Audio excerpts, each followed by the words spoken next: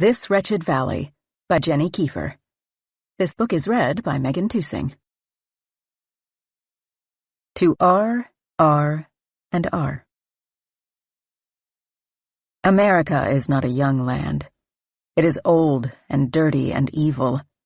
Before the settlers, before the Indians, the evil is there, waiting. William S. Burroughs, Naked Lunch, 1959. October 2019. What baffled them was the skeleton. The other bodies were weird, but they couldn't figure out the fucking skeleton. Just bones. No soft tissue. Not one scrap of skin left. No sinews, no rotting brain. No nothing. The bones were arranged together, each one of the 206 in its place. A kneecap hidden by new fall leaves. Had the group resorted to cannibalism? It was one of the early guesses. But even that did not seem to fit. The bones wouldn't be so clean, arranged perfectly, as if they belonged to a knocked-over classroom display, sans bolts. There were no scorch marks, no scratches, or other signs of instruments. And surely any form of cannibalism that left such a pristine skeleton behind would have required at the very least a blade to peel the flesh. And besides, the group had been experienced hikers. The coroners and first responders could make guesses about the state of the other bodies. Animals, perhaps, though they had not observed wildlife in the area, had not even heard the flap of wings overhead or the crunching of leaves beneath a swift mammal's paw. But this fucking set of bones. It was wrong to move them, the investigators thought, even as they placed them into the evidence bags, each bone lifting away like gravel, no tendons or fat to hold them together. Like putting a complicated puzzle back in the box after hours spent piecing the cardboard together. Was the skeleton from a decades-old death? Some hunter who shot himself in the woods. That had been the second guess. That the dried bones belonged to another of the numerous missing persons from the surrounding area. But dental records confirmed that the immaculate set of bones belonged to Sylvia Burnett, a graduate student studying native plants and geology at the University of Kentucky. She'd been part of a research trip with another student, Clay Foster, and 2 climbers. She had last been seen at a diner in Livingston, Kentucky, 7 months prior, with the other 2 hikers, whose bodies they'd found, both bizarrely well preserved, and, like Sylvia's skeleton, odd enough to keep the first responders who had packed them into vans and the coroners who autopsied them conjuring theory after theory. Had a squirrel plucked out Luke Woodhaven's eyes, thinking them a rare breed of nut? But how had his tongue been removed, they wondered, staring into his decaying mouth, inhaling the worst case of halitosis. Their sense of wonder overrode their sense of smell as they examined, once again, the entirely too straight line that was the end of his tongue, terminating just beyond his last set of molars. Had a coyote feasted on the intestines of Clay? But how had his ribcage come to be folded outward like cabinet doors, as if a set of hinges existed on either side of his body? And why was his blood missing? Had it evaporated? Why was he naked? And where was the 4th hiker? Was she roaming the woods? Or had they simply not pressed far enough into the trees to discover her? All they had recovered of Dylan Prescott was a set of blood-soaked clothing at the abandoned campsite that raised further questions. The largest stains came back from forensics as unidentified and belonging to none of the 4 campers. Their theorizing continued long after the morticians had pushed the bodies into the crematorium and placed the resulting cremains in boxes.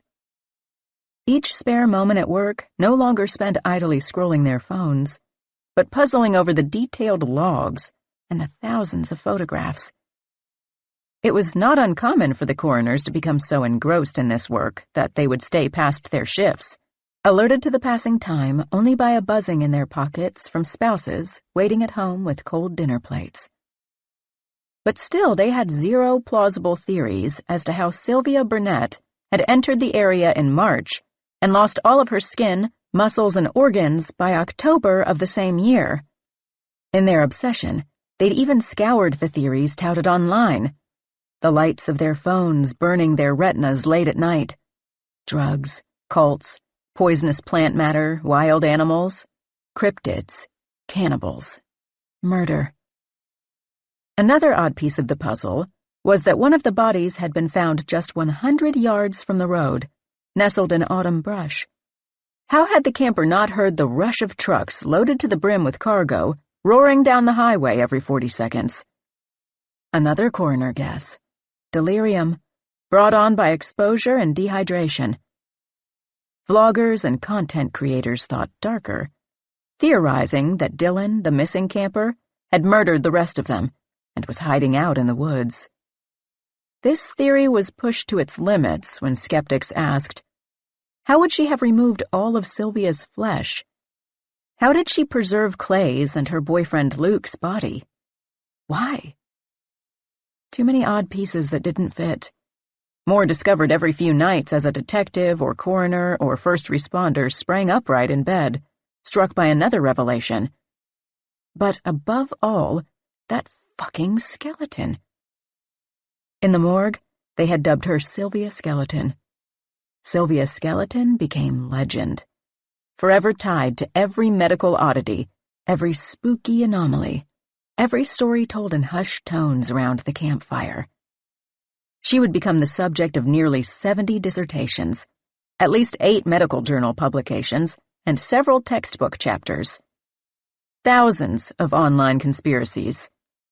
Museums of medical oddities sent letters to the morgue, the police station, her nearly alma mater, and, once or twice, her poor parents, offering increasingly large sums for the bones, hoping to string them together to make Sylvia Skeleton forever a sideshow display inside a glass cage.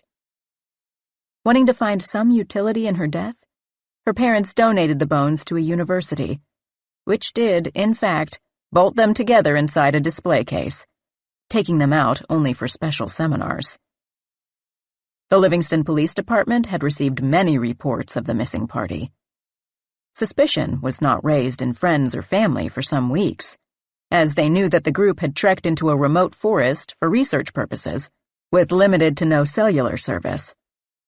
The first reports came from Instagram users who detailed a peculiar live stream posted on the account of Dylan Prescott, a popular rock climbing influencer with upwards of 50,000 followers. Users described it as showing her pensive face in the foreground and a pursuant man in a dark coat behind her. Authorities were not able to recover the video, and it remained a missing piece of cardboard to the coroner's puzzle. The cell phones recovered from the scene either refused to boot or seemed to have been restored to factory settings. When Dylan had not posted in many days, multiple reports were submitted to local and national hotlines, all from users of the app, and eventually from sports reporters who wanted to know what had happened to the up-and-coming climber. Though these reports had been made as early as April, a major search for the group was not launched until the 2 students, Clay Foster and Sylvia Burnett, missed their check-in deadline to update their advisor at the University of Kentucky.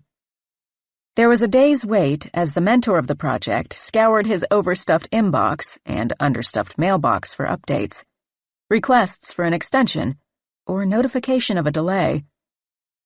Only after he had made sure any communication hadn't errantly made its way to his spam folder or other digital nooks and crannies did he reach out to their families, who also had not heard from the campers since they had begun their trip a few weeks prior.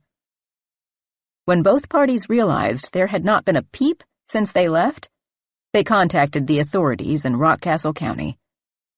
And so the search began. Their cell phones must have been dead or out of range, as the closest cell towers had not received a single ping from them. In fact, the final pings from their phones were triangulated to the diner where the 4 had last been sighted, buying fried chicken and beer, another jagged oblong puzzle piece that would wedge in the minds of investigators and remain there long after the case had been abandoned. How had the diner been the last ping when hundreds of users recalled Dylan live streaming and posting to social media in the days afterward, when they were in the woods? An amateur scientist explained it away online, detailing how a strong magnetic field could interrupt cell towers' signals, as well as interfere with camera stabilization. But then how had her posts changed, appearing to differ from those described by confused followers, who swore that she had posted images of herself climbing rock walls, and not the 5 photographs of leafy ground that appeared in the feed now, all dated March 12th or earlier. And how were more posts appearing on her feed when her phone had been discovered on the scene? Battery long dead, and the device reset to factory settings like the others. After 185 days of fruitless searching, a stranded motorist discovered the hiker's vehicle, brush tickling its belly.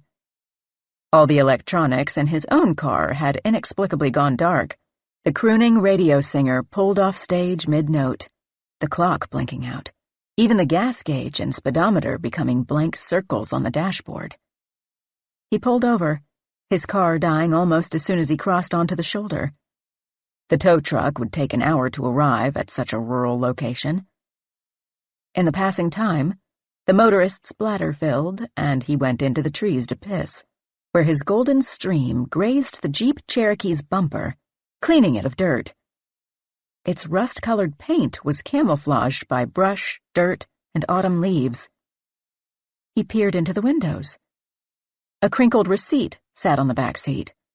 Long-neck bottles of Ale 8 filled the cup holders. The shine of greasy foil winked on the floor. Then, something underneath the seat twitched, like a finger, he later told authorities.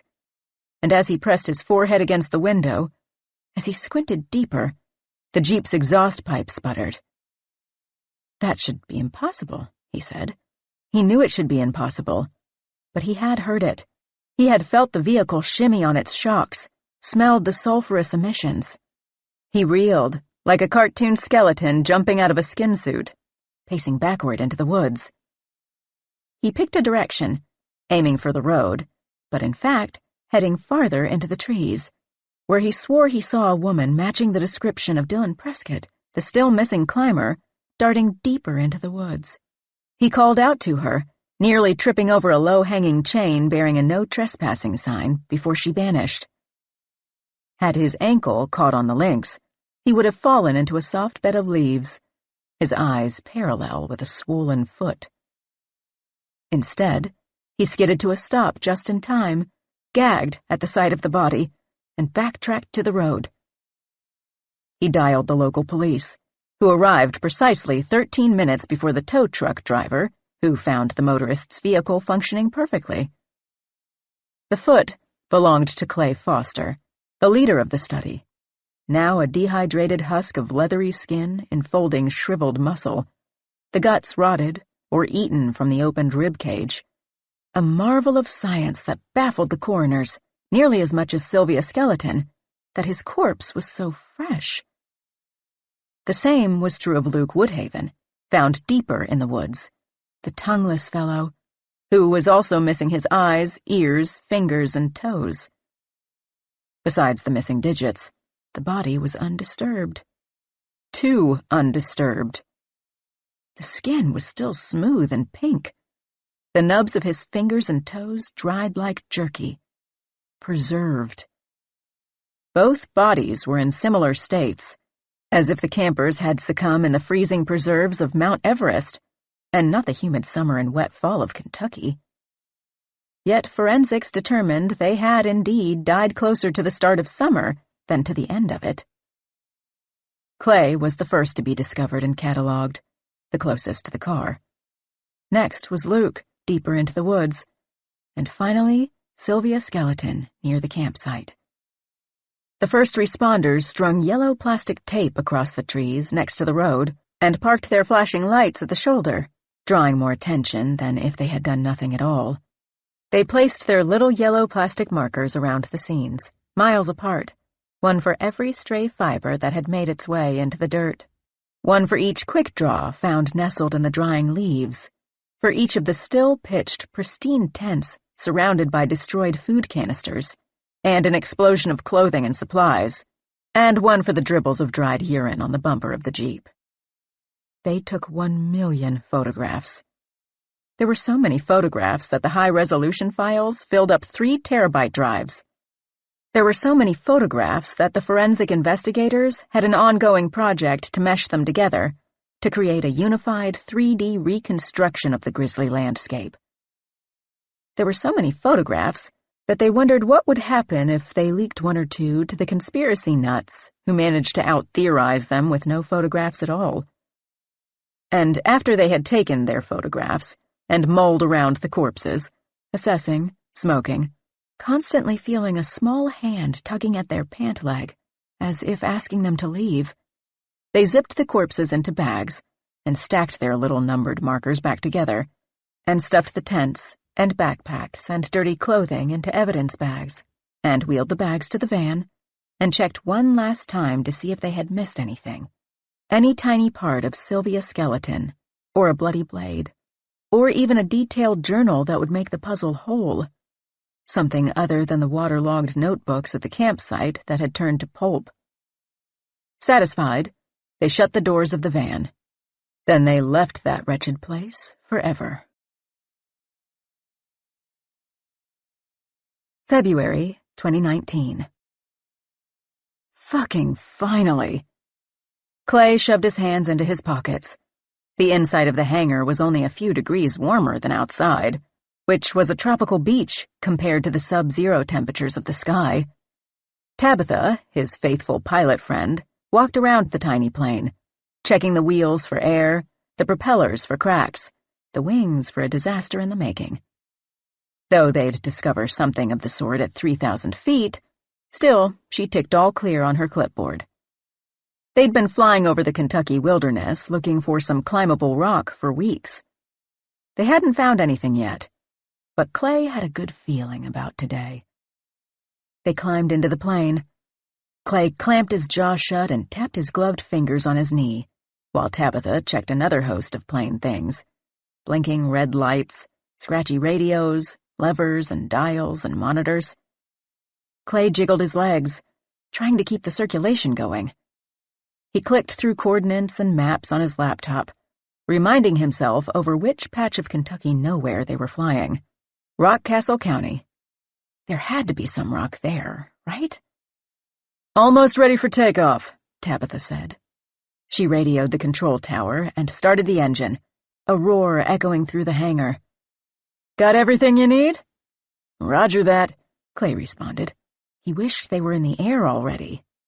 Clay and Tabitha had known each other since middle school, when Clay moved to Lexington.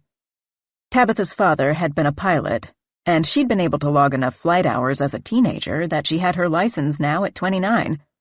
She'd made his life a hell of a lot easier, too. His parents could have bankrolled a private plane for this. But as a family friend, Tabitha could be ready at a moment's notice. Clay only needed to pay for the gas. With few pilots masochistic enough to take to the air in February, they were primed on the runway within a few minutes. The plane pressed into the sky, the rubber wheels lifting away from the pavement, their bodies pinned back against the seats. The plane tilted and plunged, up.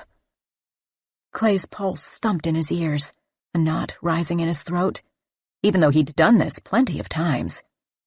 He and Tabitha had spent the winter logging hours in this same plane, with the same expensive LiDAR box borrowed from the university mounted to its undercarriage, scanning endless swaths of trees that might be hiding the next hot climbing spot. And he wanted to be the one to find it. He'd thought of the possibilities of using LiDAR for just this purpose when he was a freshman in a geography class, whose professor had lectured on the tech, showing various slides with photos mapped by it, rainbow stripes showing the different levels of pinging made by the lasers. Like sonar, but with light instead of sound, his professor had explained. It was the only lecture of the semester to perk his ears instead of lower his eyelids. He'd become hooked on climbing that same year, spending his early Saturday mornings in the back of a beater crusted with dirt, the trunk heaped with rope and metal clips and stinky rubber. Introduced to the sport by his roommate, he would crack his knees and shred the skin of his fingers on rock until it was too dark to see the bolts.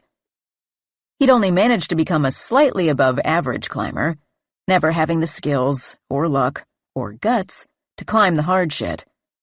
The routes that got you noticed by brands, the routes that could get you money. After tearing his ACL, he'd slowed down on the weekend treks.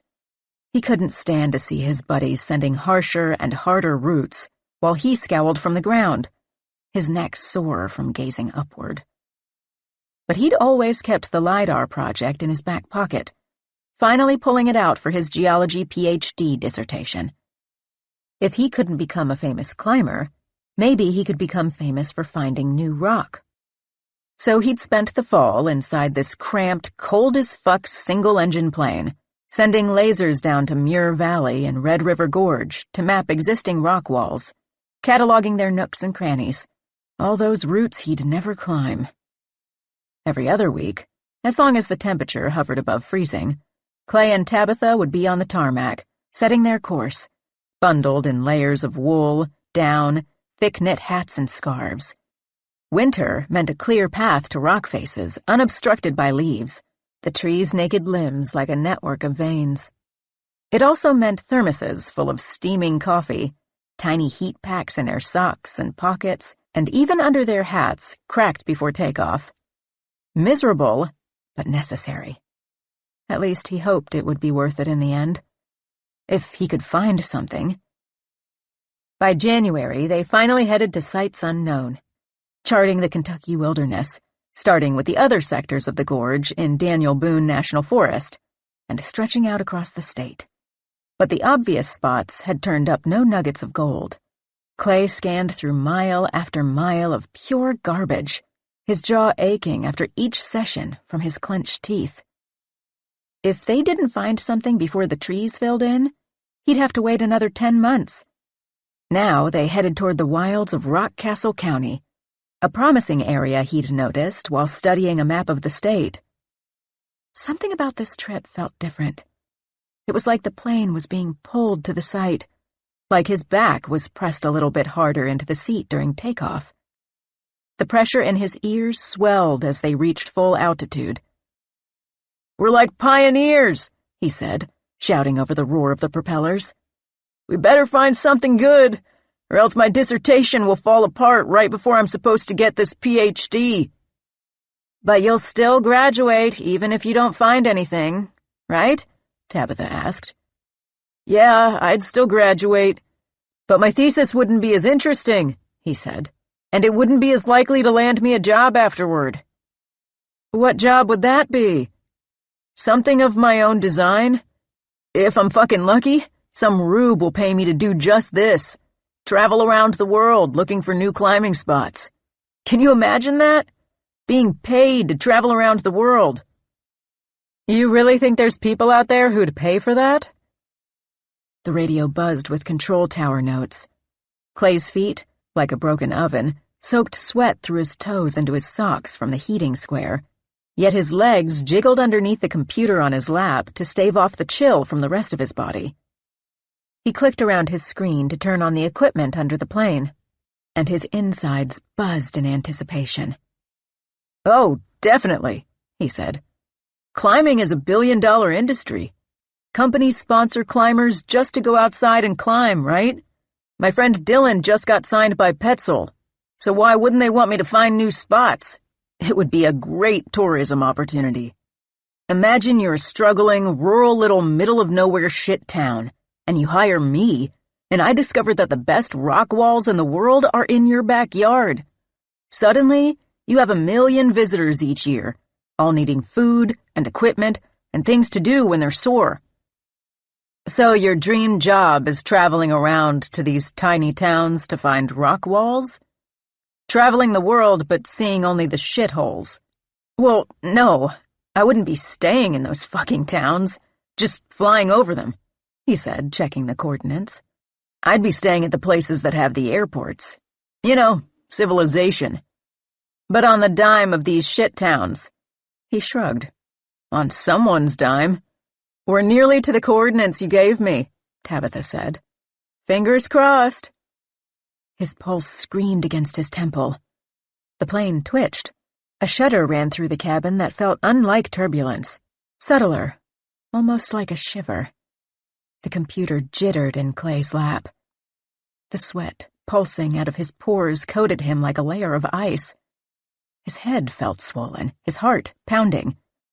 To his untrained eye, the dashboard seemed to flicker with 1,000,000 warning signs. The red eyes of the blinking lights picked up their pace. The arms on the dials waved. The nose dipped. Oh fuck, oh fuck, oh fuck. Through the windshield, the pointy tips of trees charged toward them, like hundreds of arrows slicing through the air. He lost his breath, the oxygen deflating from his lungs, his body in free-fall vertigo.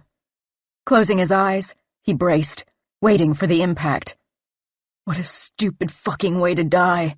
So close to the finish line, he thought, a knot of dread forming in his stomach. For a long moment, silence throbbed, deep and pressing, as if squeezing his eardrums. He floated. Every unattached object hovered, he thought, in the few seconds they plummeted. But when he heard no crunch of metal, when his torso had not been pierced by pine, when no birds' nests exploded against the nose of the plane, he opened his eyes. Only harsh winter sky. "Everything okay?" he asked, loosening the muscles in his jaw. "Are we gonna crash?" "That was weird, but no," Tabitha said, flipping some switches. "It was like a power surge. I'll have to have the electronics looked at." "What happened? Why did we dip?" "What do you mean?" she asked. "The nose dipped for a moment, right?" "I don't think so," she said. "We hit a bit of turbulence and the electronics flickered, but we've been pretty steady." "Are you okay? Breathing kind of heavy over there." Clay exhaled. "Yeah, I'm good." "Is your laptop okay?" Clay had forgotten about the computer clenched between his gloved hands. Relaxing the muscles in his fingers was a deliberate process of releasing each tendon and knobby joint. The screen continued to scroll data received from the laser light pinging beneath the plane to the ground below. "Fuck," he said. "Seems to be. It's still connected to the LiDAR box, so I guess that's all good, too." "Do you think we got anything? I spied some rock beneath the plane." "I fucking hope so," he said. He couldn't erase the image from his mind. The stabbing treetops flying up at him like 1,000 arrows. Each glimpse out the windshield made his chest hitch. What emerged, days later, from the laser-drawn image seemed too good to be real. Their 7th trip to the untouched corners of Kentucky wilderness, and they'd found something. At least it looked like something. "You were right," Clay texted Tabitha. "Success?" "I think so." The images created a rainbow display, with the quickest returning light waves at the top showing as red and the ground as blue. It looked straight out of a guidebook. Tall slabs of rock ridged with cracks and pockets and ledges. From the data, perfect heights for climbing, ranging from 60 feet to 150. Goosebumps raised the hairs along Clay's arms as he clicked through the scans, his hands shaking. No more cold-ass flights across random, uncharted expanses of wilderness. He'd found his needle.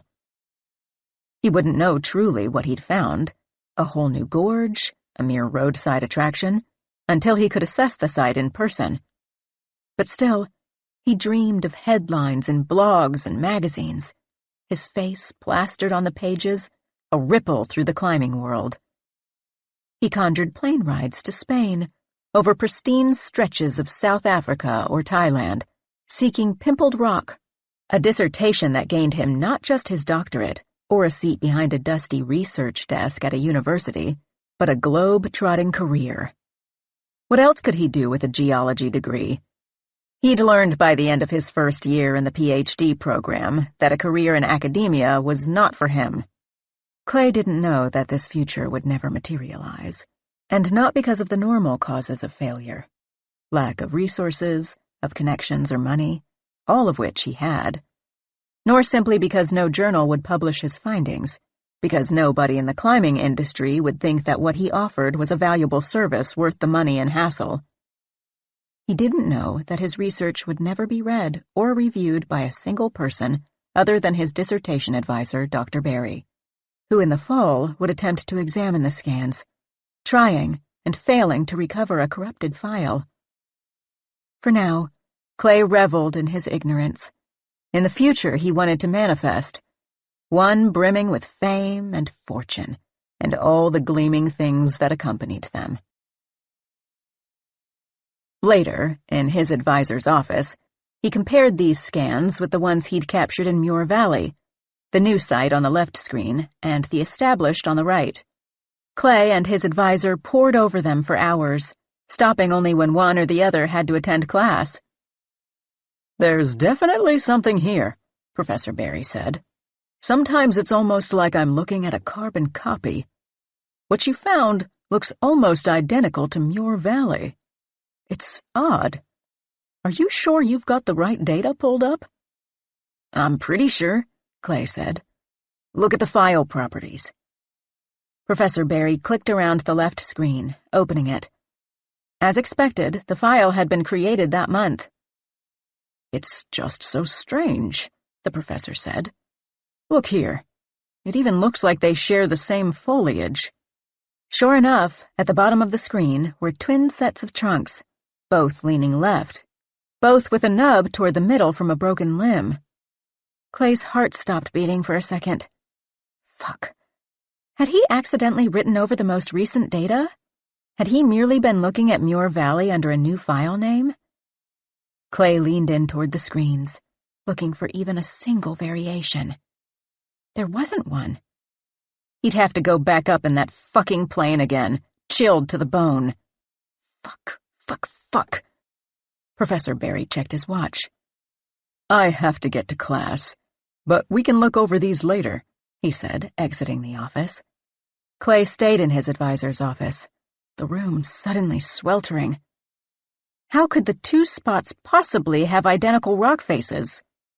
The more he searched the new image, the more it became a mirror of the old. The same pocket at the top right, the same asymmetrical crack in the middle, the same spidery shrubs spilling over the top ledge, the same elevation. He placed a bookmark on both files and noted the coordinates of each location in his journal, seemingly the only difference between the two images. He gave up on his spot the difference game, clicking around to bookmark other areas of interest from the unexplored region. The more he digitally hiked, the more bookmarks he accrued, to the point of uselessness. By the time his advisor returned, he had at least 70 flags around the file. "There's a lot of good stuff here," Clay said. "What did you find?" "There's a lot of similar features to other walls we've studied. I'd like to start planning a field test. Actually go there." "Can you bring up that spot we were looking at earlier?" Professor Barry said. "The one that seemed to be a carbon copy of Muir." The Muir scan was still open. Clay clicked through the left screen again, searching for the first bookmark he'd made. But the twin trunks had vanished.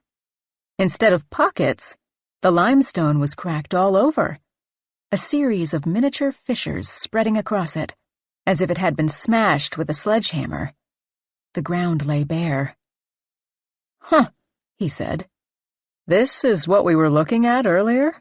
Professor Barry said. The coordinates matched. "Must have been a weird glitch," Clay said, grinning. "I guess so," his advisor said. "Old university computers." "Is there any chance I can get started on the fieldwork?"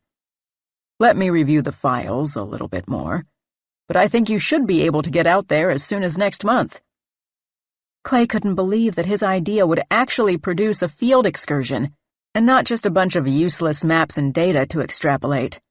And not only had he found something, he'd found a sparkling fucking diamond, one that didn't even need polishing. It had just been hiding. The screen seemed to pulse. Clay assumed it was another glitch, another trick of old university computers when that same troublesome stretch of wall had yet another face for a brief moment. another new set of features, as though it were crumbling. Clay recruited his friend and fellow student Sylvia to accompany him and help with notation. He'd known her since undergrad. She was more into the botany side of geology, studying how geography and climate change affect native plant life. She readily accepted his invitation, provided she was granted co-author credit on any publications. He needed a climber. Clay typed, deleted, and retyped his message into the tiny screen of his phone. He needed to get this message right. He needed her to be the one to go on this trip. Dylan Prescott, a just-signed pro-climber with 50,000 followers. He'd known her since his climbing days, and they'd kept in touch here and there. But he'd never asked her to help him with something so important, and he wasn't sure if her brand would let her go. Maybe a phone call would be better. "Hey, call me when you get a second." He sent the message and scrolled through her Instagram photos, square after square of her body contorted into pretzels against tawny granite. An occasional pop of color dotted the rows of images. The rare occasions when she posted from climbing gyms. If her face wasn't hidden behind a tight, dark ponytail, it was grimaced in determination. Her latest post, just a week old. "So excited to announce I'm officially a #Petzel athlete. I've always used their gear on my trips, and I can't wait to grow our partnership." A few hours later, his phone rang. "Hey," Clay said. "Hey, what's up?" Dylan replied. "Everything okay?" "Yeah, I actually wanted to talk to you about a climbing opportunity. I found a new undiscovered wall." "That's amazing. How did you find it?" "It's part of my PhD dissertation," he said. "I'm studying LiDAR tech. Let me email you some things real quick." On Dylan's end, he heard only the clicking of her laptop as she looked through the LiDAR scans. "If you're available for a trip, I'd love to have you join to climb. Make some first ascents." "This looks just like Muir Valley," she said. "Where is this?" "South a bit, about an hour away from Lexington." "Oh my God," she said. "I'm just, itching to get on this rock. When would we leave? What are the details?" "I'm still working on some details, like trying to find out who owns the land, if anyone, and if they're okay with us going there. We're hoping to head out next month if everything goes well. It'll be me, another graduate student named Sylvia, you, and I assume your boyfriend, Luke, right?" "He can come too?" "I imagine you'll need a belayer," Clay said. "I'll be busy documenting stuff, so I can't help there. I'm sure you won't want a free solo." "I hope you're okay with a crag dog, too," she said. "Where Luke goes, Slade goes." "Maybe he'll protect us from monsters," Clay joked. "I'll have to ask my brand team," she said. "Maybe they can sponsor me. I'm so new. It's weird to be signed." "Congrats, by the way." "It just seems like, I don't know," she said. The clacking of her keyboard ceased. "Like a dream. Like it was made for this. For us." March 8th, 2019, 10:14 a.m. Dylan's knees already ached, trapped between the driver's seat and the backpack on the floorboard. Her muscles tensed in anticipation of scaling the walls. "The coordinates are about 3 miles from the road," Clay said, navigating south from Lexington, spouting this information for the 3rd time since they'd piled into the car half an hour ago. "So we should be able to get back to the car reasonably quickly if we need to, but it'll be a hike. There's no path to follow." "Venturing into the unknown," Luke said, "where no one can hear us scream." Laughter filled the cramped Jeep. They'd jammed everything they might even possibly need in the car. Sleeping bags and tents and clothes and climbing gear created a mountain so high that the rearview mirror became useless, reflecting back the polyester mound. A small cooler sloshed underneath the mountain like an underground stream, all stuff they'd have to lug 3 miles into the woods. Dylan was used to packing much lighter. But this was more than a simple backpacking trip. She assumed Clay and Sylvia needed special equipment for their research. Clay certainly wasn't acting like it was one of their old, easygoing trips to the gorge. His shoulders were nearly up to his ears. The polyester of Dylan's leggings chirped against the leather seat as she bounced her legs, all of her exhilarated anticipation channeled into them at the thought of getting the chance to make a first ascent. She could leave her legacy on that wall. She could name the routes, make sure Petzel wouldn't regret signing her, would make her their top athlete, even. Who else gets to develop new rock these days? That would surely put her at the top of the brand's list for funds and ads. She imagined not needing to have a day job. Imagined even more brands clawing at each other to give her money. When Clay sent her a message out of the blue, she'd assumed he either was getting married or had suffered some terrible accident. It had been a few years since they'd hung out, though they texted and kept up with each other online. She never imagined he'd be reaching out with such an amazing opportunity. Lucky they'd bonded years ago at the bottom of a crag at the gorge. Still, something nagged at her, a tiny voice whispering that this must be too good to be true. Maybe it was just the stressed vibes Clay emanated, his knuckles nearly ghost white along the steering wheel. She'd been working her ass off for years to get signed. She'd scaled half of the 513 routes at Red River Gorge, and had made headway on her second 514, worried her first was a fluke, almost too easy and fluid. She hadn't been quite able to replicate that climb, but it was enough, and now that a brand had signed her, she couldn't let them down, not after they'd given her some money for this trip. Everything had to go right. It had to be perfect. It had to create buzz.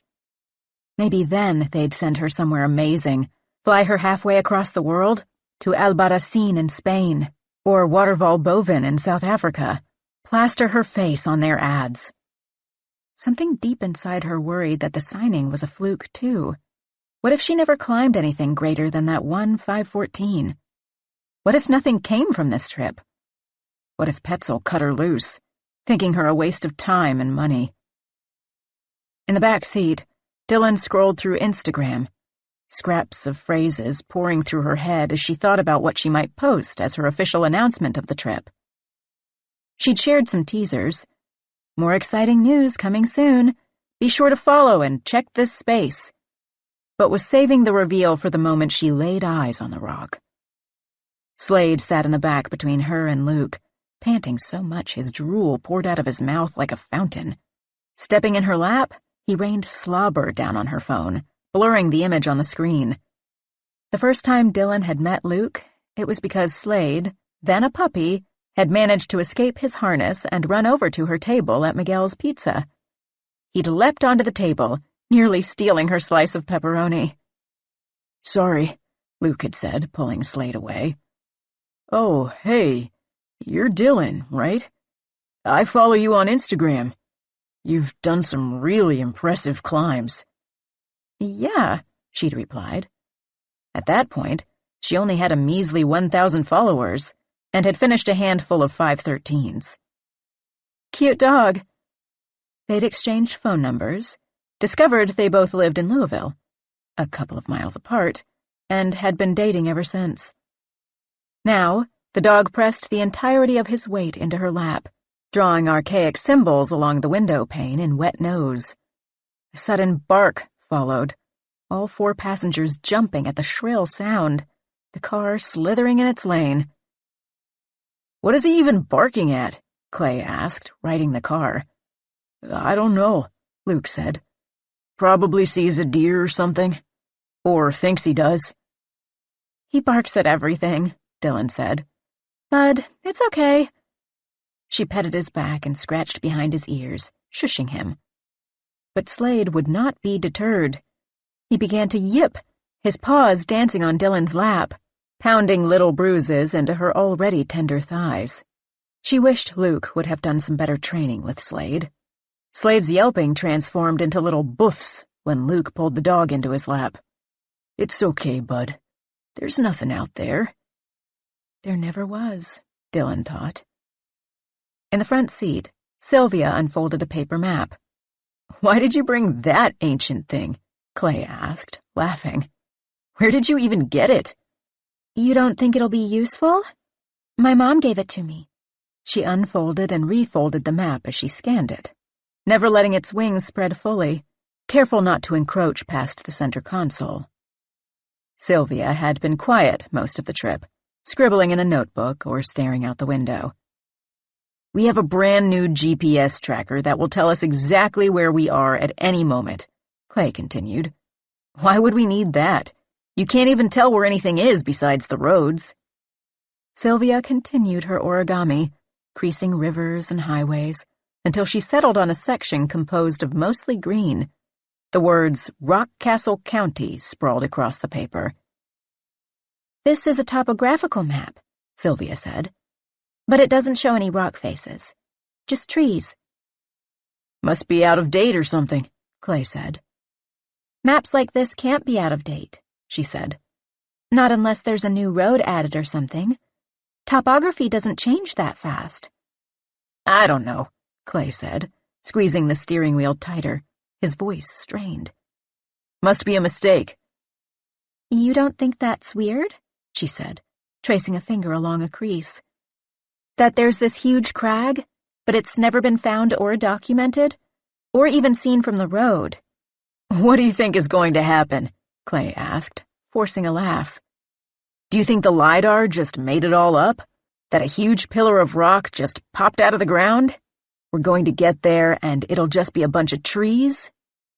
"It's just interesting," she said. Dylan's leg bounced against the floor, the pack at her feet reverberating in time. It might be just interesting to Sylvia in the front seat, but Dylan needed this trip. She needed that rock to exist. This wasn't course credit for her. It was her life. This trip could erase all fears of inferiority, could silence that little whining voice deep within her that whispered at every quiet moment that she was a fraud, that Petzel had made a grave mistake in signing her. She hadn't won any competitions, hadn't climbed anywhere outside of Red River Gorge. But if this trip went well, she could prove to herself and everybody else that she was worthy. Nobody, not even the men who dominated the climbing industry, got to develop a whole crag. This trip was special. Under no circumstances could she fuck it up. She wanted to scream, just to release the tension of her anxious mind. As Clay pulled off the highway, turning onto a single-lane road, Slade did it for her. The acrid stench of cigarettes slapped Dylan's nostrils as they entered the diner that Luke had spotted. A dingy, run-down hole in the wall with a sun-bleached sign. A final meal, Luke had suggested. Her stomach growled at the prospect of a plate of real food, a last indulgence before rehydrated meals cooked over a tiny gas canister stove and endless energy bars. The four sat at a smooth laminate table, the only party in the restaurant for lunch. A waitress slid plastic-covered menus in front of them. Slade was trapped in the car, windows cracked, vocalizing his displeasure. "That your dog out there?" she asked. "Yeah, sorry," Luke said, his arm around Dylan. "He'd rather be in here getting a hot meal." Dylan scoured the menu, washed out photos of pancake stacks and burger clip art beneath the sticky plastic. "You guys here to do some kayaking on Rockcastle River?" the waitress asked, seemingly putting the puzzle pieces of their appearance together. New faces, thick-ankled hiking boots, fancy brands stitched onto the breasts of their jackets. "Isn't it a little early in the season for that?" "We're here to do some exploring off Route 490, Clay said. The waitress paused, her pen and pad hovering in mid-air, like a buffering video. "Oh, so this is like a last meal," she said. Luke laughed. "That's what I said." "We're off Route 490. Just a few miles from here," Clay said. "Just a little south, right by the river, but on the other side." "Why?" "Why do you want to go there? Nothing there but trees and deer shit." Better off on one of the trails farther north. We're students at UK studying the topography, Sylvia said. A lot of people who go into the woods on that side of the road don't come back out, the waitress said, scratching the tip of her pencil across the pad as if she were striking out tally marks, one for each of them. The sound made Dylan shudder. Or, if they do, they're really weird after. Won't talk about it. Or talk about seeing all kinds of weird shit. Haunted shit.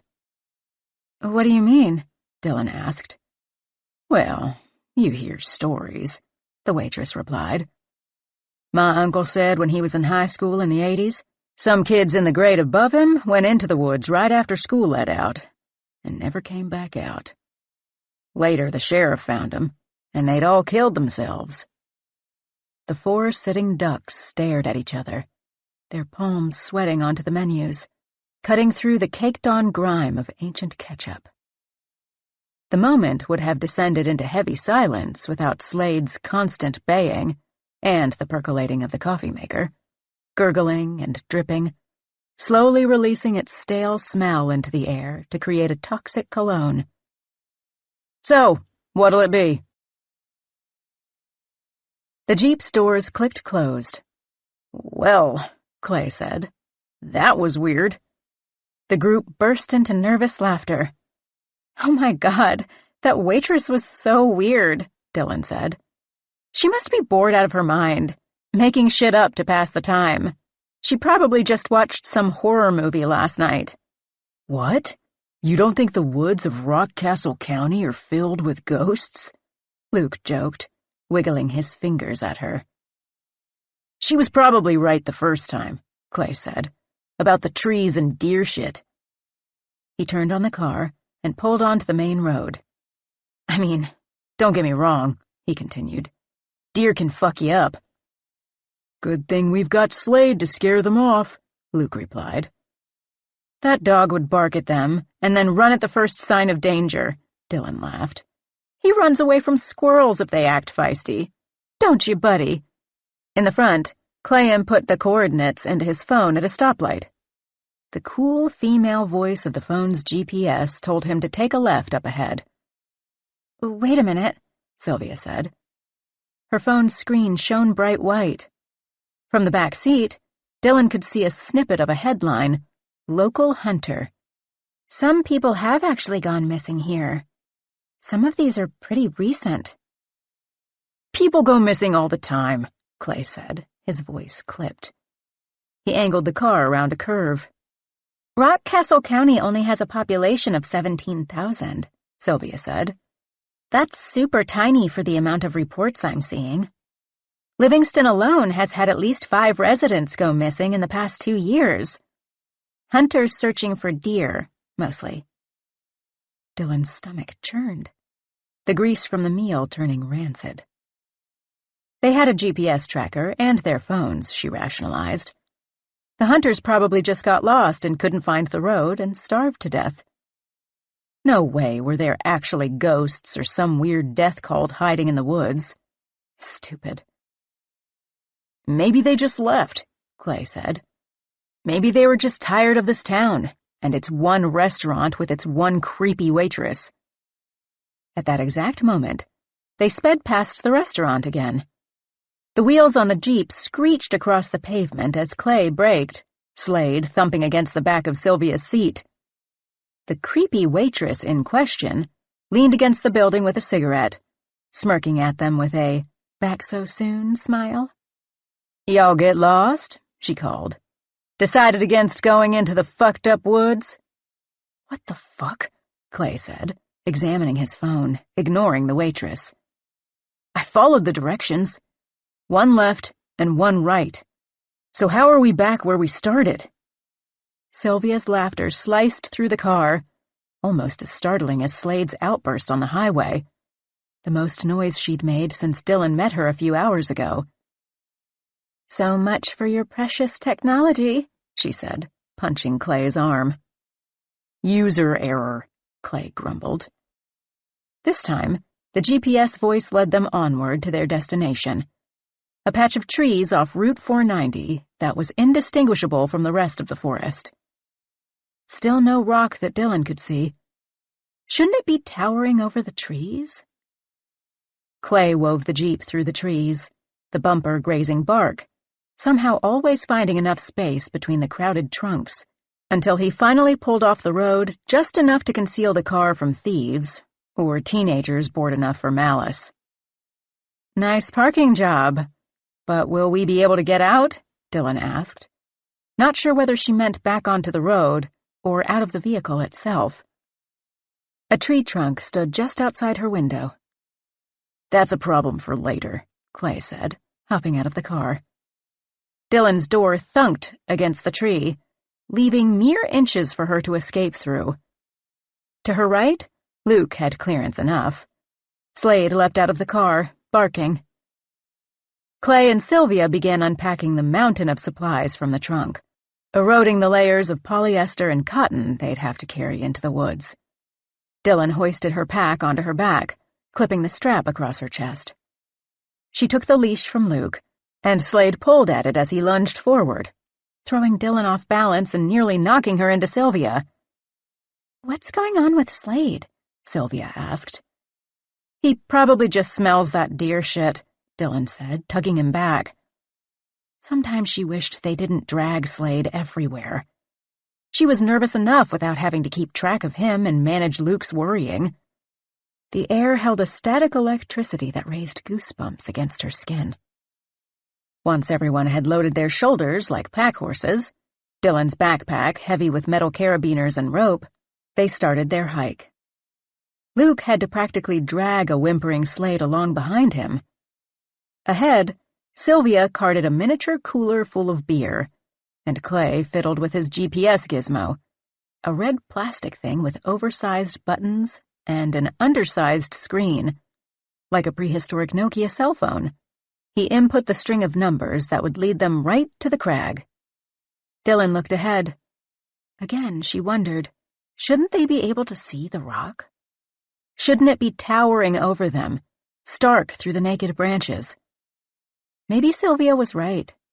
Maybe there was nothing here. Maybe they'd been led here by some glitch, Clay too reliant on his tech to notice that it had failed. Dylan would be a disappointment before she even got started. Or maybe Clay was luring them into the woods to kill them. He was always obsessed with trying to get her to watch some scary movie or another when they hung out years ago. And this whole trip he'd been coiled up as tight as a rattlesnake.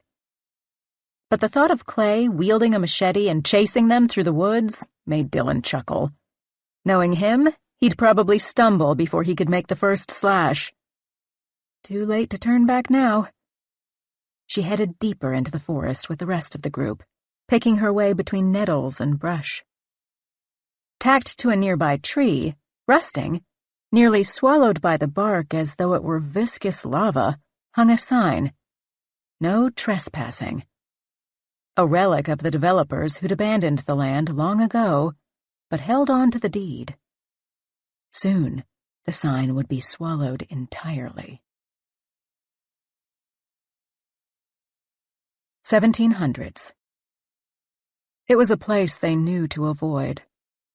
The Cherokee and Shawnee knew its ways. The only plants that survived its soil were those not meant to be ingested, were those that lapped up its poisons.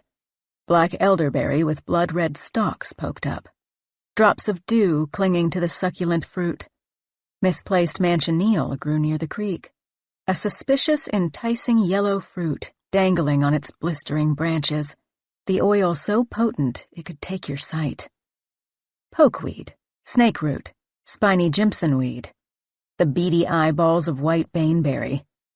A cornucopia of all the pretty flowers and plump fruits known in their communities to cause hallucinations, heart palpitations, roiling stomachs, and vomiting. All before death. Any other plant languished, the seeds never sprouting more than a few inches before rotting or becoming brittle yellow husks. They could raise tomatoes, but the fruit would turn from green to black on the vine, the flesh deflating into a wrinkled sack of blood.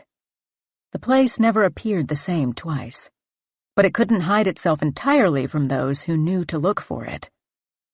Thickets of poison ivy twined around poison oak, shimmering sunlight, an inert sense of calm, of longing, of deep, ravenous hunger that could be satiated only by the berries and fruits that grew there. When this patch of earth was hungry, it would glitter all the more. And so the message spread. Do not touch this ground.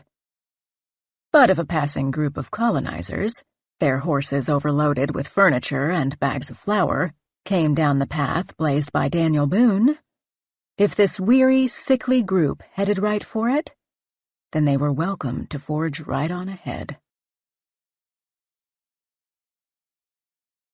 March 8th, 2019, 2:15 p.m. Luke tugged on Slade's leash, the harness carving a line into his brindle fur. His nails scratched into the dirt, his fox-like ears perked and alert. The Australian cattle dog stared into the trees, his hackles raised along his back, a cautionary mohawk. His growl, low and long, bounced off the trees of the forest. Slade would not budge, like he'd had a sudden change of heart. "Slade, what is it?" Luke asked, bending to level his eyes with Slade's, his own taut clenched jaw in line with Slade's sneer. He peered along the same sight line as his dog, but saw nothing that might spook him or activate the hunting instincts he'd never shown on their previous trips to the gorge. No wild birds dissecting a carrion meal. No half-snapped tree limb swaying like a waving arm. No fox or coyote challenging him to a duel, licking its teeth in preparation. Luke bit his lip. Could Slade be sick? "What do you see, bud?" Dylan crouched down too, peering in the same direction. She ruffled his fur. "Do you think he's okay?" "Yeah, he probably just saw a deer zip by. Or he's just overwhelmed by all the smells," Dylan replied. "Or maybe he just needs a break. We've been hiking for about an hour. You worry too much about him." That was probably true, Luke thought, but Dylan didn't understand. Slade was his first dog, the first living thing besides himself he'd ever been responsible for. As a puppy, he'd had parvo, and quickly recovered, but ever since that week in the hospital, Luke jumped at every unusual behavior, every incident of vomiting or coughing. He'd search symptoms on his phone while Dylan chided, her eyes in a book. Sometimes dogs just throw up. The group sat on a moss-covered log, taking a breather, weeds up to their ankles. They'd have to check for ticks once they made camp. The last thing Luke wanted was for Slade to catch some tick-borne disease, the little bugger burrowing beneath his long, bristly fur until it was bloated to 5 times its size. Dylan pulled out a small bowl and poured water into it, encouraging Slade to drink. Luke unzipped his jacket. The air had been cold enough to nibble at his skin when he had first left the Jeep. But after trekking with 40 pounds on his back, sweat pooled in the crooks of his joints and slipped from his scalp, cooling as it slid down his neck. His tongue rolled around in his mouth, dry and bitter. He took a swig from Dylan's water bottle. Slade, now hydrated, again pulled at the leash, barking into the woods at some invisible monster. "Is Slade okay?" Clay asked. "It's like he sees something, but I don't know what," Luke said. He tugged on the leash, trying to pull Slade back to the water bowl. He waved a hand in front of Slade's line of vision. Only when Dylan produced a small morsel, a corner of a peanut butter trail bar, did the dog let his nose lead him away from the apparent danger in the distance. Slade was never this excitable. Luke's gut screamed at him to trust his dog, to go back to the car, and back to Louisville, and maybe even to the vet. He exhaled. He was overthinking things, like he always did with Slade, who was probably just overwhelmed by smells, like Dylan said.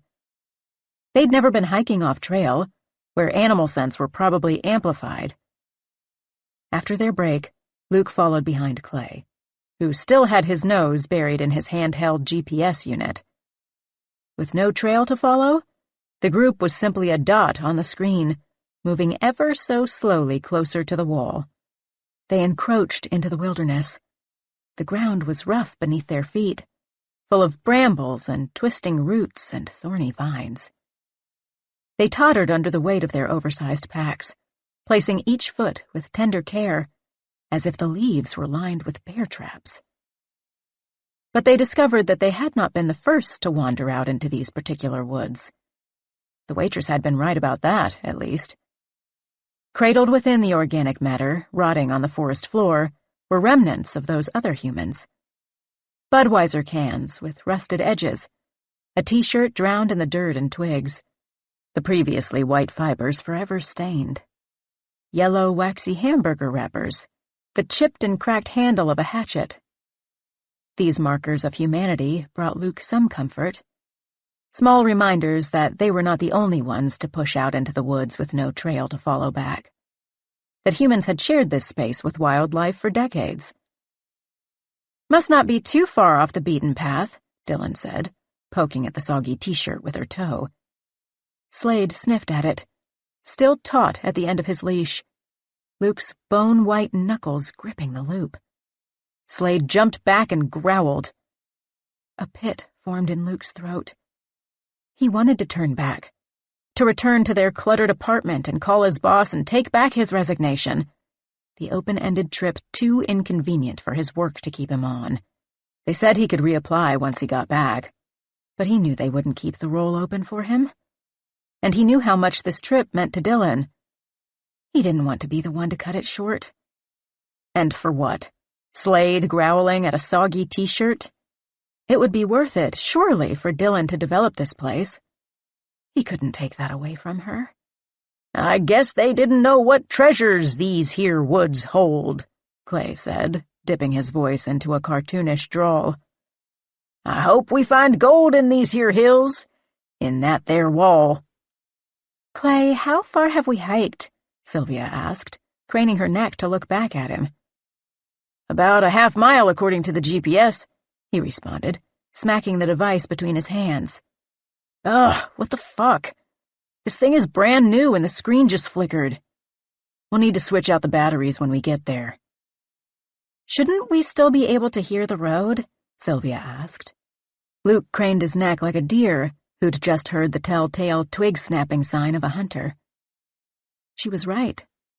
Not only could he not discern the noise of trucks barreling down the service road, but he couldn't distinguish any other sounds either. No whipping wind, no early spring birds chirping. Only dead, flat silence. Goosebumps pushed their way onto the skin of his arms, a shuddering jolt running through his bones. How had he not noticed until now? Suddenly, Slade's behavior didn't seem that odd. "Maybe there's no traffic right now," Clay said. "There's always traffic," Sylvia replied. A thorny plant caught her pant leg, tugging like a pleading child. She unplucked its tiny fist. "How many semi-trucks did we get stuck behind once we got off the expressway? How many did we see going past when we were getting all our gear out of the car?" They plodded on, now all too aware that the only noises were their own. Their feet crunching dry leaves, Slade's low and constant sniffing, their exaggerated, exhausted exhales. "You don't think it's weird?" she asked. "It's like we're in a soundproof bubble." "I don't know," Clay said, nearly tumbling over a downed trunk. "The woods are always quiet. Maybe a truck got stalled and everything's backed up. Maybe the animals haven't returned yet, haven't woken up. Maybe all the deer got hit by trucks or killed by all the hunters who have nothing better to do out here. Or maybe they were scared away by the ghosts of that waitress's uncle's past," Dylan interjected, waggling her fingers. Sylvia rolled her eyes while Clay laughed. Luke groaned when Dylan pulled out her phone. He braced himself for her fake, chipper personality. "Hey, guys," Dylan said, holding her phone at arm's length, the screen reflecting her, and behind her, Luke.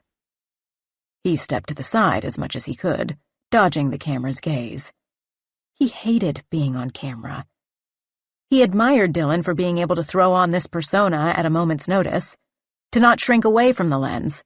But at the same time, her Instagram voice scratched his ears like shrieking slate. "We're heading into the woods here in Kentucky to find a new climbing spot. I can't say exactly where, but it's a little south of Lexington. We'll be here for a few weeks to develop the area, and I'll get to set some roots. Hardly anyone gets to be the first on a rock wall.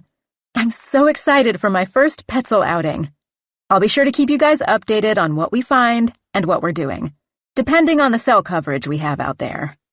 Slade nuzzled his snout into the dirt and started digging. He let out a bark. Luke pulled at his leash, trying to move him away from the spot and whatever had attracted him. "Slade's here with us too, and very excited about all the smells," she continued, panting in the gaps between the words. "This is an undeveloped spot, so there's not even a trail here. I don't know if you can tell that we're just walking through brush.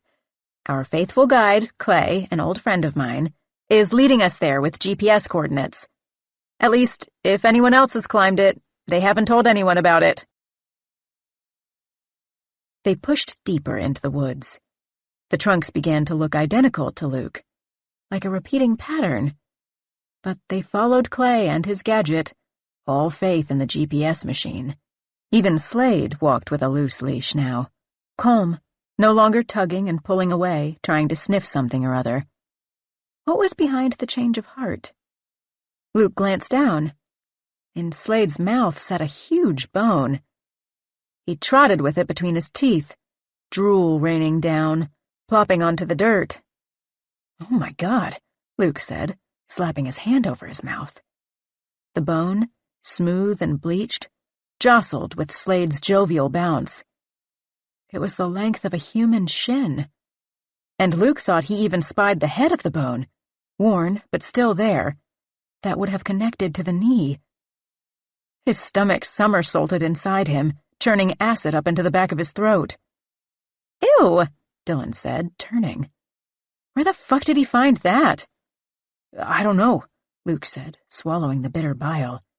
"Slade, drop it." Slade tilted his head up and over at the curious request. He pretended he didn't hear. He clamped his teeth tighter, clicking them around the bone. "It's probably just a deer leg or something," Clay said. "It looks too big to be a deer," Luke replied. "What do you think, then?" "I mean, it looks like a tibia. Didn't Sylvia say a lot of people have gone missing here?" "That's absurd," Dylan replied. "Slade's been on a short leash the whole time. We would have noticed if he'd stumbled upon a whole skeleton. It's probably just some animal." "I don't want him to get sick," Luke said. "Who knows how old it is, or what kind of bacteria or parasites are on it." Luke commanded Slade to drop it, and again Slade played his game of selective hearing. While Luke and Slade engaged in their battle of wills, Dylan sighed, slipped a knife from her pocket, a gift from Luke she carried on every trip, and cut a sliver of duct tape from a roll hanging off her pack.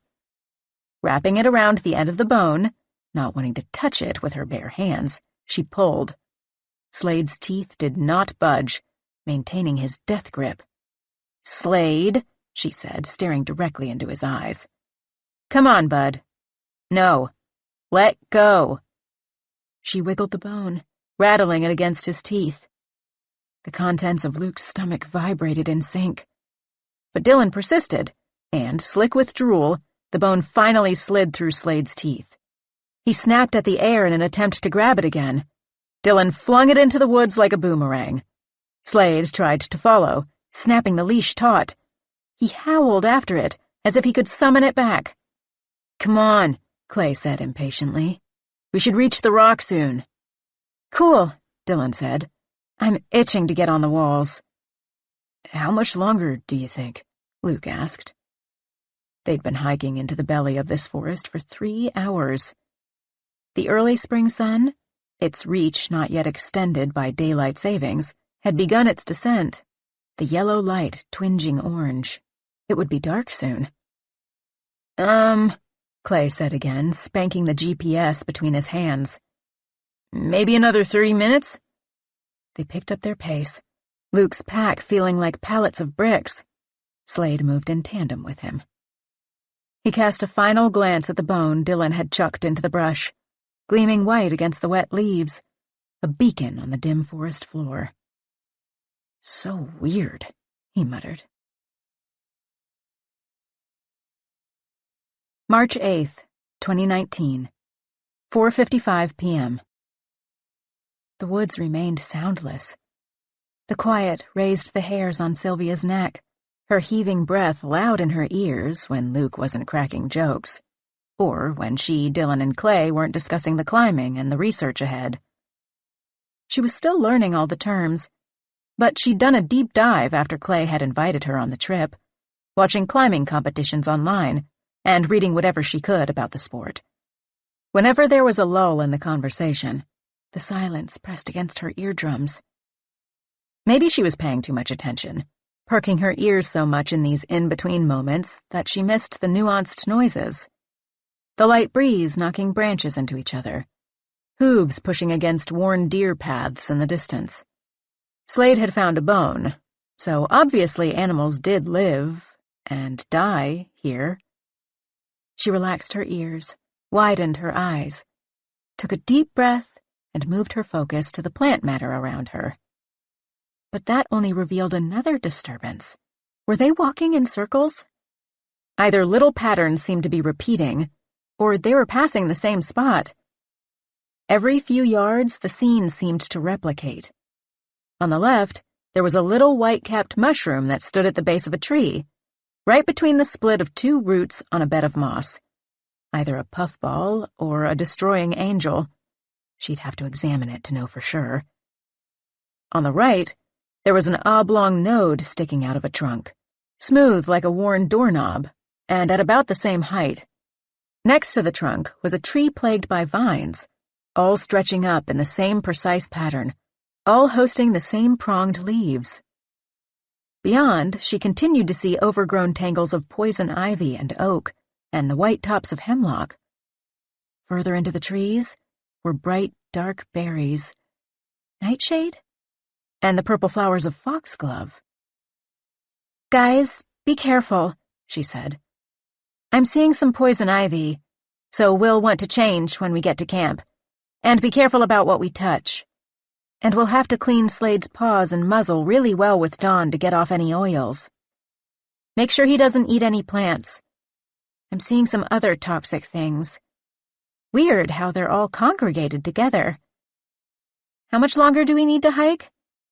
"Just a few more minutes," Clay said. "Do you need to take a break? We're really almost there." "Doesn't it seem like we keep passing the same spots? I keep seeing the same markers." "The GPS is working. The battery's a little low, but it's working," Clay said. "Everything looks the same in the woods," Dylan said, "especially when there's no trail." "That's true," Sylvia admitted. Sweat trickled along the skin of her back, soaking into her shirt. The straps of her backpack weighed heavy on her collarbones, so much pressure she feared they would snap. "I'll be right back," she said. If she had to pass that black elderberry stalk one more time, she might be tempted to pluck it and examine it. She set her backpack in the dirt, her shoulders already sore, a blooming bruise on each one. Though she'd known Clay since undergrad, this was her first camping trip with him.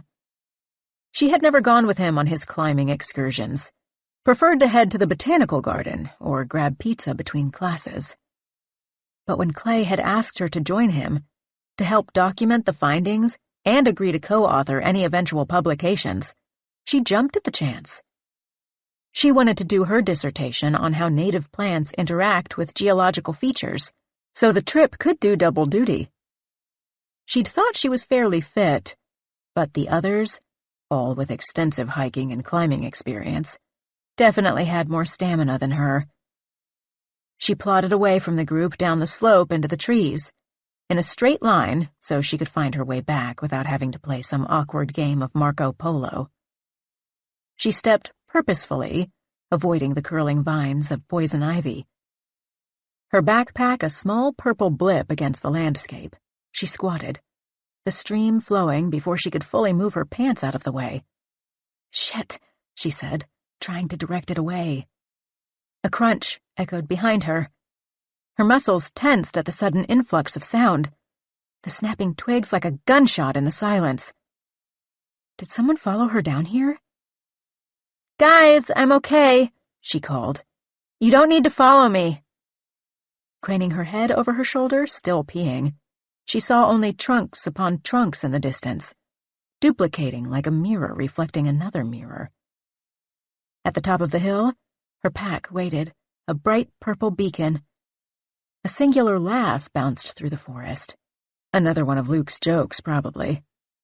Guess this one was actually funny. She heard it again, the crush of leaves, almost directly in front of her this time, she was sure, but no movement crossed her path. Surrounding her was more poison, stinging nettles and the bulbous doll's eye of white baneberry. As she scanned for the source of the noise, she spied a glimmer, something that wasn't dead leaves or sticks or dirt or even a beetle. Something smooth and glossy. A toenail. The sight of it cut her bladder dry. She inched closer, still squatting, moving like a strategic crab. It was a smooth nail bed. Yellow instead of pink, still attached to a greenish-purple toe. The rest of the foot buried in loam. The ridges of skin were pockmarked with dirt. Her breath caught inside her throat. Her hand hovered above the foot, ready to move the leaves aside. She tipped forward, nearly landed head first in the gruesome thing, ass up with her pants around her ankles, but caught herself on her knees. At the last moment, she turned her head away, plunging her hand into pure wetness that she was sure was rotten flesh. The greasy chicken from the diner inched up her esophagus. The ooze of slimy bloat curled around her fingers and she swallowed to keep from vomiting. She took a deep breath, inhaling the musty scent of wet leaves and dirt. She'd have to look at some point. She couldn't stay crouched wrist-deep in a corpse forever. When she finally untwisted her head, the foot was gone. Her hand sat wrist-deep in plain old muck, not flesh soft like pudding. She spotted the glimmer again, the thing that seemed out of place before. What she'd thought was a toe was actually the edge of a curious fungus called dead man's toes. An elongated purple mushroom with a little cap at the end like a nail. She released a tepid laugh, her tense muscles relaxing, and stood pulling her pants back to her waist. How could she, the self-appointed botanical expert, have mistaken this for a foot? How could her mind have created that lifelike image? The yellowing, chipped nail bed, the dirt-coated skin. She stared at the mushroom, inching closer as if the foot would suddenly reappear. She wished she'd brought her camera down with her. She'd only ever seen pictures of dead man's toes in books. "Are you okay down there?" Clay called. "We'll be hiking in the dark if you take much longer." "Sorry," she replied, picking her way back up the incline. "What happened to you?" Clay asked, laughing. "Was the hill that steep? Fall into a mud pit?" "Distracted by plants," she replied. "Of course." Clay chuckled, fidgeting with his device, smacking it to jolt the batteries. Sylvia swung her pack firmly onto her shoulders and shivered, the adrenaline waning, feeling the cold, wet mud soaking into the knees of her jeans. "Are you okay?" Luke asked while Slade tugged him in the opposite direction. "We can rest a bit longer if you need to." "No, I'm okay," she said, another shiver curling through her. The image of the rotten toe etched into her mind. "I thought I saw a foot down there, but it was just Xylaria polymorpha." "It was what?" Dylan asked. "Oh, some plant or another," Clay said, chuckling. "It's this mushroom that looks like toes," Sylvia said. "Creepy," Dylan said. "Are we good?" Clay asked. "Ready to continue?" March 8th, 2019, 5:46 p.m. The trees opened up into a valley, like a hole scooped out of the earth by a hungry god, or a divot left by a meteor. Dylan stood at the precipice, just before the forest floor tipped down, a severe angle lined with trees until it leveled off after about 100 feet. Lush green grass, knee-height, swayed at the base of the valley in front of the rock, a perfect bed for their tents.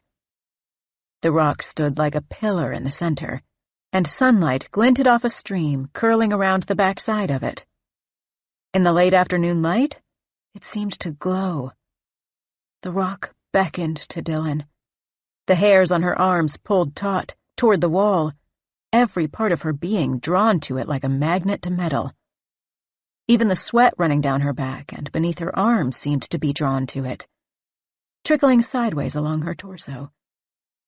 She had to stop herself from speeding ahead, down the steep ravine, rushing through the trees like a midnight shopper at the gates of Walmart on Black Friday. The rock glittered, the lowering sun's rays glinting off mica or quartz or some other precious substance. The wall's pockmarks and cracks and crags made her fingers itch. Her pulse picked up and strummed against her wrist. Her endless train of anxious thoughts derailed, fell sidelong off the track in a fiery explosion that warmed her insides.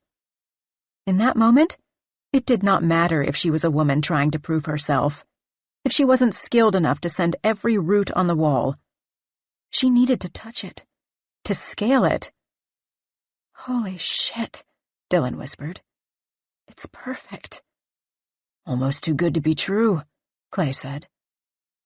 As they started down the lip of the valley, Slade stiffened at the end of his leash.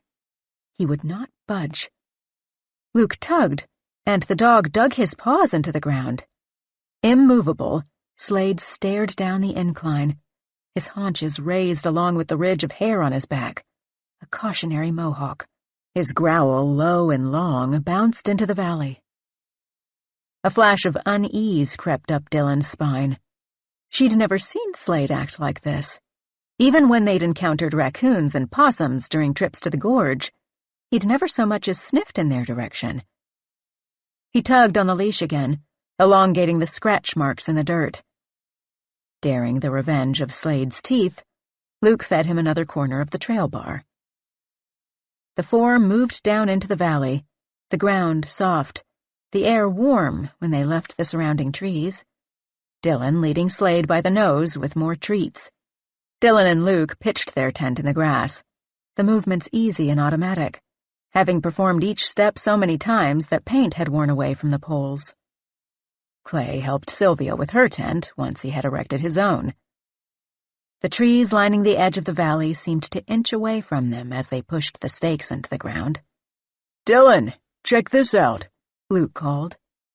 He tapped the bark of a nearby tree, where the scabbed shapes of an S and a T resided inside of a heart. "Want to?" Dylan pulled her knife from her pocket and started scraping their initials into the bark. Hey, Sylvia said, dropping a stack of wood. "What are you doing?" They were nearly done. "We're just leaving our mark," Dylan said. She finished scraping the L and folded her knife. "You can't just scar the trees," Sylvia said. "This is a research mission. We need to leave everything just like we found it, as much as we possibly can. Ecosystems are fragile, especially in areas where people don't normally go." "People have been here already," Luke said, pointing at the other set of initials. Sylvia sighed. She ran her fingers through the fresh lines, and Dylan noticed that the tips came back sticky and dark red. "That's weird," Sylvia said, touching her fingertips to the sap again. "I'm not sure what species of trees has sap like this, especially ones that would be native to Kentucky." She snapped a picture and pulled out her notebook, scribbling notes. "Already hard at work?" Dylan asked her, peering over her shoulder. "Yeah, Sylv, the work starts tomorrow," Clay called, working to build the fire, using foraged bark and twigs for kindling. "Tonight is for ghost stories and beer." "I think we've had enough ghost stories from that waitress," Sylvia joked. With a little effort, the fire roared to life, licking each added piece of kindling. boiling that unusual red sap. March 9th, 2019, 8:23 a.m. The morning air was bright and cold against her skin as Dylan stepped out of the tent, and silent as ever. Behind her, the tents rippled as if they were breathing. The trees staggered like auditorium seats up the side of the valley's bowl, which was marred by mossy trunks felled by some storm. Dew glistened on the grass. The granite wall seemed to expand before her, looming and stretching. It glittered, little specks of sunlight flickering as the morning light crept up the rock face. The light exposed its acne, all of the messy pockmarks and cracks and jagged little pieces she'd been hoping for, more glorious in person than on Clay's scans. Deep in Dylan's bones, it pulsed through her, the magic draw of the rock, like something had wrapped its hand around her wrist and pulled, entrancing her so deeply that she left the tent unzipped behind her.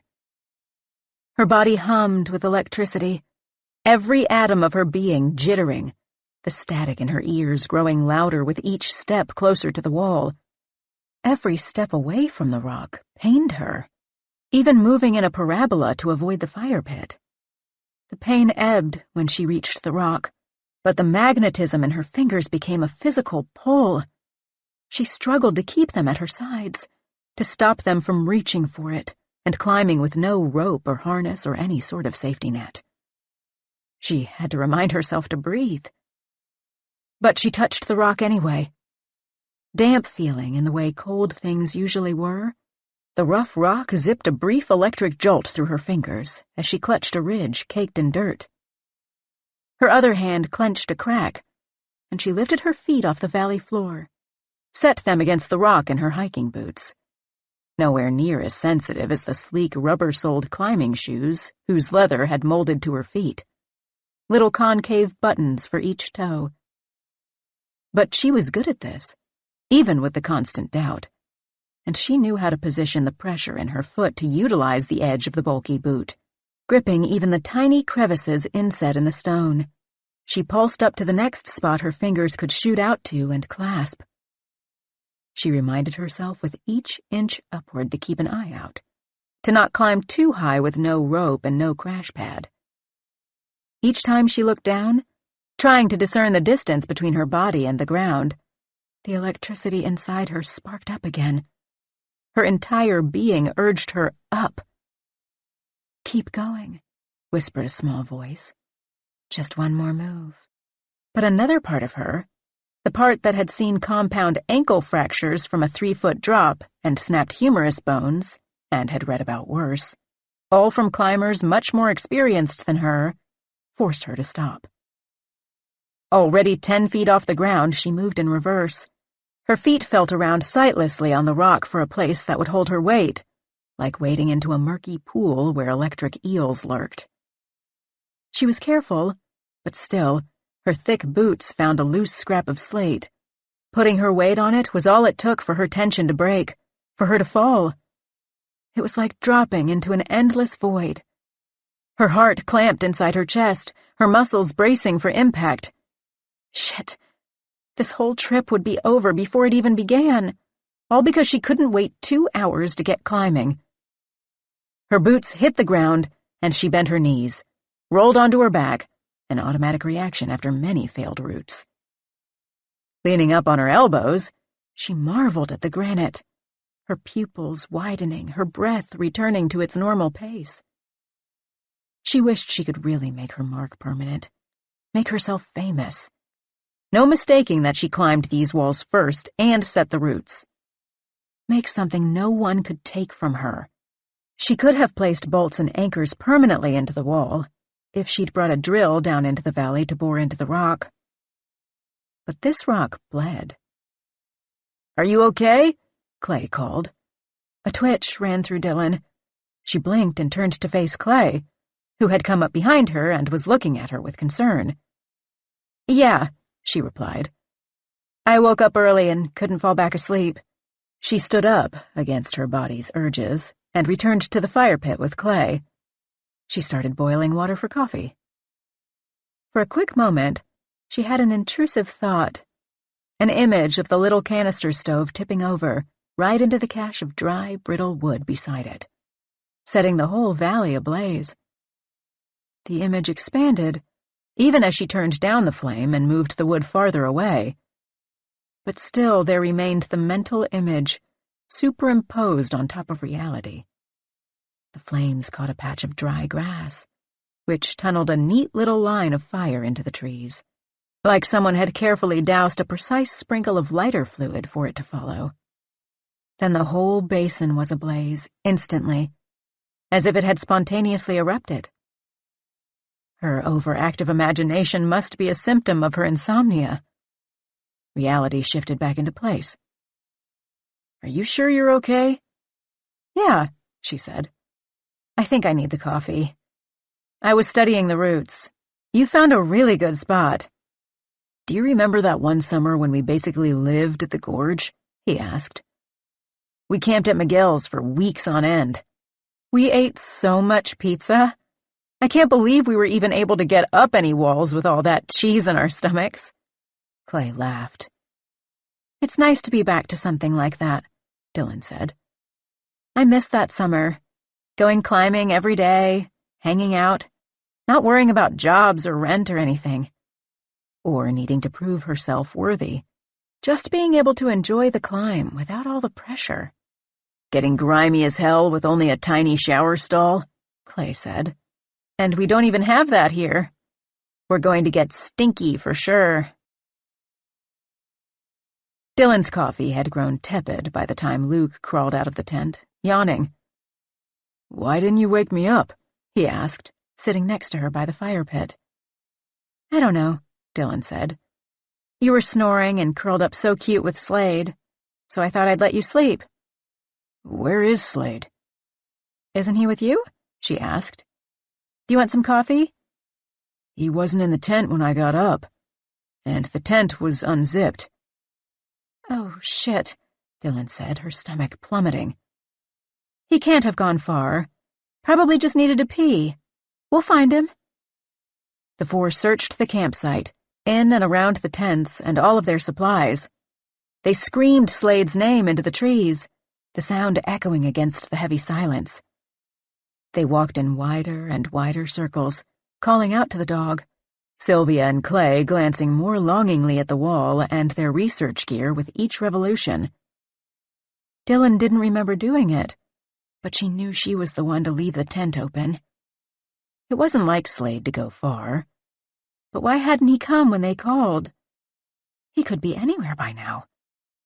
She should have worked harder to convince Luke to leave Slade with a friend for the trip, but Luke said he'd be too worried about him to focus on anything else.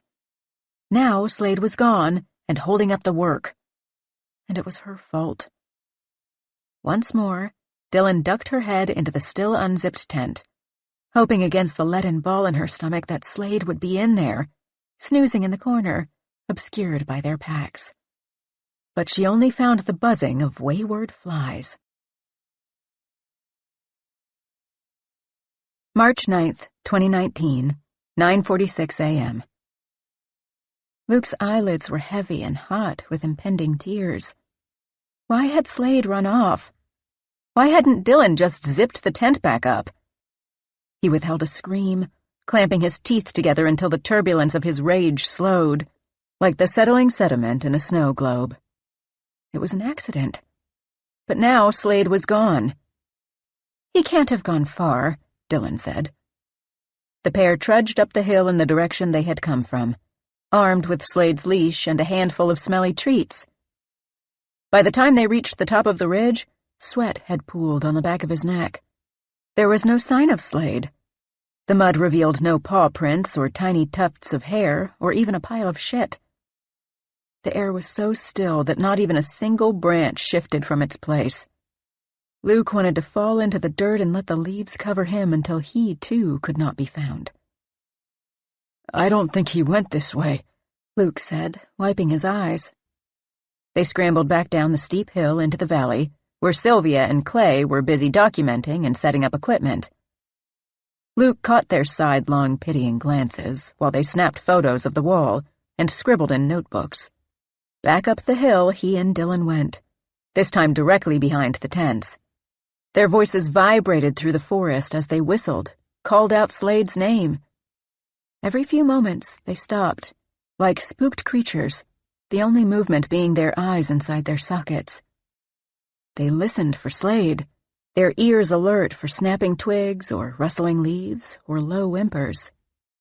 Luke inhaled, deep, as though he could track Slade if only he could get a whiff of his pungent, musty fur. He couldn't have gone far. They had to find him.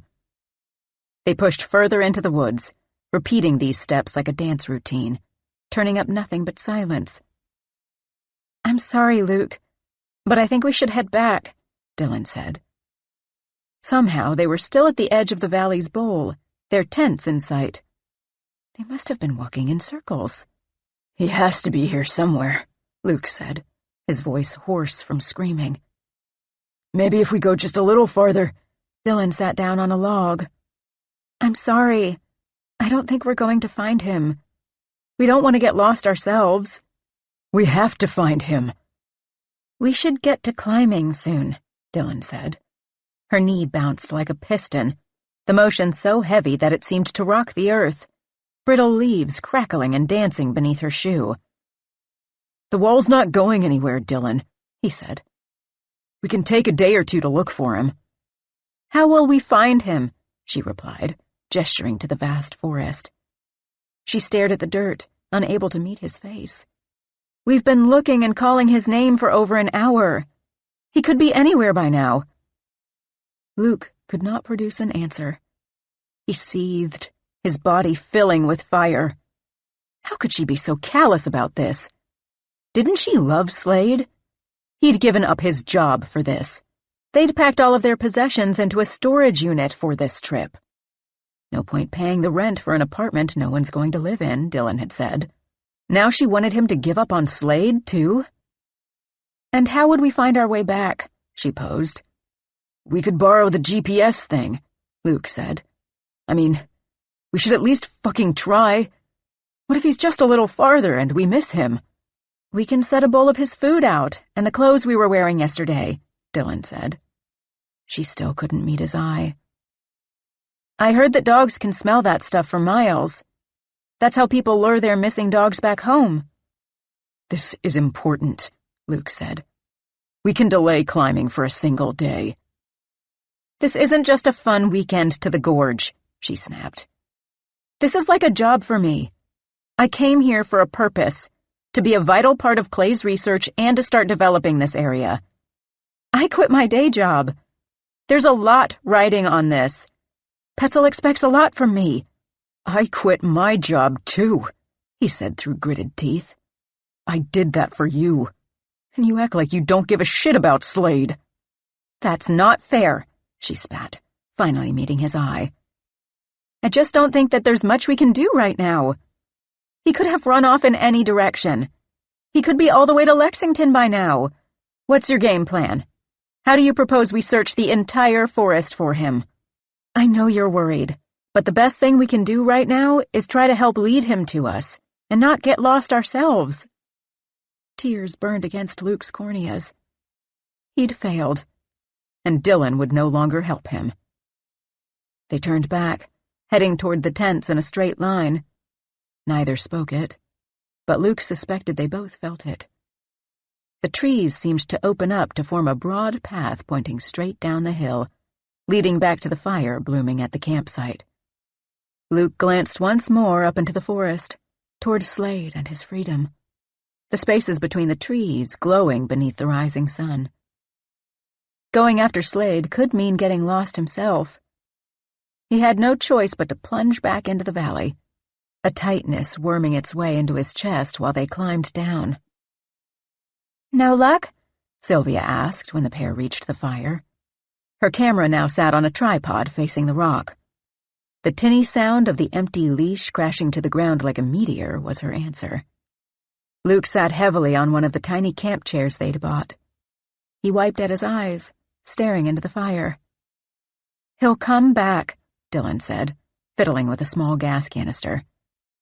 When she reached out to rub Luke's back, he recoiled, curling away from her touch.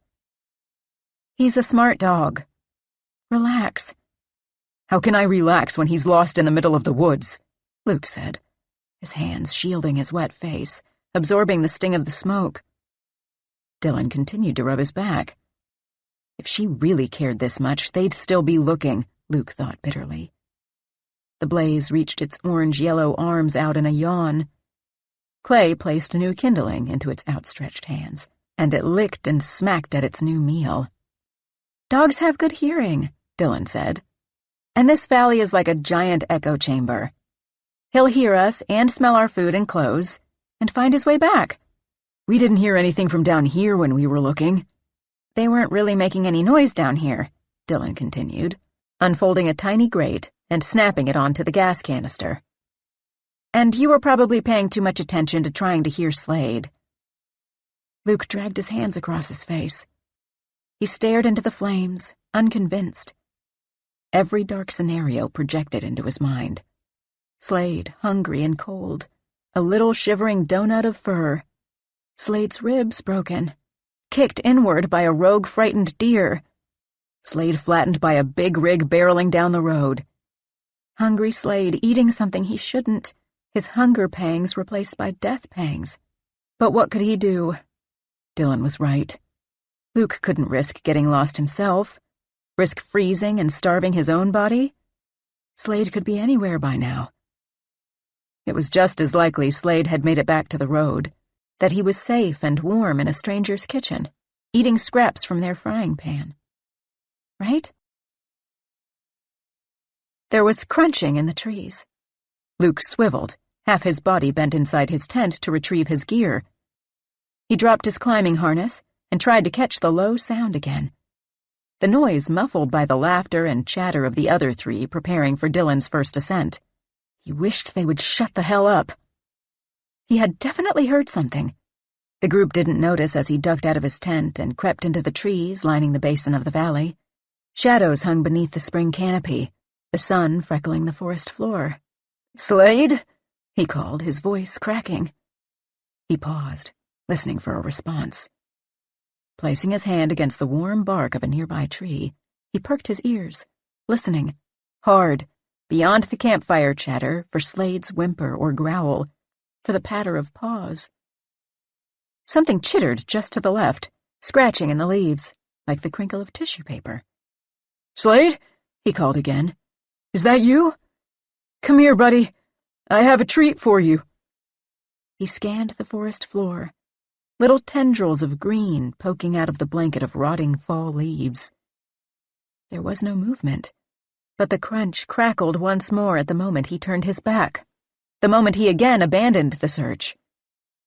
When he returned his gaze to the trees, a dark silhouette hovered in the periphery of his vision. It emerged from between the trees, and his breath caught in his throat. A dog-shaped thing crouched ahead, its head bobbing near the ground. Luke edged closer. The smacking sounds of its teeth ripping flesh from bone twisted his stomach into knots, sloshed and foamed the bitter coffee inside him. "Slade?" Luke whispered, stepping closer, nearly touching the fur of the thing's back. His pulse pounded against his ribcage. "Is that you? What do you have?" The beast abandoned its meal and turned its head. A pair of yellow eyes glowed, like a werewolf in all those pulp horror stories Luke had read in middle school. It raised its haunches, long tufts of fur lifting along its spine. It had brittled fur, like Slade, but its ribcage showed beneath its skin. Flecks of white polka-dotted its back. If this was a dog, it wasn't Slade. At least, not the Slade Luke knew. They played their game of chicken, there in the dark shade of the trees, neither even blinking, let alone breathing. Luke took an experimental step backward, wondering if it would pounce at the movement. The brush crackled beneath his shoe in slow motion. The eyes did not move. Neither did the thing attached to them. He took another step back, keeping his eyes matched with the beast's. with its impossible yellow orbs. In the next moment, the beast lifted its jowls. Fangs appeared inside the thing's mouth, dripping wet, with miniature reflections of the fire inside each drop. Then it vaulted toward him, its teeth snapping together with a ferocious click that echoed through the trees. Had Luke not turned and ran, sliding down the hill, had he taken that first step just moments later, the thing's teeth would have closed around his wrist, tearing through sinew and shattering bone. That telltale tissue paper crinkle of paws on leaves followed him as he exited the trees into the valley, panting and sweating, his feet slipping down the steep incline. The beastly thing did not follow him past the tree line. In fact, when he chanced to glance behind him, he saw nothing at all. The valley returned to its soundlessness, a thick and pressing quiet. When he was certain the thing wasn't going to pass through the trees, he turned around to meet more eyes, Dylan's this time. "You okay?" she asked, halfway into her harness. "No, I just saw something weird," Luke said. "Did you go into the woods?" she asked. Her eyes grew wide as she took in his dirty pants and shoes, his heaving chest. "What's wrong?" "I thought I heard Slade," he said, still out of breath. "I had to check, but it wasn't Slade. It was something else. A rabid dog or... I don't know. Are there bobcats or coyotes or something out here? It seemed hungry or angry." She peered into the trees behind him. "I don't see anything," she said. "Are you sure?" "Do you think I'm hallucinating? It probably just ran off." "No, sorry," she replied. "I just don't see anything. Are you ready to get started?" "What?" "Climbing. You know, the thing we came here to do." "I think we should go look for Slade again. What if that thing, whatever it was, finds him?" What if it already had? He hadn't gotten a close look at what the thing had been eating. He dug his fingernails into his palm, trying to scratch away the mental images of a mauled Slade, of blood-matted fur and a final whimpering cry before that thing stripped the meat from Slade's bones. He itched to go back into the trees, armed with Dylan's knife, to scour the woods until they either slayed the beast or rescued Slade. "It's probably just a deer or something that's not used to humans," Dylan said. "It's not going to get Slade. He's a smart dog." The yellow eyes hovered behind Luke's own eyelids, lying in wait each time he blinked. He glanced toward the trees. He wasn't sure how he'd get to sleep with the knowledge of that thing prowling, teeth sharp enough to tear flesh. It definitely wasn't a deer. It really looked like a dog, but like rabid or feral. And it was eating something, like raw meat. What if it hurts him? "I'm worried too," Dylan said. She squeezed his hands with hers, her tone soothing, as though Luke was a child who was worried over his stuffed toy in the washing machine. "But he'll be okay. He's smart. It's best to stay put. What if we go looking for him and he comes back and we're not here? He doesn't know Clay or Sylvia. And we're so close to civilization. He'll probably end up on a road where someone will find him." Luke gave her a half-smile. Dylan was probably right. Slade would be okay. He had to be. But again, Luke saw the light bulb eyes of that thing, now without even the aid of shutting his eyes. He bit the inside of his cheek. Slade was out there, alone in the vast, untamed woods of rural Kentucky, and there was nothing he could do about it. What if that thing sniffed him out before Slade found his way back? Luke should have left him with a friend for the duration of the trip. A sharp pang pierced his chest when he realized he'd probably never see Slade again. Thick silence permeated their camp, the air stifling, as if they were trapped in a bubble. March 9th, 2019, 11:01 a.m. Dylan uncoiled the rope, almost ready to climb. The rock radiated its magnetism, its charm. The air grew warmer, and each minute she unzipped her jacket a bit more, the little teeth like tick marks counting down to her time on the wall. Her pulse thumped a rapid tempo against her temple. The sun lit the area she'd climb. Soon, soon, soon, like a spotlight, meaning she wouldn't be squinting as she searched for the next hold. The rock would be baked, the perfect temperature for fingers. "Hey, guys," Dylan prattled in a cool, transformed tone. She held her phone at arm's length. "I somehow have some signal, so I thought I'd do a live. We're here at the crag I told you about a couple days ago. Brand new rock and my first trip with Petzel." She pivoted to point the phone toward the wall. "Clay and Sylvia are 2 grad students studying this for their PhDs. As you can see, they are very serious. They'll be cataloging everything we do here, taking lots of notes and pictures. We're going to start climbing in just a bit on the first route and first ascent ever in this area. The walls are gorgeous, and I'm excited to get up there.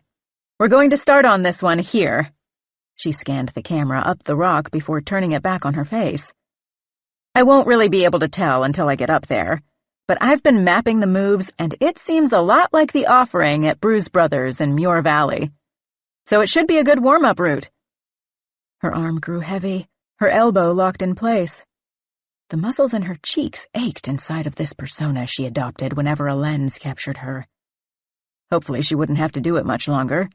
Just the occasional update for Petzel. It had been fun at first to see how many people cared about her climbing, but it quickly became a job. Something to maintain. Always the pressure to produce new content. Having to remember to take pictures and videos instead of just enjoying the climb. From the bottom left of the screen, faceless usernames with questions bubbled up, stacking on top of one another so fast she could barely read them, before they disappeared under the weight of new ones. She caught one. "Will you be bolting?" "No, we won't be putting up any bolts this time around, unfortunately," she replied. "That's where you literally drill into the rock to put permanent anchors that other climbers can clip their rope to. I would love to set up some sport routes and put that safety gear into the rock, but this is just a sort of fact-finding mission. We need to leave this space the way we found it. Maybe later we can come back." She glanced at the wall. For a moment, she forgot about her thousands of followers, about her current stream. She could not have even produced her mother's name or her own address in that split second. Her whole being eclipsed by the lure of the rock. Her arm lowered, her forehead framed by fat clouds on the screen. Sorry," she said, slipping her perky mask back on. "We hope some better development will come later. But for now, I'll be naming some of the routes as I make those first descents. Hopefully they're not too hard. I'll be posting here with updates, so be sure to follow so you don't miss out. I'm going to go get ready and do some climbing now. Talk to you guys soon." She clicked her phone screen off, the mess of emojis and jumbled messages disappearing. She hadn't expected to have signal by the rock wall. Part of her wished it would go away, so she could just enjoy the climbs and worry about her following later.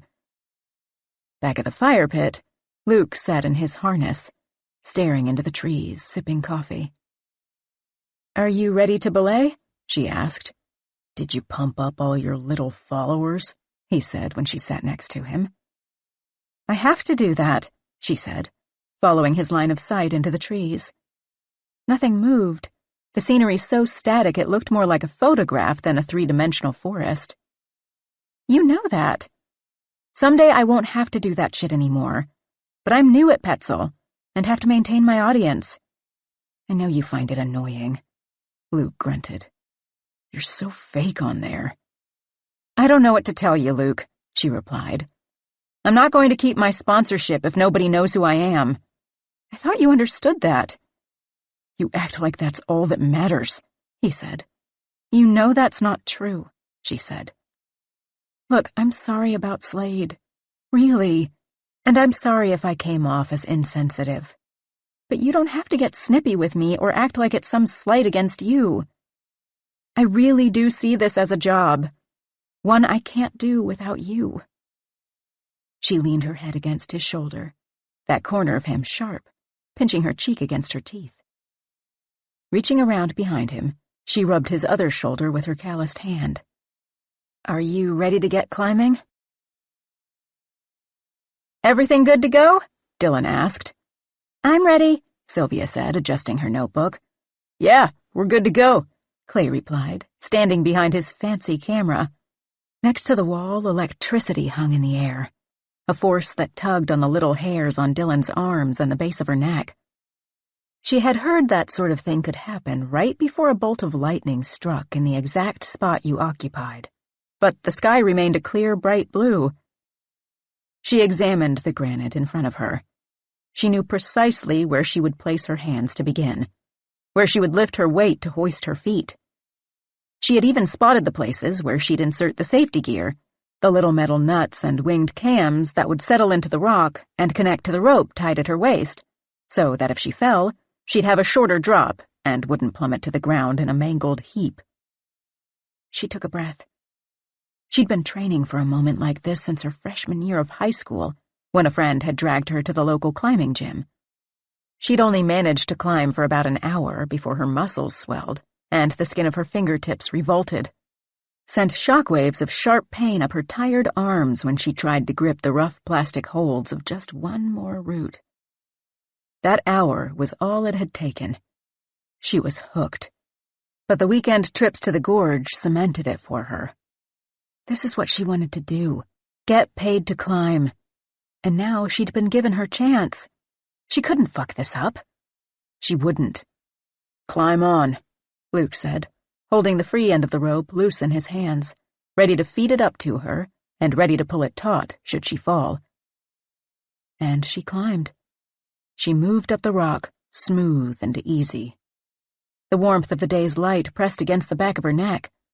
The rock was dry, full of sand and sticky cobwebs, and she shoved the metal cams into the wall, each piece fitting smoothly and snugly into the grooves of the stone.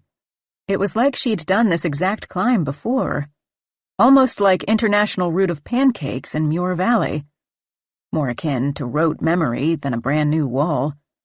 Most new routes meant fussing 30 feet in the air, trying to position an inch-wide square of metal to touch as much of the rock as possible so that it would hold her if she fell. The muscles in her opposing arm cramped and locked in place, keeping her on the wall until she finished fiddling with the gear. But this wall? No strained, twitching muscles screaming to let go while she clipped the quick draw, no scrabbling above her head for an unseen hold. Pure magic. The trend continued for the rest of the morning. Luke fed her rope as she pressed upward, each movement captured by Clay's camera. By their late lunch, she'd completed ascents on 4 routes. Around the fire, between bites of trail mix and flame-toasted bagel, they huddled over the screen of Clay's iPad, probably the worst gadget he could have lugged out into the woods. Clay edited the photos he'd taken of each route, snaking his finger along the path Dylan climbed to chart a red line. Sylvia scribbled in her notebook, asking Dylan questions about the quality of the climb, the texture of the rock, the firmness of it, the difficulty rating she might give each route, what name she would bestow upon it, letters forever associated with this valley. Dylan clicked open her phone, watched herself crawl up the wall, tiny, more like a spider than a person, often out of focus or barely in frame. For all his shiny gadgets, Clay wasn't much of a cinematographer. She found a 1-minute chunk in the middle where she flowed smooth and silky, and posted it to Instagram. The signal, fortunately and unfortunately, holding strong. "Here's a little preview of what we found today. It's gorgeous here. My first #first ascent." March 9th, 2019, 1:49 p.m. Sylvia jotted down the coordinates of each route from the GPS tracker, scribbling in a nearly illegible scrawl. She'd been tasked with the busy work, with the actual writing it down part. Not too stressful, but still, she noticed Clay wasn't doing anything but manning the camera. "Where are your notes?" she asked. He tapped his finger against his temple. "All up here," he said. "I'm going to write it all down later." She slid the notebook underneath her armpit and balanced his camera, spinning the lens to bring the crags and jagged rock into focus just beyond Dylan, who was warming up at the base of the rock for her second session. Fixed that for you, she teased. Can't even manage your own equipment. Standing behind her, Clay leaned in, his hot breath condensing on her shoulder while she clicked around in the settings. Though the camera stood only 20 feet, give or take, from the wall, the digital display framed Dylan as if a science fiction machine had shrunk her. On her hips dangled wires and cords, little metal chunks and spring-loaded cams swinging by her thighs. In miniature, she tied a figure-8 knot with the rope and looped it through her harness. "Got everything set up, oh camera woman extraordinaire?" Clay asked, shoving his hands in his pockets. Sure do. She focused on the camera, adjusting one last setting, teeth gritted. "Good," he said. He gulped the last of an energy drink before crushing the can and throwing it across camp toward the fire pit. It clanged against a tree trunk and ricocheted into the thick plant matter beyond. Hey, not cool, Sylvia said. We need to leave this place clean. There's a really interesting and old ecosystem here, untouched by humans. If we're going to be here, we need to respect the land. Leave it like we found it. "Chill," he replied. "I'll clean it up later." Sylvia grumbled. Clay handed her a beat-up cell phone. "What's that?" she asked. Dylan asked if we could film it on her phone. "Okay," she replied. "What am I supposed to do with it? I'm taking notes. Why don't you film with it?" "I need to pay more attention to this camera," he said. "So we have an accurate record. Besides, Dylan asked you to do it this time. She said I sucked. Why don't you just find some place to lean it and record?" Grumbling again, Sylvia opened the camera app and stomped away from Clay. This was unlike him to pawn his work off on others. He usually wanted to be in control of every little thing. Maybe he was really stressing out about this field study and his dissertation. The tiny screen of Dylan's phone captured only a fraction of the wall.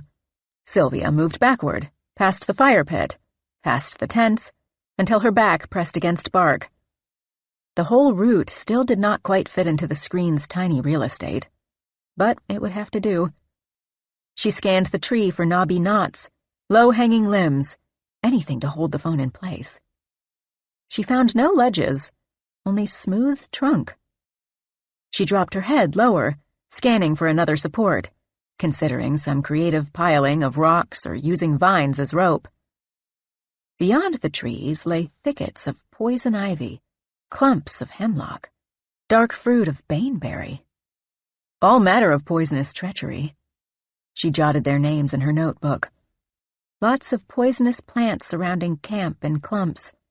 Wonder if there is something in the soil quality, or the terrain. She found no good way to prop up the phone. Instead, at the base of the tree, just steps from their tents, she spotted deep scratches in the dirt.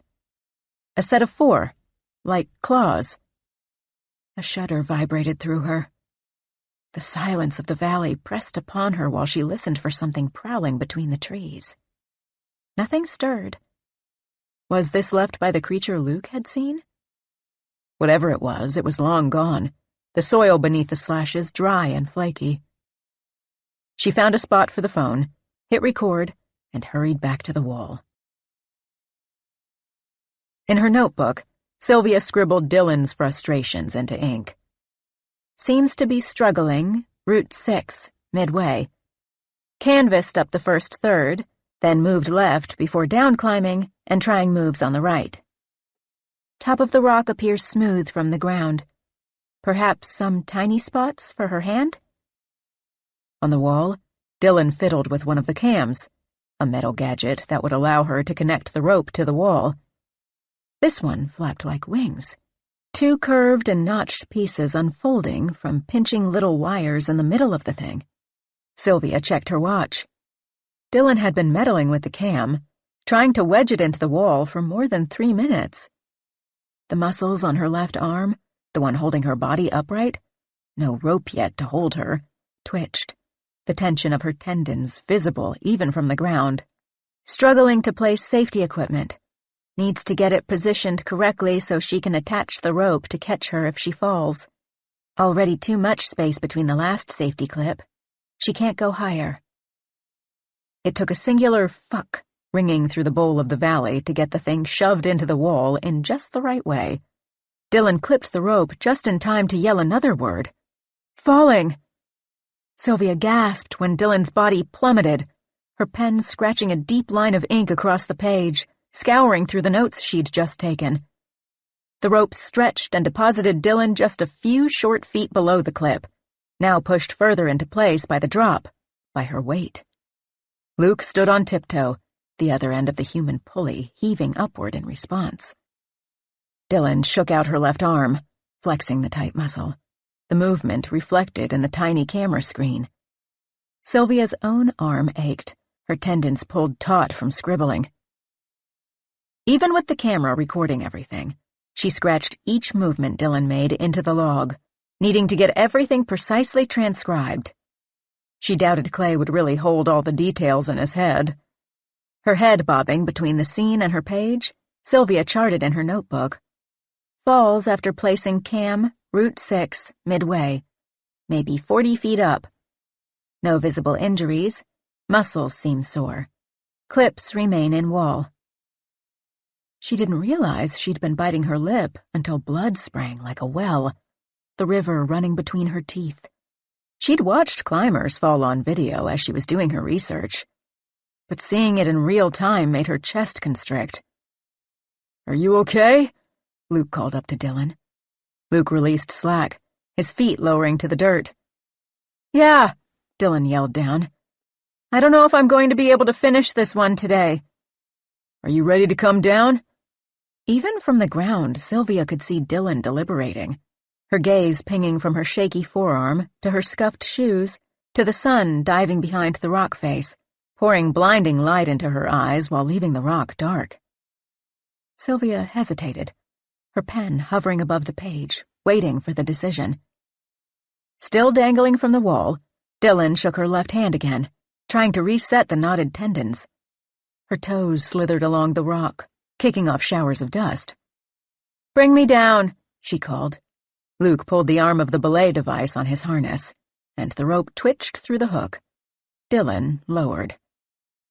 Sylvia scrawled, "Took a fall uninjured. Did not complete attempt number 3, Route 6, midway." "Fuck," Dylan said when her feet touched the ground. "Rough one?" Luke asked. Dylan struggled to undo the tight knot still connecting her to the rock. "Mostly just that it's the end of the day," she said. "I'm wiped. It sucks that the gear is left in. If I'd have known I'd have to bail, I would have used one of the cheapo things we bought to sacrifice to the gods of safety." "You'll get it tomorrow," Luke said, relieving her useless hands of their task. He pulled the rope. It slipped out of the abandoned clip and snapped to the ground like a whip. "Let's go see if those remaining beers are still cold." Finished climbing for the day. Gear still in rock, Sylvia scribbled, then snapped her notebook shut. As Dylan took a step toward the campsite, her feet slid on the dirt as if it were an iced-over sidewalk. Sylvia processed the oddness. Why was that lone patch of dirt dry enough to skid on when every other inch of this valley was caked in mud? Sylvia bent down, brushing the dirt with her ink-stained fingers. "What is it?" Dylan asked. "Not sure," she replied.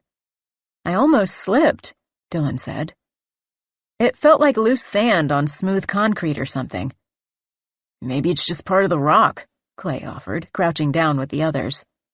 "Maybe," Dylan said. "Sometimes the ground is rocky underneath the wall." They swept the dirt away. What they uncovered was a thick rectangular mass that extended away from the rock wall, the edges smooth and pinned straight, as though it were planned, as if someone had placed it there.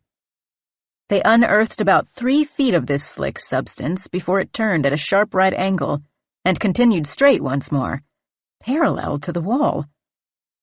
Sylvia dipped her head lower, ran her fingers across it. "Oh my God," she said. "This is petrified wood." It glittered with hues of deep red and white, slick crystals within the logs forming an L jutting away from the rock. "That's so strange," Sylvia continued. "It looks like the foundation of a building that recessed into the ground at some point. There must have been a house or shack here, or at least someone started to build one." "Why would someone build so close to the wall?" Dylan asked, running her fingers over the crystallization in the wood, the cracked quartz inlaid like veins. "And who would have built it? The only signs that anyone's been back here were those initials in the tree trunk. Everything else we found was over a mile away." "Who knows," Clay says. "Maybe it was a lean-to a long time ago. Maybe like a hunter's shack?" "Look at the joint. This is definitely the foundation of a house," Sylvia said. "It almost looks like it goes under the rock face." Her hands itched to record this. She went to unscrew the camera from the tripod. "Optical illusion," Clay said. "Maybe as the wood got pushed into the ground, it shifted and got pushed under the rock, into a crevice or something." Sylvia rolled her eyes. "And maybe it's just trees that were cut by lightning and fell this way, entirely square, doorway and all," she clipped, returning with the camera. "Petrified wood takes millions of years to form. It must have already been petrified when they built it. What a cool find." Sylvia snapped photos of the human-made structure, zooming in where it seemed to cut underneath the tower of rock. They squatted, each one of them marveling at the old wood, at the space at the front wide enough for a door. Sylvia let the camera drop on the lanyard around her neck and scribbled, "Found man-made structure near the wall. The wood is petrified. Must be millions of years old. Looks like the foundation of an old house, maybe a lean-to or log cabin. Rest of the structure is gone, so probably at least 100 years old. The foundation goes beneath the rock somehow. Puzzling find this far into the woods with no trail to lead here. Maybe trail grew over? Could flooding have pushed structure under rock? Maybe caves beneath." Sylvia lamented that the rest of the structure had been demolished by time or natural disaster or human hands. Everything but this glittering quartz monument. March 10th, 2019, 1:43 a.m. Late that night, pained howls reverberated out among the trees. Luke couldn't be sure the pangs and yelps ringing through the valley, hour by hour, weren't Slade somewhere in the woods, hungry and crying, cold, his paws caked with clumped mud. There was a whimper so low he couldn't be sure it was there at all. A tiny little pang, a just-there cry for help. Were those the sounds a dog made? Was it just cruel wind? Or was it that horrible thing he had seen in the trees earlier that day? He could only imagine the worst. Perhaps Slade had made it back to the road just to be sideswiped by one of the giant trucks barreling down the narrow lanes. Maybe he'd found his way to another part of the forest, populated with hunters that mistook him for a deer. Or maybe he found a coyote, and the thing mauled him for being too close to its baby. As much as he wanted to unzip the tent and lunge into the dark forest, an agonizing thought bumped through his head that perhaps Slade was waiting for him just beyond the tree line. He knew he'd just get lost as well. Every once in a while, the moaning would start again, jolting him awake in the night. A cycle formed. As soon as his eyes fluttered closed in sleep, the sound resumed. Nothing to be done but lie awake and listen. March 10th, 2019, 9:12 a.m. The fire snapped at the bitter morning air. The remnants of the previous night's dinner littered the pit. The pinched aluminum corpses of the last of the tepid beer, the crumpled foil pouches of ready meals. Dylan had hardly slept, dreaming of shadows outside her tent, silhouettes with hands holding knives, pacing back and forth. Exhaustion hung heavy against her shoulders, her skin still pimpled by the fear that the figures weren't dreams at all, that she had been as wide awake as she felt. But once she got a glimpse of the wall, she forgot the night's imagined intruders, the shadow people that lined the interim space between sleep and wakefulness. She planned her movements by miming in the air at the base of the rock. She gulped her coffee and started warm-up stretches, bouldering and traversing across the bottom 5 feet of granite.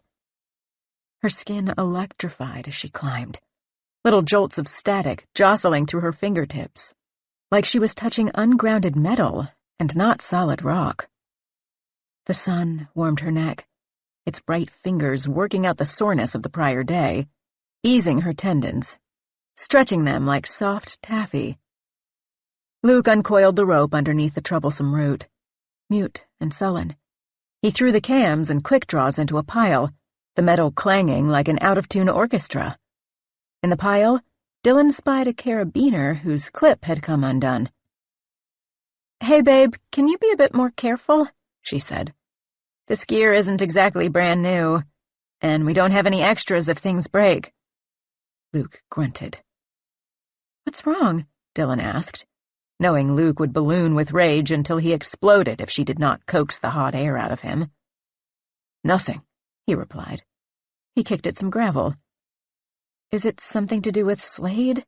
Dylan sighed. Of course. How could she have forgotten? A pang of guilt twinged through her body as she said the dog's name. She was the reason he'd escaped, and she was the reason they had stopped looking for him. But what were they supposed to do? Cancel the trip and form a search party? Let themselves get lost in the woods? Besides, it wasn't her trip to dictate. It was Clay's. "I thought I heard him last night," Luke said, biting his lip. "I didn't hear anything last night." She didn't mention what she had dreamed. It struck her only now that the entire scene had been utterly soundless. "Something was out there," he replied. "It sounded like something in pain, like it was hungry or crying or cold." "I doubt that was Slade," she said, trying to reassure herself as much as Luke. "Maybe it was just a bad dream. I had one too. I'm so mad at myself for letting it happen." "It's not your fault," Dylan said, hoping he wouldn't counter with the truth, that it was her fault. She needed a clear mind to climb, and she needed him to belay, to be alert to her movements on the wall and not craning his head trying to hear imaginary howls. So she sat with him, letting him drain snot and tears into her collar until he was a dried husk, all the while the wall beckoning, pulling taut the hairs on her skin. Dylan fiddled with her harness, pulling the straps to tighten around her legs. "Ready to get started?" Clay asked. He'd left her and Luke alone before, huddled together at the base of the rock next to their mound of tangled equipment, though he made his annoyance no secret by pacing a short distance behind them, grumbling to himself. "Yeah, sorry," Dylan replied. "Luke's having a hard time with Slade gone." "Have you thought of any route names?" "Good question," she said. She pointed at the far end of the wall, the first route she climbed, the one with no other name than Route 1 in Sylvia's copious notes. "Maybe a later one, for that? Pure Kentucky adrenaline for this one I'm trying to conquer." She coated her hands in chalk, the calluses from the prior day's climbs stinging already. She rubbed excess chalk from her fingers onto her ankle, the imprint like a skeleton hand. "Are you all set up?" "Been ready for an hour," Clay said. The electricity sizzled into Dylan, shivering her bones. She jumped, shook out her hands to release the charge. With a grimace still plastered to his mouth, Luke snapped pictures of her on the wall, bouldering just above the ground, cropping to make it look like she was climbing much higher. She selected the 3 best photos to post, a task she completed with dull eyes and quick swipes. Her face smiled back at her, all teeth. "Pure Kentucky adrenaline on these walls. Hashtag climbing. Hashtag first ascent." Once Dylan touched the wall, she was off. No kinks this time. It was as if she had snuck out at night to memorize the movements. She reached the deserted clip in just a couple of minutes, held up by all her safety measures, taking mere seconds to shove each metal cam into the crevices and clip the rope. Dylan climbed for hours in this way, fluid and easy, giddy. The rock anticipated her needs. A gap for her hands, right where she wanted to place it. None of the flailing fingers searching for a grip from yesterday. None of the pray to whatever deity might be out there from previous attempts, while trusting her rubber-tipped shoes to hold fast to the tiniest prick of granite. Dylan's arms should have been sore. One 30-minute rest break between roots and a stomach full of coffee and sticky oats should certainly not have sufficed as a muscle-smoothing balm. But the muscles of her forearms weren't tight. They hadn't woven into the hard knots that could only be undone by time, or some noxious-smelling ointment, or rough fingers. They remained as light and primed and ready as they were at the start of the day, after she had gotten over the funk of the previous night. Halfway up a new route, the rock provided a deep pocket, a welcome reprieve for her fingers from all its tiny, crimpy holds. She shook her free hand behind her, an automatic movement, the tendons loose already. She could hang out in this spot all day. The rubber of her shoes clung to the wall as if by glue. She probably could have leaned against the wall, hands free, and napped. She placed another cam while she remained steady. The metal fit into the wall with ease, and she clipped the rope through the carabiner. The rest of the route above her looked much harder. Lots of tiny grips, cracks half the size of her fingertips. "Climbing," she called down to Luke. The rope went limp at her waist, and she pushed upward, her hands curling again around tiny pieces of granite. She set her foot into the deep pocket, the one good hold, and hoisted upward again. Her hand fell into another big pocket. The same pocket. The clip she'd last put in place sat right in front of her, though she had just now climbed above it. The rope even looped through the clip and back to her harness. She stared at it for what felt like an eternity. How could she be back down here? She'd felt her foot move into the pocket where her hand now gripped, sweat smearing onto the rock. She shook it off and pushed upward once more. But the loop continued again, and again. Sweat poured through her shirt from her scalp, dripping into her eyes. She repeated the same 3 movements, always circling back to the same damned clip and pocket. She climbed the loop until her muscles grew taut and sore, until the sweat on her palms worked its way to her fingertips, and she slipped off the wall.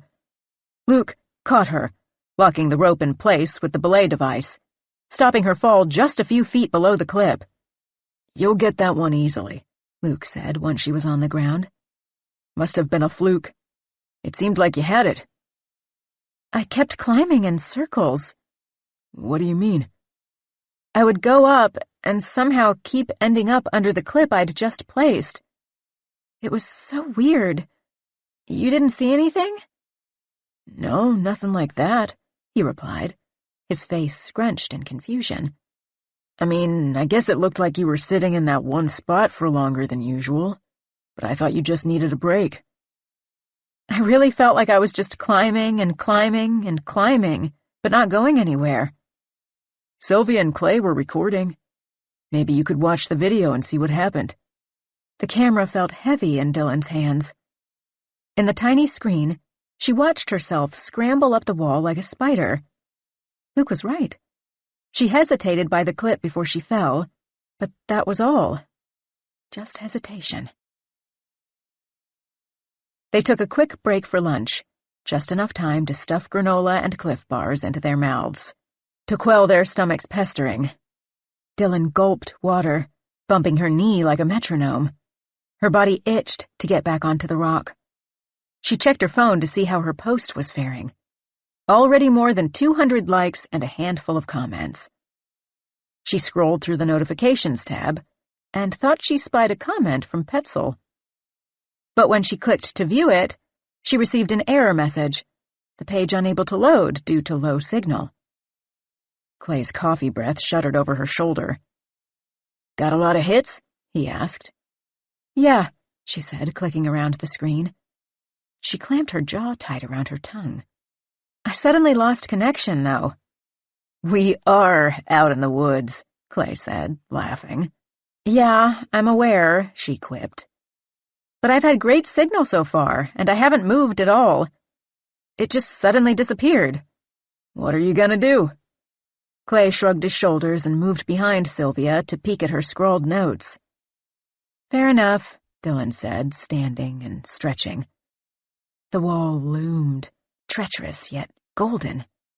Honestly, it might be a welcome reprieve from the grind of it.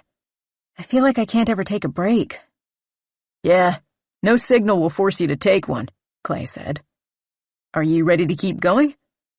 Luke ground his knuckles into the buttons of his spine, lining his neck. You don't need a longer rest?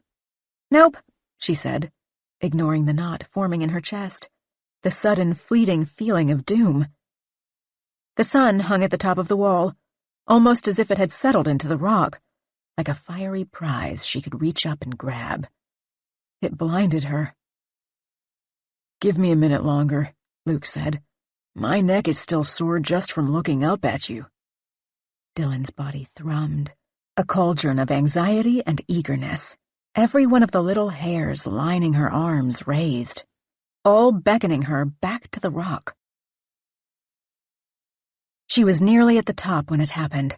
Perhaps it happened because the sun shot directly onto her face as she searched for a handhold, leaving ghostly imprints across her vision when she tried to find that good beak she'd grabbed previously, somewhere to place her foot. Perhaps the sudden cold breeze froze her buttery muscles, or her earned exhaustion was finally setting in. Perhaps the little flashback to the previous night, that jolt of fear at those stark legs hovering outside of her tent in her dream, pricked right through her amygdala, the split second of enveloping dread making the ground seem much farther away than it ever had before. She managed to fit the cam into a jagged crevice, but when Luke fed the slack through the belay device, when she reached below her to try to grab the rope to clip it in, her foot slipped. Her scream rang out across the valley, sharp and piercing. Dylan's left arm was locked in a harsh L, the muscles of her forearm taut and distinct beneath the skin like the coil of rope at Luke's feet. Her fingers gripped the wall with just a centimeter of skin. She knew it would happen before it did. She yelled a harsh fuck as her left foot unhooked from the wall, popped away like a firecracker had exploded beneath it. She dug her fingertips in deeper, the sharp granite ripping through skin, a last-ditch effort to stay on the wall. With two opposing limbs already free, the other two couldn't hang on, couldn't right the balance, and they too popped away from the wall. The fall felt long. Her body floated down, weightless, the sun searing her retinas. But she didn't reach the ground, didn't leave a cloud of dirt to settle onto a body mangled with new elbows and knees. It ended with a sharp jerk at her waist, the harness catching her, but only for a moment. The last clip Dylan had placed in the wall, the thing that was supposed to be her safety, ripped out of the rock and took a chunk with it. It triggered a chain reaction. Each clip she'd set snug into the wall also pulled loose by her sudden dropping weight. All in a fraction of a second before she came to a stop, 30 feet down. One clip did hold, and what she collided with wasn't the ground, but Luke's head, which had been hoisted skyward as their human pulley righted itself. Her feet kicked his poor unhelmeted head, a jerk reflex. Luke pulled clips out of the wall too on his way up, and ricocheted back to smash the other side of his skull into the wall. Stuck between a foot and a hard place, both rattling his brain. March 10th, 2019, 3:23 p.m. Are you okay? Dylan yelled. Luke spun on the other end of the rope. His fingers fumbled near his crotch, trying to work the belay. They moved like an injured spider crawling over unfamiliar terrain. It seemed to take every ounce of effort for him to work the muscles in his neck, to pull his head upright. If the belay didn't have a locking mechanism to clamp onto the rope, they'd both be splayed on the ground right now. Fuck, Dylan thought. He must really be injured if he can't work his fingers. "Luke, talk to me," she said. "Please." He opened his mouth, but instead of words, instead of a pleasant, "Yes, I am fine, just a little bump on the head, let me lower us now," a tongue, lacerated by his own teeth, drooled out blood. He groaned. "Fuck," she whispered. Below them, Clay and Sylvia stood, too short to reach them. Sylvia touched the dangling length of rope with trembling trepidation, as if her touch would be the thing to make everything go wrong, as if that bit of rope tracing loops in the dirt was the load-bearing wall of this accident. Above them, the last clip still in the wall, a tiny inch-long hunk of metal, sat pinned against the rock. Was it shaking? Dylan followed the path of the rope, casting her eyes above the clip, the thing she had thought was holding their weight. The rope snaked up to a jagged point jutting from the wall. How had she missed that giant hold, where it had caught? It looped around the sharp point of granite and led back down to her harness. But there, at the peak of the loop, did she spy fraying? Was she imagining those little fibers poking out of the rope? "Shit," she said. Of course, Dylan's first major fall would be on day 2 of what was supposed to be her big breakout expedition. They hung only 10 feet from the ground, but she'd seen some nasty injuries from shorter heights. One of her first climbing buddies, the one who'd taken her on her first trip to Red River Gorge, had shattered her ankle rappelling down, after finishing all the hard work of a 5'11". She'd let the rope out too fast and slipped on a patch of loose debris at the base of the wall. Dylan was so caught up in the terror of their inevitable drop, scanning the ground below them, waiting for the rope's split, that she did not glance farther up to the spot where the top clip had pulled free. If she had not been calling to Sylvia and Clay to gather every soft item in camp to spread across the fall zone, she might have seen that the clip had taken a chunk of rock with it, and that the fissure was marred by a sticky, deep red substance, as if bleeding. Sylvia and Clay moved as directed, like little dolls below her, hauling camping pads and sleeping bags, and even loose armfuls of clothing to the base of the wall. Fibers of the rope groaned, like a creaky door, and then snapped in two. Each sent a jolt through Dylan, hanging helpless. The untethered pair moved below the 2 climbers, spreading the stuffing around, kicking away the clips that had rained down from the wall, little metal daggers lying in wait to wedge themselves into the spaces between Dylan's vertebrae, or jump up into the iris of a wide eye, maiming her to the point of never being able to climb again, ruining not only the trip, but her entire career. The last thread of the rope snapped in two at the moment that Sylvia slapped her own sleeping bag onto the ground, the edges soaking up the persistent mud. Dylan and Luke dropped like stones. The rope slithered out of the remaining clips, thumping to the ground and across Luke's poor, battered, unhelmeted head. He whimpered. His hand found his head, rubbing a spot to the left of where the rope had slapped him. Dylan prayed he was just in shock. She sat up, assessed. She could recall her name. She counted exactly 10 fingers on her hands, 3 with brown-red blood crusted around the nail beds. Her head did not pound. Her ankles and wrists had not snapped beneath her, had not bent into some shape they were not designed to make. No ache blossomed between her ears. She had survived the drop with only light scrapes along her knees and elbows, and blooming purple swaths on her thighs and waist where her harness had dug in. She exhaled in relief. Had they dropped 6 inches to the right, they would have cracked their bones on stones pushing out of the dirt. She unclasped her helmet and cursed their lack of forethought to bring a second one for Luke. She crawled to Luke, who was still lying down, apparently unable to lift his head or any other part of his body. His knee bent at an odd angle, the bottom half of his leg pinned beneath his body. "Oh my God, Luke," she said, voice quivering. But even as her chest tightened at the sight of him, limp like a rag doll, the magnetism of the wall still pulled at her, even now, and a little pang of sorrow stabbed inside her at her now spoiled ambitions. Luke whispered something, too low to hear or understand. His eyes glazed, but wide. He seemed to be looking at something over her shoulder, A chill seeped into the adrenaline pulsing through Dylan's veins, like an ice cube sliding down her spine. Clay stood at Luke's head, and Sylvia was running to her tent to gather her first aid kit. There could be no one behind her. Still, Dylan turned and followed the line of his sight, just to be sure. No monsters, only trees. They carted Luke over to the fire pit, Dylan and Clay each scooping a shoulder underneath one of his armpits, moving slowly. They poured him into a canvas seat like a scarecrow stuffed with rocks, limp and heavy, a picture of how Dylan's insides felt. They placed his swollen ankle into the dregs of the cooler, empty aluminum husks bobbing around in the water. "Luke, how are you feeling?" Dylan asked. "Can you say something?"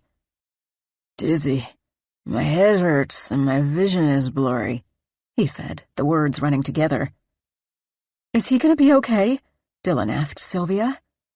She twisted her hands in her lap, picking at the dried blood lining her cuticles. Luke's head lolled on his shoulders, his gaze cloudy. "He definitely took the brunt of the fall," Sylvia said. She wrapped his wrist with a stretchy beige band, trapping a stiff stick inside. His already puffy wrist disappeared beneath the brace. "I have a little bit of medical training, just an emergency first aid course. I think his wrist and ankle are fractured, if not broken. We'll need to elevate them. He definitely has a concussion, and he'll probably go in and out of lucidity. Luckily, there's only small scrapes on his scalp, so hopefully it's a minor one. Hopefully his brain isn't swelling up in there," Dylan thought, not daring to say this part aloud, lest she speak it into existence. Dylan sat in a chair across from Luke. She lifted his ankle and set it on her knee to elevate it so Sylvia could attend to it. He squealed as if her touch was fire. "So what's the plan?" she asked. She pinched the muscles of her thigh to stop herself from bouncing it. "We should get him to a hospital as soon as we can," Sylvia said. If we can, Dylan thought, trying to piece together the puzzle of getting him back to the Jeep. Up the steep hill, through the miles of undeveloped forest. They'd probably have to get a helicopter to cart him out, with neither his ankle nor his brain being able to support his weight for the journey. If any of their phones worked, Dylan hadn't checked whether she had a signal again. They could call for help. They had the coordinates and everything. They'd be okay, Dylan told herself, trying to believe it. Sylvia handed 2 iron-colored pills and a bottle of water to Luke. "I need you to focus on staying awake," Sylvia said, in full nurse mode. "That's all. We're going to work to get you to a hospital." "Okay," he said. "How—" He tensed in the middle of his thought, his body straightening like a board, nearly kicking the cooler over, spilling the pond inside. Dylan placed a hesitant hand on his shoulder. His eyes, gazing off into the trees, widened, as if he could see something she couldn't. Dylan's heart beat in her chest at double its normal speed. While Sylvia played makeshift doctor, Dylan and Clay tested their cell phones, clicking on the screens and wandering around the basin of the valley, hoping for a signal. Nothing. Clay's face snarled, and he sighed deeply, his lips pushing quiet words under his breath. Probably thinking the same guilty thoughts that swam through Dylan's mind. Of course an injury occurs during such an important trip. Of course. Now everything is delayed and ruined. While she hoisted her phone, moving to the same spot where she'd held her first live stream, Dylan craned her neck to look up the wall at her lost and ruined gear, mourning the expensive clips still stuck in the rock, too high to retrieve, the 2 useless, compromised halves of the rope, the winged cam destroyed, the metal mangled, along with the chunk of rock it removed. The wall pulsed into her, radiating heat as if it were a mirror redirecting the sunlight. She suddenly wanted nothing more than to touch it, to scramble up and pluck out the cams. They'd just bought that damn rope right before this trip. Brand new. $200 of the stipend from Petzl. And they hadn't brought a backup. Who could have foreseen a brand new rope ripping in half, but they should have prepared for it anyway. Though Dylan had never heard of a rope breaking like that. Not unless it was extremely old or the core had deteriorated. Now the trip was ruined. She couldn't climb anymore. Not that Luke could belay her at any rate, she thought, her chest tightening again, suddenly remembering her broken boyfriend. He kept fluttering out of her mind. But Sylvia or Clay could do it, couldn't they? Clay knew how to belay, and all he was doing was standing there behind a camera and watching while she climbed. Sylvia was the one taking the notes, and she could make sure the camera was recording. She didn't think Clay would want to halt the research, and once Luke was taken care of, how did she keep forgetting about him? Her brain fogged, her train of thought wearing a headlight that only pointed down one track. It was like the rock was the only thing that could push up above the fog in her head. She glanced over at Luke. His bandaged arm hung against his chest inside a makeshift sling, a pair of Dylan's leggings tied into a loop, and his leg was similarly wrapped and propped up on a chair. His head sat upright on his neck. He'd be fine. She'd seen worse injuries at Red River Gorge. Plenty of snapped bones, a fractured skull, blood oozing from an ear. And every single one of those people had recovered. And if they already had to leave to go to a hospital, it couldn't be that much farther to backtrack to Lexington to buy a new rope. After Luke got settled at the hospital, of course. She clicked the screen open once more on her phone, and it remained consistent. 0 bars. She clicked the emergency call option anyway. 3 dots bounced in the center of her screen, sending out an invisible SOS. But the call dropped before it connected. The same scenario repeated numerous times, on all of the other phones.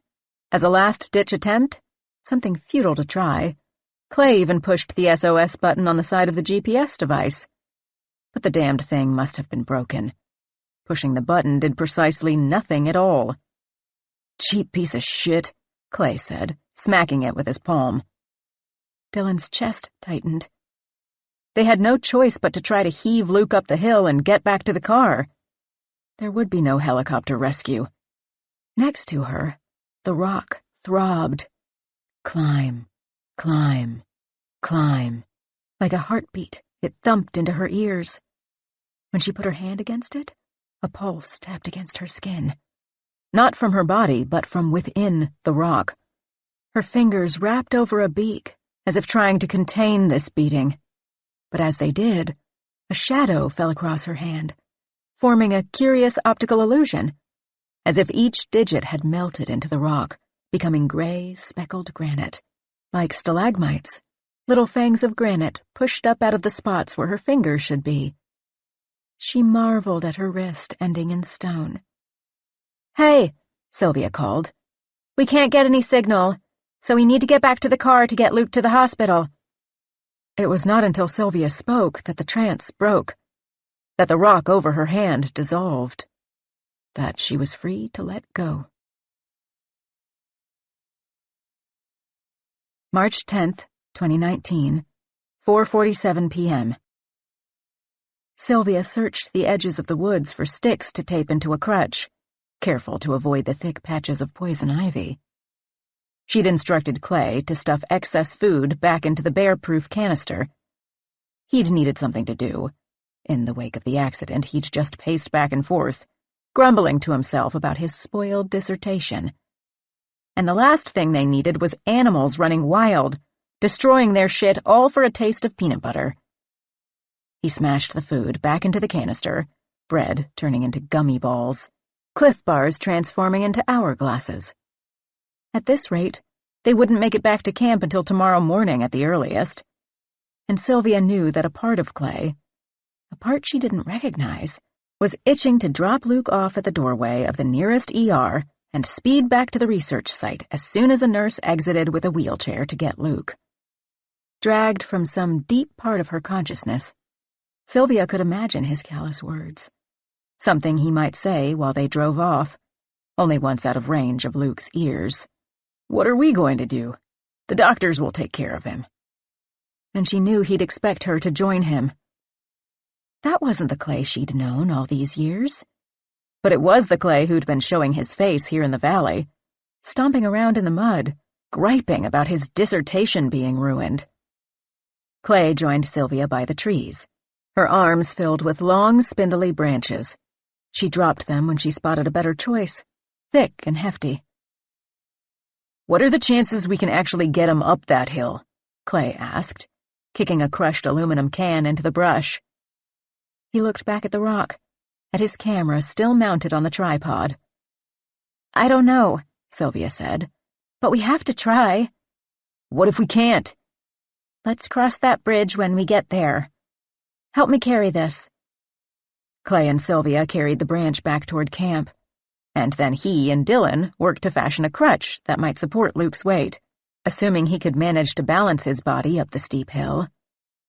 While Clay and Dylan sliced at it with camp knives and taped pieces back together, Sylvia rewrapped Luke's ankle, trying to contain the ballooning skin that now barely resembled a foot.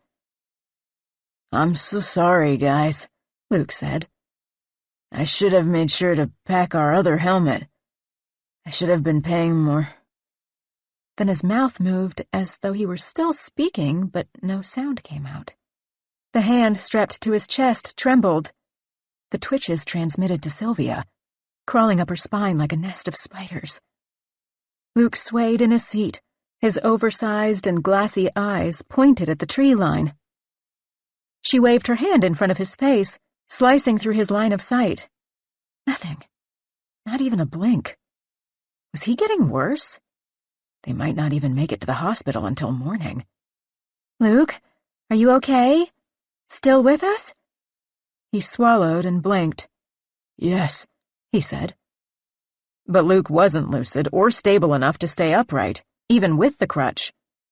He pitched forward almost immediately, teetering on his uninjured ankle before Clay helped him back into the seat. They would have to carry him. Sylvia looked up the steep hillside, rubbing her thumb against the fingers of her opposite hand. She wasn't sure they'd be able to. Was it even possible? Dylan draped Luke's free arm around her shoulders, and Clay hooked his hands under Luke's damp armpits. Luke's good foot shifted, the ankle rolling, and for a moment Sylvia's heart stopped, thinking it too would snap, that they'd be left at the bottom of this treacherous hill trying to make some sort of stretcher out of sleeping bags and twigs. But the ankle righted itself and found solid ground.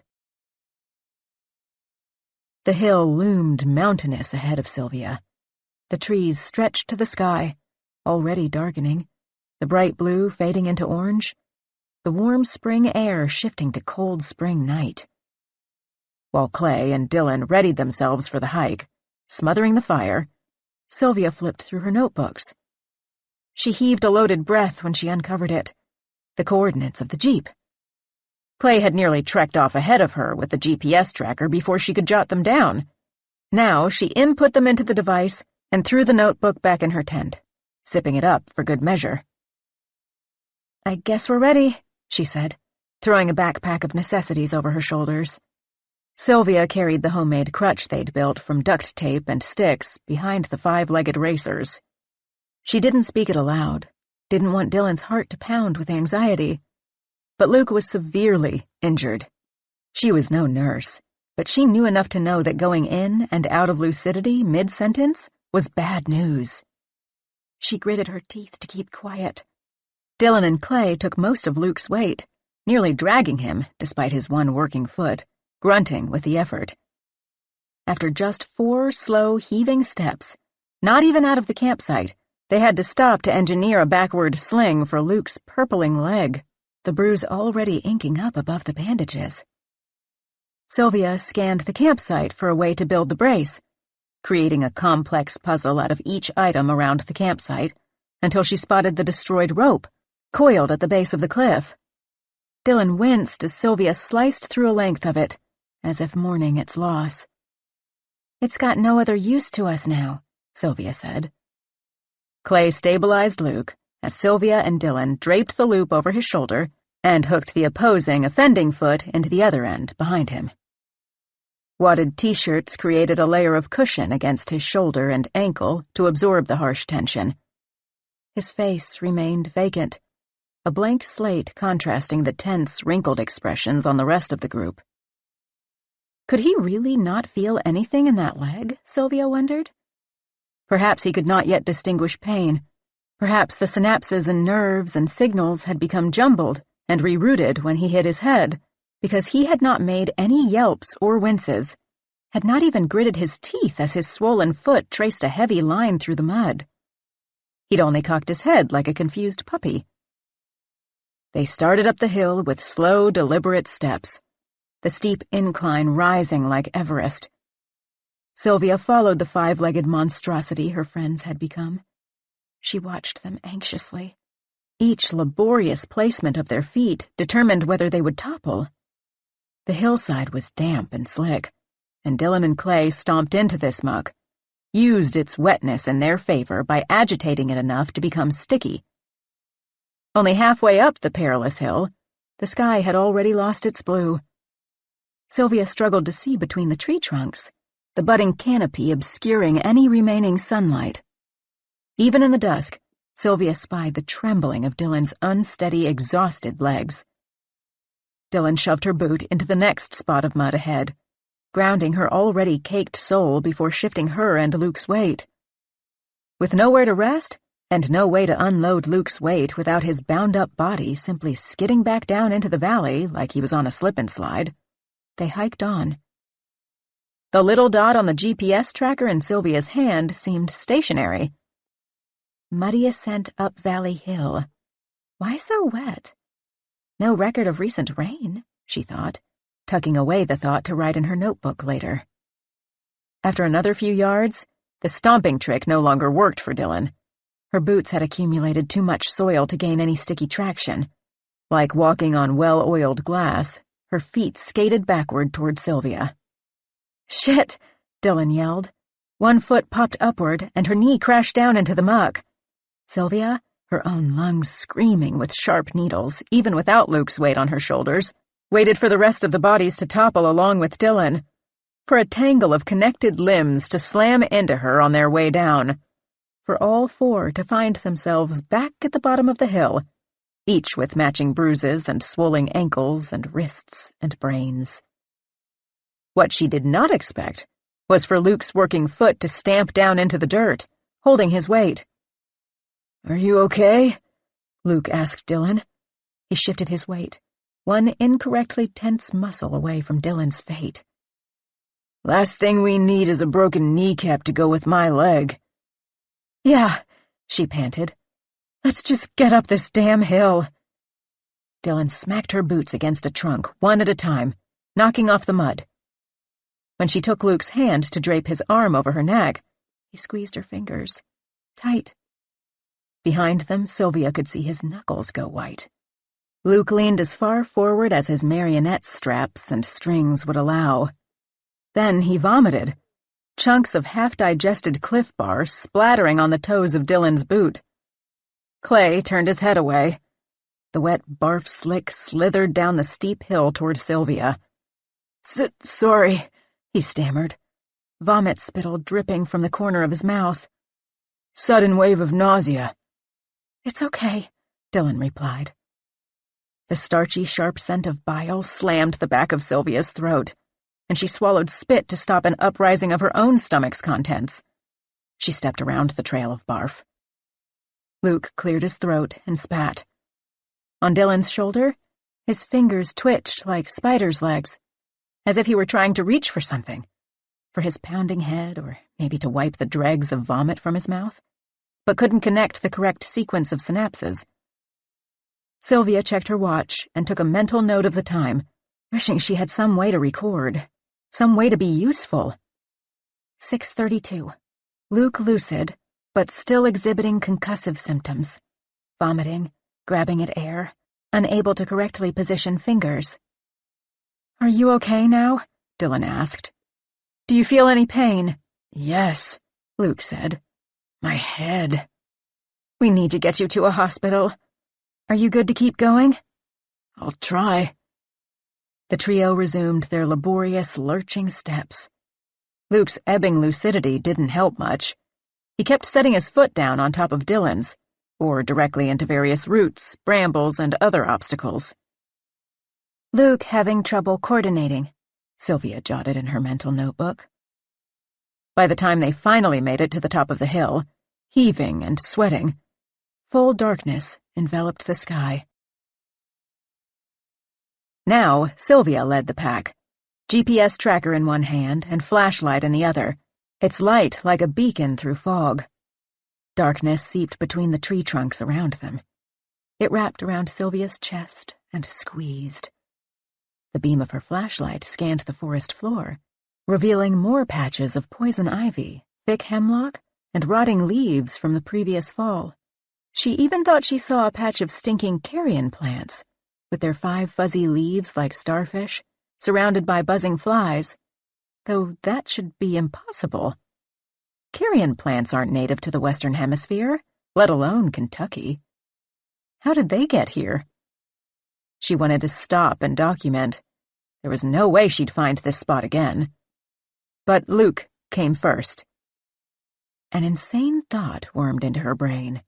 That there was a repeating pattern to the vegetation, some sort of tessellation in the plant matter. But she dismissed the idea. She must be imagining things. The group progressed slowly, covering so little ground that Sylvia often stopped to wait for the other 3 to catch up to her, shining the flashlight back to light their path.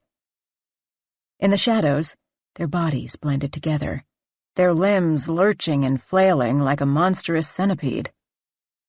Each time Sylvia turned around to watch, the hairs on the nape of her neck raised in alarm, and she resisted each urge, each invisible hand pulling at her sleeve, each goosebump sprouting up on her arms, telling her to turn tail and run.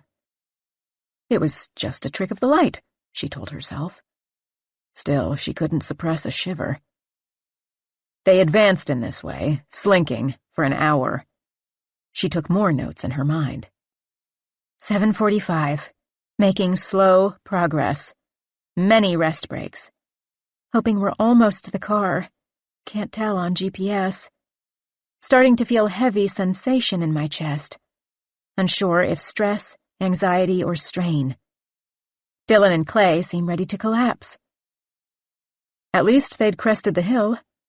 They should reach the jeep soon. The moon hung in the sky now, just a slice, and stars twinkled between the branches overhead. "I need to take another break," Dylan said between strained breaths. They stopped. Sylvia slid the backpack from her shoulders and set it at the base of a tree. Clay and Dylan sat Luke on top of the pack before swiveling their heads and pinching their necks, trying to work out the knots. "How much farther?" Dylan asked. She sank down, collapsing into the dirt. "I'm not sure," Sylvia said. "We've been following the guideline on the GPS, but I don't know how to tell how much farther we've got to go." "What do you mean?" Clay asked, his voice rising. "It should say right on the bottom of the screen." "I just see the map and a green line," Sylvia replied, handing over the device. "Maybe a setting got turned off?" Clay clicked buttons on the device. His brow furrowed. He smacked it against his palm, and the screen flickered. "What the fuck?" he whispered. He stood and flicked his flashlight on, swinging the beam of light around in quick passes. Then the light settled. It pointed downward. It illuminated something bright. Something orange. Their tents. They were back at the top of the hill. "What the fuck?" he repeated. "What? How is that possible?" Dylan said. She leaned her head back, thumping her skull against a tree trunk. Tears escaped from her closed eyelids. "I'm so sorry, guys," Sylvia said after a hefty silence descended, after she could no longer stand its throbbing against her eardrums. "I don't know what I did wrong." How had she messed up so badly? She'd followed the line, just as Clay had showed her. They hadn't taken any turns, and had definitely been moving forward. How had they ended up back where they started? It didn't make sense. "We have to keep going, right?" Dylan asked. "I don't know," Clay said. "I don't know what's fucking going on." "We need to get Luke to a hospital," Dylan said. Can we still get to the car? I still don't have any cell signal. It's getting darker, Clay said. He pressed the SOS button, holding it down, still to no effect. He pressed more buttons until the screen darkened. After a few seconds, it lit up again. I don't want to get lost, but I really don't want to try to go back down that fucking hill, he said. Sylvia, you help with Luke. I'll work the GPS. Yeah, she said, handing over the emergency pack. Lead the way. This time, Sylvia and Dylan supported Luke, while Clay forged through the brush and monitored the GPS, the group inching along. Clay kept plodding too far ahead and having to stop, waiting for the five-legged twilight creature to catch up. For an hour, they continued this way, Sylvia's shoulder aching with sharp daggers, her shallow breath scraping the inside of her throat. Even her teeth radiated with pain, the cold night air raking over them with each inhale. Clay followed the little dot as if he had poured all his faith into it. It seemed to Sylvia that he was not even blinking. The machine was by no means infallible, true, but the way they'd been turned around still didn't make sense. It was a puzzle Sylvia couldn't piece together. What could be interfering with it that made us go in a circle? She asked, panting with exertion. Did you remember to replace the batteries? Yes. I swapped them when we got to camp, Clay replied, a dark silhouette ahead of them. Brand new out of the package. Could I have misread the device? How did we backtrack? They hadn't done anything but move forward after they crested the hill. They hadn't made a single pivot to the left or right, let alone backward, besides sidestepping trees or overgrown brambles that would have snagged Luke's bobbing bashed foot. I don't fucking know, Clay growled. Let's just fucking get to the car. Something, or someone, had messed up, and Sylvia knew his grumbling and muttering meant he had settled on her. It couldn't be the machine, he was probably thinking, his brain scrambled by frustration and exhaustion. It had to be user error. I feel like we've been hiking forever, Dylan said. How much longer until we are at the car? I don't know, Clay said. The GPS still isn't showing the fucking mileage. There must be a software update I didn't catch before we left or something. Fuck. Does the dot show that we're closer? Sylvia asked, a heaving breath splitting the question in two. A stitch carved into her ribcage, the needle threading into her lung. Clay sighed and examined the tiny screen. He clicked around. The dot sat in the center, a little bowel obstruction on the intestine line snaking across the green background. I can't really tell, Clay said. Fuck. We might be halfway or have a whole fucking while to go. A heaviness returned to the spot between Sylvia's lungs, like a stone had replaced her heart. 8:25 p.m. Still trying to reach the car. No way to know how much ground we've covered. I think Luke's getting tired, Dylan said. He's not responding as much anymore, and he's dragging his foot again. Fuck! Clay screamed, coming to an abrupt stop. The harsh sound scrambled Sylvia's ears. What do you think we should do? He addressed the group. Keep moving forward to the car or turn around and go back to camp for the night. It's going to be at least another hour of hiking either way. I don't think we're going to make it to the car tonight, Sylvia said, the words tumbling out before she could stop them. The campsite is probably closer. Maybe we should turn back and send someone out alone in the morning. So this was a huge waste of time, then, Dylan said, her voice thick with tears. She pressed her palms against her eyes. 8:27 p.m. Too dark, and Luke too tired to continue. Must return to Valley. When they gathered enough strength to pivot, shuffling Luke awkwardly between them, Clay pointed his flashlight back in the direction they had come from. The halo of light bounced off the tree trunks before revealing the trick. They would not have to hike another hour. They were, once again, at the top of the bowl, their tents sitting like blisters in the dark valley below. March 11th, 2019, 10:43 a.m. Not even halfway through March, and Clay was sweating through his layers. He'd already tied his puffy jacket around his waist, but salty perspiration still leaked through his pores, pooling beneath his arms. A pond formed in the groove of his back, trapped against the day pack with its bladder full of water that he sucked out through a cord looped over his shoulder. When he passed beneath gaps in the tree canopy, in the spaces where the sun poked through its fingers, his whole body swayed, little blotches of darkness jittering in his vision. The blip on the GPS moved, but not steadily. He'd been hiking for a couple hours, but the machine said he'd only moved about half a mile. At least he was moving. He was certain he'd reached the Jeep, hoping it would be just a little while longer now that he wasn't carting Luke. They should have sent someone out alone last night. Should have done whatever they could to speed this process along and get Luke to a hospital so they could get back to the research. And he shouldn't have let Sylvia navigate. Although how could he have predicted that she would fuck up so monumentally? He pressed on. The itchy feeling of déjà vu crept up his arms when he stepped through a briar patch, twisted and gnarled like sleeping snakes, in the exact same configuration as one he'd passed 10 minutes before. The same pokey vines forming a figure 8. A section of bark level with his face, the wood beneath white as his own skin, had been carved from 3 trees along the path so far. The mark so distinctive that he'd puzzled over the first instance, grazing the smooth surface with his fingertips, wondering how the bark had fallen away from the maple. By the second instance, he'd started a tally and snapped a photo. Perhaps it was some type of fungal infection. Sylvia would have known. He'd have to ask her about it once everything was settled.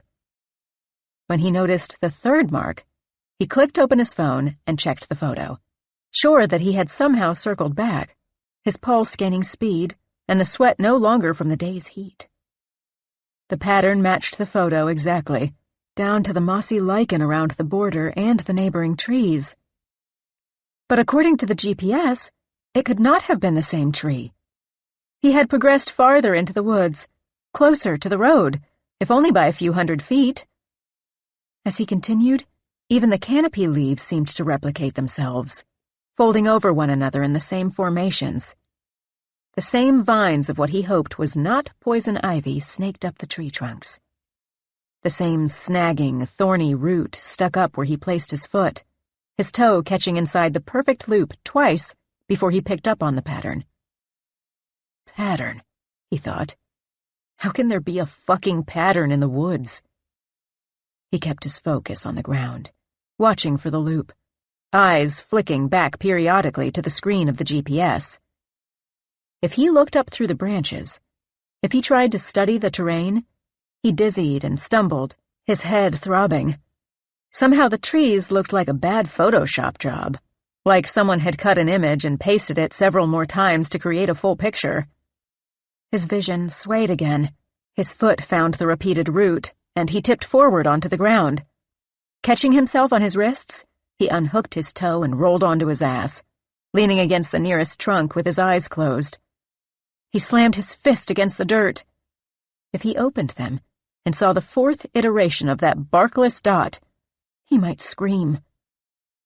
When he finally cracked his eyes open, afraid of what he might see, an unexpected shiny glint winked back at him.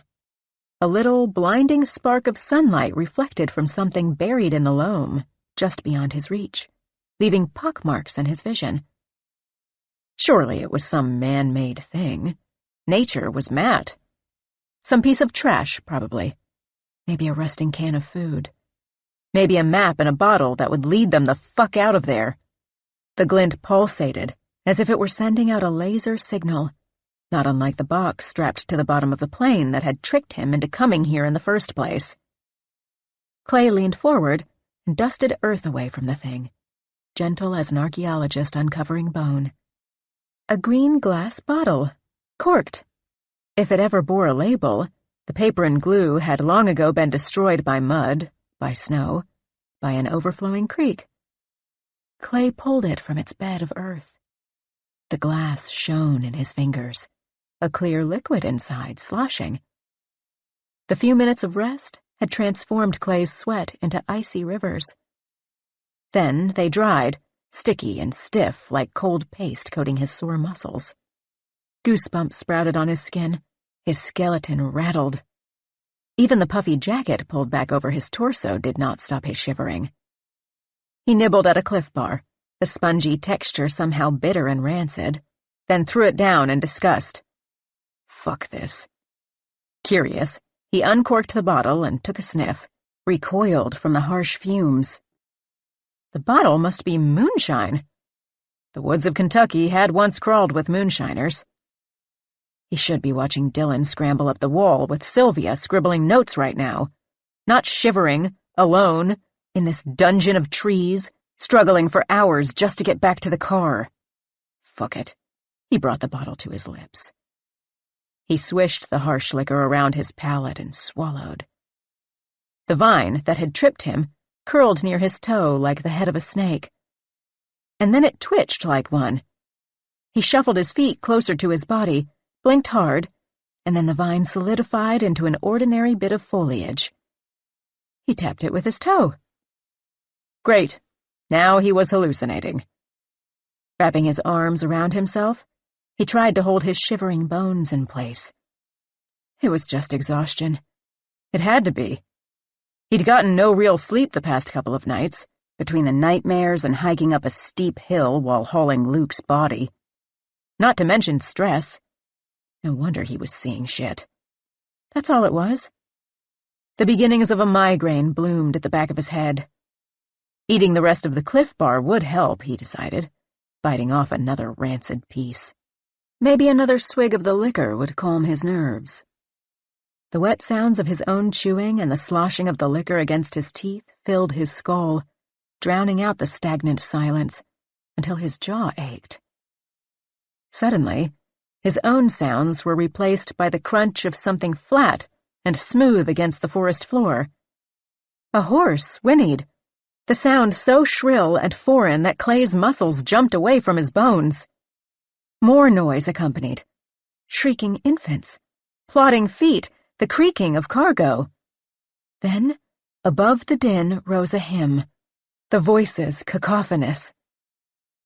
Earth from afar hath learned thy fame, and worms have learned to lisp thy name. But oh, the glories of thy mind, leave all our soaring thoughts behind. A group of people passed by on a dirt trail 20 feet away. Women in old-fashioned cotton skirts, the hems stained with dirt, bonnets with tight knots beneath their chins. Swaddled babies bounced between what looked like wooden pegs, chair legs, jutting from huge packs strapped to the sides of the horses. The babes screeched with each bump. Stick-thin boys and men followed behind the horses on foot, some barefoot, their feet calloused and bruised, sidestepping horse shit. Even had Clay's jaw not slackened, any call he might have made to bring attention to himself would not have been heard over the swell of their voices. The synapses of his brain fired all at once, sending signals throughout his entire body like an alarm piercing sleep. What the fuck? He whispered. Was he hallucinating an entire group of people now? He squeezed his eyes shut, rubbed them until white spots flashed, but the vision remained when he opened them. The hymn continued, bright and happy and loud. Might I enjoy the meanest place within thy house, O God of grace. Not tents of ease nor thrones of power should tempt my feet to leave thy door. Clay's arms pimpled with goosebumps. He crept closer to the path on hands and knees, ignoring the thorns that stabbed into his palms, the treacherous tendrils of poison ivy that swiped oils into the creases of his skin. The bottle burned against his side, tucked into his waistband. One man sang louder than the rest, with more gusto. His trousers were immaculate, unmarred by the slop everyone else had stepped through. His shoes bore gleaming buckles, where the rest of the party's clothing was worn ragged, with ripped hems and fraying seams, elbows and knees rubbed thin. This man seemed to have stepped out of a tailoring shop. He held a tattered, leather-bound Bible aloft, imploring the group to sing louder. "Sing for the glory of God," he yelled. "We're almost to the promised land." Clay stayed hidden in the trees, every muscle stiff, as if the group would disappear, be startled out of existence if he moved a single joint out of place. The company passed along the trail in a seemingly never-ending line of weary, hard-lined faces. The man with the Bible stood on the side, between two trees, trying to maintain morale. He soothed a fussing baby with a single touch. "I know your bones are weary," he said, "but nothing worth doing is easy, and your reward will come soon." If Clay stood and took a mere 5 steps, he could reach out and touch this man, feel the woven texture of his clothes. "I must be fucking going crazy," Clay whispered. The man radiated. An aura surrounded him, like a bright cloud of pure sunlight. Even under the shade of the tree canopy, Clay's eyes watered, singed at the edges if he stared too long. His mind still could not make sense of the procession, the migraine pounding harder. It felt like his brain was swelling inside his skull. It must be some sort of historical reenactment, he decided. Some society in Livingston that liked to dress up in old-fashioned garb for some fucking reason. To stave off boredom? For something to do other than watch TV or drive to the Walmart or tip cows? Or whatever else people did to fill time out in the sticks. But where had the trail come from? He consulted the GPS, but there was no sign of any sort of path, or even a continuous gap in the trees. Fuck, the machine must really be broken. He might have smashed the fucking thing to plastic confetti if he weren't so engrossed by the passing cavalry. At last, the final horse trotted past where Clay knelt. The man with the Bible patted the broad shoulder of a man at the end of the line. "I'm going back up ahead," he said. "Be wary of arrows and hatchets from the tree line." Then he scurried on swift feet through the weaving caravan. Clay hazarded a movement. He released the muscles of the hand holding the rest of his Cliff Bar, which dropped into the brush, a relic that the first responders would miss months later. He stood, his breath suspended, slipping his backpack on, already sweating inside the jacket. The sweat sizzled into evaporation when it reached the bottle at his hip. He tried to blink as little as possible, some part of him still not convinced by his reenactment explanation. The sores and calluses on the travelers' feet and the patina of their clothing and packs were too real. Keeping his eye on a single rock set into the packed earth, he moved between the trees and stepped out onto the trail, his foot landing directly in horse shit. Ahead, the final horse bobbed. Its packs shimmied on its back, holding an infant who yelped and whined. The woman sitting on the horse, balancing between the giant packs, leaned over and scooped the baby into her arms. "Hey!" Clay called. The words scraped through his throat. "Hey! I need help!" The woman cooed at the baby, lowered her bonnet-covered face to the infant. "Can you guys help me?" Clay shouted. His lungs stung. "My friend is hurt and needs to get to a hospital. Hello?" The caboose of the caravan continued down the trail as if Clay were not there screaming at them. Perhaps their singing was too loud. He walked toward them, cupping his hands around his lips. "Hey! Does this trail lead to the road?" Then the woman on the horse lifted her head from the infant, which had stopped shrieking, which had stopped squirming, which had stopped doing anything at all. It had gone limp in her hands. Clay halted as her face pivoted toward him. A darkness, wet and sticky, spread around her mouth. Smears reached her gaunt cheekbones. One dot stood like a freckle on her forehead. Even at this distance, Clay could see a drip plop from her chin onto the unmoving child. She parted her lips, yellow and brown teeth showing beneath webs of the darkness Clay could not make himself identify as blood. "What the fuck? What the fuck?" he muttered, frozen in place. The woman licked her lips, her tongue like a worm poking out of soil. She stared, eyes wide, unblinking, with her slick grimace frozen to her face, until Clay turned around, his stomach queasy, heading down the trail in the direction from which they had come. Still, their hymn continued, and the woman's voice echoed down the trail. God is our sun. He makes our day. God is our shield. He guards our way. From all the assaults of hell and sin, from foes without and foes within. Winter, 1779. At night, the trees cracked like pistols. The summer had brought heat and drought, and the winter brought such lasting cold that the snow piled to grown men's knees, and the sap froze solid in the trees, snapping the wood and bark. They'd followed the Reverend down the wilderness road and through the wild Kentucky frontier to this valley, after he'd guaranteed their congregation the promised land, simply because they wanted to take it, and they could. For a few months it did seem that way. Lush green beneath their feet, blistered from miles and miles of walking over rocky mud, through overgrown rivers and creeks, sturdy oak they'd raised to build cabins, wild hay to feed the animals. A little creek, run off from the river, swam around the edge of the valley, their new homestead. But their promised land soured. Whispers spread as the snow piled higher. God had abandoned them.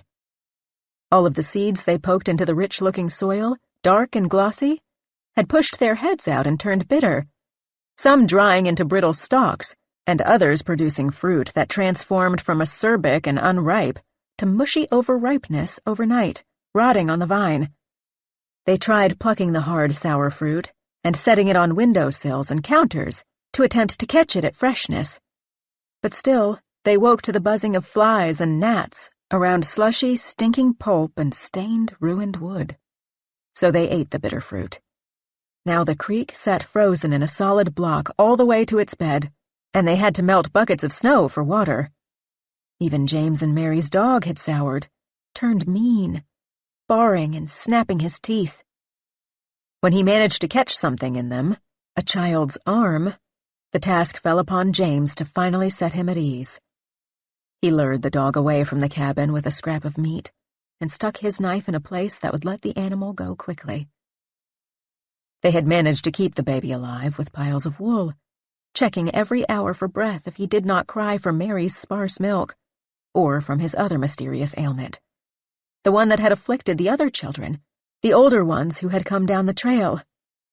It started with blotchy red rashes and ended beneath a little wooden marker in a plot of land at the edge of the settlement.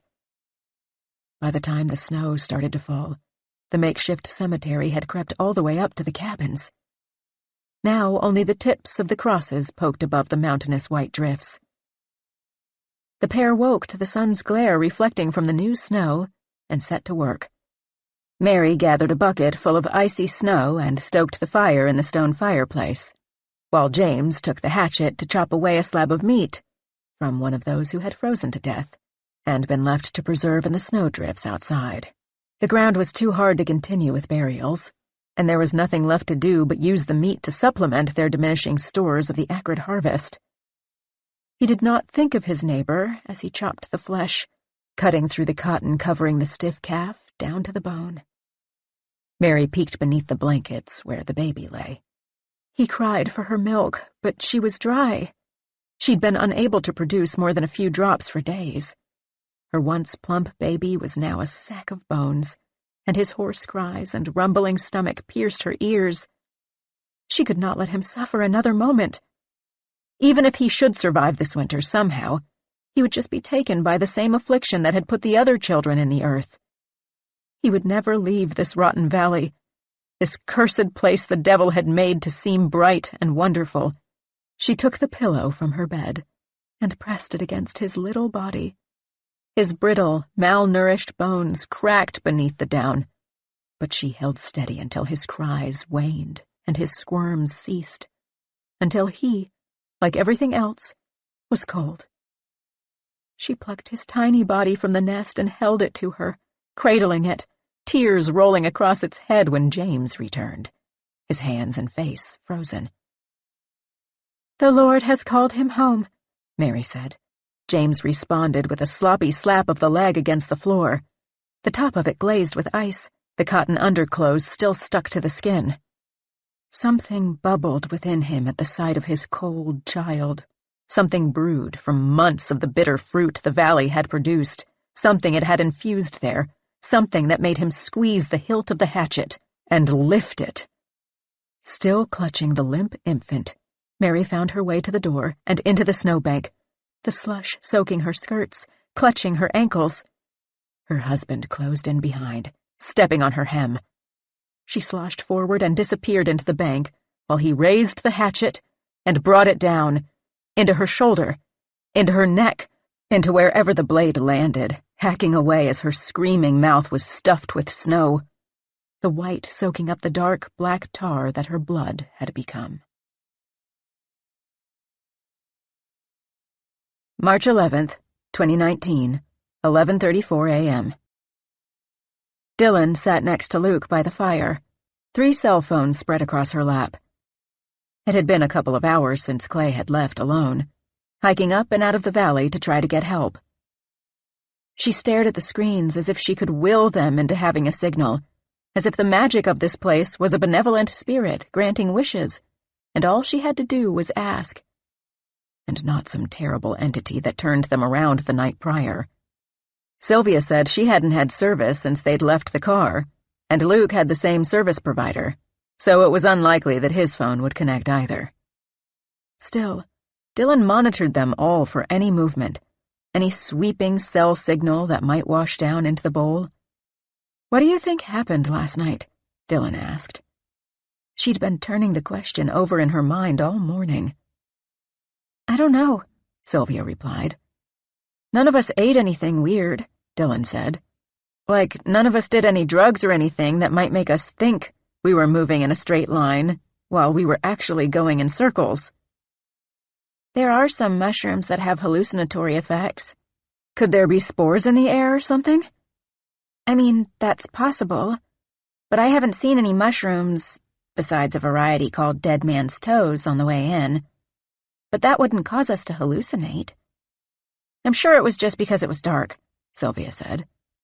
"Clay will probably find the way now that there's light." "I hope so." "Is there anything I can take for my head?" Luke asked between bites of sloshy oatmeal. For most of the morning, Luke had been lucid, but he'd drift, his gaze pointing into the forest, always into the trees. Once he asked about Slade, as if he'd forgotten that his dog was gone. Now, before Sylvia could even pull out the packet of aspirin, it happened again. His eyes widened and his jaw slackened, the rest of his body going rigid like a corpse. Oatmeal spilled from his limp jaw like thick beige drool. It slopped onto his pants. Dylan wiped it away, reminded of all those movies where a wife has to wipe away her husband's spittle after a terrible accident. "This is just a concussion," she told herself. "It's been less than 24 hours. This is normal. It's not forever." He's still talking and alert most of the time. Still, she needed to walk away from her broken other half. "I'm going to go see if I can get a better signal in other spots," she said, nodding at Sylvia, who was trying to coax Luke into taking a pill. She pocketed the phones and wandered. Every few minutes, she removed the plastic bricks and hoisted them into the air, spinning in a circle. Still nothing. She plunged farther into the woods, lining the bottom of the valley, keeping an eye on the campsite, on the 3 X's made by their neon tents. Her restless feet led her to the creek that ran around the valley, cloudy water languishing over slate. She walked alongside it, hoping to God or any deity that she'd stumble upon a farm or a trail or a fucking cell tower in the middle of the forest. Time ebbed, slowed down. The scenery repeated, each stretch of greenery an identical twin of the one before it, the way all forests look without markers or paths. Still, this time it really did feel like the scenery was repeating. A movement in the water caught Dylan's eye. Tendrils curled through it, like little oil slicks, the color of rust. She squatted, leaning her head close to the water. They squiggled like tadpoles, but the tails attached to no little sperm-like heads. She dipped her fingers into the murky stream. When she removed them, their tips were coated in a thin film. The color of blood, she thought, almost unwillingly, as if a disembodied voice had whispered the words. The creek curved through the trees, and for a moment she wondered whether she should follow it deeper into the woods, whether it led to civilization. After all, whatever shit was polluting the water was probably runoff from some farm upstream, some pesticide that would eventually make its way into the municipal drinking water. Hell, it would be her drinking water if they didn't get out of this valley soon. Yum, she said, wiping the muck across her pants and pulling the 3 phones out. Still nothing. To think, just hours ago this was what she'd wished for. No signal so she could focus on climbing. The rusty tentacles bobbed in the tepid water. They writhed and twisted beneath the surface, but the creek water itself sat eerily still. She tossed a rock into it, wrinkles rippling across the surface. When the water flattened again, the tendrils, the runoff shit, whatever the fuck it was, curled around the rock, like they were examining it. Like they had little minds of their own. She knelt down, curiosity tipping her body forward, her nose centimeters from the metallic-scented water, and nearly pitched headfirst into it. She caught herself at the last moment, and instead fell on her ass, landing in soft mud. Something hard and blunt jabbed into her thigh. A coiled length of piping, corroded green copper caked in clay. Had she not dropped on top of it, she might have mistaken it for moss or lichen. She scooped mud away, the darkness of it sticking to the ridges of her fingerprints, uncovering more green copper, the coil connecting to a straight pipe that attached to an enclosed bucket. Wrapping her mud-stained fingers around the pipe, she pulled the thing free. Something resembling purple fingers curled around the base, like preserved frostbitten flesh. Some type of weird plant. Probably that mushroom Sylvia had mentioned. She imagined this was how Green Boots' fingers might have looked, if one of the climbers on Mount Everest had dared to peel back his orange parka. She set the copper contraption upright. It was an old still. "What the fuck is this doing out here?" she said aloud, her voice jarring in the silence. "Someone trying to make moonshine?" On its side was a gaping hole, the metal jagged like sharp, crooked teeth. Dylan stuck her finger into the hole, swiping the wet inside. It cleaned her finger of any traces of ingrained dirt, and she held it beneath her nose. It smelled of sharp, fermented corn. The scent was fresh, as if the still had been used just hours ago, instead of lying buried long enough to corrode. For a fleeting moment, she wanted to bring it to her lips, to let any dregs of moonshine drip down her throat, to give her a prohibition buzz that would dull her fear, before remembering why she was traipsing out in these fucking woods, a snap back into focus, like she'd been in a trance. The still was probably full of mud. Her stomach knotted, and an ache bloomed in her chest as she thought of Luke, of his limbs tied into makeshift slings, softened with sweatshirt pillows, of his broken head, of how she had forgotten about him for even a single second, about his distant eyes, that haunting stare that was not glazed. He was looking at something, she knew. She just didn't know what. She wasn't sure she wanted to know. Dylan shuddered beneath her jacket. She removed the phones, one by one, from her pocket, clicking the screens on. "Fuck," she said. Still nothing. She kicked the stupid old still, denting the base. The thing shouted a sharp twang out into the trees. A more effective SOS than the damn hunks of plastic in her hands.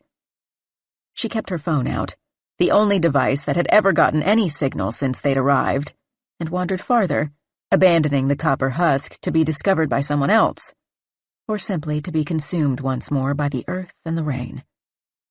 She took 18 more steps with her phone hoisted in the air before she turned off the screen and squeezed it inside her fist, swallowing the urge to chuck the fucking thing against a trunk or smash it with a rock. Instead, she slipped it back into her pocket. It wasn't supposed to be like this.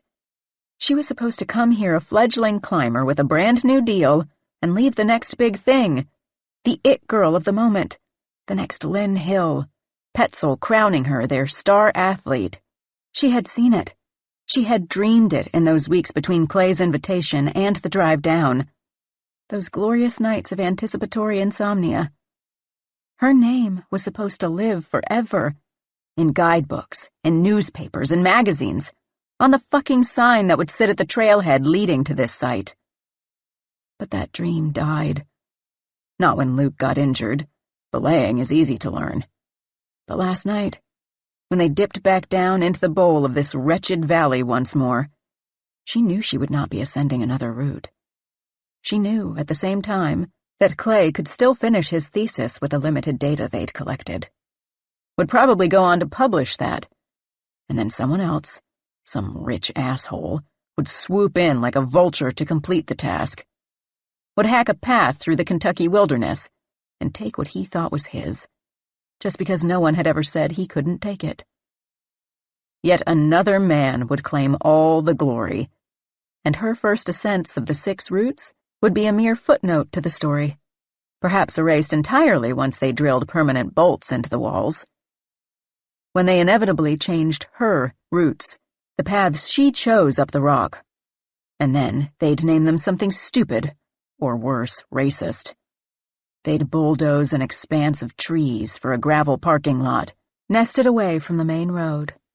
Cheesy gift shops would pop up, and they'd chop down more trees to make fancy upscale camping sites, or maybe even cabins to rent.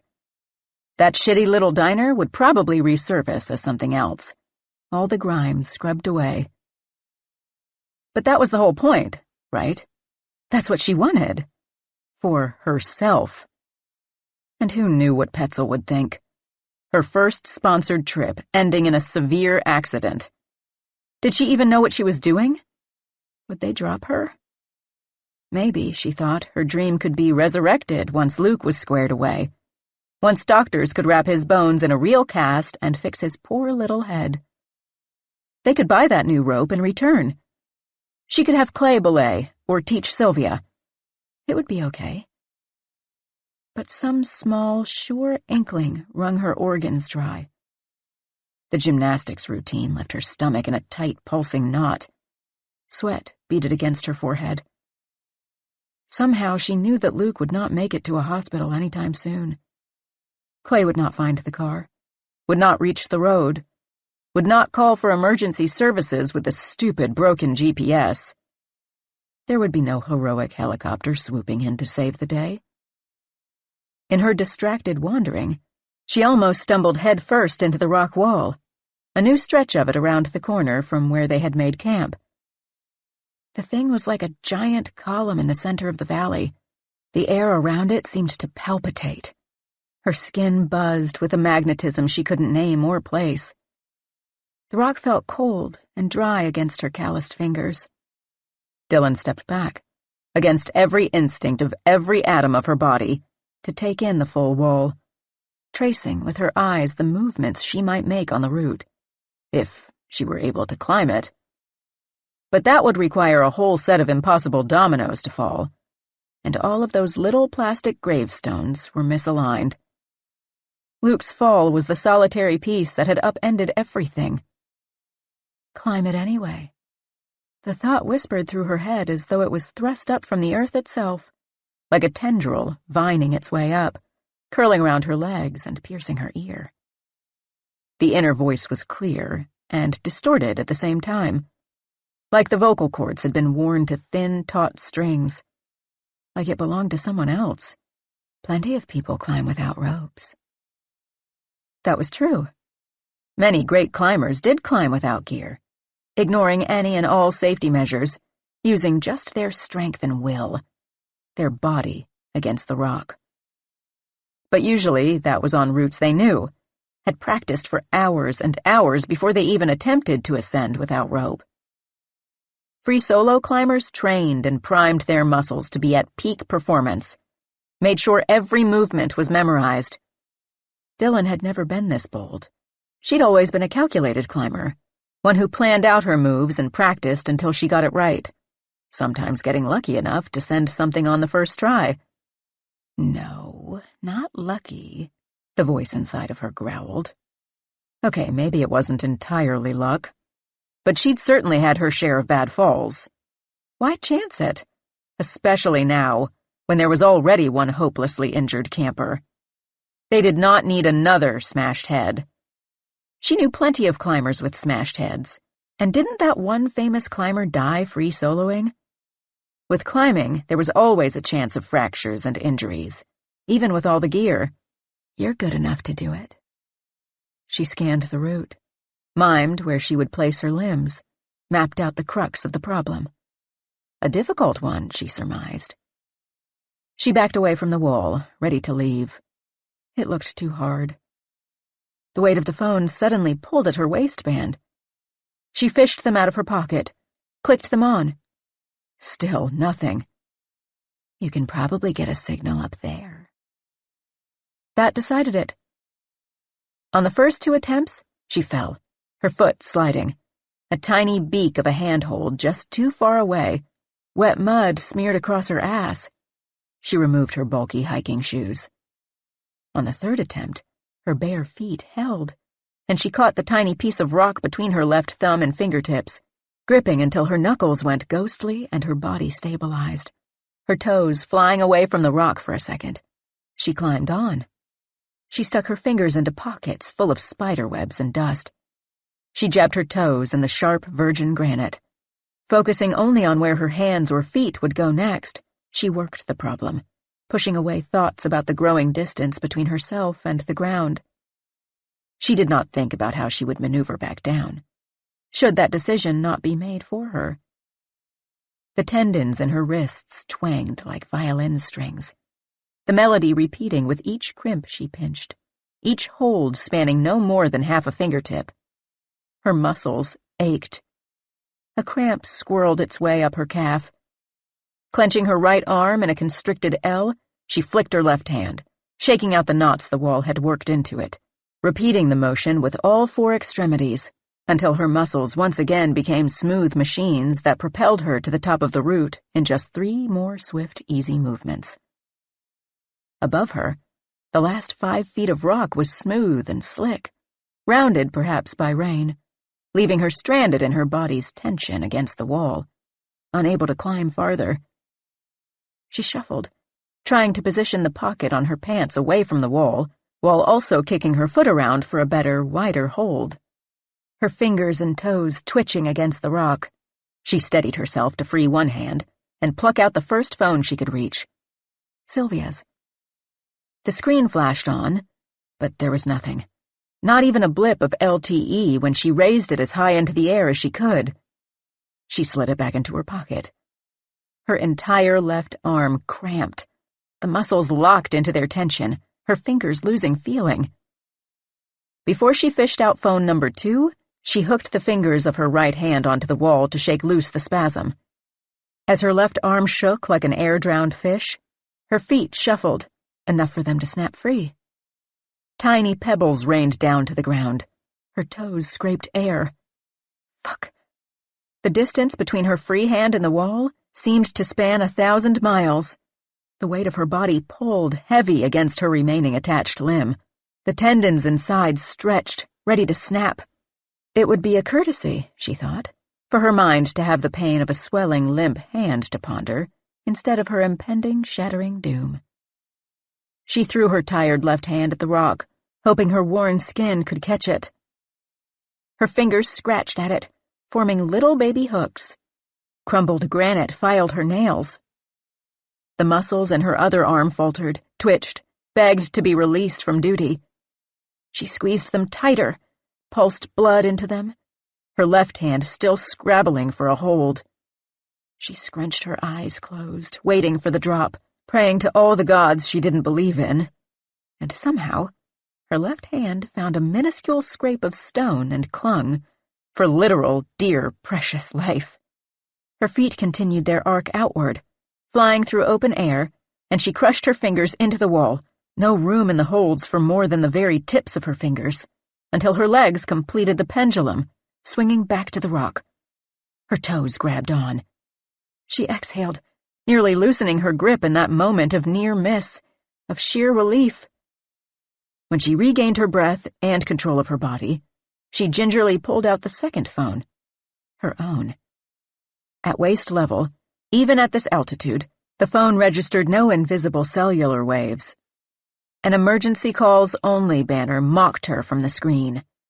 She knew it wouldn't connect, that even a call to that 3-digit number would not be able to ping another tower. Still, she lifted this hunk of plastic into the air too, watching as absolutely nothing changed on the screen.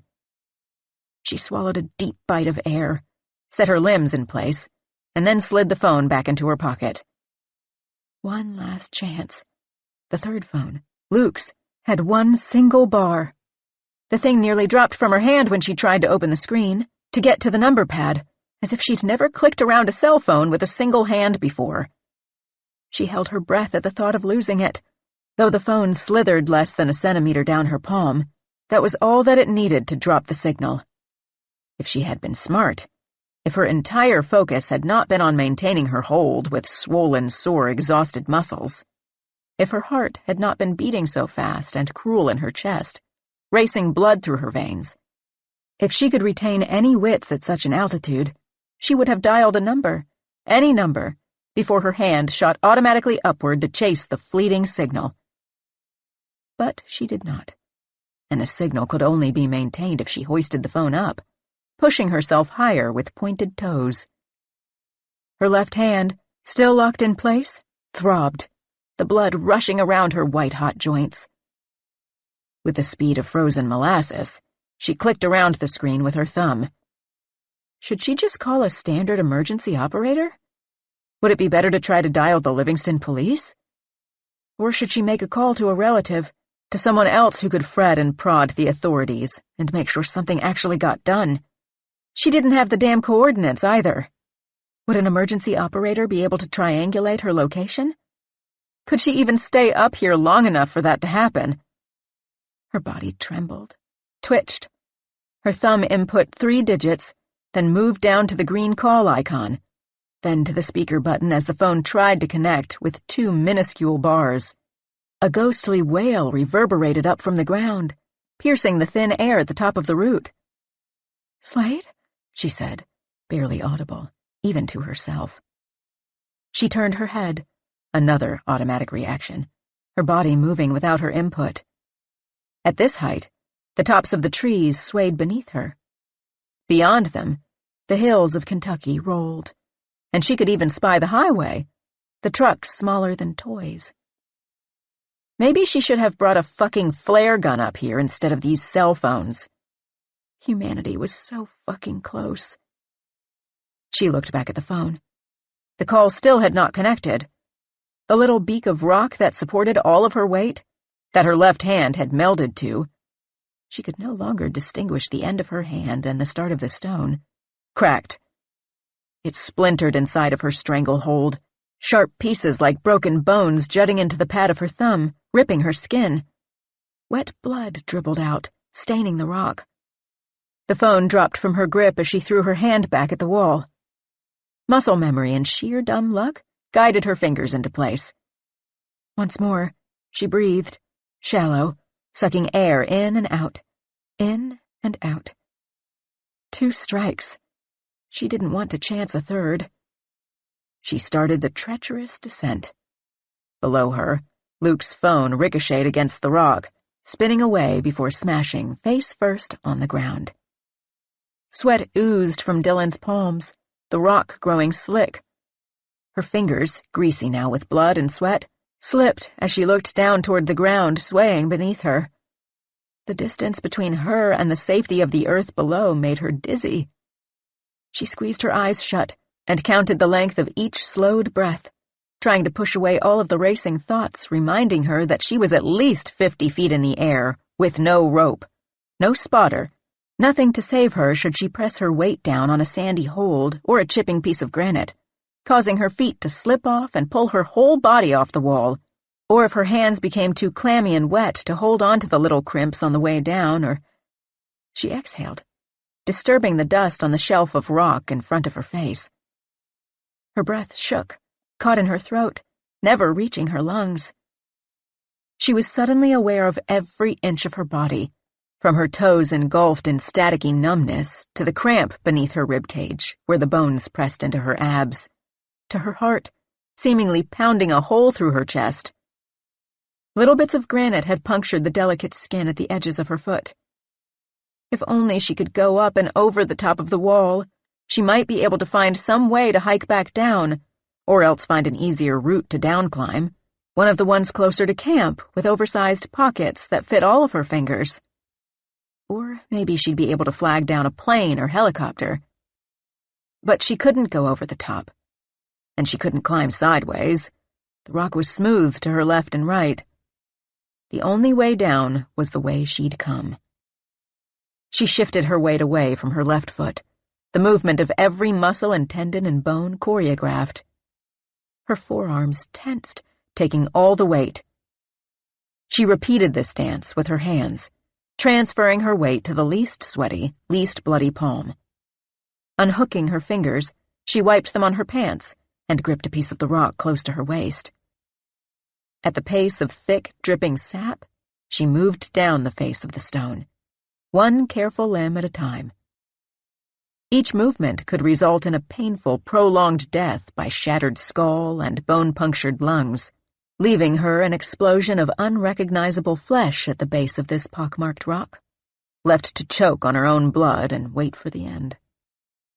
Maybe Sylvia would find me like that, she thought, moving in a downward rhythm until her foot slid on loose dirt. Her entire body froze in place, every single muscle a knot. She held her breath for a whole minute before her fingers tingled for want of oxygen and she started moving again. Going up had been smooth, but backtracking left her shaking. Was the rock slicker and wetter now? Was that her own blood coating it? Or her imagination run amok? Twice, her feet popped away from the wall, sliding on gravel or dew, and she squeezed her fingers into the rock. Lucky her hands were so strong, that her body was an adrenaline factory. No other choice but to hang on, even when the rock sliced through the meat of her fingers, even when the little beak that felt so good to wrap her thumb and forefinger around on the way up crashed through the skin beneath her chin the second time her feet scraped air. Blood gushed from the wound, an upside-down fountain staining her chest. It stung like hell. She could do nothing about it. When she hovered about 5 feet from the ground, her hands cramped, releasing their grip. Her fall left her with a bruised tailbone and mud stains on her heels and elbows. Her whole body panged and pinged with wild synapses, like a mad scientist was poking at her nerves with an electrified rod. Some part of her still pumped out adrenaline while she gulped air to calm her bleeding heart. But another part of her tingled with euphoria as she lay back and gazed up at the granite column towering overhead. I climbed that. And she did it with nothing but her own muscles. A trail of red dribbled down the rock, the only proof she could have offered. When the sun lowered behind the rock, she finally pushed herself up. Her legs quivered beneath her. Luke's phone rested face down a short distance from the wall. The screen had cracked so badly that shards fell away when she lifted it. The metal housing on the back bore deep divots and scratches, as if something had sunk fangs into it. The charging port bent into a grimace. She did not attempt to press the power button. Dylan stepped through the trees, and Sylvia gasped, her notebook sliding off her lap into the mud. Like the final girl in a horror film, Dylan limped into camp. The knees of her pants were ripped and fraying, as though a long-clawed monster had slashed them. Dirt marred every inch of her, swaths of it on her thighs, knees, elbows, and even a few clumps clinging to her hair. Blood dripped from her chin, splattering her neck and the front of her shirt, warm and sticky. It looked like her throat had been slashed with a machete or oversized chef knife from the camp kitchen, and Sylvia's eyes moved to the space behind her, as if waiting for a masked killer to appear and finish the job. Adrenaline propelled Dylan forward, her heart pumping blood to her engorged muscles and out the wound under her chin. "Oh my God," Sylvia said. "What happened to you?" "An accident," she said, moving her jaw as little as possible. "Are you okay?" Luke asked, snapping his gaze back from the trees. "I'll be fine," Dylan said. I tripped and hit a rock. On the ground."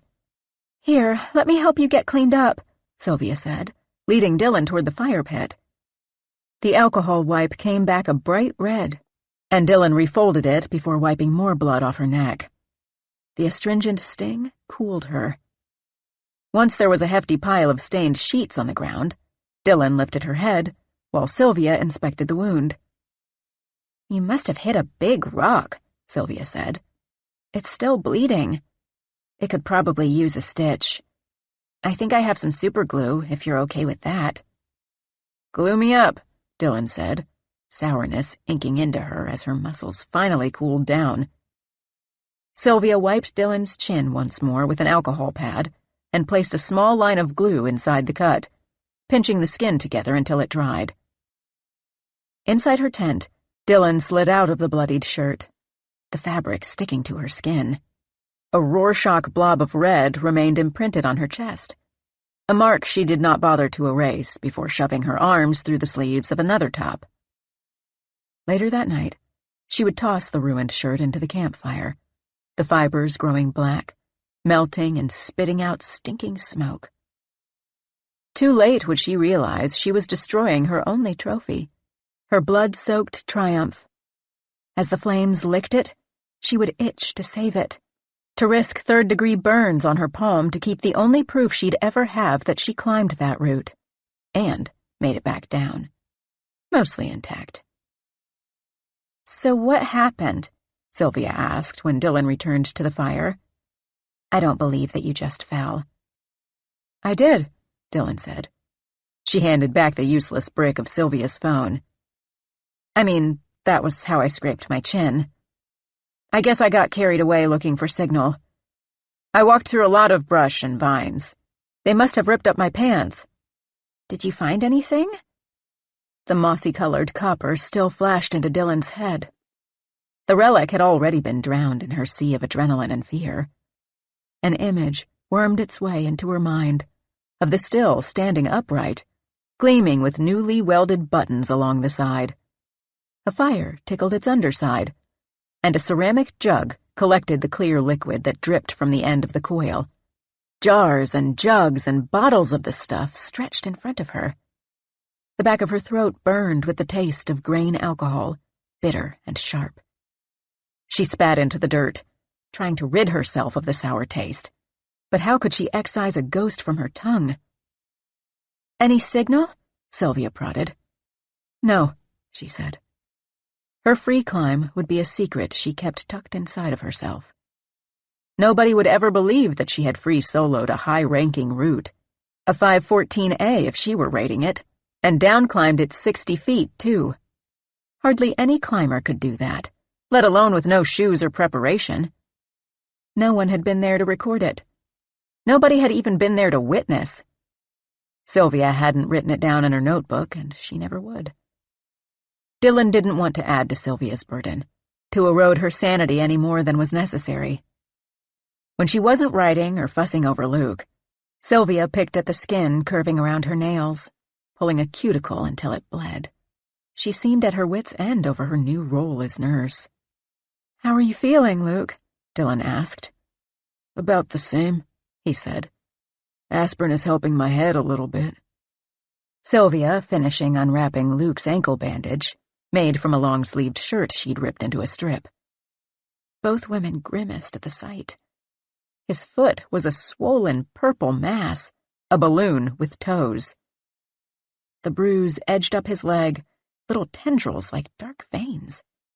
Though it displayed all the signs of infection, they could not find any site where the skin had split, where little armies of bacteria could have breached the hole. Still, Sylvia swabbed an alcohol pad around his ankle before she wrapped it up with a new bandage. Maybe Dylan didn't tell Sylvia and Luke because they wouldn't believe her. Maybe because she didn't want to hear the gasps, the chastising. Didn't want them to put into words what she already knew, that she should not have risked her life doing that. Or maybe because it felt like church to her. March 11th, 2019, 4:15 p.m. The trees wobbled and swayed, the bowl of the valley swinging like a pendulum across Luke's vision. He swallowed to keep down his bile. He'd only managed to eat half a bowl of oatmeal, and if he vomited, the acidity would scrape his throat raw. One drumstick pounded a tempo against his temple, and the other tapped a steady rhythm between his eyes. The aspirin was wearing off. Dylan sat next to him, a clean slate. Clean from what? He couldn't remember anymore, and placed her hand on his thigh, the good one, the one not tied up. "How are you feeling?" she asked. "My head hurts," he said between clamped teeth. He covered her hand with his unbound one, tried to smile. "Been better." They appeared again, just behind the first row of trees. Luke pinned them in place with his gaze. He didn't blink until his eyes were dried-out husks, lest they move out of place, lest they start toward him. "Luke?" Dylan asked. She shook his shoulder, a back-and-forth motion that made the group dance. There among the trees. But Luke would not turn his head. He swallowed the rising contents of his stomach and squeezed her hand tight. "He's been doing this on and off all day," Sylvia said. "I think it's getting worse. I've been writing down the times. It was pretty sporadic at first, but it's happening more often. Sometimes it sounds like he's whispering something, but I can never figure out what. And by the time he comes out of it, he says he doesn't remember." He did remember, but he didn't want to speak it aloud. Didn't want to worry the rest of the group more. Didn't want more proof of his receding sanity. Dylan's fingers tightened around his. He would not break his stare. "A couple of times he called for Slade," Sylvia said. "Once he even tried to get up and go into the trees. I guess he thought he saw Slade and was trying to go get him." Slade had been there, and Luke had tried to go to him. He remembered that much. Had scraped any recollections from the past 5 hours to hold on to that one, a token to keep for the future. He had seen Slade. His dog sat panting just inside the trees. But it had not been Slade. Not really. It was some sort of trick, of his mind or of this place. That much was fuzzy. But now, in the trees, they stood, like a mirage. Both there and not there. A woman with a stained dress and a bloody mouth. A man in soaking wet clothes, fire licking his pant legs, flames that never grew, never climbed farther up the wool. 2 men with dark holes where their eyes should be. Teenagers with hollow faces, pleading eyes. Luke wasn't sure if they were a product of his broken head or something else. Something in his gut told him to pin them in place, to watch them closely, or else. Standing at the edge of the group was a man in a slate-gray coat stained with ash, and buttons gleaming bright as the teeth in his hungry grin. October 1861. The river pulsed in front of them. They'd had to pull back from the battle at Camp Wildcat. General Zollicoffer had told his next-in-command to hold their current position while he and a group of soldiers pressed into the wilderness, due north, skirting the camp they'd just retreated from, Union prisoners in tow. If only his men had arrived a day before, they would have outnumbered the Union soldiers 3-1. But a road so muddy that the wet sludge reached their wagon axles had delayed them, had allowed enough time for reinforcements to rear their ugly heads. But he'd gotten what he needed. 7 shivering, bone-thin boys in Union colors, linked together by a length of rope coiled around their waists and wrists. They'd snuck past the enemy's camp without even a chirp from the prisoners. Boys too young to want to risk sacrificing themselves. Boys who'd always gotten their way if they'd just been obedient. Now, the boys and their captors stood at the edge of the swollen Rock Castle River. The moon, just short of full, crested into the night, while the general's soldiers tied each of the boys to a horse like luggage, hoping to avoid the water's hungry waves. This human chain, like clothespins on a line, dove into the river. They crossed, and the Confederates cut the boys free. Not even the general knew where they were going. He tramped his men and horses through the Kentucky wilderness, searching for a secluded spot. He'd know it when he found it. His men followed behind their leader, the horses shimmying through the looming tree trunks, their hooves squishing the mud. The general, at the head of the pack, stopped in the bowl of a valley, the only space they'd encountered free of massive trunks, and dismounted. This was the place he'd been looking for. A deep, strong voice in the general's ear, one that did not belong to him, told him so. A little hand tugged at his cuff, urging him forward. With gunpowder, he drew a large circle on the floor of the valley. His instructions were clear. The Union boys moved into the center. He lit the ring, and flames burst up, as tall as a man. The fire gobbled the prisoners' ragged pants legs, and soon their skin and flesh as well. The hushed incantation, a dark prayer for the Confederacy's success uttered from the general's lips, was drowned by their screams. But the earth hadn't yet had its fill. The flames spread, tickling the ground until they grabbed at the ankles of the Confederate soldiers, too, who hadn't enough time or sense to remount their horses before their crazed hooves disappeared into the trees. Soon their screams, too, reached the empty limbs of the trees, and by the next morning, the only remnants of the night's events was a thin circle of ash. March 11th, 2019, 4:45 p.m. Clay focused on the ruts and puddles of the muddy trail. The trees repeated and stitched together like an optical illusion, the leaves duplicating. If he pointed his head down, ignoring the crazy trees, he wouldn't vomit or risk becoming so disoriented that he'd fall on his face. The trail repeated as well, but the constant brown of the packed dirt smoothed over the replications. The world didn't spin around him if he just stared at the ground.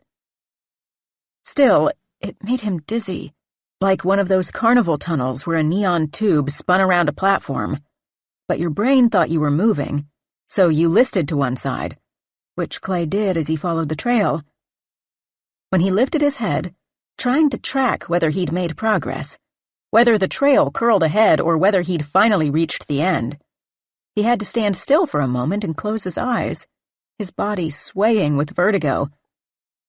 He must have had too many swigs of the moonshine. The bottle sloshed at his side, the glass bruising his hip. He sucked down water from his pack to dilute the alcohol in his stomach. "Fuck this place," he whispered, waiting for the sensation to pass. Clay swiveled his head over his shoulder. Each time he did, the same view greeted him. The last horse in the caravan never seemed to grow smaller. The horse's clopping shoes bounced down the trail, its hooves slapping the mud. But Clay had the insane thought that they were stamping in place, as if the animal was on some sort of invisible treadmill. The woman still held her limp baby. Sometimes he could hear her cooing to it, her whisper both soft and sharp. Even as Clay traveled away from her, her face grew clearer. The dark ring around her mouth was slick blood, a horrific parody of clown makeup. There was no mistaking it now. She licked away the blood as far as her tongue could reach. Fuck it. He took another swig of the alcohol, bitter and sharp. If he was going to hallucinate, was it the moonshine or exhaustion? Dehydration? He might as well be drunk. At least then the tightness in his chest would melt, and his endless stream of thoughts would dissolve into static. Every muscle in his body ached, from the soles of his feet to the locked muscles of his jaw. The congregation's hymn rang out, the same tune over and over and over. How many fucking verses does this song have? Clay wondered, pushing his hands over his ears. When he turned around again, the woman's face hovered over the baby's. She lifted it and stared straight at Clay, a fresh halo of blood around her mouth. She grinned, her yellow teeth stained anew. Something fleshy had wedged itself between them, and Clay's stomach heaved. Beside her on the trail, a dog, a gray and black long-furred thing that Clay thought didn't look too different from Slade, pulled meat from bone, sinews snapping in its jaws, wet and dark as the woman's. Clay snapped his head back around. He didn't want to know what the dog chewed on. In the brief flash he had caught, he thought it resembled a human leg, cut off at the knee. One end had flopped as the dog pulled at the muscle, like an ankle joint. Cliff Bar inched up Clay's esophagus. He was sure there had been toenails, and he stumbled to the side of the trail to vomit. The hymn continued, a soundtrack to his retching. See him set forth before your eyes, that precious bleeding sacrifice. His offered benefits embrace, and freely now be saved by grace. Something small and fast darted out from between the trees and landed in the center of his barf, splattering it across Clay's shoes. A weapon of some sort? An arrow? A dart. One end was covered in feathers. He spat, the bitter taste of vomit coating his teeth, and sucked water from his pack, swishing the tepid liquid around his mouth. He crouched to examine the thing, to touch it, to see if it was really there. A static jolt zinged through his finger when he got close. The thing emitted an electric hum, low and steady. The screen on the GPS in his other hand dissolved into salt and pepper before the battery blazed hot, and Clay dropped it into the dirt, the melting plastic oozing like lava. What the fuck? What the fuck? He muttered between ragged breaths.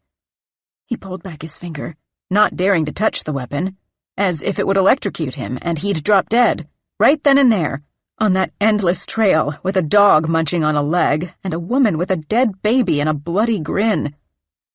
He could just barely hear her cackle, a discordant minor to the hymn's major melody. At that moment, she was licking the new blood from her lips, and a shudder vibrated over his skin. "I want to go home," he whined, pressing his palms against his eyes. Something deep within him nagged at him to claw them out. At least then he wouldn't have to see the leg, the blood, the impossible caravan. He took a deep gulp from the bottle at his side, the astringent sting blocking out every other sensation. He just needed to make it to the car. Then he could drive away from this place forever. He'd send authorities back out to rescue the others. Fuck his dissertation. Fuck whatever this place was. Beside him, several more arrows thwacked into the ground, knocked thick strips of bark from the trees. One grazed his shoulder, ripping a straight fraying line through his jacket all the way down to his skin, and he felt a little jolt of electricity pass through his body. Before he could register the pain, he started running, still staring at the ground, trying to keep his head from spinning at the glitching scenery. But at this speed, even the ground looked like several images layered on top of one another. He again vomited, this time a yellow, bubbly sludge that eroded his throat. He cleaned his mouth with more of the moonshine. He sat, leaning against a tree, spitting up more stomach acid, and sucking down oxygen in loud, heaving gulps. Tears singed the corners of his eyes. His little jog down the trail had not moved him any farther from the horse, or the dog, or the woman. A scream boiled out of his throat. His brain could no longer manifest explanations for what he was experiencing. The caravan was not a historical reenactment, not some group of cosplayers so strict they ignored modern world anomalies. They certainly had no way of making horses walk in place. And why and how the fuck were the trees pixelated? How had the caboose not disappeared by now? Why would an old-timey actress have fake blood? What was the dog eating? Something fucked up was happening. Something out of this world. He turned away from the dog, who was starting on the toes, a long stained bone jutting out the end of the dog's muzzle, now covered in caked bloody earth. Clay shielded his gaze with a flat hand like a horse blinder and stared at his shoelace. creating a picture memory to erase everything else. The little plastic tip frayed and peeled away from the lace woven with blue and brown threads. The lace threaded down the front of his boot, the bottom strip pulled taut, caked in mud. He could blind his sight, but he could not close his ears to the dull sounds of the dog's teeth scraping against the bone. He took another drink from the bottle. "Think Clay has reached the road yet?" The voice rang through the trees, clear even over the squelching of the dog's jaws. "I don't," a second voice said. "I hope so." Dylan and Sylvia! How could that be? How could their voices be so close? He'd been hiking for hours, in a single direction, away from camp. His head pounded. Had the trail turned him around? Made him backtrack? Could it really run so close to camp? But if that was the case, how had he not discovered the path earlier? Maybe their voices just carried well in the weird way that sound travels through the woods, like how you could hear whether a party had already taken your spot at the gorge, long before you got close enough to see them. But no, that wasn't possible. He had not heard them until this moment. They must be nearby. He thunked his head against a tree, trying to jostle his brain back to reality. He must be hearing things now. He had to be. He must be drunk and dehydrated to the point of delusion. He put the straw from his pack into his mouth and gulped from the bladder until he sucked in air. But the others' voices still rose from the valley to his ears. "Looking at? I don't know. I don't—" In the snippets he could hear between the sounds of the caravan, they talked about Luke, as if he weren't there. Had he died? Clay's heart sank. But no, he decided their voices would be higher, the words strung together into a single sound. Dylan surely would be wailing or crying. Luke must just be getting worse. He'd been alert in the morning, but with their limited supplies and medicine, he must have taken a turn. If Clay had known that the salivating earth was twisting itself to lead him back to the group, that it was straining to keep them together, he might have instead pushed into the trees on the opposite side of the trail, where the voices didn't quite reach. But his stomach grumbled, empty of even its acid, but sloshing with alcohol, and the muscles in his feet throbbed. And Dylan and Sylvia were right there, and it would be getting dark soon. He hadn't packed a flashlight, hadn't thought he'd fucking need one. He didn't even have the ruined GPS to guide him anymore. If he continued, he'd be wandering blind. The insistent, enduring, slobbery sound of the dog chewing flesh shoved like a needle through his ear. It pierced his brain. He needed to leave. He moved to the edge of the trail and stepped into the trees. From here, Dylan, Luke, and Sylvia appeared in the valley below him, tiny like dolls, like faraway actors on a stage. "Dylan!" he yelled, cupping his hands around his mouth. "Sylvia! Luke, hey!" Like the woman, they did not react. They did not even perk their ears or stop mid-sentence. How could he hear their conversation from up here, but they could not hear his screams? He needed to know whether he was crazy. He needed someone else to bear witness to the trail, to the madness of the woman and her dog. Maybe he was suffering from dehydration, from exhaustion? Maybe he was plain drunk and needed someone else to guide them down the trail to civilization. It has to lead somewhere, he thought. That's what trails do. They have heads that people enter and leave. They go somewhere. The trail would be their way out, if only Dylan or Sylvia would hear him. If one of them would scrabble up and follow it, they could leave this insane place, wherever they were. They could escape whatever sinister thing lay in the backwoods of Kentucky. He screamed again, tearing his throat apart, daring to push only a couple feet more into the trees, lest he lose the trail again. Still, Dylan and Sylvia did not budge. He edged 3 steps closer.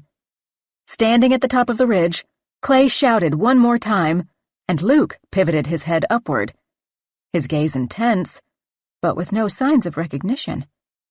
Like he was staring at something between them.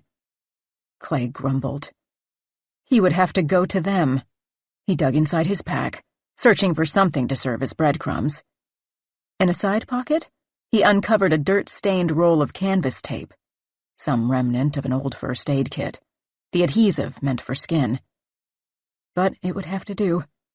He taped teeth-ripped strips into oversized X's on a straight line of trees connecting the trail to the bottom of the valley. The trail has to lead somewhere. Luke's eyes widened when Clay appeared in the bowl, finishing his last tape mark, the slash on his shoulder a dark, angry red. Sylvia and Dylan twisted their heads toward Clay, all words dying in their mouths. Their explorer, their savior, had failed. His presence was proof. March 11th, 2019, 5:15 p.m. "Hey, no luck, I guess?" Dylan said as Clay moved through the trees. She tried to keep the disappointment out of her words. Their third attempt to get help had failed. "You guys didn't hear me calling to you?" he asked, pointing up the hill. "I was right up there. There's a trail."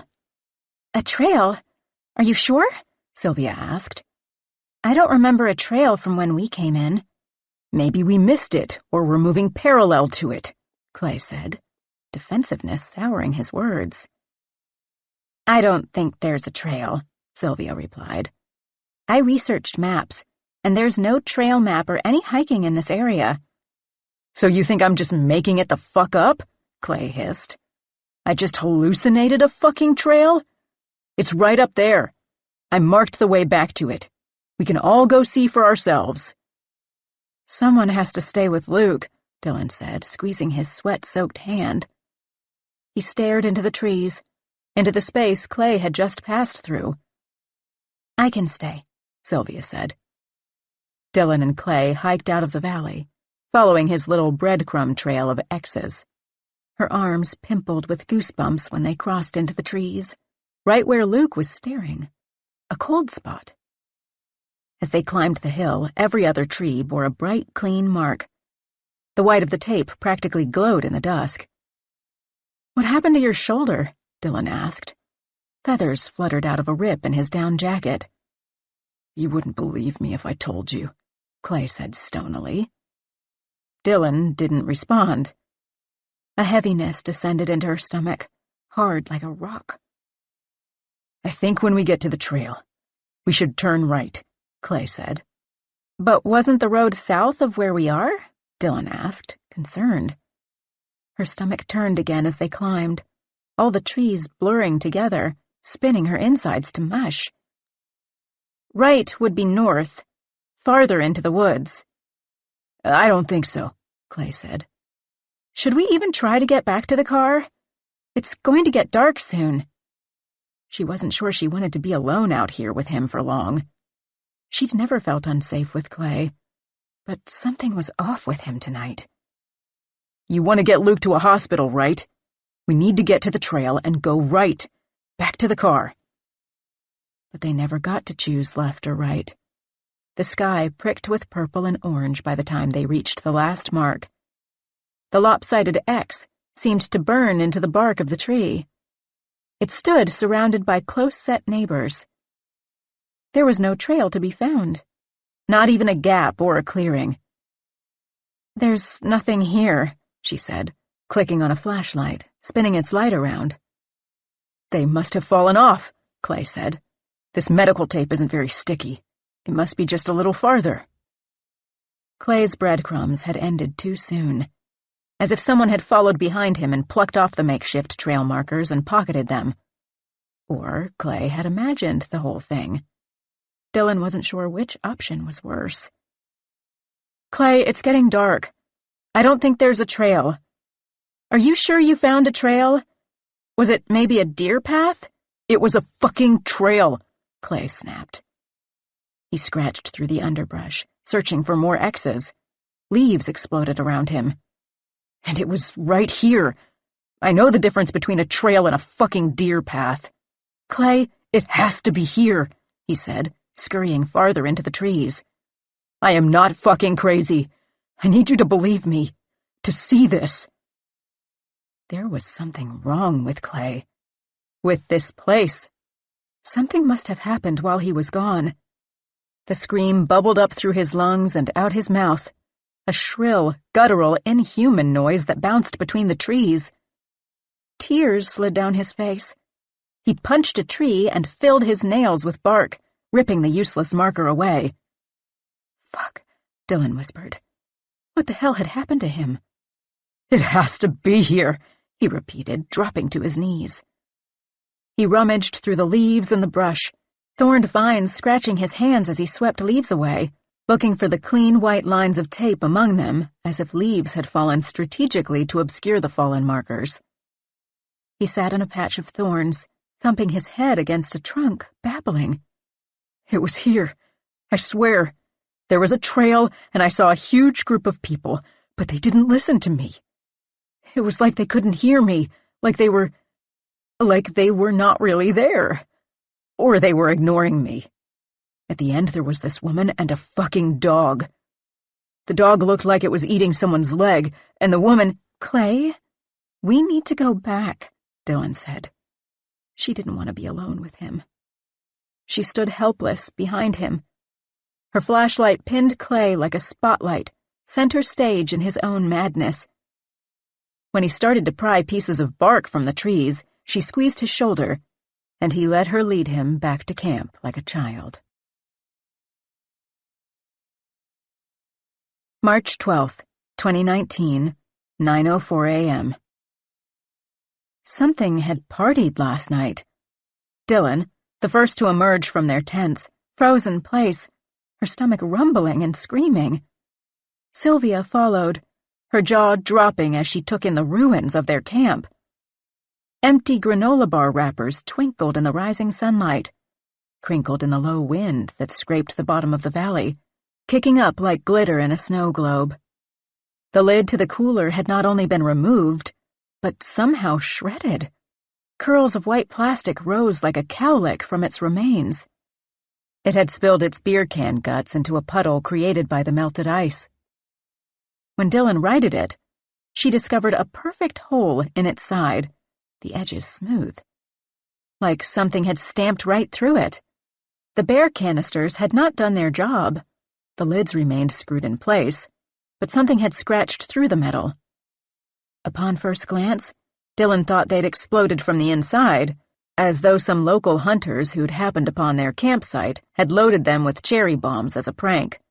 But chalky flash powder did not line the edges of the openings, where uneven crimps of metal folded out from the center like razor-sharp teeth. And wouldn't the blast have woken them? After so many restless nights, somehow the night their campsite was ransacked was the one they'd all slept like rocks. Surely anything with enough force to rip apart metal and thick plastic would not tiptoe, would not set its paws down precise and gentle. The only object that appeared to be untouched was the 5-gallon jug of water. Sylvia ducked back into her tent and pulled a trash bag from her backpack. She and Dylan silently picked up empty wrappers and cans and ruined supplies, piling anything still usable by the fire pit. "What the fuck?" Clay growled. Dylan and Sylvia froze, then twisted back to face him. He trembled as he exited his tent, whether with despair or rage, Dylan could not determine. "It's okay," Sylvia said, her tone one of forced calm. "We're cleaning it up." "We're fucking trapped here, and now we're out of food," he said. Dylan wasn't sure what had burst inside of him, but he wasn't the same since returning the day before. His anger sent a ripple through the camp, a shiver twitching over Dylan's skin. She didn't know how to respond. She didn't know why the expeditions to reach the car had failed, but surely they weren't trapped, right? She and Sylvia turned to face each other, sending each other the same silent question. What is this place? Clay erupted through the campsite like a storm, kicking up dirt, spitting acid rain from his mouth. "What the fuck is going on?" he said, panting. He paced and growled like a wild beast. What could have possibly done this? What could have ripped through the metal without waking us? "I don't know," Dylan said. "Calm down, Clay. We'll figure it out. It'll be okay. This is impossible," he continued, his words slurring together. He kicked the canister, and it emitted a twangy scream. "Someone must have left the lid cracked." "The lid is still screwed on," Sylvia replied. "It doesn't make sense." Dylan froze, her muscles tense like a deer staring down the barrel of a hunter's gun. One wrong move, and it might explode. She'd never seen Clay like this.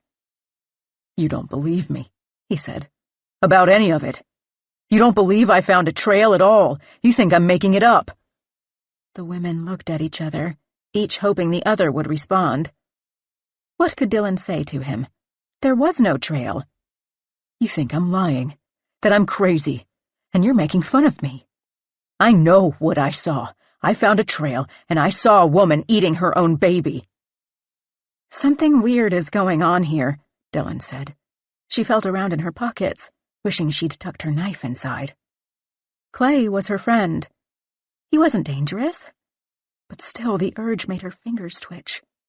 "Maybe spores are in the air," Sylvia suggested. "Or our food got contaminated? Maybe something in the wood we've been burning, like the sap. The GPS seeming to malfunction. You seeing things?" "Oh, so you think I have some sort of brain damage too?" he yelled. "Just like Luke?" "What are you talking about?" Dylan said. "Something is going on, but we don't know what it is. Getting worked up won't help anyone." "You think I'm stupid," he continued. "You think I'm crazy, and that it's my fault we're all stuck here. There's no way out." "We don't think that," Dylan said. "We'll figure something out together." "We're trapped," he said. "You all agreed to come here. I didn't force you." "No one said you did," Sylvia said. "We all wanted to come. Nobody expected this to happen." "Now we don't have any food left, and I bet that's somehow my fault too," Clay said. "How would this be your fault?" Dylan replied. "Something got into it while we were asleep. It's nobody's fault." "Where is everything? You cleaned everything up before I could check to see if there was anything we could save." "Clay," Dylan said. "We saved any scraps that we found. They're in a pile over there, but there's not much left. We wouldn't throw out anything usable." He snatched the trash bag from Dylan's hands, stretching the white plastic between his fingers, wedging a nail to tear a hole in the side. Like a wild raccoon, he scavenged through the bag, throwing empty beer cans across the camp, flinging greasy, metallic wrappers and wet, mushy banana pulp, which landed with a plop and a splatter at Dylan's feet. He inspected the corners of foil pouches, his fingertip returning with a coating of gristle or dried hairs of chicken jerky. He reminded Dylan of a starving coyote, some beast at once both pitiful and terrifying. She stood, quiet, her mouth gaping, making no movements lest he turn his insanity upon her. Did he bring drugs here with him? Was he high or drunk right now? "How could you let this happen?" he muttered, pushing another wrapper inside out. No scrap of foil or zippered bag or plastic shard from a Tupperware container left unchecked. The pile of salvaged food did not grow larger, but still, Clay dipped his paws into the trash, searching, leaving little pieces of white plastic garbage bag confetti, relittering the campsite like the bear or whatever monster had torn through it the night before. Once he reached the bottom of the bag, he even examined the canister, his fingertips gliding along the ripped metal, as though he could figure out what could have possibly torn it open by touch. "It doesn't make sense," he repeated, dropping into the dirt. Dylan tiptoed around his crumpled body, itching to hold her knife. When she unzipped the tent to retrieve her blade, Luke erupted in screams. March 12th, 2019, 9:16 a.m. The ghost party stood around a table covered with a moth-eaten tablecloth. Rotten food was piled on top of it. The ghosts dug their hands into it, mold crusted beneath their fingernails, and shoved the sludge into their mouths. Banana mush, pulped moldy bread, and rotten reeking strips of jerky. Flies flitted around their feast, jumping away from the reeking compost pile when the ghosts went back for more handfuls, landing on their open eyes, darting into their gaping, chewing mouths, feeding on the rotten, juicy splatters on their arms. Luke stared, eyes gaping. The man in the gray uniform caught his gaze and licked his teeth, as if testing their sharpness. He and most of the others, the women, the teenagers, stepped back into the trees. But one man, bloodied like a butcher, stepped forward, sliding a fingertip along the blade of a rusty hatchet. Luke swallowed, the knot in his throat bobbing in place, and he couldn't breathe, because it wasn't rust on the blade. It was blood. March 12th, 2019, 9:34 a.m. The tent was a dizzying orb of bright orange when Dylan entered, the color sending daggers through her skull, a hunger-induced headache forming right behind her eyes. Her pulse beat around it. A putrid smell smacked her in the face, and she would have vomited if she'd had anything in her stomach. She wondered whether the stench was coming from Luke's damaged leg. "Are you okay?" she asked. "Did you hit your bad ankle on something?" "No, His eyes refocused to Dylan. "Why did you scream?" Yeah," he said. "I must have shifted my weight wrong." "How's your leg?" she asked, fishing the pink-handled knife out of her backpack and slipping it into her pocket. "Feels swollen," he said. "My head feels a little better, though." "I think there's some pain meds left in the first aid kit," Dylan said. "I need some, too. Let me help you out." She pulled the makeshift crutch off the ground outside the tent, the bound-up sticks looking more like a witchy omen than a medical aid. She stuck her hands beneath Luke's armpits and pulled, guiding his fragile body up and through the opening of the tent, into the spring sun. But the air still reeked, the rotten stench lingering, attaching itself to the hairs inside her nostrils. His leg must be really bad. Was it decomposing? Did he break the skin? She became aware of a strange humming noise. Once she pulled Luke entirely out of the tent, the buzzing grew louder. She helped him balance on his good foot and the shoddy crutch, never daring to put his whole weight on it lest it snap. But now the twigs flexed beneath the duct tape as he leaned away from her, back toward the tent. "Dylan," he said, his eyes wide, his gaze fixed on the ground. Dylan looked down. The ground between the tent and the tree line pulsed, vibrating and humming like a living carpet. A blanket of flies lay at her feet. They twitched and crawled over each other, fucking making maggots. Dylan stumbled right into the dark, writhing mass. "Oh my God!" she screamed. The swarm flew up, tangling their twitchy legs in her hair, screeching in her ears, flitting onto her arms and knees and elbows, crawling down the back of her neck into her t-shirt. She danced a jerky, interpretative twirl, legs kicking and spasming, arms swatting at her face and batting at her ears and fanning the hem of her shirt. The pain of each smack lingered, the smashed body seeping redness into her skin. The bug's infinite legs scrambled against her, parting the soft baby hairs along her spine and arms. Her synapses shorted, too many sensations all at once, disgusted shivers pulsing along her spine. Luke could only stand at arm's length and watch with his two working limbs and a gaping mouth. One fly swam through the air, a serpentine maneuver, and landed on the mountain of Dylan's nose. It jumped around her scratching fingers, crawling across her cheek, heading for her eye. She shut her eyes, and it battled against her eyelashes. It wiggled, trying to burrow, trying to separate the lids so it could stick its feet against the soft white of her eye. She smacked her hand hard over her eye. When she removed the fleshy eye patch, a splotchy, gooey mess of guts and metallic wings stuck to her eyelid, already cold. She pitched forward, toward Luke, exhaling sharply through her nostrils to shove out a fly that had wedged itself into the one opening she couldn't close. Her lips were a thin line, her jaw clamped shut, her teeth ached. If she released her scream, it would only be an invitation, an open door. She didn't want to know what flies tasted like, didn't want to feel their flittering wings tickle her throat, or their feet dance on her tongue, or their incessant buzzing vibrate her teeth. She slapped her hands against herself again and again. Welts began to rise along her skin, graves for the mashed corpses. The sharp, flat sound of her strikes ripped across the valley. Each thick, juicy body that exploded beneath her palm was one less to crawl its way toward her face. Some had become trapped in the tangled web of her hair. Some buzzed in orbit around her head, waiting for an opportunity to strike. Some, suffering snapped or torn wings, crawled across her torso. It felt like whole decades had passed before the flies were either dead or gone, before she scooped the last twitching creature from her ear, guts settling beneath her fingernail. A transparent, glossy wing wedged between the nail and the meat of her finger.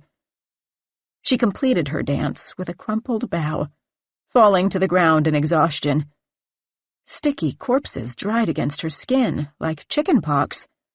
Hundreds of spots along her arms and legs, dripping down her forehead to her neck. Resting her hands on her knees, she gulped air, finally able to part her lips. "What the fuck?" was the question that escaped. For the second time in 2 days, Dylan manifested at the edge of the campfire with the look of a lone survivor. When she said there had been swarming flies, Sylvia could only hand her a rag and point to the water jug.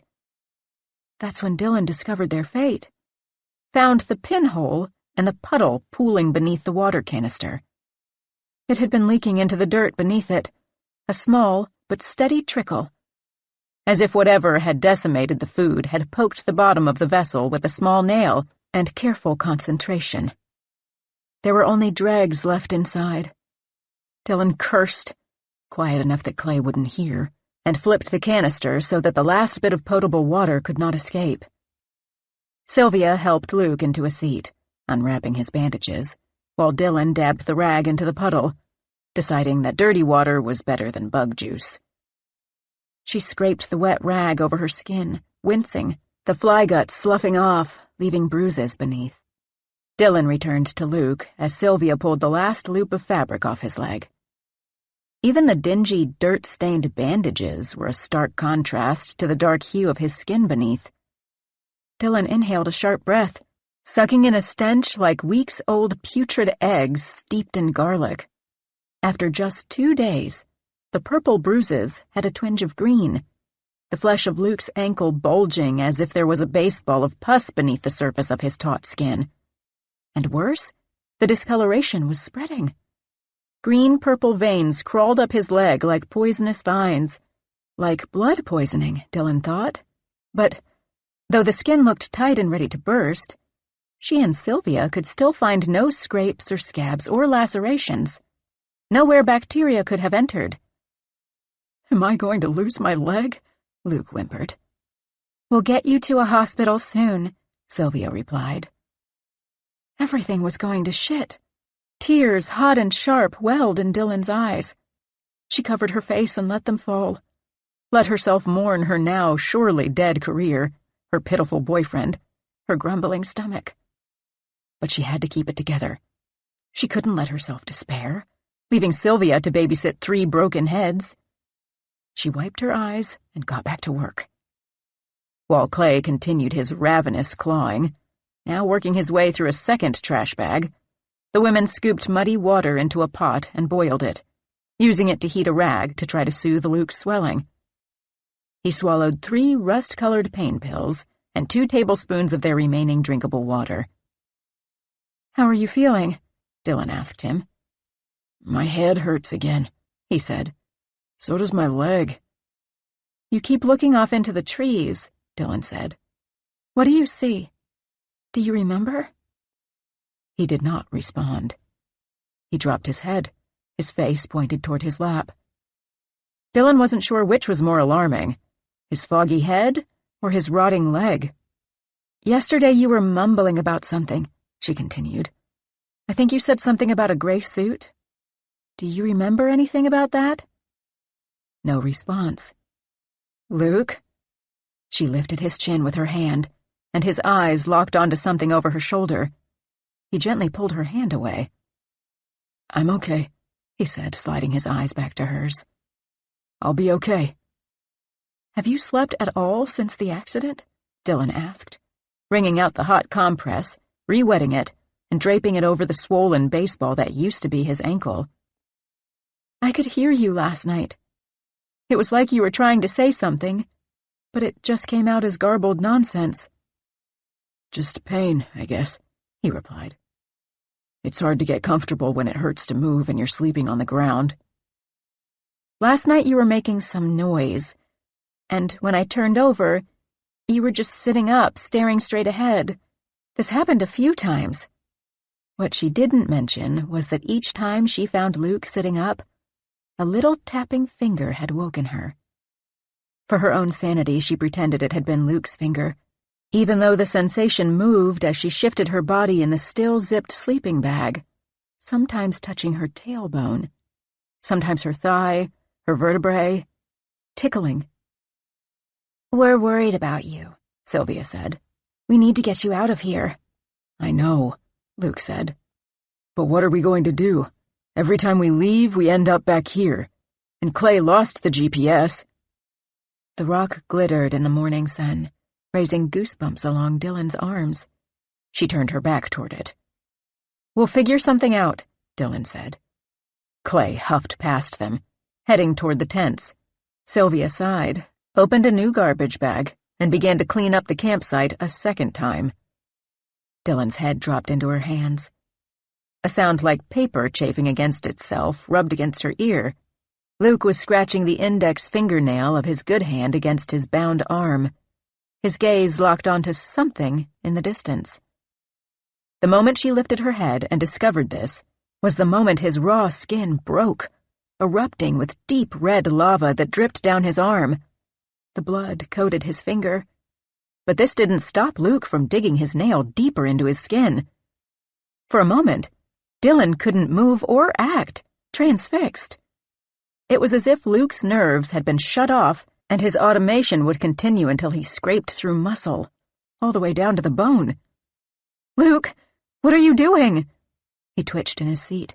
His whole body jerked and spasmed. "Luke!" Dylan shook him. He might be having a seizure, and she had no idea what to do. His finger wagged through the air, still trying to reach the skin. She waved her hand in front of his eyes.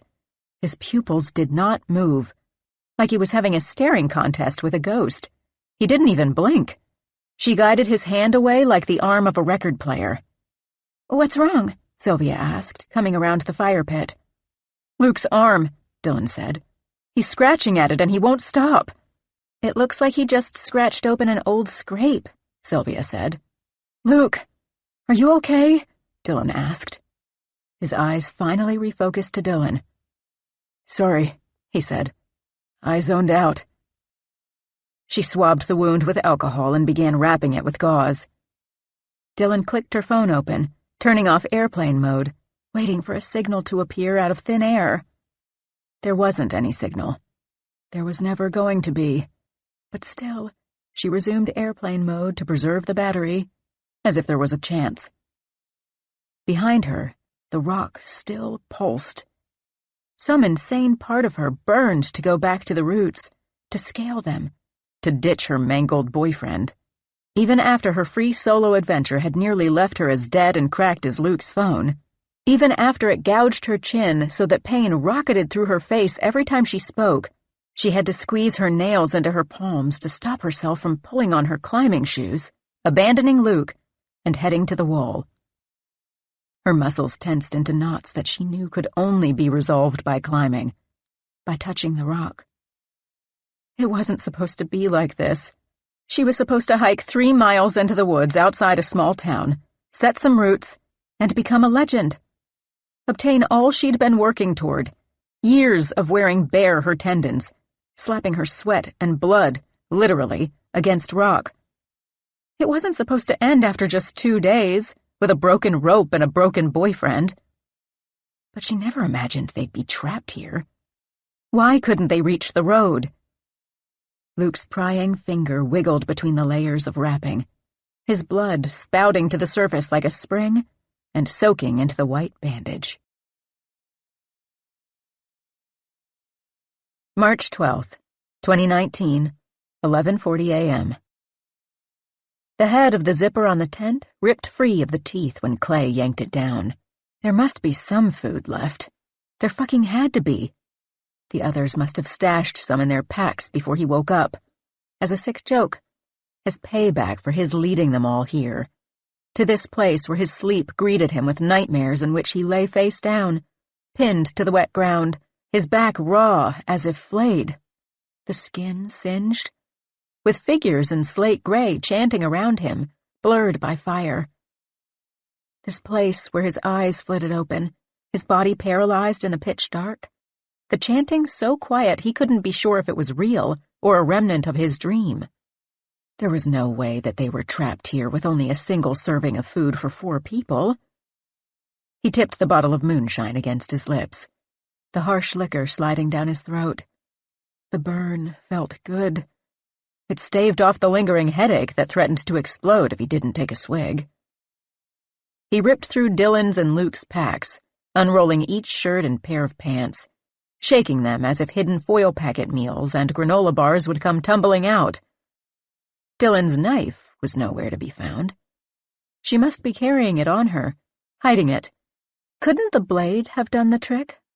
Wouldn't it be sharp enough to slice through the metal?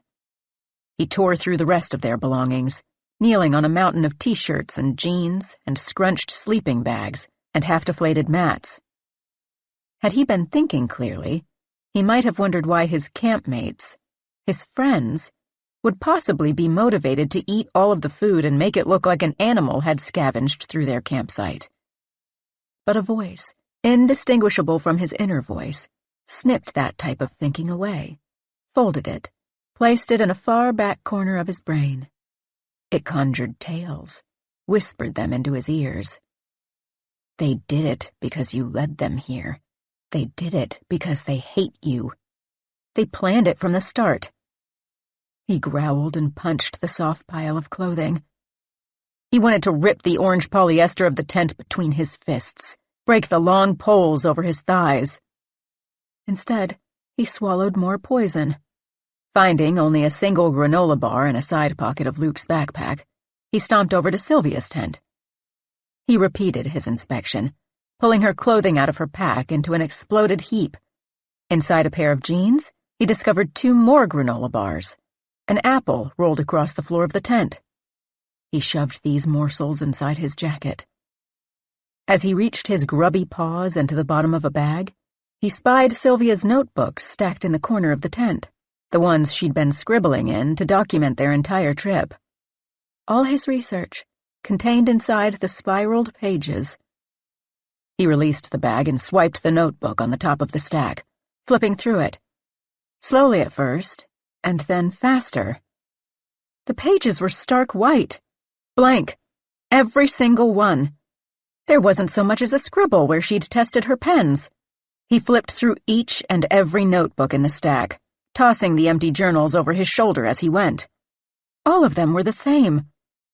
Had Sylvia torn out and burned the pages? Had she been pretending to take notes all this time, just scratching a capped pen along the paper? What the fuck? He knew he should have been keeping a closer eye on her. He'd known her for so long that he trusted her, assumed she was as invested in the study as he was. But she'd led them in circles the first night that they tried to escape. She'd tried to convince Clay and everyone else that he was going crazy. She must have destroyed all of their food supplies. And she'd sabotaged his research from the start. Now, even if they made it out of here alive, he wouldn't have anything to show for it.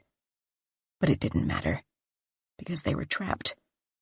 Clay screamed, a primal, guttural roar, his remaining sanity collapsing into the blank spaces of his mind. The apple tumbled from the pocket of Clay's jacket, bouncing in the mud. As he stalked back toward the fire pit, his steps swaying and unsteady, the sole of his shoe crushed the fruit into mucky pulp. The notebook in his hands flapped like a bird scrambling to take flight. The low growl escaping his lips bubbled into the soundless air. "What the fuck is this?" he slurred. The question sliced the one Dylan had been asking Luke in half, froze Sylvia in place, her hand still holding the roll of fabric she had been using to wrap Luke's leg. "What's up, Clay?" Sylvia replied, her voice cautious. Was that a fucking smirk? "Clay, you're worrying me. Are you okay? You sound drunk, and no offense, but you kind of reek of alcohol." "Do you think this is a joke?" "Do I think what is a joke?" "This," he said. He slapped the notebook into the squelching mud, the pages falling open to display the clean slate. "Are you fucking with me?" "Clay, chill out," Dylan said, her voice sharp. "I don't know what you mean," Sylvia replied. "Don't throw it in the mud, please. I won't be able to read it later." "Read what? There's nothing written in it." He plucked the notebook from the ground and fanned the pages in front of Sylvia's face. "They're all like this. All blank." He dropped the notebook onto her lap. She opened it, scanning the pages before turning back to the front cover. "Clay, are you okay?" she asked. "I don't understand what you mean." "It's not blank. None of them are." "Don't fucking play games," Clay said, his breath ragged and words stilted. "You never even took any notes, did you?" "I don't understand. I've been keeping detailed notes, even about the things you saw, the trail, the woman, the dog. You saw me writing. It's all right here." She held the open notebook up to him, her fingers scanning a crisp white sheet. "You guys see it too, right?" she said, turning the page toward Dylan and Luke. "Yeah, I see it," Dylan said. "The page is full." Luke was drifting again. "Sorry," Clay said to Sylvia, his tone suddenly shifting, as if someone had turned the dial of his anger all the way to the lowest level. They were all in on it, the scheming bitches. He couldn't let them know he'd caught on. "You're right. I must have looked at one of the notebooks you hadn't used yet and overreacted. I'm stressed out after yesterday, and worried about Luke. Can you help me figure out what's safe to forage while Dylan keeps an eye on Luke? We need to find something to eat soon, or we'll be fucked." Sylvia said. "Why don't you take a moment to calm down first?" "Sure," Clay said. "Dylan, can you help me find something we can use to put food in?" Sylvia asked. "Sure," she replied. "Clay, will you be okay with Luke for a sec?" "Of course," he replied. He sat across the fire pit with a drooling Luke, while Dylan and Sylvia huddled together near the tents, muttering in low voices. "Are you sure you're okay?" Sylvia asked, returning to the fire pit with a dry bag. "Of course," Clay said. "I'm sorry I overreacted. Let's go forage." "Don't go too far," Dylan warned. "Shout if you need anything, okay?" She shot Sylvia a worried look. Sylvia mouthed, "I'll be okay." Clay feigned composure, letting his rage boil beneath his skin, as he and Sylvia walked toward the tree line with the notebook tucked under his arm. "Is everything okay?" Sylvia asked once they were out of earshot. "Yeah," Clay said. "I just wanted to talk about a game plan for getting Luke out of here, and what we can do to salvage the research." His pulse thumped against his temple. He continued walking, and she trailed like a dog as they followed the stream around the pillar of rock. "Let's focus on finding food while we think through a plan to get help," Sylvia said. "We need to find a source of clean water. Maybe send someone else out again to try to get to the road? Or at least find a spot where we can get a signal to call for help." Clay knew in his bones there was no way out of this place. He stopped short, and the notebook spilled from his arm, its wings bending beneath it, pages soaking in mud. She bent to pick it up. "Why are the notebooks blank?" he asked. "Clay, you're scaring me," Sylvia said, taking a step back. "They aren't blank. I don't know what you're talking about. Don't lie to me, Clay hissed. It didn't just magically all disappear, did it? The pressure inside his body boiled. His pulse screamed in his ears so loudly he could hardly hear Sylvia's replies. I'm not lying, she said. All I can say is what I know. I took copious notes. They are all right here. Look, there's something weird going on here, and I think maybe— I knew I should have picked someone else, Clay growled. His voice boomed through the trees, bouncing from trunk to trunk. I thought you were my friend. I am, Sylvia replied. You probably blame me for all of this. For Luke being injured, for us being stuck here. I don't, Clay. Calm down. Nobody thinks that. You all think it's my fault that we're here, trapped in this fucked up place, he snarled. His hands formed into tight fists. You know we're never getting out of here, don't you? There's no way out. But you all agreed to go. I didn't force anyone to come. How was I supposed to know what would happen, what this place is? Clay, what are you talking about? Sylvia asked. She hugged the notebook, lifting it to her chin like a shield. That woman and her dog? There was something wrong with them. I think they were from another time. That's not possible, she replied. Her eyes darted around. You were probably hallucinating from stress or dehydration. Have you been drinking? I know what I fucking saw. I saw a trail, and I saw a huge group pass by, ending with a woman and that fucking flesh-eating dog. Every single night, I've been having hideous nightmares. That's normal to you? No, she admitted. That is odd. But I'm not fucking with you, I swear. I don't know what's going on, but maybe there's some sort of poisonous fungus whose spores travel through the air in the spring, and we're all just inhaling them and having weird reactions. I've seen lots of odd species around camp and in the woods. Species that shouldn't be in Kentucky. There has to be an explanation. There isn't one, he replied. They danced, there in the trees. Clay stepping toward her, his foot claiming the space hers had occupied while she stepped back. That's a shit excuse and you know it. And I know what else. All of you think this is one big fucking joke. You're all making fun of me. Why else would you pretend to write out all those notes? What else did you do? Did you fail to record all the work we did, too? Fuck with the camera? Or remove the SD card? Clay, she stepped back again, her back smacking into a tree. Clay stopped inches from her, could feel the heat and stink of her breath. Why did you do it, Sylvia? He asked between clamped teeth, his hands pinching the meat of her arms, his nails biting skin. Just to mock me? To prevent me from getting my PhD? So you could come back later and steal my idea? Clay, please, she said, squealing. His hands slithered up to her shoulders. Let's go back to camp, and we can figure things out. We need to find a way out of here. I keep telling you, he said. There's no way out of here. His fingers crawled, reaching her neck.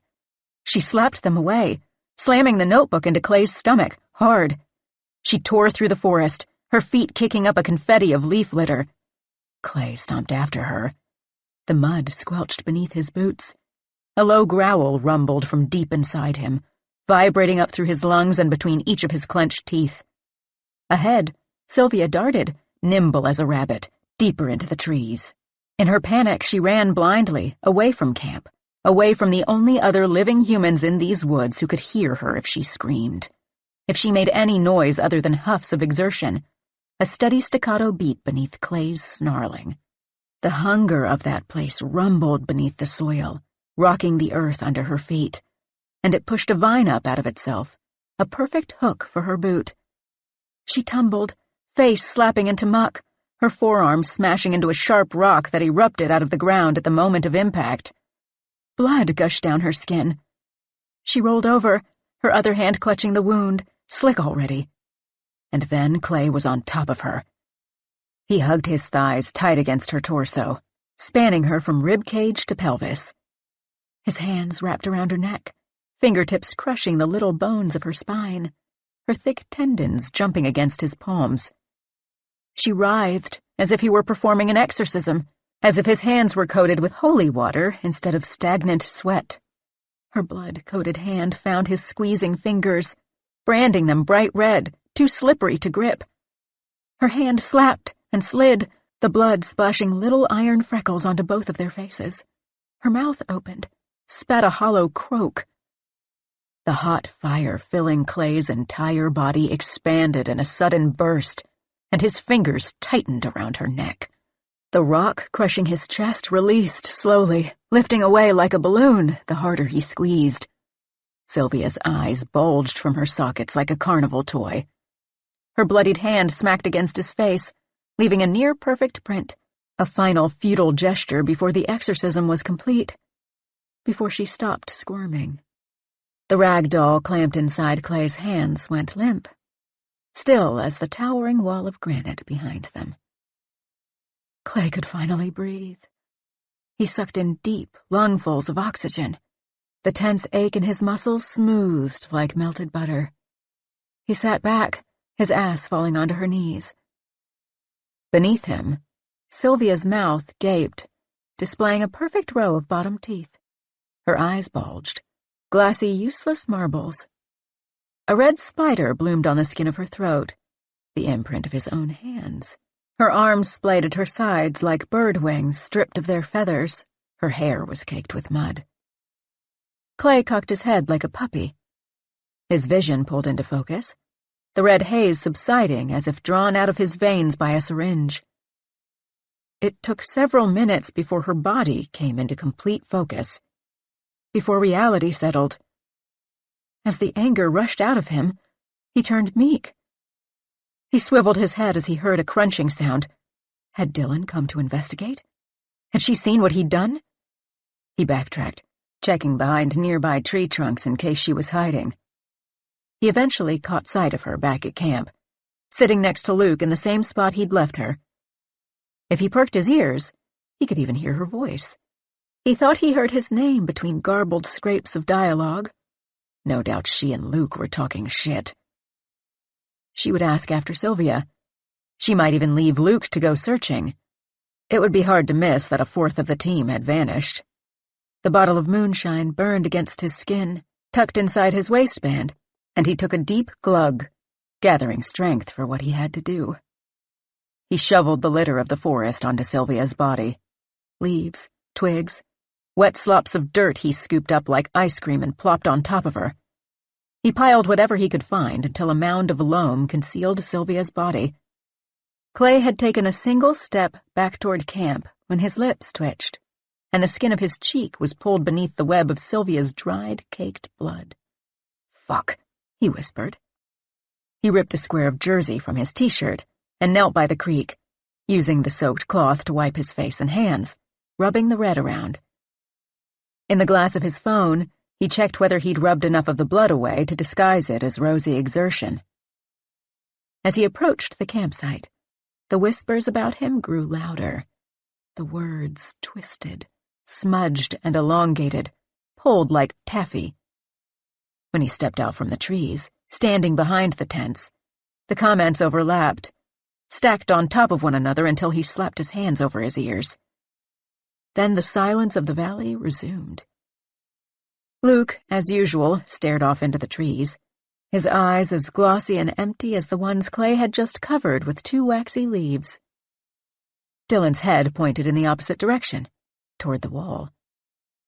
Behind him, while he folded the bloody square into his pocket and padded back into camp, the ground beneath Sylvia's body roiled like tumultuous waves, ravenous, already picking the flesh from her bones like fried chicken, sucking it down into the rancid earth. It gobbled at her, shredding the meat, slurping her splashing blood. The knobby bones of her spine gleamed, now exposed.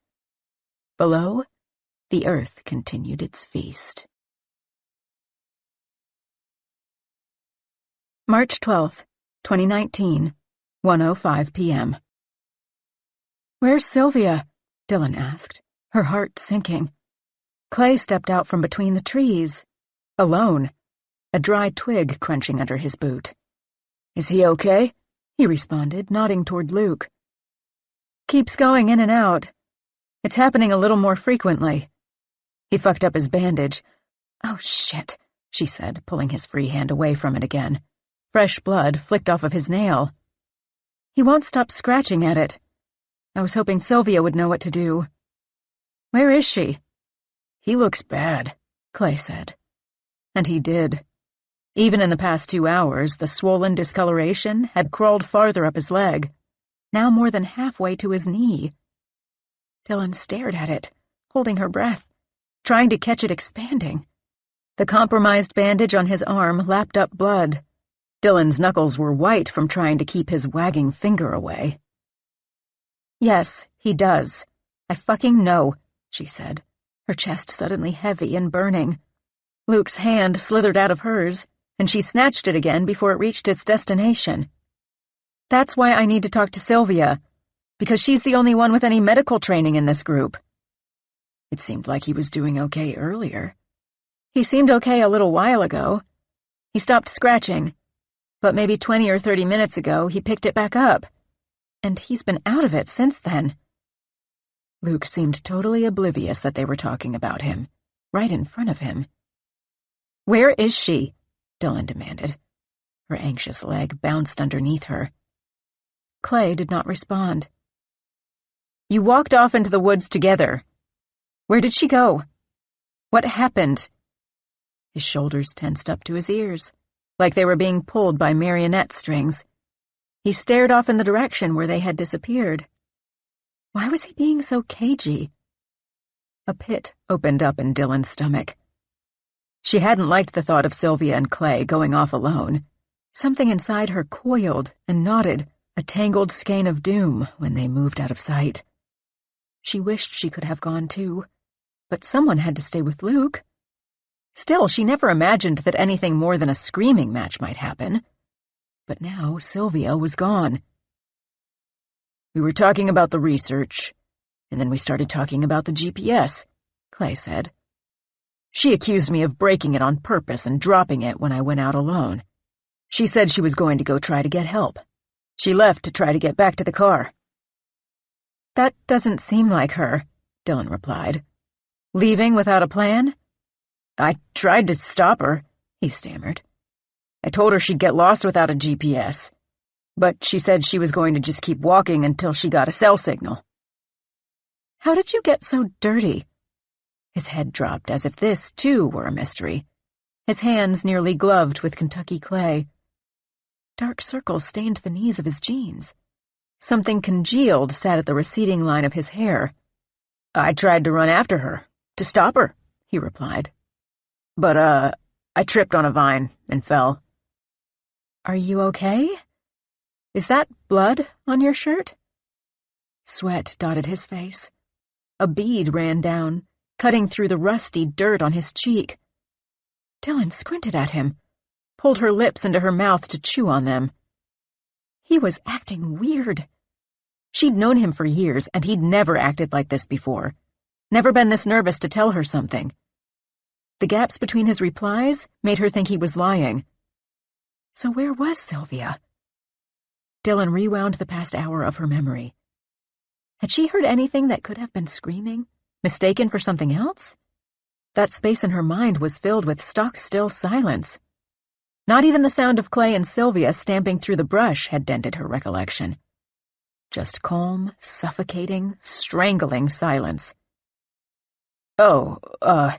Clay said, his chin to his chest, studying the splatters and streaks on his shirt, before scanning his hands, as if they had, at that moment, sprouted from his wrists. I guess I must have cut myself at some point and not noticed. Probably when I fell. The woods behind the curve of the rock seemed to shiver. What had Clay done? What was he hiding? Her sanity did not want to put the pieces together, to trek into the woods and uncover what she might find. To believe her longtime friend was capable of something so terrible, and she couldn't leave Luke alone with Clay, or get lost herself. Dylan's fingers found the hilt of the knife in her pocket. Would she be able to use it if she needed to? And if she stood, would she be able to resist the pull of the wall? Or would she climb to the top, teetering on shaking hands and feet before she snapped out of the haze. She didn't know what to think. She rubbed her temple, another headache forming. Luke's wagging finger moved right back into place like a magnet. Dylan feared he would eventually tear long, noodly strands of muscle and tendons away from the twin bones of his forearm if left to his own devices.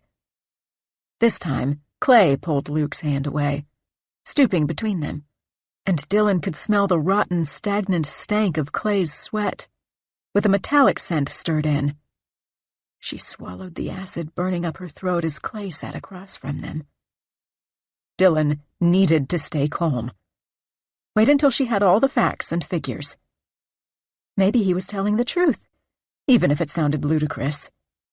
He'd never lied to her before. Maybe he was simply nervous on Sylvia's behalf. A silhouette seemed to move through the trees, just far enough away that it could be their missing friend. But it vanished into the deeper woods. It could be a deer. It could be nothing at all. For the rest of the day, they played a demented version of House around the campfire, Clay straightening up the campsite and Dylan tending to Luke. She rested one hand on the knife in her pocket, the smooth metal calming, regulating her pulse, though she couldn't say why it settled her. The hilt grew slick in her palm. Nobody mentioned Sylvia again, as if it had always been just the three of them who trekked down into the valley. Dylan and Clay hardly spoke, and Luke was too far gone for words at this point. The snaps of the fire, like cracking bones, were sound enough. When the sky darkened, and the air bit through any warmth the fire might have provided, Dylan led Luke to their tent. In the slow, hobbling journey there, she craned her head back toward Clay. A vision of fireballs dancing in her head, a worry that he might be too scatterbrained to put the fire out when he went to bed, and it would crawl to the trees. Another fear wormed in, that he might spread it himself, starting with their tent, melted polyester raining down and gluing to their faces. Inside the tent, she pulled a thick woolen sock over Luke's curious fingers and then roped it against his chest, both arms now bound as if in a straitjacket. His forefinger continued to twitch underneath the thick fabric, a blood-seeking missile. She hardly slept. Her muscles remained taut, tense knots. Any time she dozed, she dreamed, sharp and clear, of a faceless figure, unzipping the tent, killing her, each instance different, strangling her with the coils of the dirty, broken rope, prying the knife from her sleep-dumb fingers and plunging the short blade into her chest or stomach or neck, pressing a balled-up North Face jacket over her gawping mouth. And while the figure did his slaying, Luke sat, staring directly at nothing, drool pooling at the hinge of his jaw. Luke whispered all night, rocking in the same position for hours, his quiet muttering punctuated by the occasional louder whimper. If it had not been for the unusual stark silence, the normal sounds of the forest would have drowned him out. But there were no owls hooting in this place, no whistling wind, no nighttime crickets. And so, the moments when Luke went statue still, even his fingers stiff, and held his breath as if a predator were just outside the fabric barrier, became even more jarring. Dylan's breath caught in her throat. Her skin prickled and itched as if thousands of centipedes were crawling across every inch of it. The pair shared that insomniac, claustrophobic space for hours upon hours. Nothing more than the thin sheet of tent barricading them from the horrors of the woods. The things Dylan could only imagine, but somehow it seemed Luke knew intimately. Only when the sun filtered through the polyester, the tent glowing orange like a lantern, morning, at last, did Luke relax his shoulders. As if all the creepy, crawly, terrible things disappeared with the dawn. For a little while. March 13th, 2019, 7:37 a.m. Clay's eyes were tinted red around the iris. He fiddled with a book of matches at the fire pit, sliding his bottle out of view as the others exited their tent. 3 little matches sat in the dirt at his feet, spent, their heads blackened dust. Dylan pulled out a little pin from the hilt of her knife, struck it, and sparked a fire in the dry kindling he'd collected. "Where did you find water?" she asked, nearly tripping over the full kettle. She helped Luke sit. Clay motioned behind him. "There's a creek.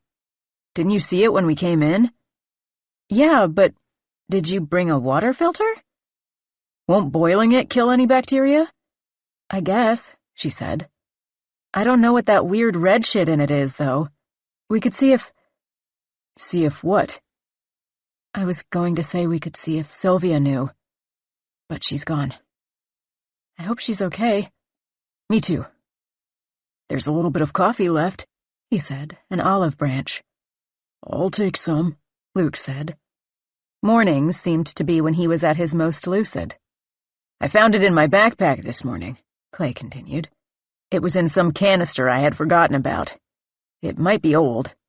"I'm sure it will taste amazing," Dylan said, the fire jumping, lapping up oak. But her tone did not match her words. Sylvia's empty tent and her pack sat between his tent and Dylan's like a blemish. Clay tried to forget her, but his body was a reminder of what he'd done. The tendons and muscles in his fingers screamed from overuse. Deep silence permeated the camp, broken only by the low gurgling of water dancing in the kettle, and Luke's fingernails against cotton, followed by the scratchy noise of dry grounds dropping into a tin cup and the hiss of hot water. "We need to find food," Dylan said. "We need to leave," Clay responded. "We can't leave," Dylan said. "Luke can't leave. He can barely walk." The gangrene bruise now licked at Luke's kneecap, his foot a ball too swollen for his shoes, stretching the limits even of his dirty sock. "Besides, weren't you saying yesterday that we can't leave?" Dylan continued. "I was just freaked out yesterday," Clay replied. "That's ridiculous.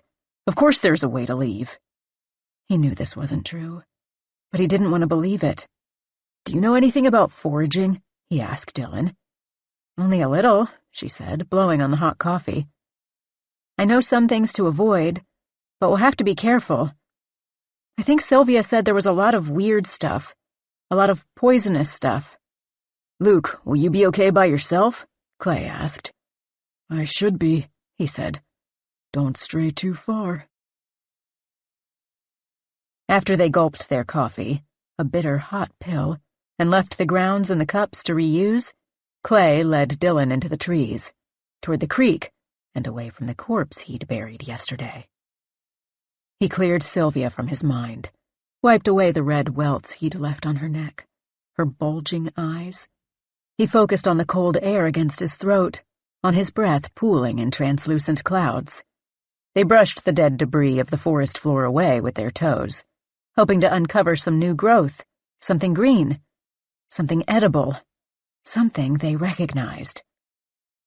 Poking out from beneath a log were more of the false fungus toes, purple-gray and sporting black toenails.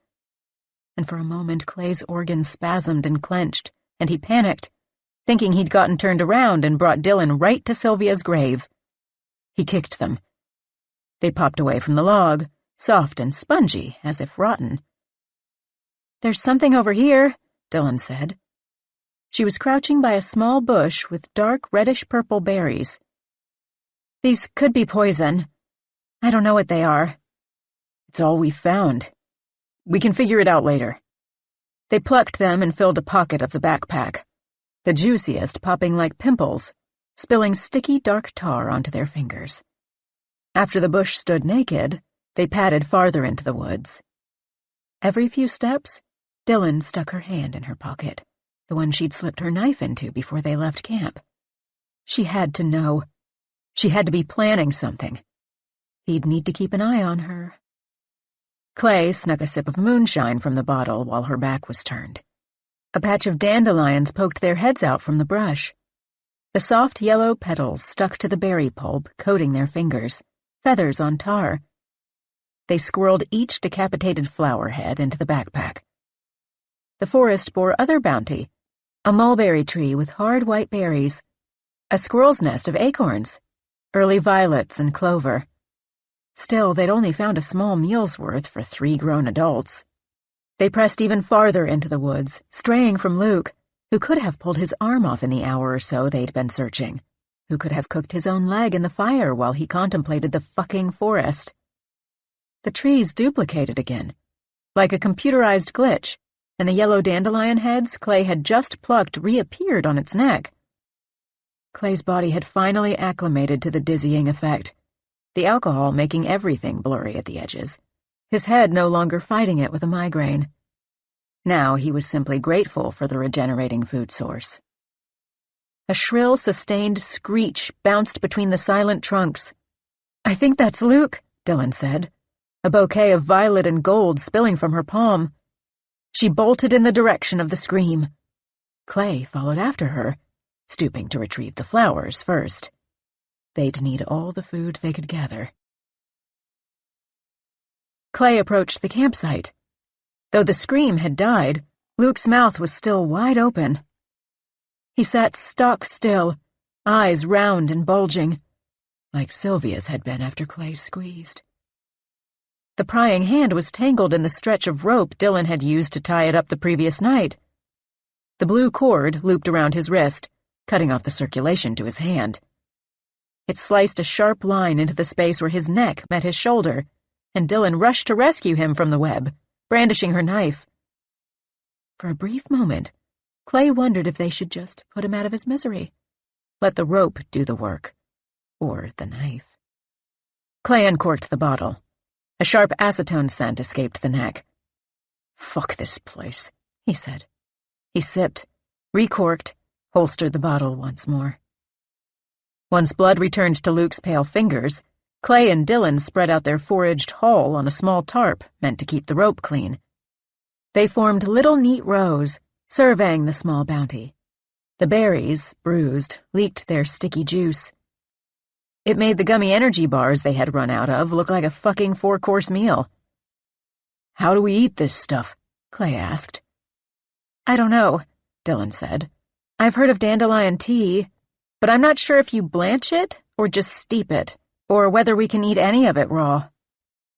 I really wish Sylvia hadn't run off. We could have used her plant knowledge." "I guess we don't have a choice," Clay said, and, as if following a stage cue, his stomach growled, the acid bubbling inside of him, begging for something to digest. "I haven't eaten much more than a few bites of a Cliff Bar in almost a day," Dylan said. "This trip really went to shit." They chewed bitter dandelion greens, raw. They steamed clovers, crushed the unripe mulberries into a tart paste. More boiled creek water, strained through the densest fabric in their packs, soaked into the used coffee grounds. They saved the bright dandelion heads for tea, waiting for the moment when the coffee grounds could expend no more flavor. While Dylan tipped the mashed mulberries into Luke's mouth, the white paste dripping like rabid foam, Clay tipped the neck of the moonshine bottle over his mug. The clear liquid glugged into the coffee, some sort of oily film swimming at the surface. He never wondered how the bottle continued to spill liquor into his cup, when it should have long ago been emptied, even of the dregs.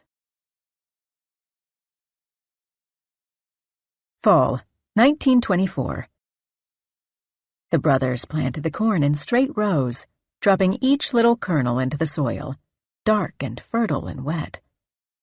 Throughout the summer, they'd sneak into the clearing in the woods by the edge of their farms to chart the growth, yanking out weeds with grime-streaked hands, thinning out the stalks so each one could suck enough nutrients from the soil, could bleed it dry. In the early August heat, they carefully peeled back the green husks. Red seeped into the white of the kernels. But they were not ready yet. The heirloom Bloody Butcher could only come off the stalks when the color had pervaded each little knob, the whole ear a dark red. So the pair didn't notice that the hue was slightly too dark when they clipped them a couple of weeks later, that each little tooth of a kernel was a little too soft. The harvest took 3 days of stolen time, spare moments while the sun rose or when their wives would cook dinner. When the older brothers twisted off one of the final ears, it popped in his hands. Beneath the husk ran the juices, a deep, staining redness thick as tar. It smelled rotten, and he chucked it away into the forest. Not all of the harvest could be perfect or good.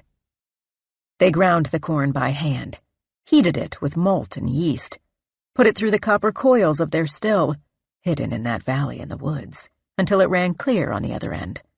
The white dog funneled into the green glass. They corked the bottles and sold them, returning to the bare stalks in the woods to stash the cash and celebrate with their own bottle. When they uncorked it, the sharp scent pierced their nostrils, and they toasted to a job well done and sucked it back.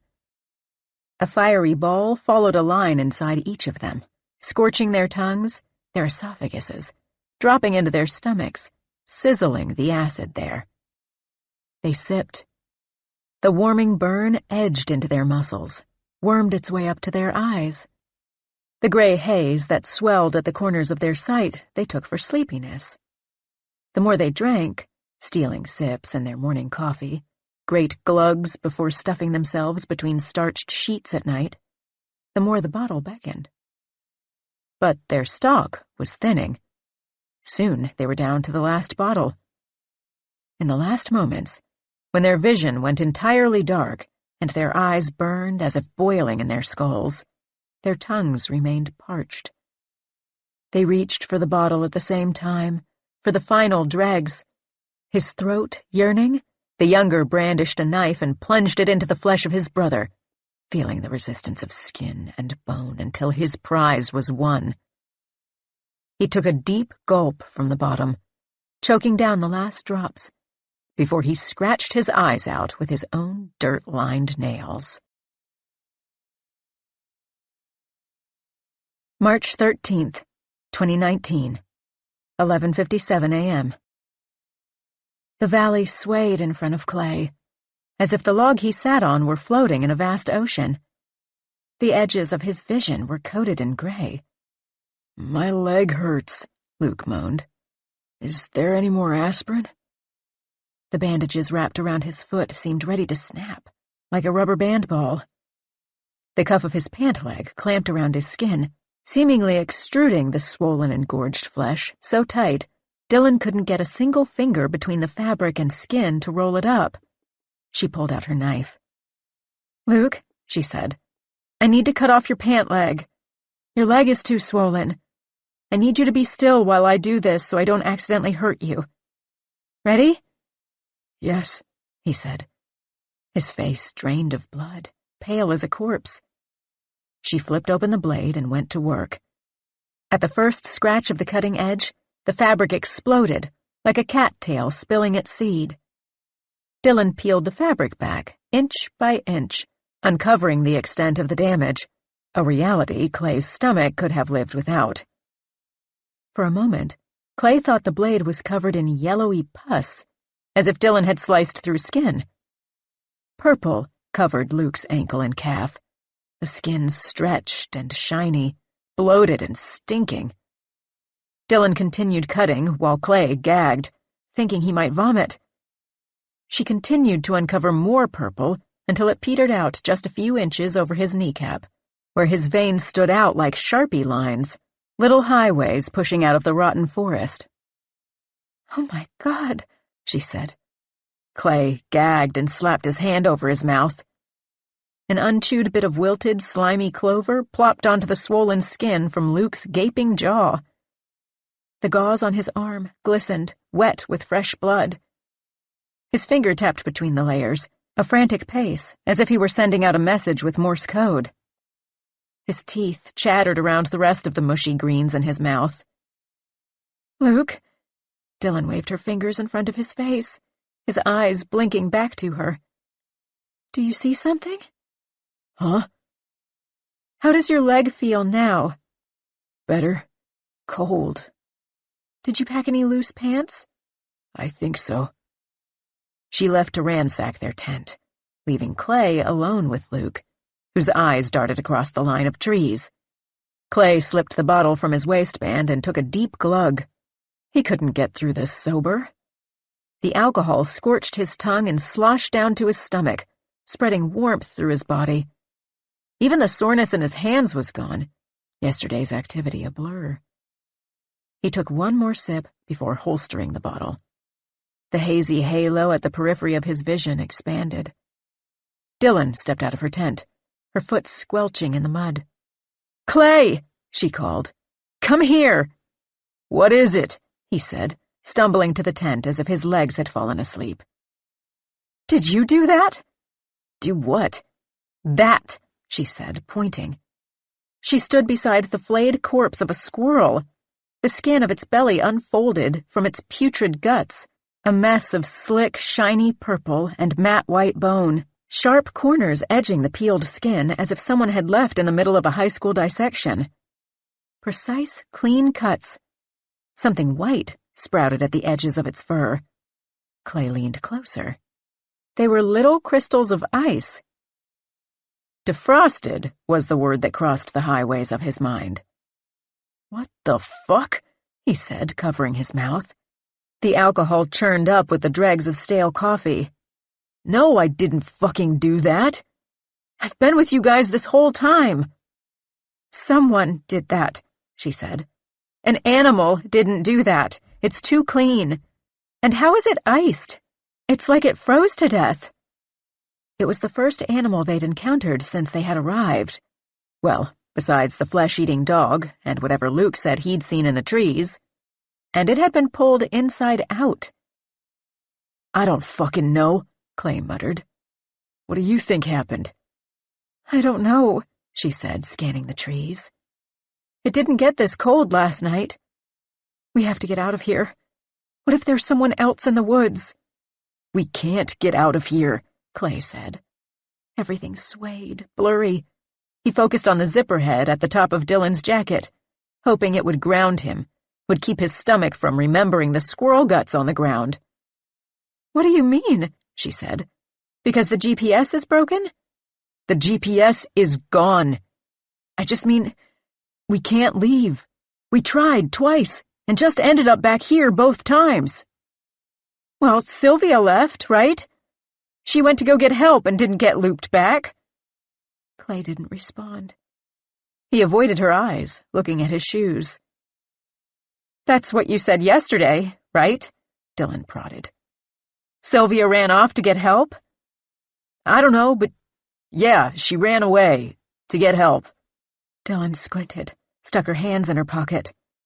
The squirrel lay between them, and they stared at it as if it would spring to life and scurry away. "Should we eat it?" Clay asked. "I don't know," Dylan replied. "I guess it's meat. Do you think it's rotten?" Their answer arrived when they attempted to pick it up and bring it to the fire. Hands shielded by a trash bag, Clay wrapped his fingers around it, the flesh and guts cold and soft behind the thin plastic. It lifted all in one piece, a flat mass of congealed organs and sinew, as if it had been sitting in a freezer for an entire winter and then left to thaw. A round purple organ plopped away from it into the dirt. Dylan gagged. She swallowed it down, but Clay's disposition failed, and he dropped the thing and ran to the tree line to vomit, sputtering up foamy puke polka-dotted by clover and forest greens.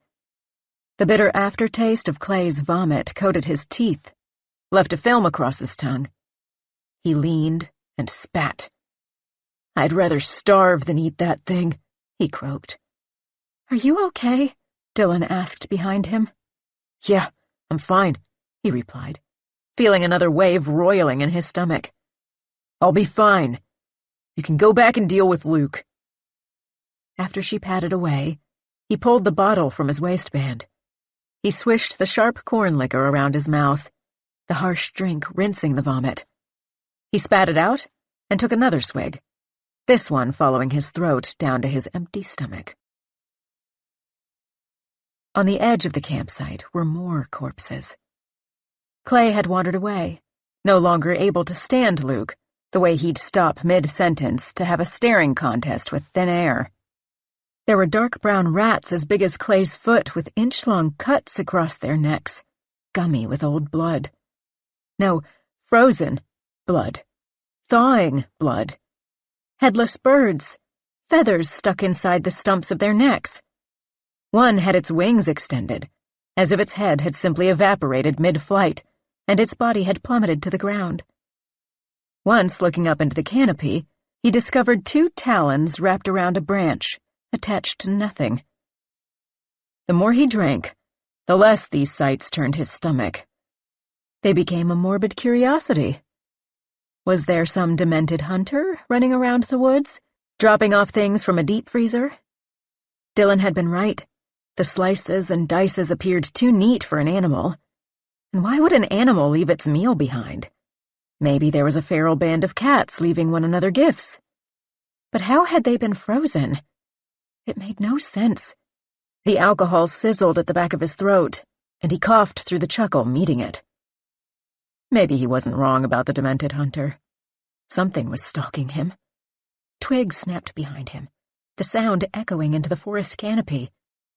If he turned, the earth swaying with each movement, the sound turned with him, a delicate dance of prey and predator. The noise rang out step by step, slicing through the thick silence. "Fuck this," he said aloud, kicking a rat. Its body exploded in a cloud of sticky blood, gelatinous organs, and crunching bones. Into the trees he screamed, "Why not just kill me now? Get it over with!" He positioned the bottle between himself and the sunlight. Half empty. He'd need more than the few shots left to get him through this hell, and he kicked at the leaves, hoping to find another bottle hiding beneath the loam. He scanned for that familiar glint of sun on dirt-streaked glass, bringing the bottle to his lips over and over. The warmth of it spread through his cheeks, his nose an unfeeling knob at the end of his face. By the time the sun dipped below the tree line, and he stumbled back to camp, his face resembled a tomato, his eyes tinged with the juice. The blurring at the periphery of his vision edged in, consuming the foliage in a gray cloud. "Where did you go?" Dylan asked, her hair a blurry haze around her face. Had it always looked like that? "What?" he replied. "Where go?" "Yeah, you just got up and went into the trees. Were you looking for something?" "Am I not fucking allowed to get up?" he replied, heat rising into his cheeks. His feet tangled in the legs of the camping chair. "Wasn't looking. Found more fucking dead animals, though." "What?" Every feature on her face warped, as if her skin was melting. "Lots of them," he continued. His whole body itched, the liquor sloshing like a roiling ocean in his stomach. All he wanted was to free the bottle, sitting hot and smooth against his skin, and drink. If he drank himself to death, it would be a mercy. "Same as the squirrel. All looked like they were carefully murdered, necks slit and shit, heads cut off. Frozen, too, like some psycho playing pranks, fucking with us." "Do you think there's someone else here?" she asked. In the haze, her body doubled, vibrated across the fire. "Like maybe some locals saw us come in, and they've got cell phone disruptors or something, and that's why our phones won't work? Maybe they destroyed all the food while we were sleeping. But how would we have not noticed them? And just, why?" "Dunno," Clay hiccuped. "Why the fuck would someone else come here?" "Are you drunk?" No," Clay replied, swallowing acidic bile. "Did you bring bourbon or something?" Dylan asked. Her eyes moved too quickly inside her skull, the irises blurring as they bounced around, searching his hands and pockets for a flask. "I'm not fucking drunk, okay?" Clay roared. "Jesus, sorry." She poured creek water through the fabric sieve and set the kettle over the embers to boil.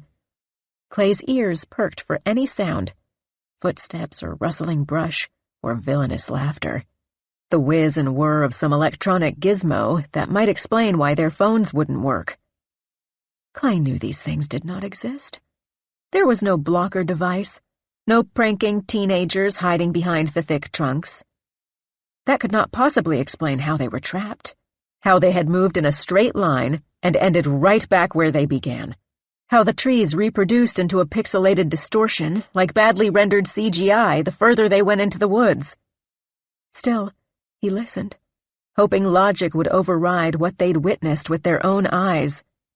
Dylan dropped the decapitated heads of the dandelions into the tin mugs, the coffee old and spent.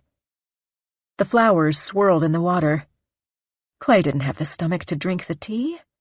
It looked exactly like piss, and smelled like it too, had the pisser eaten a fuck-ton of asparagus. Dylan took a few tepid sips of hers, but spat it out. They ate more of the bitter greens. They did precisely nothing of use while the sun pooled above them, moving across the sky. Dylan tried to calm Luke, pulled his twitching hand away from his bloody arm 100 more times. Clay closed his eyes, dropped his head into his hands. The earth moved around him. He was adrift. When the sun started to dip below the trees, Clay's stupor finally faded, the cold spring air again nibbling at his face, his nose regaining feeling. For the second time that day, the acid in his stomach churned, boiled up through his esophagus and into his mouth. He bolted. He made it fewer than 10 long steps from his seat before bright greens spewed from between his lips, and he hunched in place to spit out the rest. When he brought the still half-full bottle to his lips to cleanse his mouth this time, he didn't bother trying to hide it. When he lifted his head, wiping away spittle with the back of his wrist, his mouth dropped open. In the dimming light, the woman from the trail stood just beyond the first row of trees, staring. Clay's knees buckled, and he fell back onto his ass, his jeans soaking up the mud. "Oh, fuck," he said, cradling his head in his hands, shutting his eyes tight. "No, this is not happening. It's not real. You're just drunk." He listened for the inevitable approaching footsteps, the ones that would snap branches before snapping bones, breaking off his arm as if it were dry and brittle as a limb on a dead tree, and throwing it to the ground to feed her dog. The silence extended for one single eternity. When he finally opened his eyes, the sun hung just over the tower of rock, a late afternoon wink before the sky would purple. The woman stood there still. Had she moved closer? It was as though the earth had shifted, had pulled the trees closer to where he sat, had folded a piece in on itself. The woman did not blink. Her face gazed back at him in clear focus, the trees around her blurry, a halo of nothing beyond their fuzzy leaves. Her lips were raw and chapped, but clean. Red freckles spread across her face, the tiniest pinpricks dotting the bridge of her nose, and growing larger and longer as they reached her chin. He followed the clear line of blood to her shoulder, where a long wooden hilt hovered, a hatchet blade buried deep in her collar. A waterfall of blood gushed around it, looping like a gif. Her lips spread, cracking with new blood, revealing yellow, mossy teeth. She smiled with those teeth while she pulled the blade from her shoulder, her left arm shifting down, nearly severing from her body in the act. "What the fuck? What the fuck?" he whispered. Clay's transfixion ended the moment she took her first step in his direction. Only then did his feet pedal against the wet ground, his hands scrambling. He managed to get to his feet and screeched all the way back to camp, more bile rising in his throat. "What's going on?" Dylan asked, eyes wide with alarm. She held Luke's hand, the one with the forever wagging finger. "Do you see her?" Clay asked, gulping air and forming words around heaving breaths. "Is she following me?" Hands on his knees, he craned his head around, peering behind him, but also above and below his body, as if the woman might have gained the power of flight or dug a tunnel beneath him. He tensed the muscles in his legs, ready to run. "See who?"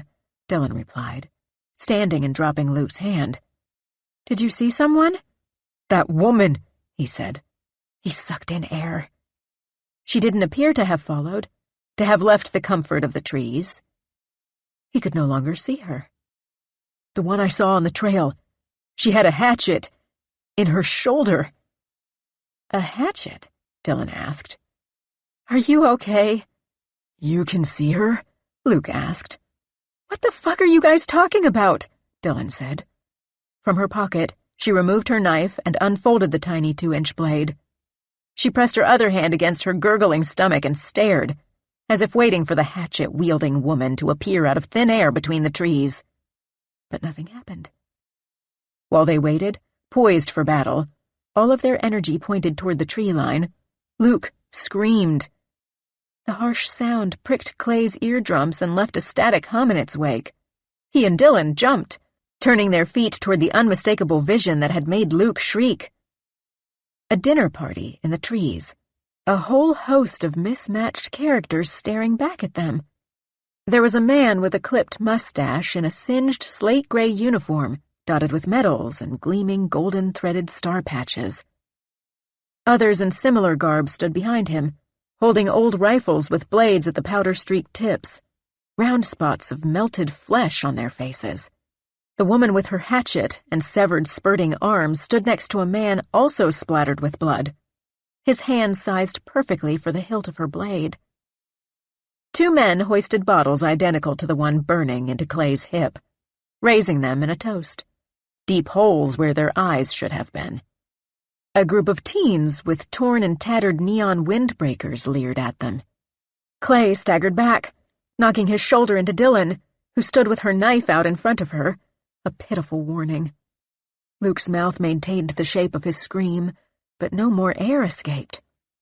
"Fuck," Clay said. "Fuck, what the fuck is that?"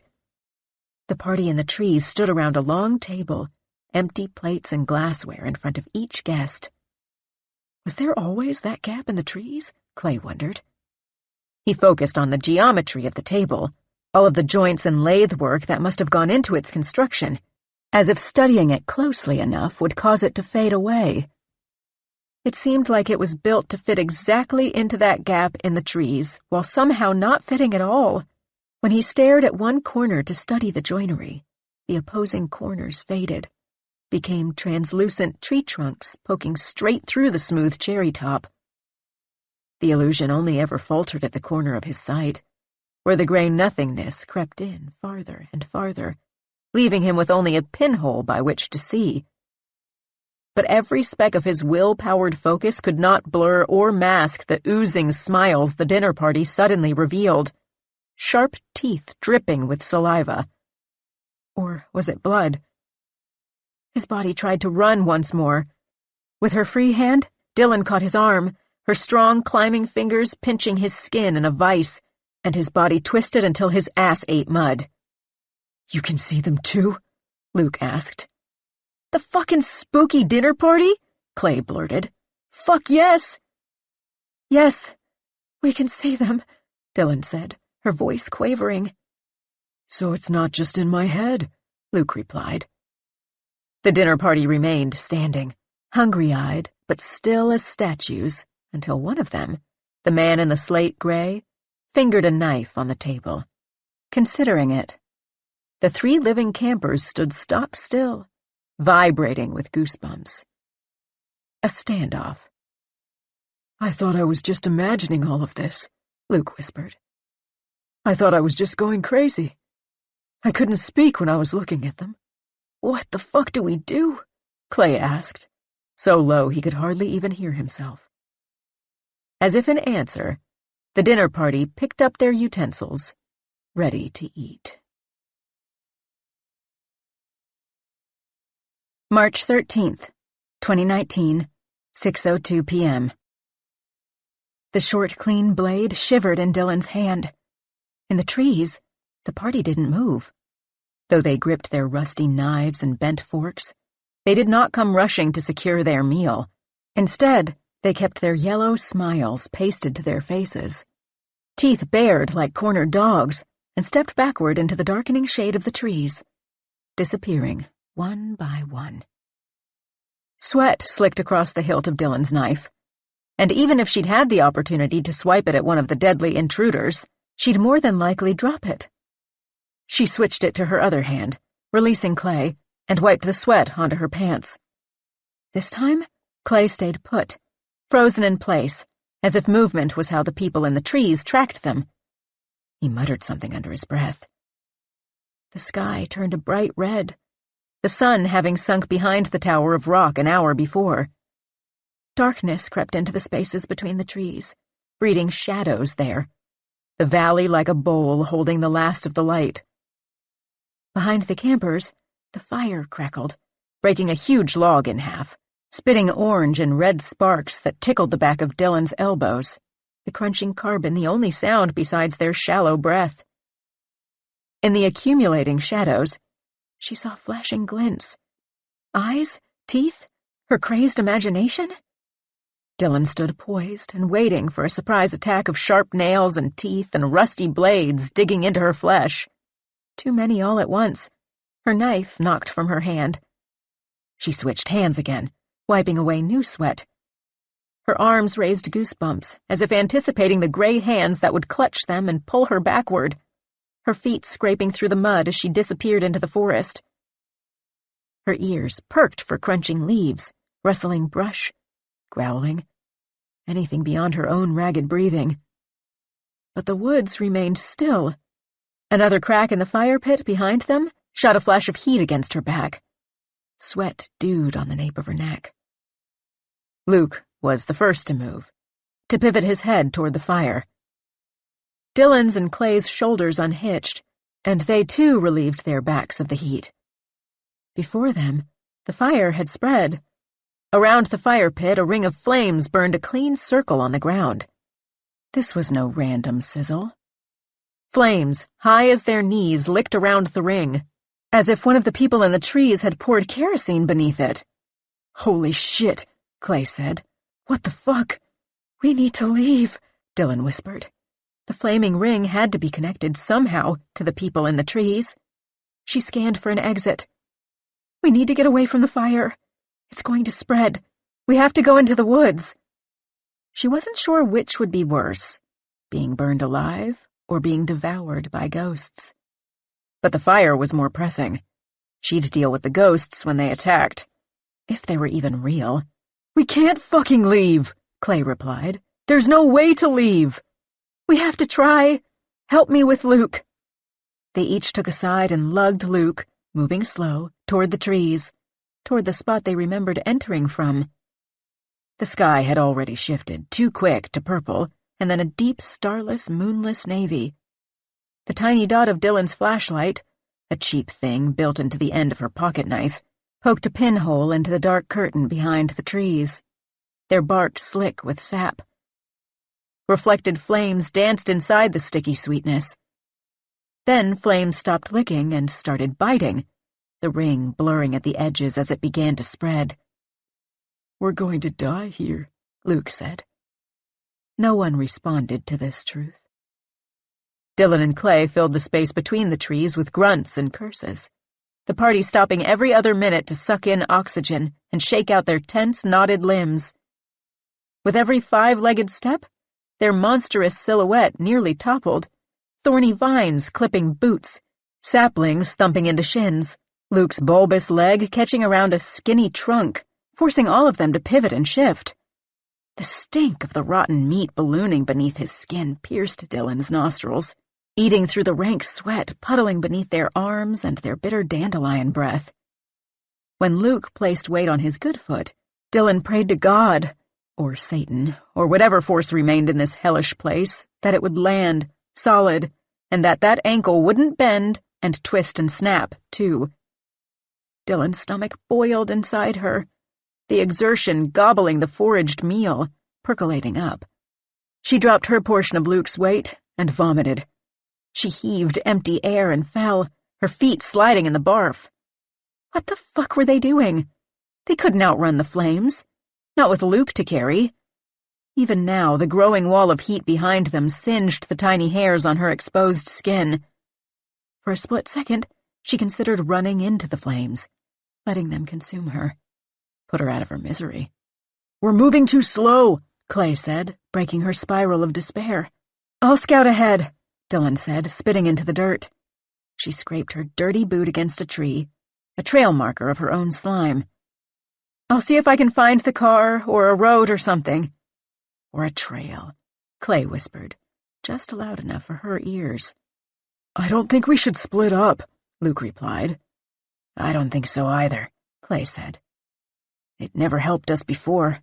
Plus, you've got the only flashlight. We'd be completely in the dark. I won't go too far, she said. I'll move just a little bit farther ahead than you guys. If I see anything, I can warn you and we can turn around. Dylan strode ahead. The flashlight on the end of her knife neared pointlessness, illuminating half of a leaf or one minuscule knot on a tree. She swung it side to side, the circle slicing through the forest. The monsters could appear at any moment, sudden and close. She cursed herself for not taking 3 extra seconds to grab the big flashlight from their tent. Behind her, Clay and Luke trudged along, 2 steps, 1 hop, repeat. Still slow as hell.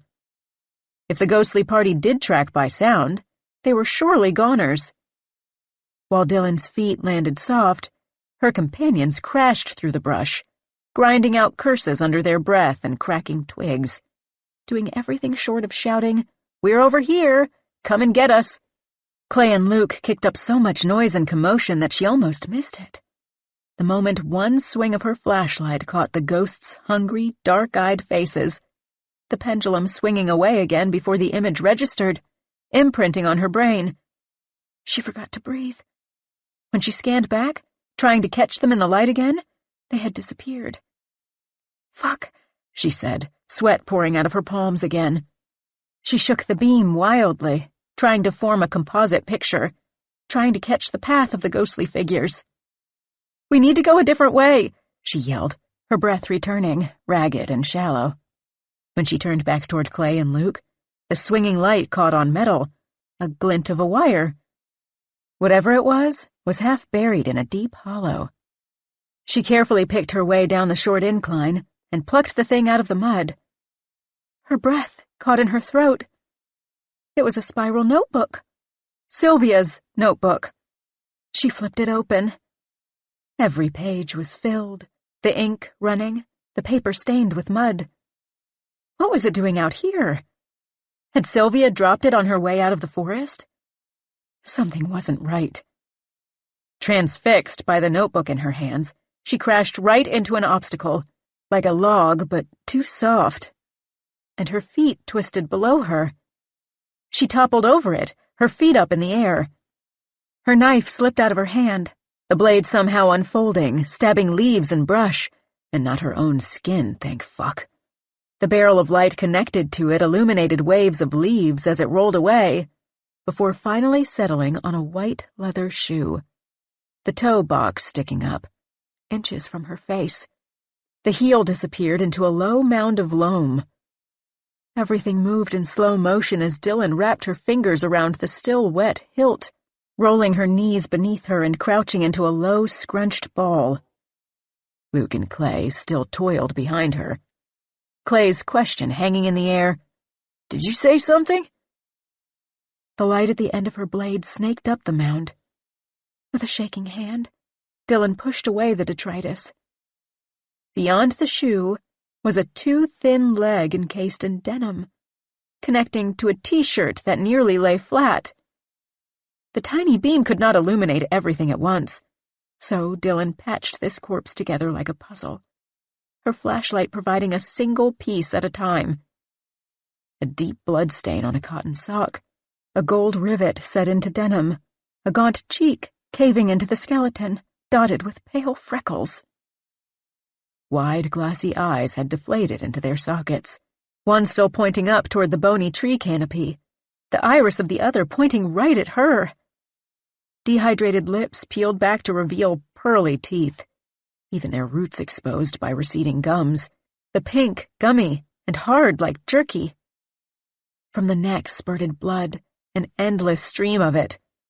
More than this husk of a person could possibly hold. A puddle formed beneath a neon windbreaker, too much for even the earth to swallow. "What the fuck?" she whispered. Her stomach churned.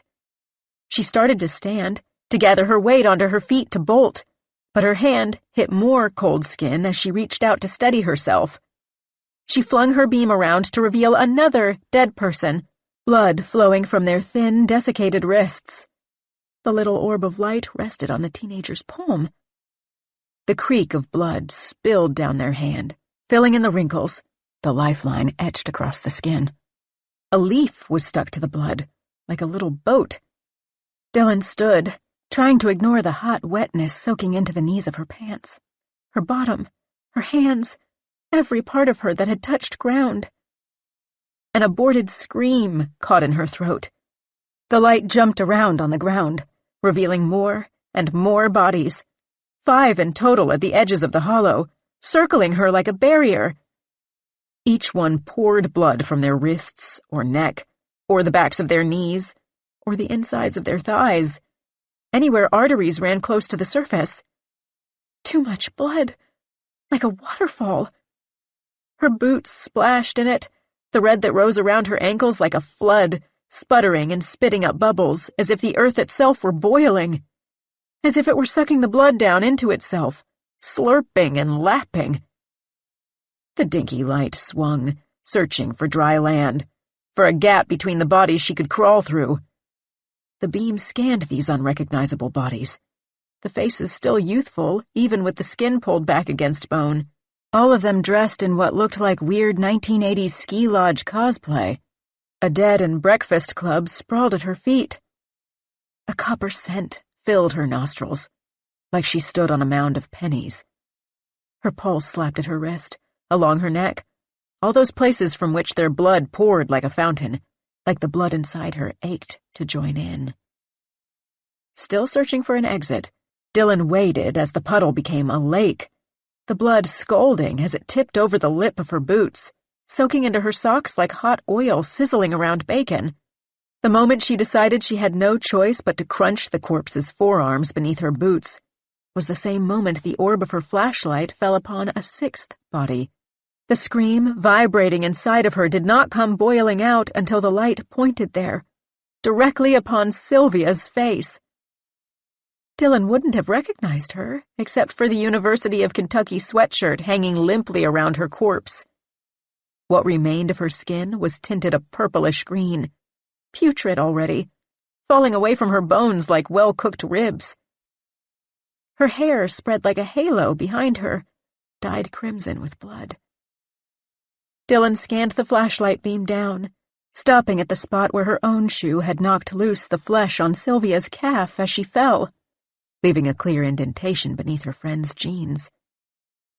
Had Sylvia really gone missing just a day ago? How the fuck was any of this possible? A rotting stench, stark and acrid like 1,000 overboiled eggs, rose from the bodies with sudden force, stirred into the bitter metallic scent of the lake of blood. Dylan retched, spitting clear bile into the still-rising pool. Now it reached halfway up her calf, wicking into the fibers of her pants, little tendrils of it climbing toward her knee. Her boots were like buckets, her socks like sponges. Blisters grew on the delicate skin of her feet, little welts filling with fluid as the hot blood cooked her. Even as the blood rushed in a fast current, threatening to topple her again, Dylan stayed frozen, her synapses firing blanks. How could Sylvia's flesh have melted from her bones overnight? Who were the other bodies? What was this place? Dylan kept her flashlight pointed at Sylvia, passing it over the length of what was left of her body.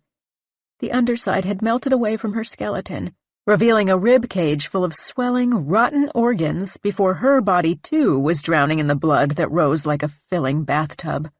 The remaining green flesh on her front, floating like an Ophelia who'd languished for months. Only when the red covered the tip of Sylvia's freckled nose, only when it crested her own knees, did Dylan move. She waded through the roiling liquid, hot and thick. It was impossible to determine whether the snapping beneath her boots was stick or bone. She reached the shore, her feet angled upward, and fought to escape. One foot bit into a chunk of soaked mud, sliding down and pulling her entire left leg with it.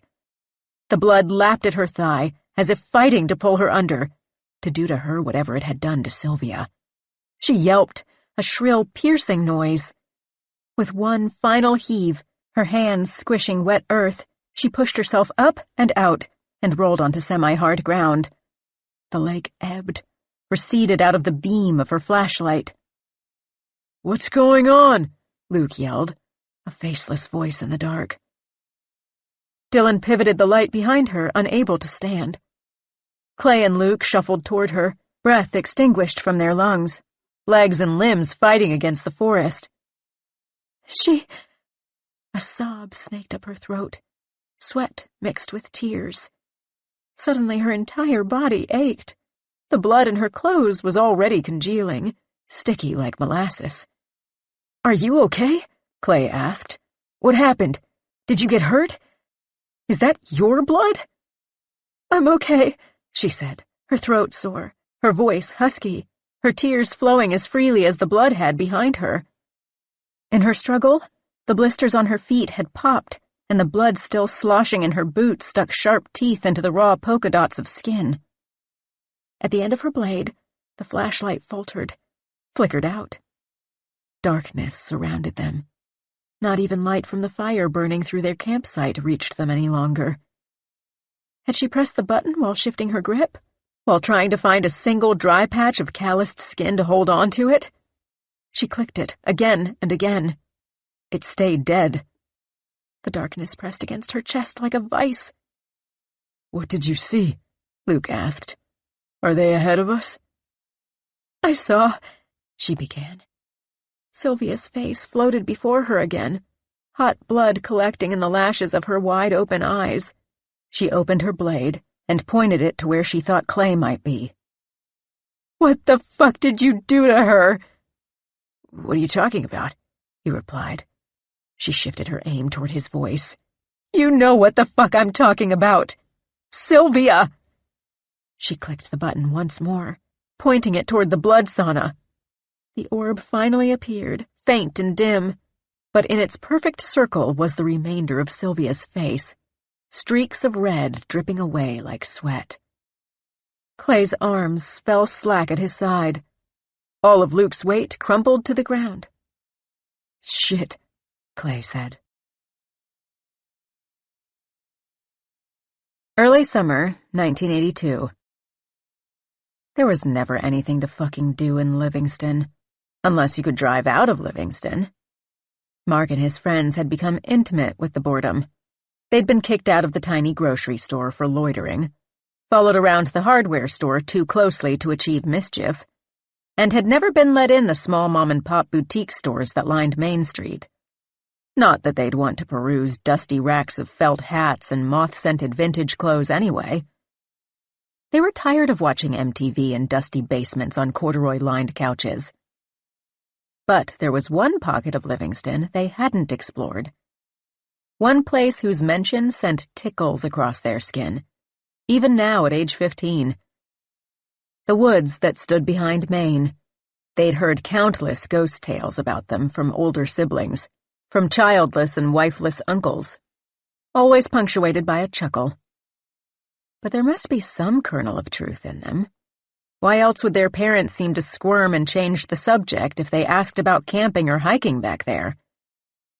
The same vague stories rattled around in their heads as they wrapped a case of beer in a blanket and strapped it to the back of Tom's bike, as they dropped their metal frames in a heap just inside the trees and hiked away from town. You know the woods behind the post office? They're filled with ghosts. Ones that want to eat little kids. You go in there, and you'll never come back the same. If you come back at all. One of my old high school buddies went in there, trying to catch a deer, thought it'd be a good place for hunting.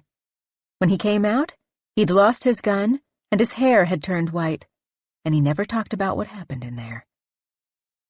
But they were so fucking bored. So fuck it. They trekked into the haunted woods to get drunk. Being scared would be better than being bored. It was the first weekend of summer vacation, and their moms were already tearing their hair out at their constant presence, shooing them outside and telling them to find something to do. They were just following directions.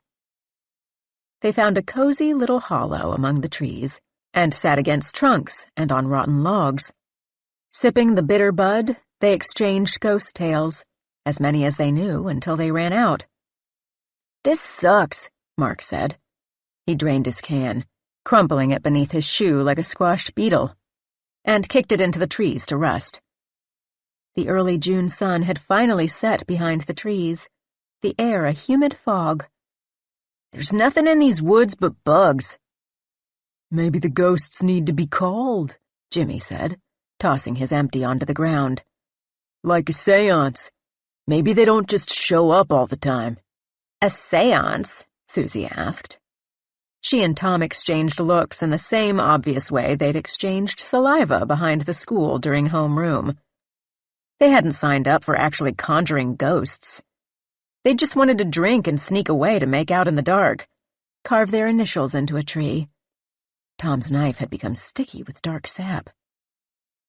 "Hell yeah," Julia said. "Let's do it." "We don't have anything to do it with," Mark said.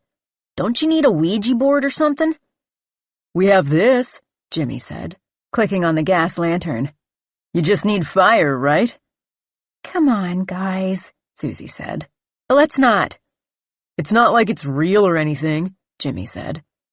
Then, in a spooky voice, he intoned, "We call upon the spirits that reside in the forest. If you can hear us, give us a sign." The group tensed, tuning their ears to any sudden noise, any hushed whispers that might float through the trees. Clouds descended, obscuring the sky, and a deep darkness pervaded every recess, every gap between the trunks. Everything disappeared except what remained inside the circle of light from the lantern. The light seemed to glimmer, to catch some sort of metal, little flecks in the dirt. But nothing happened. They sipped their beers, dropped the cans, released their shoulders. How could they have been stupid enough to believe in ghosts? Disappointed, Jimmy plucked up the handle of the lantern. The metal seared into his skin, flaming heat raising a stiff welt across his palm, and his fingers released. The glass shattered, spilling shards across dirt, the now released flames licking up any organic matter. Neat tendrils of fire followed a clean circle as if drawn with lighter fluid. "What the fuck?" Mark said, tipping over the edge of the rotten log he'd been sitting on. The darkness inside the trees grew eyes. Susie screamed first, her nearly full can of Budweiser plopping onto the ground, a little geyser of beer spurting from the top. The eyes grew faces, grew bodies, until they stepped into the firelight, forming a circle around the buzzed teenagers. Before any of them could speak, before they could ask who the fuck all these people were, before they could catch all the little ghostly details, the darkened eyes of the men, the hatchet so oversized it seemed ready to chop an ancient tree down, the unmoving bundle in the woman's arms, and the gleaming, dripping smile on the man with the coat with charred edges. The ghosts went to work. They stabbed their nails into the empties, ripping them into shards, which they used to slice against the skin of the teenagers, wrists and necks, and any other exposed arteries gushing into the dirt, filling it, blood pouring out of their bodies until it swam to the edges of the flame-lined ring. The town would call it a suicide pact, would block off the woods with yellow tape, and parents would keep close tabs on their remaining children, letting them go nowhere without a grown-up in sight. All crazed summer adventures halted immediately.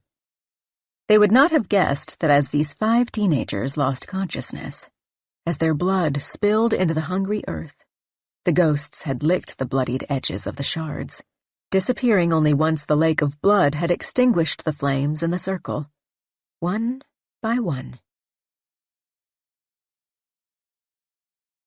March 13th, 2019, 7:54 p.m. "Fuck," Clay said. "I thought you said she went to get help," Dylan said. "She did," Clay insisted. Sylvia's skin had taken on a dark hue, a deep eggplant purple. The back of her skull, the white bone, created a divot in the dirt. A chunk of cheek plopped away from her face, sinking into the wet earth like gelatin. Clay swallowed moonshine-laden bile. He could still feel Sylvia's smooth skin between his palms. The red welts he'd left there had disappeared beneath the rot.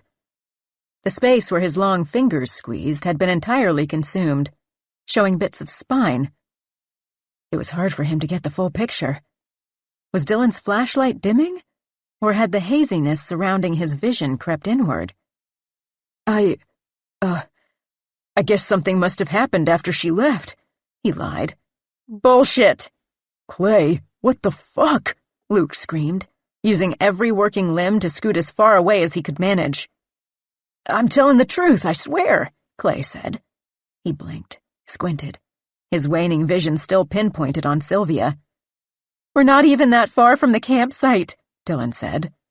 If something happened after she ran away, you would have seen it, heard it. So what are you hiding? Maybe that woman did it, Clay replied. The one I saw on the trail, or all those people we saw in the trees. We would have heard her, Dylan said. Wouldn't she have screamed? I don't know, Clay said. His face flushed. How had her body deteriorated this much overnight? He couldn't have done that. Clearly something fucked up is happening here. Please, I'm telling you the truth. I swear. When you and Sylvia left, Luke said, those people were all still in the trees by the campsite. They didn't disappear until you came back. I don't know, Clay said, words sputtering out before he could stop them. I don't know. I didn't know what I was doing. It was like this fucking place was controlling me. Like it was pushing all this anger into me. I was in some sort of fog, and when it went away, my hands were around her neck and she was limp. So you just fucking left her there? Dylan spat. And lied to us about it? I thought you were her friend. I thought you were my friend. What was I supposed to do? Clay yelled. Not fucking kill her, Luke screamed. Dylan pointed her blade at Clay, some celestial light glinting off the tip. It was the only thing he could see. His vision had become a pinhole, gray nothing haloed around the sharp blade. The bottle dug into his hip, the liquid sloshing and burning against his thigh, as though the flames had boiled it. The raised etchings on the bottle branded the skin at his waist. I thought I knew you, Dylan said, helping Luke up from the ground. I thought we were friends. We're going this way, and you better not fucking follow us. Get lost. Dylan and Luke lumbered away into the trees, leaving Clay alone with Sylvia's body, with the proof of his deed. He retched, the scent of iron and copper tickling his nostrils. He sat in the dark, listening to them struggle away from him, until even their grunts and footsteps through crackling leaves had faded. His eyes did not adjust to the dark. His pupils widened but took in no light. He held his hand in front of his face, waggled his fingers. Nothing. Even in total darkness, he did not need to pat his clothes to find the bottle at his waistband, to slip off the cork and bring the glass to his lips. He sucked deeply from it. The acidic alcohol sloshed over the corners of his mouth. This fucking place. He wished he'd never flown over this swath of trees. Surely there was an undiscovered rock wall in some other place they could have gone. It would have been better to find nothing at all. At least the liquor kept him cozy. Against his back, the rough bark of a tree scratched through the fabric of his clothes. Time stretched as he sipped from the bottle, the gray surrounding him seeming to grow thicker. Had he been sitting there for seconds? Minutes? Hours? It didn't fucking matter. The silence pressed, as dark and heavy as the absence of light, and just as disturbing. If not for the sulfuric scent emitted by Sylvia's body, so pungent he could taste it, he might have hallucinated. Might have pictured himself clawing out of the forest, finding the jeep, and leaving on the open highway. Grabbing a greasy burger from a drive-thru. Hell, even visiting that weird-ass waitress from the rundown diner, just to tell her she was wrong, that there was absolutely nothing in the woods but bugs and leaves and dirt. Instead, he felt like he was in some void that held only rotten air. He stabbed his fingers into the mud, wet earth filling the space beneath his nails, pinching his fingers together, squeezing out a liquid he hoped was rainwater. He even sniffed in Sylvia's stench, deeply, just to have some grounding sensation. But all too quickly his fingers numbed, and his nose had memorized the stink. Everything faded into the background. There was only gray nothingness. He might as well have been in outer space. At the moment when he reached the verge of madness, conjuring more terrors than cozy fast food fantasies, at the point when he could neither feel, nor hear, nor smell, nor see, when he stuck his tongue out into the cold March air in one last-ditch attempt to activate this sense, and tasted not even the smoke from the fire that had raged behind them while they fled, at the point when the moonshine, now down to the dregs, no longer burned but tasted clear as water, he started to hear things. Rustling branches snapping against their siblings. Some sort of human noise. Laughter. Grinding teeth. Sucking in drool. "Who's there? What the fuck is going on?" he called out. He pitched forward, his back lifting away from the rough bark. An ache blossomed along his spine. A muscle in his thigh cramped when he twisted to turn his ear toward the sound. It was as if the soundscape had startled the rest of his senses back into existence, reset everything to factory settings, except for his sight, which remained a blob of gray.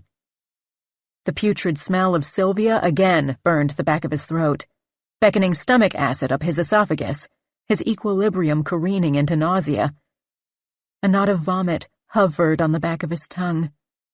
Behind him, wet sounds, like lapping tongues, created an ugly harmony. "Hello? Can you fucking respond? Who the fuck is it?" If his eyes were working, he might have seen what Dylan had. That field of teens from some other era, their blood spilled into the ground, their veins lapping it back up, the memory moving in reverse. He might have noticed their sneakers beginning to twitch, the heels rolling in the dirt, their fingers scratching, drawing claw marks on the wet ground. Soon, their whole bodies convulsed, shaking into life, the blood from their necks and wrists and thighs slowing to a trickle, and then their wounds closing up entirely. They flopped like fish, and Clay twisted his head around toward this thunderous slapping sound. "What the fuck?" he screamed. He rubbed his eyes like they were clogged with debris, like he simply needed to remove some sort of darkening lens. He pitched the bottle to his lips. If he was going to die here, he refused to be sober. But it was empty at last.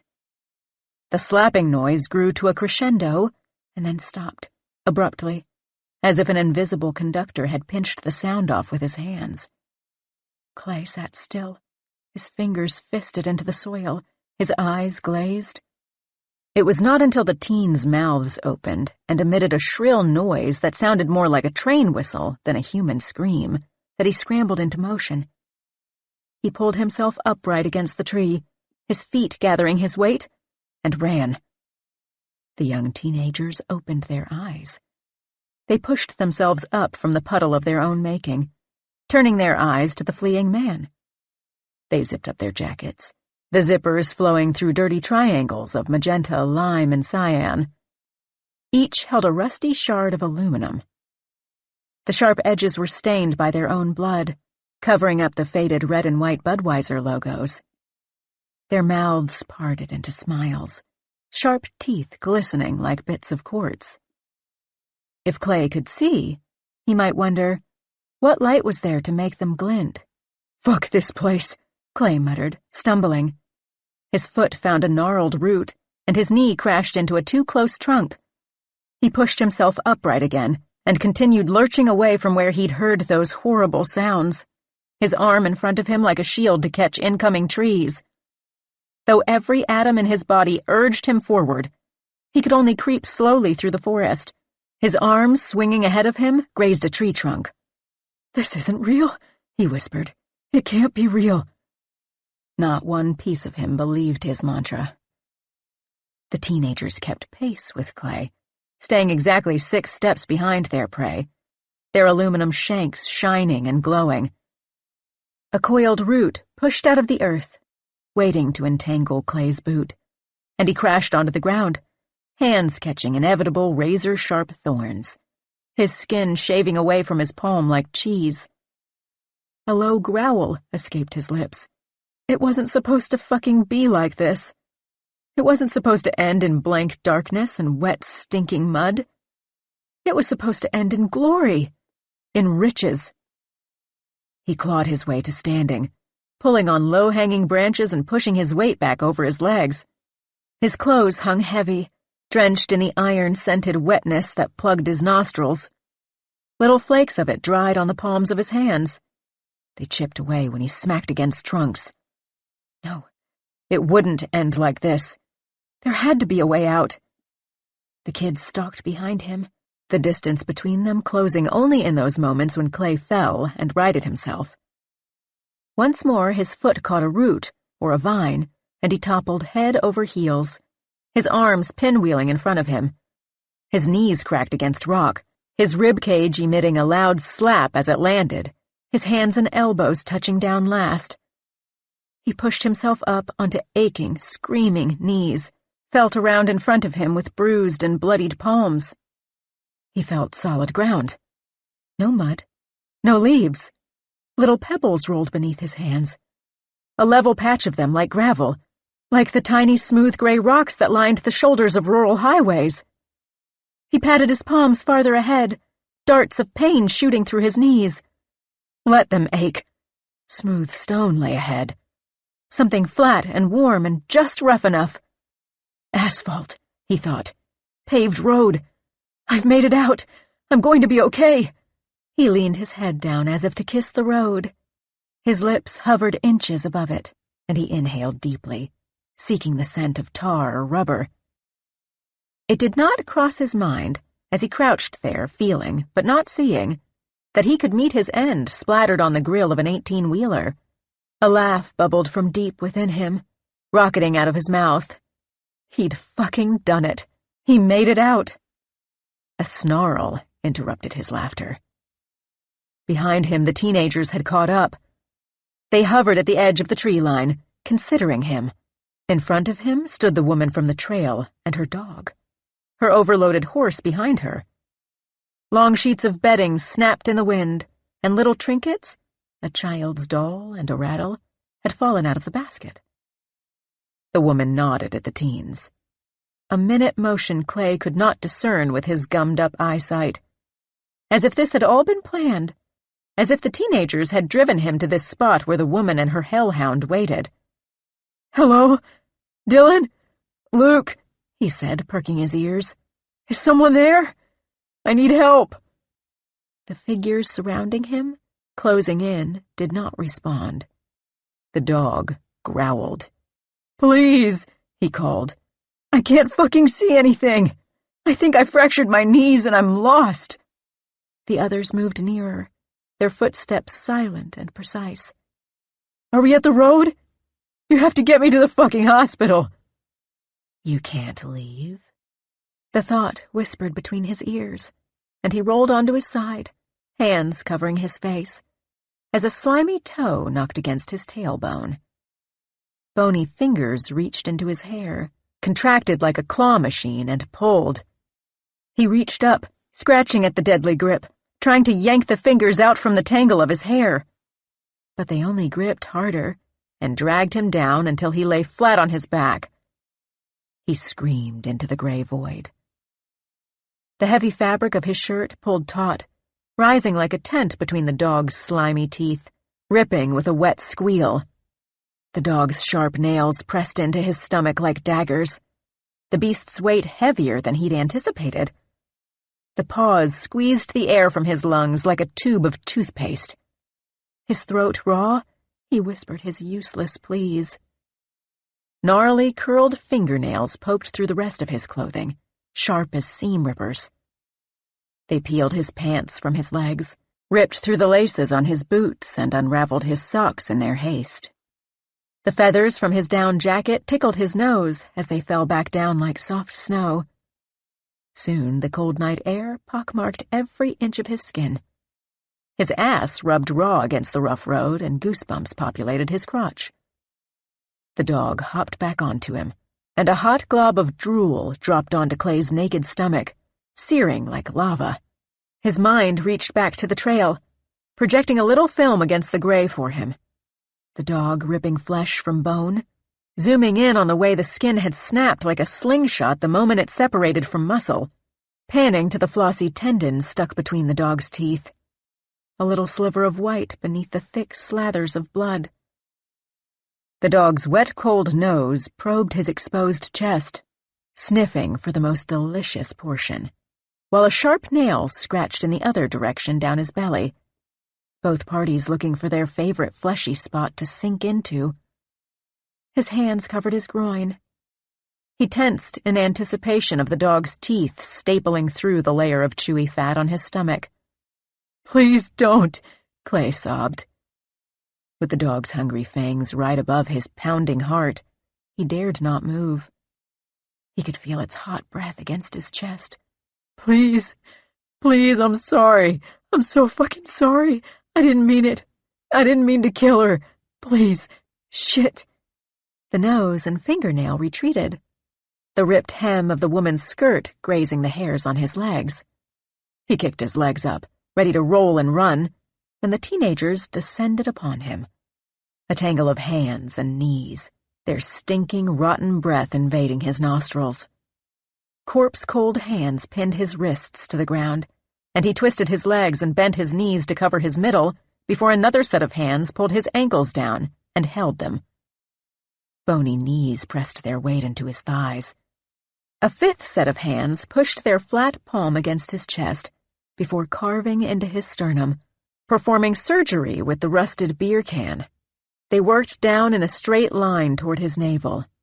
The can caught on the thick leather of his skin, and a squeal escaped his lips along with a chorus of "fuck, fuck, fuck, fuck." His blood bubbled up and slid down into the round bottom of the can. It steamed against his skin. At his last set of ribs, the sharp triangle of aluminum broke away, sliding beneath the flap of skin. The hand threw that can behind it and picked up the next one.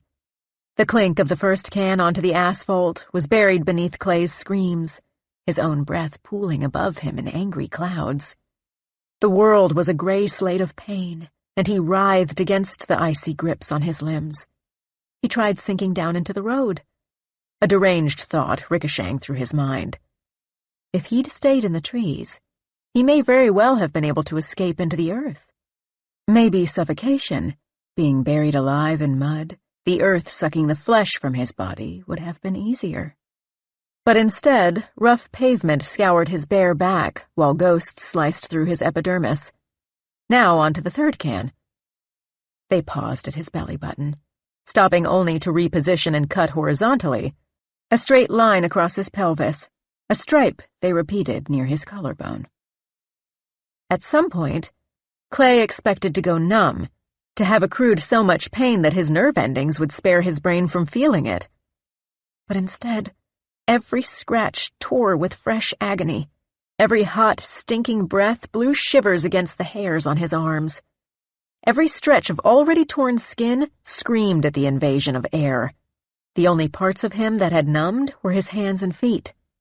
His throat scratched raw, his screams were extinguished, useless noises that merely inflicted more pain.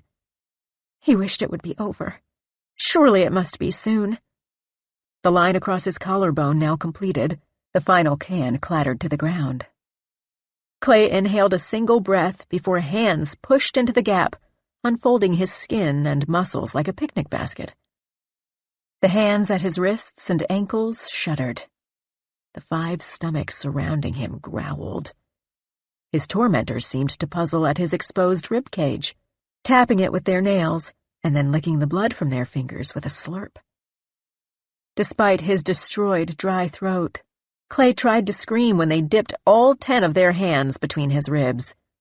Then, in matching pairs, the hands pulled in opposite directions, cracking each rib at the same junctures along the sternum and spine, as if the set had been connected to rusted-shut hinges.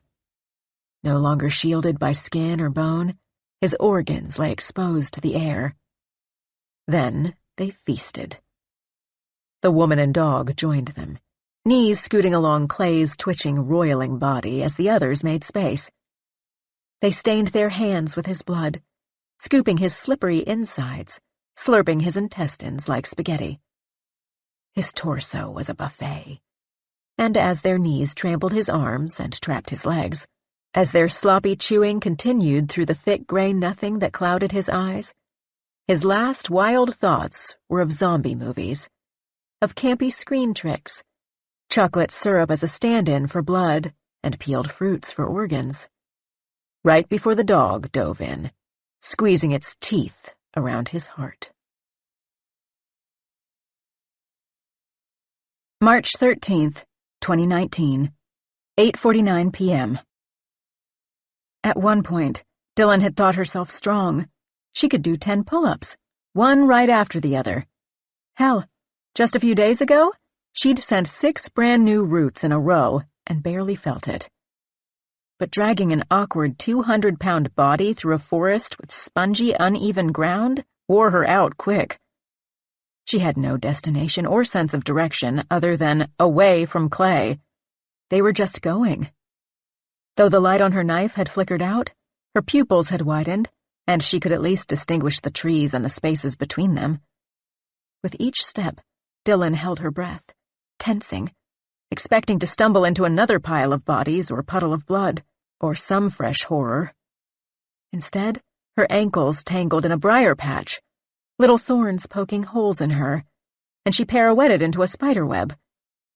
Losing her balance, she set Luke down as a shrill scream reached them, echoing through the trees. "What do you think that was?" Luke asked. "Do you think it was Clay?" "Don't know," Dylan replied, her lungs raw and craving air. Each breath scraped against her throat. "Don't want to know." She stretched her arms, lengthening the tendons, wishing there was a moon in the sky so that she could determine whether they'd been moving for hours or minutes. The sweat that had pooled against her, trapped by her jacket, felt frozen in an icy sheet on her prickling skin. The blood caked to her exterior flaked away in rusty flecks. She shivered. "What's that?" Luke asked, pointing with his good hand. An illumination twinkled through the trees, their trunks stark and clear against it, no longer different shades of darkness. "Don't know," Dylan said. A knot formed in her throat. "Maybe the cavalry have come searching. Or maybe we got turned around, and it's just the fire working its way toward us." "Do you think we should go see what it is?" "Probably not," she replied. "But it's either go back toward a known killer, or move towards something that only might be a killer. Or could be salvation." After a few more minutes of rest, Dylan heaved Luke up from the ground and swung his arm over her shoulders once more. The orange haze grew, pulsing light through the trees, its heat melting the ice on her skin back into sweat. "Oh no," Luke said. "What? Are we back at the campsite? Are we right back at the fire?" More questions she couldn't answer. She was so damn tired. She sighed and pushed forward with Luke's body in tow. Just before the trees spilled open, she stopped. Dylan unlatched her boyfriend and leaned him against a tree like a mannequin. The orange light did burst from a fire, but it wasn't the blaze they had escaped. It was inside a pit, contained by large stones. It burned next to a structure, an old-fashioned log cabin. Right in the middle, where the roof crested, jutted the rock wall, as if it had crashed right on top of the structure or grown out of the earth, slicing the cabin in half. It was the same rock wall Dylan had climbed just 2 days before. She recognized the pits and cracks, chalk from her fingers and black scrapes from the rubber of her shoes smeared across the granite. Neither the cabin nor the wall seemed to belong where they stood, like an optical illusion. Dylan wondered if she stepped to the right or left, whether the back of the structure would appear, whether the angles would align and the vision would right itself, whole and intact. The ground glittered as if it were coated in ice. That, too, must be a weird illusion. Was this their undoing? Or would it be their salvation? The thudding inside Dylan's body provided no answer. The fire gave off just enough light to set the scene, as if it were a high school theater production and not a camping trip to hell. Had darkness not obscured their view, on the other side of the cabin, they would have seen the little mounds of dirt marked with wooden crosses, the graveyard of children. They waited. Dylan held her breath, her eardrums aching from the silence. She crouched, leaning her weight into her knees, while Luke slunk down into the dirt. She pressed her hand against his chest, a signal to wait, as if he could spring out of the trees with his decrepit leg and various slings, as if they had not spent the last few hours trying to traverse a quarter-mile through the woods. The door of the cabin slid open, the drama unfolding like a silent movie, no sound effects or dialogue. A woman exited first, running, carrying a swaddled bundle in her arms. Through the open doorway, behind her emerged a burly man.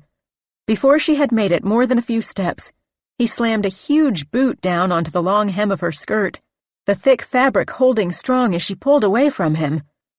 In her frantic struggle, hoping for a freeing rip, she fell forward. The bundle flew from her arms. A baby rolled out of the swath of fabric.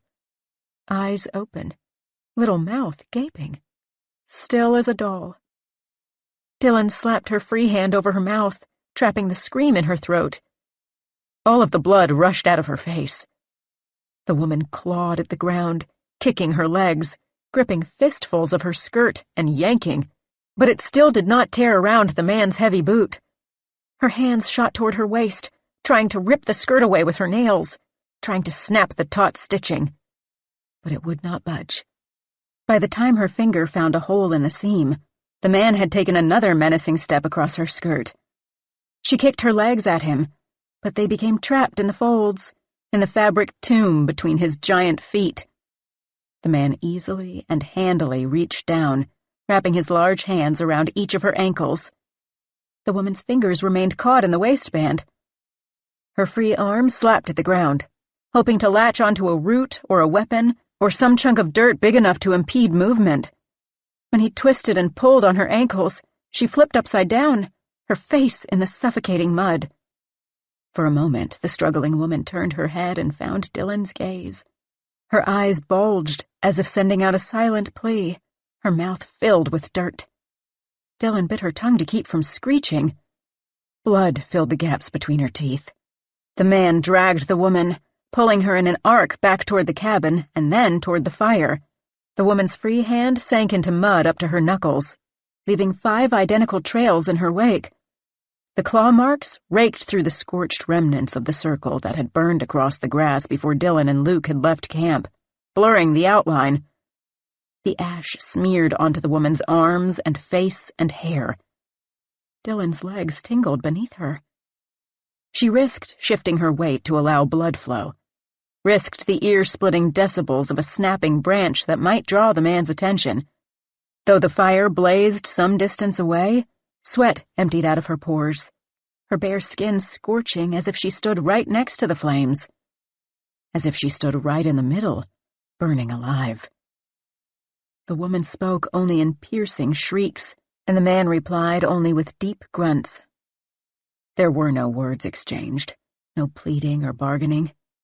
He moved with mechanical purpose, but not malice, like this was any other task he needed to complete, same as chopping wood or hauling the deer he'd hunted back to the house. An indifference shuffled into his muscles, as if this was simply some unpleasant task he'd put off for too long. The man dropped one of the woman's ankles. With his newly freed hand, he retrieved a large blade from his belt. Luke gasped, and Dylan tensed next to him, wondering if the noise had been too loud, even underneath the woman's screams. Her stomach churned. She squeezed the hilt of her knife, waiting for the moment the man turned toward them, stomping toward his new prey. One-handed, he pulled the woman, still screeching, closer to the fire. Flames danced. Dylan clamped her eyes closed and slapped her hands over them for good measure. There was a dull, wet, thudding sound. And then another. And another. The woman's screaming ricocheted through the trees. And then it didn't.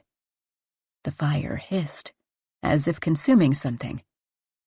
Through the air wafted a singed scent, a particular burning smell that Dylan didn't want to accept that she knew. A mix of sulfur and charcoal and meat. Minutes passed. Dylan swallowed bile. "What's happening?" she whispered to Luke. "I can't look." "He went back inside," Luke replied. "He hasn't come back out or made any noise." Dylan unpeeled her hands from her face and her lids from her eyes. The scene would be picturesque and quaint, if not for the paths carved into the dirt leading to the fire. She couldn't make her eyes move to the flames, to look directly at what she knew she'd find there. Everything was still. By reflex, some remaining instinct from the world she'd left not even a week ago, she pulled her phone out of her pocket. The top right corner flashed an angry red low battery warning at her. Next to that, a little airplane symbol. She clicked that mode off, and it was replaced by the empty triangle. No signal. "What are you doing?" Luke asked. "Any signal?" "No," she replied. "I'm going to take a photo." She clicked open the camera, ignoring the battery warning, and pointed it ahead toward the impossible cabin. But inside the screen, the structure had disappeared. The whole scene before them was gone. No cabin, no fire, just the rock wall, grainy and barely visible. "Try night sight," her phone suggested. "Oh my God," she said. "What? What do you see?" "Nothing. Look," she whispered, twisting the screen enough for Luke to see. "I don't see anything. It just looks like a black screen. Like you're covering the lens." "Exactly," she said. The phone shook in her jittery hand. "It's not real.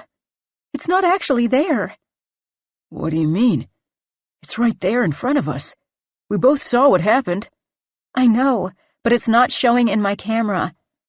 It must be, I don't know, some sort of shared hallucination." "After all the shit we've just seen? You think this is a hallucination?" "A hallucination, a ghost, whatever the fuck you want to call it. It's not really there," she said.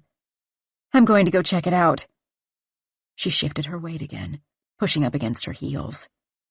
The same magnetism that had pulled her toward the wall, that had propelled her to scale 60 feet of treacherous, slippery granite without rope, now tugged at her again, like a hand pressed against her back, pushing her forward, a comforting invitation to exit the trees and knock on the cabin door. "What?" Luke hissed. "Where are you going? Don't leave me here." But she had already stepped out into the valley. The fire prickled at the right side of her body, the left side icy and shivering. The flames snapped when she stepped past the fire pit, as if they were baiting her, trying to force her to turn and confront what they were eating.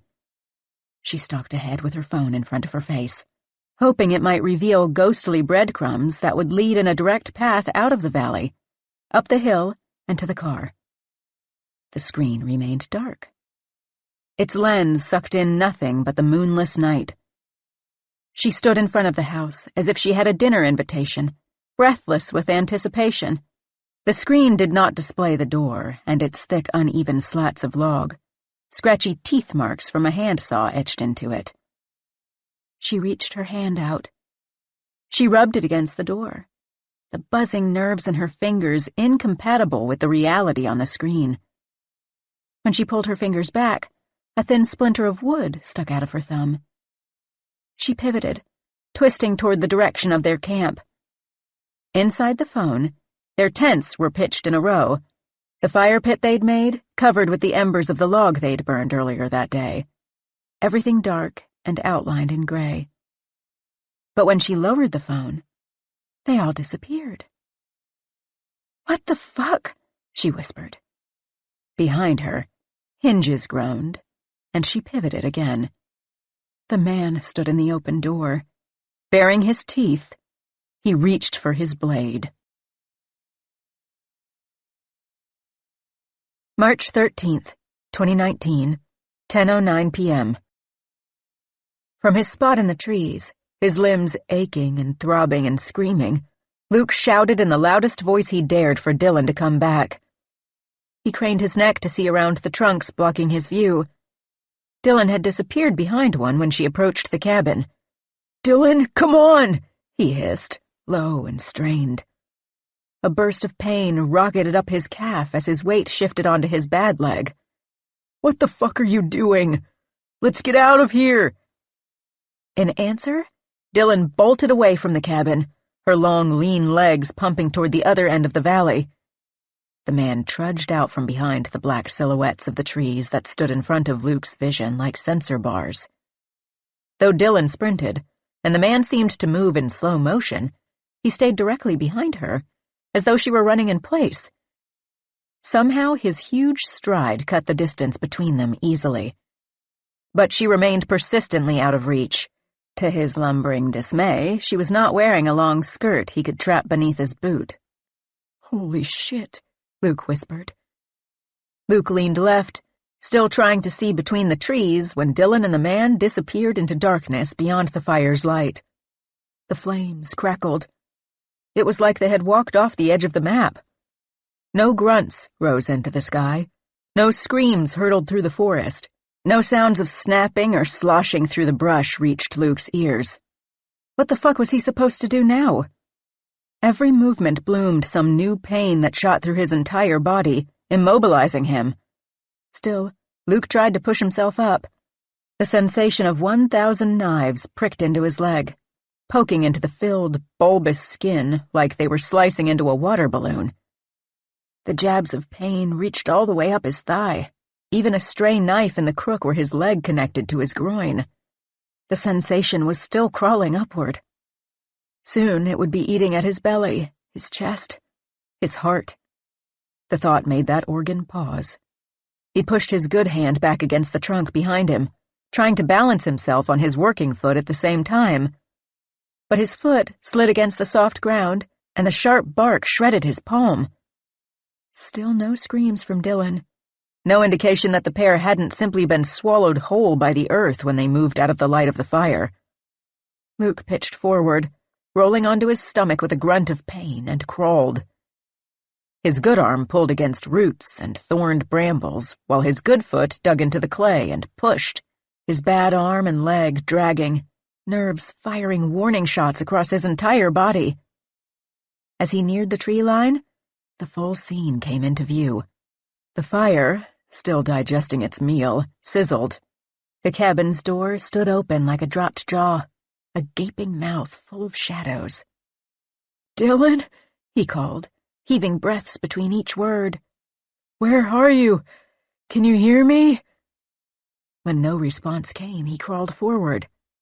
He remained inside the trees lining the valley, not wanting to stick his vulnerable torso into the light of the fire, offering himself up like a sacrifice. But maybe that would be best. At least he'd be put out of his misery. Like stepping on a half-crushed, still-twitching bug. The bandage on his arm frayed and unraveled as it scraped against the brush, catching burrs and vines, probably something poisonous that he'd pay for later. His wrist rolled beneath him. The hitching pain that should have accompanied it was masked by the larger agony screaming from his leg, the knives jabbing in and out. The whole thing consumed by a burning sensation, like the fire had spread to his skin, boiling whatever lay beneath the purple surface. He expected, at any moment, that a thorn or sharp rock would catch the bloat of his skin, popping the balloon. He didn't want to find out what would emerge. Something deep inside of him conjured an image of thick black tar. Finally, mercifully, his hand clasped around a fallen branch, solid and strong. He wrenched it out of the ground, half of it buried. With a heave, he pushed himself upright, the stick bending slightly under his weight when he fought to get his working foot underneath him. Finally, upright, he stumbled toward the cabin, the branch working as a makeshift crutch, the toes of his swollen foot dragging leaves out into the valley. He worked his way to the other side of the cabin, to the place where Dylan and the man had vanished. He moved more like the man, one clumsy step at a time, a sturdy stamp of the branch and then a hop. and with the same determination. But Luke aimed to save the damsel and not end her, not throw her to the flames that hissed and roared as he approached. The fire burped. It spat sparks, some flying so close that they singed his neck. Lying across the fire pit was a black silhouette, the vague shape of a body, toes pointing up. Singed wisps of white fabric, squares of her skirt bordered in black, littered the ground. The reeking scent of burning hair reached his nostrils, and he might have vomited if there had been anything left in his stomach to expel. When he breathed through his mouth to avoid the scent, he tasted her, a bitter, dry charcoal flavor that lingered at the back of his throat. "What the fuck is this place?" he whispered, forcing himself back into movement. What the fuck was he doing? How could he possibly help Dylan when he had 0 free limbs with which to fight? He stopped and took a deep breath. He had to at least try. The cabin blurred at the edges, as if it were a mirage, as if a hot layer of air stood between him and the structure. It mesmerized him, drew him closer, until he, too, touched its rough exterior. Solid wood. Even this close, the inside of the cabin was shrouded in darkness, the opening a dense mouth of nothingness. He hesitated, twisted his head left and right. The scene remained entirely still. He limped inside. The far side of the cabin was eaten by rock. A table was cut in half by it, 2 legs holding a flat top that disappeared into the wall. A climber's dream home, he thought, somewhat hysterically, bouldering in the kitchen. A half-finished meal sat on a plate, a thick slab coated in green-gray mold, some sort of rancid meat dotted with buzzing flies, like it had been sitting there for ages. His stomach gurgled at the meal, whether in hunger or disgust he was not sure. Luke scanned the room for a weapon, anything he could use to attack the man, to protect Dylan and himself. Next to the plate of rotten food stood a fork and bent spoon. On a bench lay a knife, the blade small and dull, just a couple of inches long. Nothing compared to the hatchet the man wielded, had buried into the woman's shoulder, the blade hacking through her bone like butter. But this tiny knife would have to do. There was nothing else. Luke stuck it in his waistband. He stumbled through the door before moving into the darkness on the other side of the cabin. It fell in front of him like a curtain, a hard border between the reach of the fire and the black forest. A single step into the darkness, and his skin prickled with goosebumps. The air here thin and cold, his breath clouding in front of his face.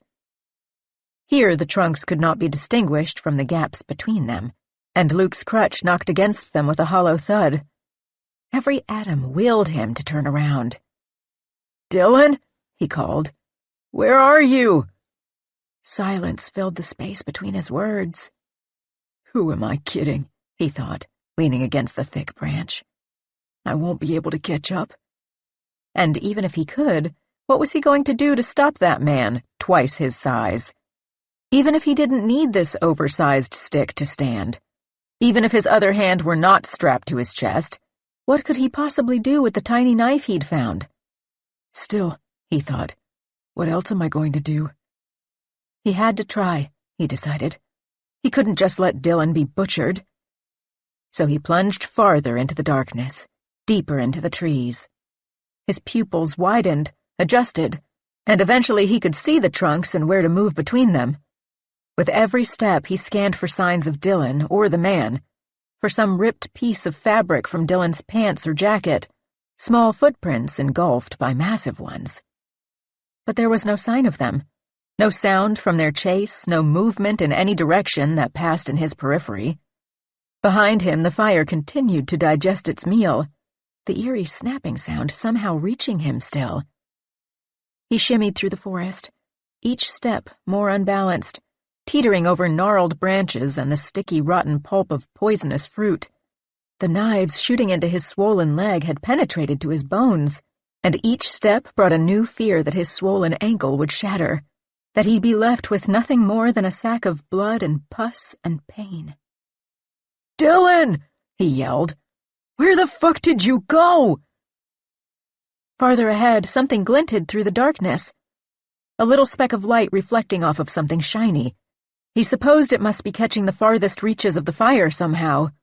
No moon or stars hung in the sky. Maybe it was capturing Dylan's flashlight? He pushed ahead, following the shimmer.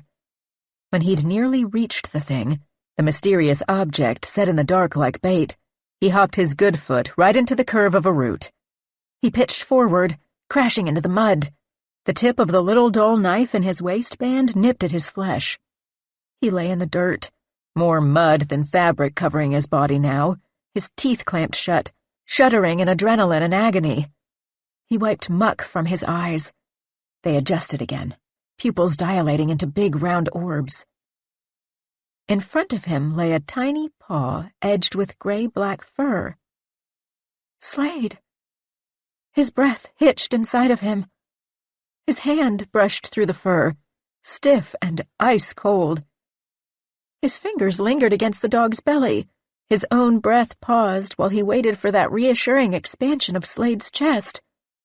But the body was still, limp. The tears welled up, steaming against his cheeks. In that moment, Dylan and the man pursuing her disappeared, truly, into the darkness of the forest. Not even a blip in his memory. Now he thought only of his dog, his precious Slade, the pup he'd rescued 3 years ago from a shelter. The dog who'd followed him from his campus-adjacent apartment back to his parents' house, and then to a rental with Dylan. Slade had never missed a crag trip. He'd snooze in the sun, dirt penetrating his undercoat, dusting his wet nose. But Luke had abandoned him, left him to wander into the maws of these woods, this fucked-up forest that conjured ghosts with blood-eating grins, that pushed you in maddening circles until you collapsed into a heap of muscles stretched like taffy, too tired to run anymore. What had it done to Slade? What terrors had he seen in his last moments? Luke wailed, the noise slicing through the silence, rising into the muddled sky. He nuzzled his nose into the thing's neck. He rocked back and forth with it, sobbing. Had he pulled himself away? Had he studied the face, the patterns of the fur? Had his brain not been scrambled with a concussion? He might have noticed that the nose was slightly longer than Slade's. Its hair was shorter, its ears not as perky.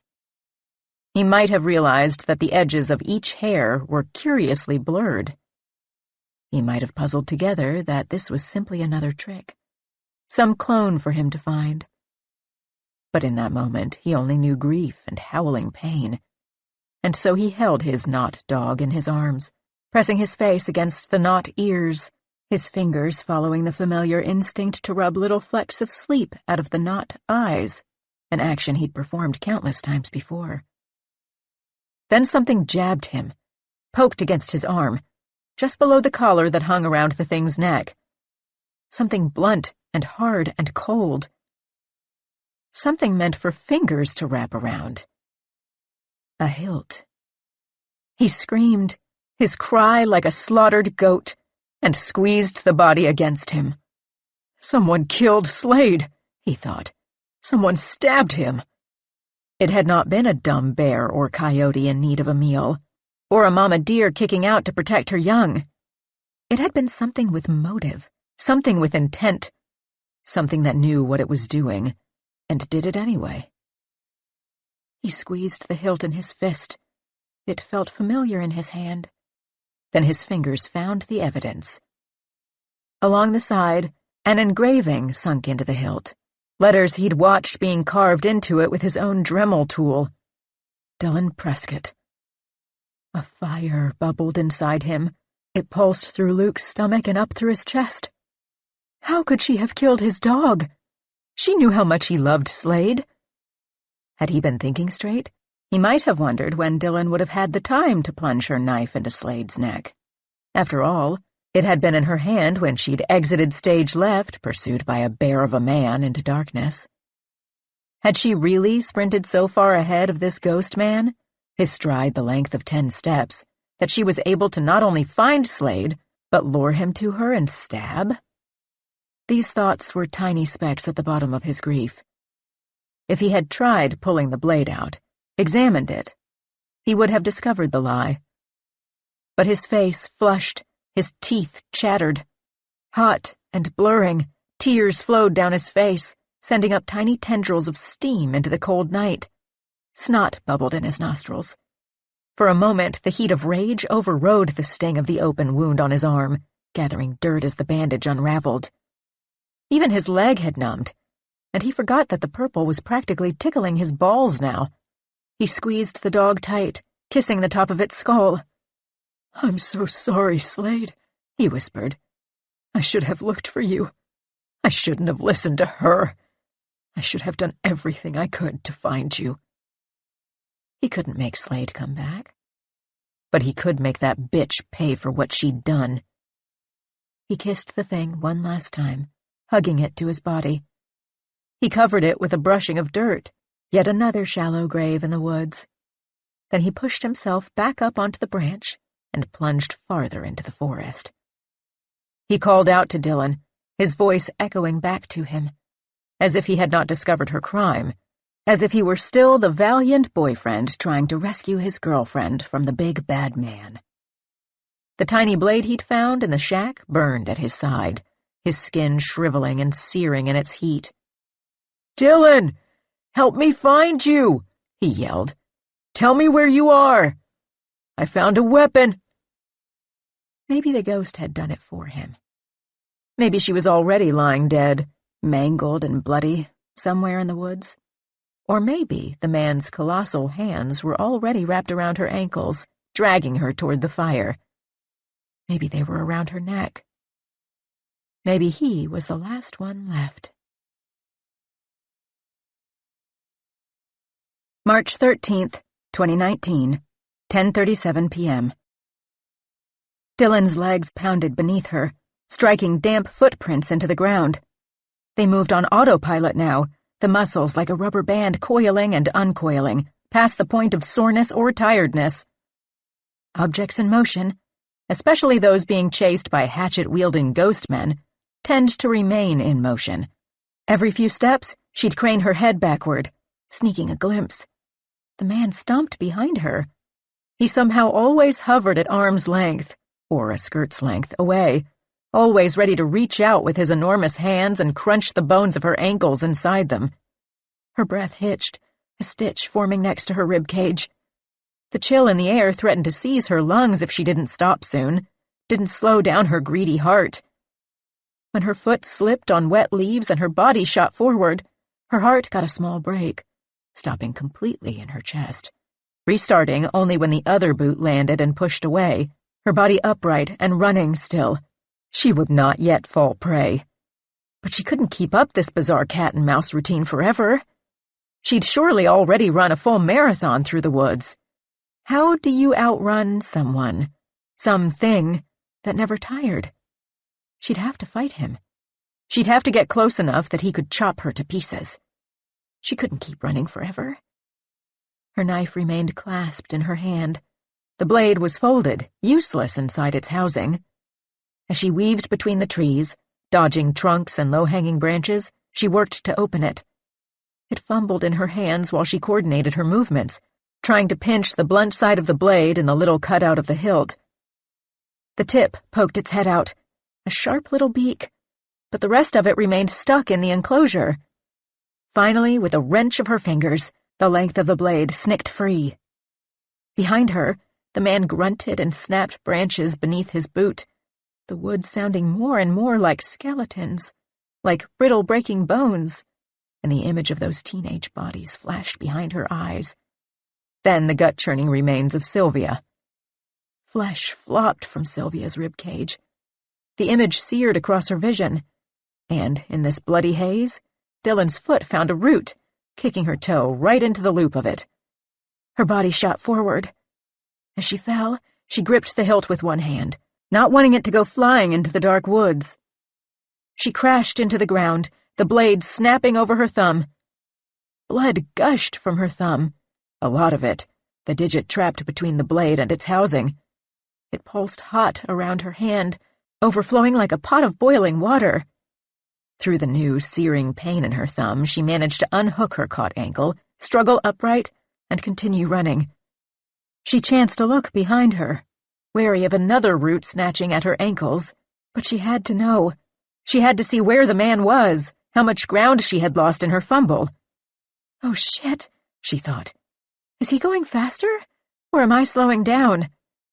He was definitely closer now, his boot immediately replacing the space her foot had just vacated. His grunt sounded clearer, and his swing of the hatchet seemed to miss her by centimeters. She even thought she could smell his decrepit breath, a mouthful of rotten, mossy teeth. Acid crept up her throat. The knife chopped her thumb like a bear trap, the blade notching her bone. Her blood left the entire thing so slippery she could barely hold on to it, let alone lift the blade out of her flesh while running. Her legs pumped on autopilot, her lungs numb.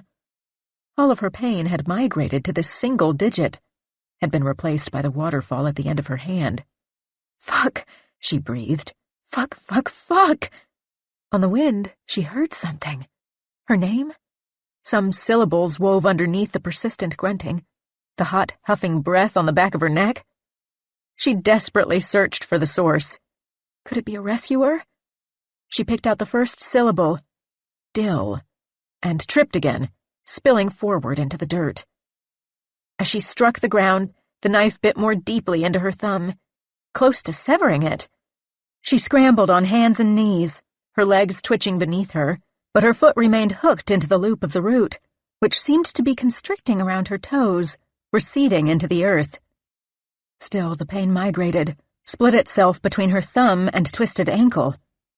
She could do nothing more than scream. With 2 oversized steps, the man straddled her. She finally unhooked her foot and tried to dart out from beneath him, but his fingers wrapped around her ankle, clamping tight, unyielding even as she flailed. With her free foot, she kicked at his hand, but he did not even grunt, as if he felt nothing at all. Her kicking foot was a mere annoyance, like a mosquito nibbling at his thigh. This was it. She'd be murdered by a hatchet-wielding ghost and thrown into a non-existent fire. Nobody would find her ashes. They'd disappear with everything else. No one would ever know what had happened here, what she'd accomplished before it all went to shit. Her name would disappear. At least she'd spare her family the expense of a funeral with nothing to bury. No, fuck that. She began working at the knife eating her thumb, ignoring the rocks and debris clawing at her back, tangling in her hair as the man dragged her through the woods.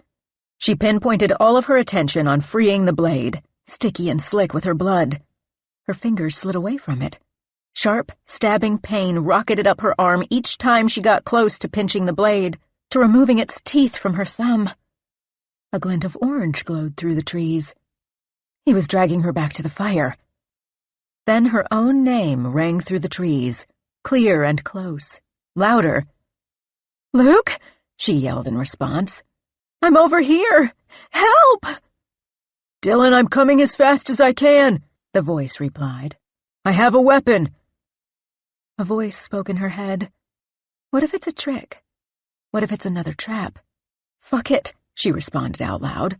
"I'm dead either way." With a roaring scream and a spurt of blood, she finally wrenched the steel blade from her thumb. The gash spat out buckets. She bent at the waist, climbing up her own leg, leaving a trail of wet, red splotches across her pants. Folded in half, her chin banging against her kneecap with each bounce of her bottom across the forest floor, she hacked away at the enormous hunk of flesh that was the man's hand. A line of dark, viscous fluid spilled down her arm, hot and thick as tar. How many times would she have to stab him for the fingers to release? She kept at it, unsure if any number of cuts would make a difference. He didn't seem to feel pain. Maybe she needed to saw them off, digit by digit. With each slice of her knife, more of the putrid pus emerged, and Dylan gagged, holding her breath against the foul, musty odor that stung the back of her throat. The fluid soaked into her pants, seeming to melt the acrylic fibers. When it found its way to her nearly decapitated thumb, it burned inside the wound, the pain so intense she nearly dropped her weapon. She swallowed bile and plunged the knife into his hand one last time and yanked it back out again. He roared, an inhuman wail like a wounded bear, and released her. She convinced her twisted ankle to bear weight and hobbled toward the sound of her name. "Where are you?" she yelled. "Over here." She pivoted toward the sound. Behind her, the apparition followed, stomping in the same steady cadence, both slowed by their respective wounds. "Luke," she called, "keep talking so I can find you." After following the auditory breadcrumbs, she nearly crashed elbows first into Luke, who limped along with the help of a large branch. Even broken, resembling a scarecrow more than the man she'd entered the woods with just days ago, the sight of him warmed her, ebbed her pain. She was no longer alone. What the fuck was she thinking, going to explore a ghost cabin with a ghost murderer? She reached for an embrace, arms spread wide, but Luke brushed them away. "No time," he said, pulling a minuscule carving knife from his waistband, somehow still balanced upright. Together, they turned on the man bumbling in their direction, his eyes focused on Dylan, whether because she was a woman, or because she was the one who'd sliced open his hand, she wasn't sure. They stood, ready, each of them shivering, their tiny blades against his hatchet large enough to fell a tree with 4 swings. "Stand by with your knife," Dylan whispered. "I'll distract him." Dylan stepped gingerly to the side. Luke shaded in darkness. The man shuffled to her, all eyes on her. Luke might as well have been invisible. When he reached Dylan, he towered over her small frame, somehow as wide and tall as 3 grown men. She jabbed her blade, all 3 inches of it, into his abdomen. The little wound dribbled more tar, inconsequential as a knee scraped against concrete. With his uninjured hand, he strangled Dylan. His hand was so huge his fingers touched at the back of her neck as he hoisted her into the air. The knife dropped from her hand, stabbing the dirt. Her feet dangled, kicking, while carbon dioxide became trapped in her lungs. She had to be 10 feet in the air. Her hands scratched at the green, rotten skin, trying to unpeel it from her larynx. "Luke!" she spat, a gravely hoarse noise. The edges of her vision blurred, spawned fuzzy darkness. This couldn't be the end. Luke would save her.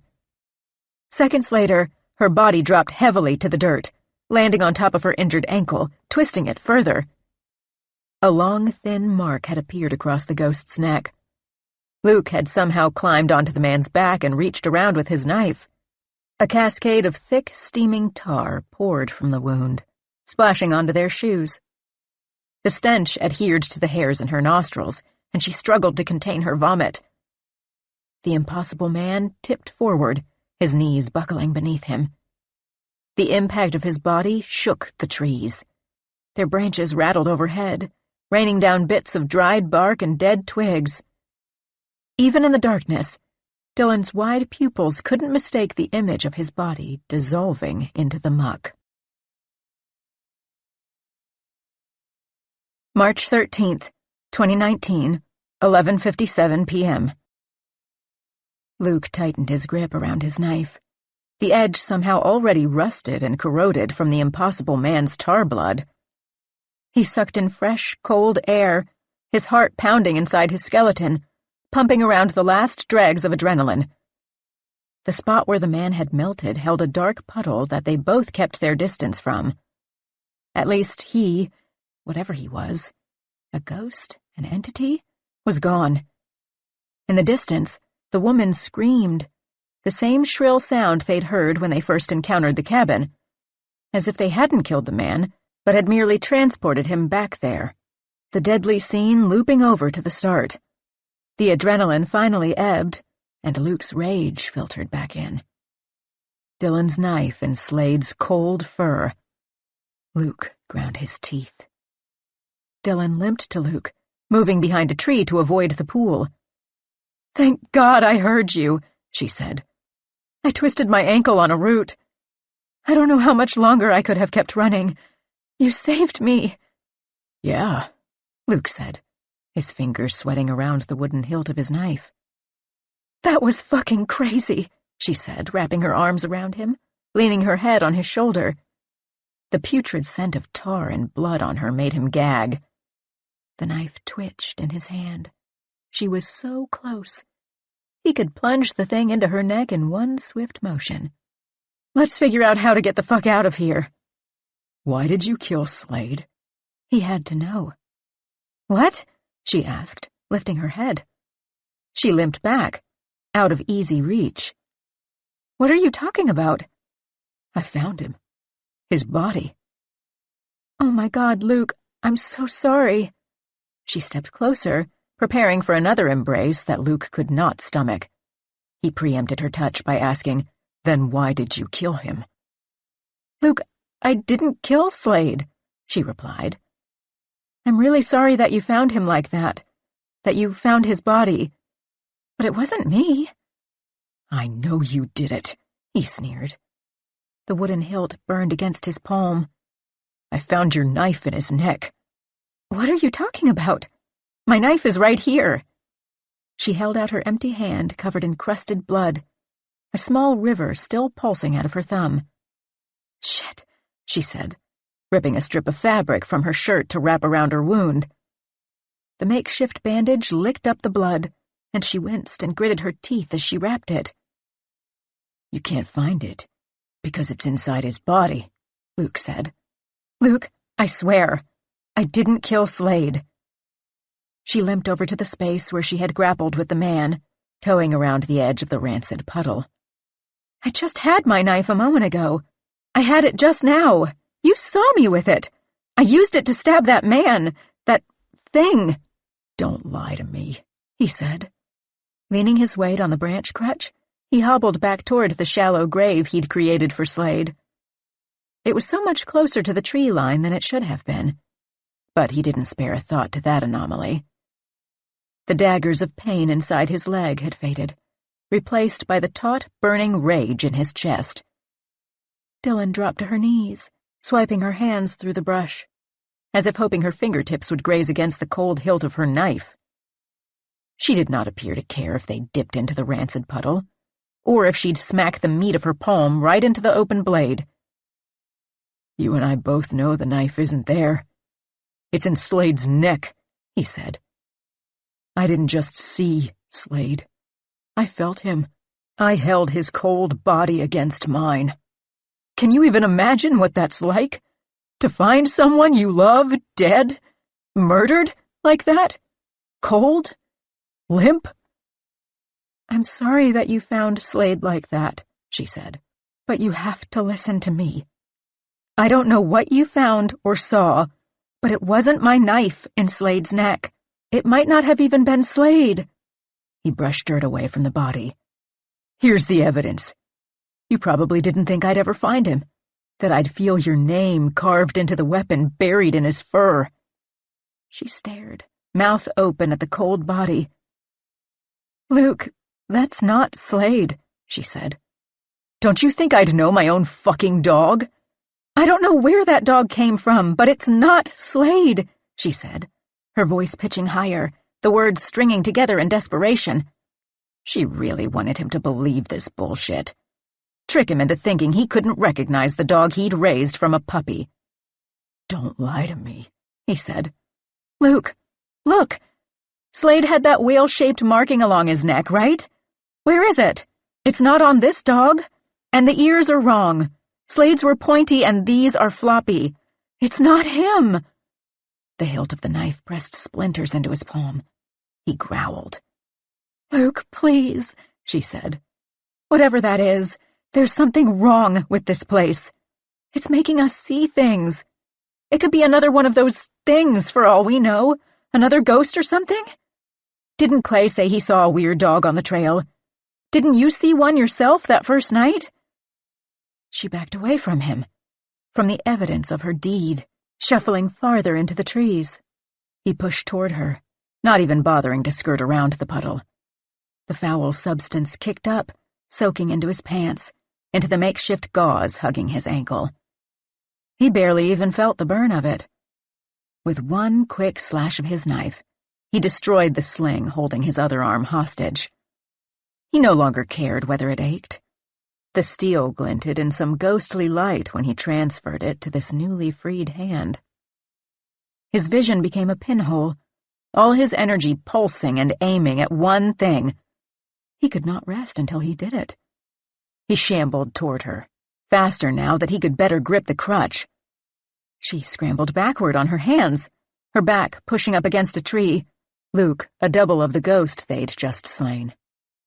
Before he could get close enough to slash at her, to slice a neat line across her neck, she stood and stepped backward, one foot steady and the wounded one timid.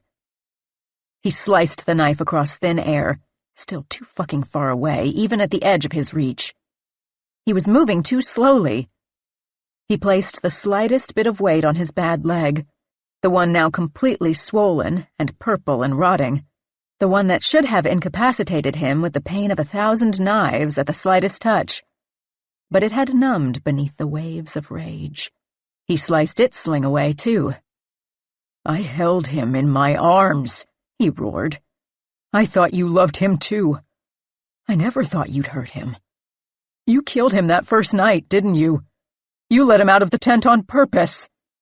"Luke, please," she said. He lunged at her, the knife swiping inches from her nose. Hot, burning rage rose up through the ground, into his feet with each step, boiling his insides. Dylan's mouth moved, but a sharp buzzing filled his ears, like the swarm of flies had returned and filled the space inside his skull. His entire body thrummed with red tension, each muscle and tendon taut, his breath slow and loud and grunting. His heart beat as if locked inside a vice, and release would only come after he avenged Slade. Luke moved slowly, but Dylan's ankle was wounded. She bobbed through the trees, favoring her left side. But she could pivot and make sudden turns, zigzagging through the trees while he scraped behind on his makeshift crutch. He couldn't lose her. Ahead, the trees opened. The fire blazed beyond them, the orange flicking wild behind the silhouette of the cabin. She turned in front of him, a hard right into denser woods. Luke grunted and changed his trajectory. "You can't run forever," he growled. Her feet did not stop pedaling away, just out of reach, until she reached another clearing in the trees, the trunks thinning like hair. She paused at the sight of those ghoulish teens, the ones that had surrounded Sylvia's corpse, now huddled in a circle, their heads down and bobbing. Each one on their knees, fighting over something, slurping. A scream boiled out of Dylan's throat, and their heads rose, their eyes beady and yellow above their maws matted with muck. They smiled at Luke, their teeth full of sinew. He smiled back. He'd give them another meal soon enough. Another orange glow erupted ahead, more flames, spreading in a line as if following a path of gasoline. Luke grinned. A trap waiting, wide enough that Dylan could not change course to avoid it, could not switch directions before it encircled them, leaving her unable to do anything but face him, without a weapon. "Fuck," she said. For a moment, Luke thought she might try to cross through the ring of fire, leaving her scalded, but not dead. Luke needed her dead. She pressed forward, closer to the flames, considering. The air grew thick as honey, steam rising from the mud, from the ground that had just been frozen. Every pore on his body evaporated sweat, expelling the little water he'd swallowed in the last 24 hours. It felt like swimming, drowning. His blood seemed to boil, bubbling against his reddening skin, until he felt he was actually cooking, his muscles browning and stiffening like a flank steak on a grill. Luke squinted through the smoke, his retinas dry in their sockets. A sulphurous cloud shrouded the face of a figure behind the flames. Light winked against his chest, shimmering gold pinned against slate felt. The figure, the man in the slate-gray uniform, nodded at him, motioned for him to proceed. When the man opened his mouth in a pleasured snarl, the red-orange light reflected off his saliva, his teeth glowing. Dylan coughed in the smoke, now backing away from the flames. Luke laughed, the sound thick and distorted. He had her. "Fuck me," Dylan said, twisting around, following the ring of flames to its inevitable conclusion. To Luke. Luke grinned. Everything inside of him, every atom of his being compelled him, urged him with screaming fury to complete the task, to avenge his beloved dog. He could not rest until it was done. Everything vibrated, hovered in the margins of his vision. The flames, the dark forest around them, the ringleader standing on the other side of the fire, somehow putting messages inside his head. Keep moving. Do it. He'd been given a clear chance. Dylan stood, clutching her ruined thumb to her chest, wobbling on her feet. He laughed at this easy target. Even with his bad leg and sore wrist, this should be quick. He held the only weapon. "Luke, please," she said. He growled and lunged the blade at her, but it sliced only through the smoke. She'd jumped out of the way. The pair danced, an unbalanced interpretive cat and mouse, as if they were performing ballet with weights and chains strapped to their feet. Even in this small arena, she evaded his blade, hopping out of reach. "Stop running, you bitch!" Luke snarled. The walls of flame pushed inward, licking up the grass and brush in their path. The fire burned their backs, and they both stepped closer, their dance becoming more intimate.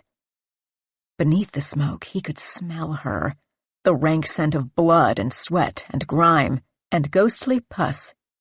He stabbed at her once more, the blade catching skin, leaving a dark line of blood at her shoulder. "I've got you," he said. More glistening teeth appeared behind the flames, urging him on. Make her bleed. The fiery ring grew smaller still. No more wiggle room for her to dodge.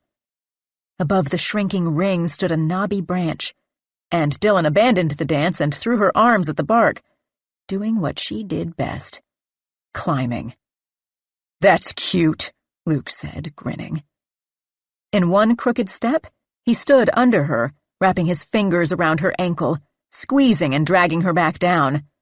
She kicked at him with her other leg, and he plunged the blade into her calf as far as it would go. She wailed, sharp like the last bleat of a slaughtered goat. Her hands unclenched from the branch, her body flopping into the dirt. Now she lay prone beneath him, her face against the wet leaves. He could end it quickly, if he picked the right spot for the tiny knife. If he did it before she twisted or fought, then he could release the tension that choked his breath, that pulled at his tendons like marionette strings. He needed her to die. Only then would everything inside of him relax. Her neck glistened with sweat, the skin soft and thin. An artery pulsed there, a big one, and he dropped her ankle and bent over her neck, the faint purple beneath. He lowered the knife, sharp and swift. But instead of the resistance of flesh, it landed in dirt. She had somehow twisted beneath him, that little bitch, had dodged the blade. Now, her face, smeared with mud, stared at his, teeth gritted and brows clenched. He lowered his weight on her, his forearm against her collar, and plucked the knife out of the ground, poised again to plunge it into her neck. But her hand caught his wrist, her fingers strong and unbudging. They tussled in the dwindling ring, her climbing muscles fighting against his weight. This was supposed to be the easy part. The blade was so close to her neck. But she had always been the stronger of the two, always pushed harder in the gym and on the walls. Could do 10 pull-ups for every 3 he completed. He pressed all of his weight into his hand, into pushing the blade down, but her arm locked in place. Her hand gripped so tight around his wrist that blood pooled on either end. His fingers tingled with numbness. Now she grinned. March 14th, 2019, 1:13 a.m. Dylan squeezed Luke's wrist until her knuckles went pale, until the pain of it wrinkled her forehead, until she could feel the cracking of the little cylindrical bones beneath his skin. He still strained to lower the blade. While she crushed the bones in his wrist, she bent her knee, working to wedge her leg between their bodies. All of his focus stayed on his plunging, wilting wrist, and he didn't notice what she'd done until her knee jabbed into the bottom of his rib cage. Maintaining her killer grip on his wrist, she dug her knee into his chest and lifted him away, enough for her to plant her foot on the middle of his chest. The tendons in her fingers tingled. Every inch of her sagged with exhaustion, her eyelids heavy, her skin sticky and gritty with sweat and dirt. She inhaled, pushing every little bit of energy she had left into her foot, still clenching his wrist, pushing up until her knee locked out, her leg forming a straight line. A distinct pop rang into the air. It was the sound of tendons tearing and joints misaligning, loud even over the crackling of the fire. Luke released the knife with a cry of pain, and it sliced a fine line across her cheek as it fell. The rusty steel, tacky with tar blood, burned as it cut, leaving an irritated, splotchy welt. The sting pulsed down her face into her nose and lips, as if it had already infected her. Now, he lay on the ground, trying to push himself upright on broken wrists, one swollen and one limp, his hands flopping like grounded fish. The knife lay next to Dylan. She didn't want to get up. Even if she made it past this trial, if she got away from Luke, she knew this meant killing him. But she couldn't bring herself to imagine that she could plunge this knife into his flesh enough times and in the right places. Even if she made it out of here, she'd still have the fire and the ghosts to contend with. And even after that, the fucked-up looping forest, and now probably some unknown bacteria in her wound cheek that would kill her anyway. But what could she fucking do? Give up this close to the end? Luke nearly to his feet, she grabbed the knife and held it in front of her. A warning. She didn't intend to return his favor. "Luke, please," she said, struggling upright. The fire pulsed at her back. "Don't come closer. I don't want to hurt you, but I will if I have to." His ankle bones cracking and swollen skin darkening, he stumbled toward her, still intending to finish the deed, even without his weapon, even with his mangled hands. She could only stand in the center of the ring, the blade between her and her boyfriend who wanted to kill her, while he lumbered like a zombie in her direction. The flames licked at her back, and she felt herself shrinking inside her coat. Her knees wobbled under her, her body barely able to stand from dehydration and exertion. Tears welled in her eyes, the last speck of water in her, blurring her vision, painting her possessed boyfriend in watercolor. But somehow it still wasn't over. Not yet. He still moved toward her, propelled not by the fire but by his own rage, his face sweltering in both. "How is this supposed to work, Luke?" she asked, her voice cracking. The blade shook in her fingers. "How are you going to win this? I've got the knife. What's your plan? Your hands are too fucked up to strangle me. You might as well just wait for the fire to take us both." He showed no signs of recognition, of having heard even a single word of her plea. He moved like something out of control. The tears that poured from her eyes when she was forced to plunge the blade into him left a hard, cold pain in her chest. A pain that grew when she plunged again, left with no choice but to shed his blood into the hungry earth. The knife dropped to Dylan's side, dripping with her boyfriend's blood. Below her, Luke lay still, eyes wide and bulging, mouth agape. "Dylan," he said. His wide eyes found her. No longer possessed, still bleeding out, he reached up toward her, and she took his useless hand. "I'm sorry, Luke," she whispered. "I'm so sorry. I should have never agreed to come here. We should have gone to look for Slade." His hand squeezed hers. Then his eyes became orbs of glass, nothing more. The ring of fire dwindled around her, the flames extinguishing into a smoky haze that left her coughing, left her huddled close to the ground, soaking in her boyfriend's hot blood and holding his cold hand, waiting for the smoke to rise up into the trees. She folded into herself, pulling her knees to her chest. The tears that emerged dissolved into steam. What had happened? How had she become the final one left here, in this despicable place? How had it come to a point that she had to murder her own boyfriend? Could she have saved him? Would one single stab have broken the trance? She considered the knife next to her. That maybe it would be better to end it now than to fight anymore, than to outrun more ghosts or fire or poison, or whatever else this fucked-up valley might hold. Blood and tar gummed the short blade. She knew it would hurt. It would not be quick. She couldn't do it, she decided. She couldn't let this fucking place win. Not in that way. It had had enough victories. It would have to work harder for this last one. The smoke finally cleared, leaving a ring of scorched earth around her. A charcoal scent lingered, something she'd always associated with friends and climbing, with good times and marshmallows and stars and hot dogs.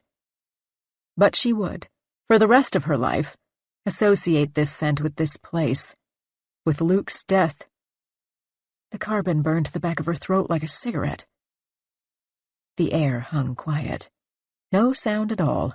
No birds, no wind, no crunching of leaves. No more screams. The dark cold of mid-March returned, seeped into the ground, into her clothes, and she shivered, all of the sweat and fear and blood hardening into pellets of ice along her skin. Her base layer, a thin polyester shirt, fused to her back. She wondered if she would fare better if she stripped down to nothing, if the chill of the night air would be less painful than the trapped ice beneath her jacket. In little clouds, her breath pooled in front of her. She sat up, leaning against a tree, the sheet of ice cracking against the trunk. She didn't move for what felt like hours, a whole millennium. Her eyes glazed, squeezing out stray tears. She lolled her head against the bark, considering the knife again, waiting for the ghosts or demons or the elements to take her, for the earth to slurp her down whole, to peel her meat off her bones like it had done to Sylvia. "What are you fucking waiting for?" she screamed. How had everything gone so wrong? Just 5 days ago, she thought she was going to be a famous climber with Petzl making her their star. More brands clamoring at the chance to sign her, throwing increasing sums of money at her, plastering her face onto magazine covers and her voice onto podcasts. She was supposed to be the girl who developed a new crag, who conquered the rock first. So how did she end up here, next to the cooling corpse of her boyfriend? How did she end up the final girl, the last one breathing? Behind her in the trees, the ghosts gathered. Their yellow eyes glowed in the darkness. They licked their lips, considering Luke's body. They'd had a taste of his blood, already soaked into the hungry earth, into the valley to which they were chained, inexplicably and forever linked. Now they waited for his flesh. After picnicking on Clay's innards, they were nearly full. Something jittered at her hip, a familiar buzzing that sang a sharp melody. She mistook it for a shiver, barely registering the noise as anything but her own clattering teeth, until it happened again. Inside her clothing, her phone screeched. She patted her pocket and pulled it out. She hadn't remembered still having it, let alone shutting off the mode that should have blocked any battery-draining notifications. The thing continued to vibrate in her hand, text messages and notifications from Instagram stacking up on her screen. But beyond the stylized square icon in the corner, the text was a garbled mess of overlapping letters, dots, and symbols she didn't recognize. Everything a bunch of nonsense. The phone must be glitching. Maybe the fire had warped it somehow, or her sweat had snaked its way inside to corrode the computer chips. She cautiously checked the top corner, holding her breath. One single bar. She clicked one of the distorted notifications, opening the app. Her heart beat a drumline in her chest. Her hands trembled, and she worried that the movement would shift the receptors out of place, just enough to lose the signal. When the app opened, the screen displayed more of the same. Text stacked so many times it created a black bar of babble. Pixelated images that would not load further, that were so blurry the colors bled together. More strange symbols, like an alien language. But it didn't matter. By this point, everything was simple muscle memory for Dylan. She clicked around, knowing exactly which part of the screen would create a new post, would make a story that would disappear within 24 hours. She wasn't sure she had even that much time. Her final cry for help would surely outlive her. Even the clock in the corner of the screen was broken, displaying a time that did not exist, 65:67. But it must be night or early morning. The sun hadn't risen yet, at least not here. Maybe outside of this cursed valley, the sun shone, and it was a glorious afternoon for the rest of the population in Livingston, Kentucky. She started a live video. She wasn't sure anyone would be online, would log on to watch her stream, but something began to populate on the screen where usernames of viewers usually appeared, where comments would pop up. But it was just more of those symbols. "If there's anyone out there seeing this," she said, "please contact the authorities in Livingston, Kentucky. Something bad has happened. I'm the only one left." More tears welled, hot in the corners of her eyes. In the screen, everything was bathed in blurry gray. "I don't know exactly where we are. I don't know the specific coordinates or anything. Sylvia had those. We had a GPS thing, but it broke. We're back in the woods, down a hill. I think we came in off Route 490. I can't find the way out. I twisted my ankle. I need help. Please send help." Words fell out of her mouth like vomit, as if she needed only to say the correct set of them to get home. She rambled as more crazed symbols accumulated across the bottom of the screen. She clicked the button she knew would flip the camera. It had been pointing at the dark dirt in front of her. The sight of her own face, even muted in the darkness, stole the sentences from her throat. Dried blood dripped out of the scratch on her cheek, a raised welt. Snot pooled in her nostrils, caked her bottom lip. Even in the darkness, every little capillary inside her eyes was highlighted, redness obscuring the whites. Her hair plastered to her cheeks, curving and branching like veins, like bare trees. "Please," she said into the camera lens. "There's something here. Ghosts, I don't know. I know that sounds crazy. Maybe I am crazy, but I swear there's—" For the second time, her thoughts died in her mouth. In the corner of the screen, behind her own face, behind the tree she leaned against, there was another face. One with yellow eyes and dripping teeth. Holding the phone steady, she twisted her head backward, craning her neck to see around the trunk. She held her breath, not wanting the tiny clouds to conceal the view. She froze, blinking. She waited for her eyes to adjust from the brightness of the screen back to the darkness. But even when her pupils dilated, she found only the trunks of more trees behind her. Maybe I really am crazy. But back on the screen, it was there, and it was smiling. "Do you see that?" she asked, more rambling to fill the feed, a gut reaction to streaming live. "Do you see that face right there? Right over my shoulder? In the top right corner?" She turned her head backward again, swiveling it in slow motion, as if sudden movement would spook the ghost into action. Still, nothing sat in her line of sight but the dark silhouettes of trees. When she moved her head back to the screen, the ghost was right behind her. The man with the slate-gray jacket, regalia like a general. He set his hand on her shoulder. The cold weight of it settled there. The blackened fingertips and gray, rotting knuckles only registered on her screen. The flurry of comments picked up their pace, still unreadable. She recoiled, her entire body shrinking from his touch, nearly dropping the phone. Pain throbbed through her swelling ankle as she scrambled up and away, limping and much too slow. Dylan held the screen out in front of her, a lens into the other world. Behind her, more of them poured from the trees, descending on Luke. The men with rough cotton shirts and twin voids in the center of their faces plucked out her boyfriend's eyes and popped them into their mouths like gumballs. One of the teens in the windbreakers picked the knife out of the dirt and chopped off his toes, passing each one around the circle. The man in the slate gray remained behind her, too close, though it looked like his feet were stationary, as if he were floating toward her.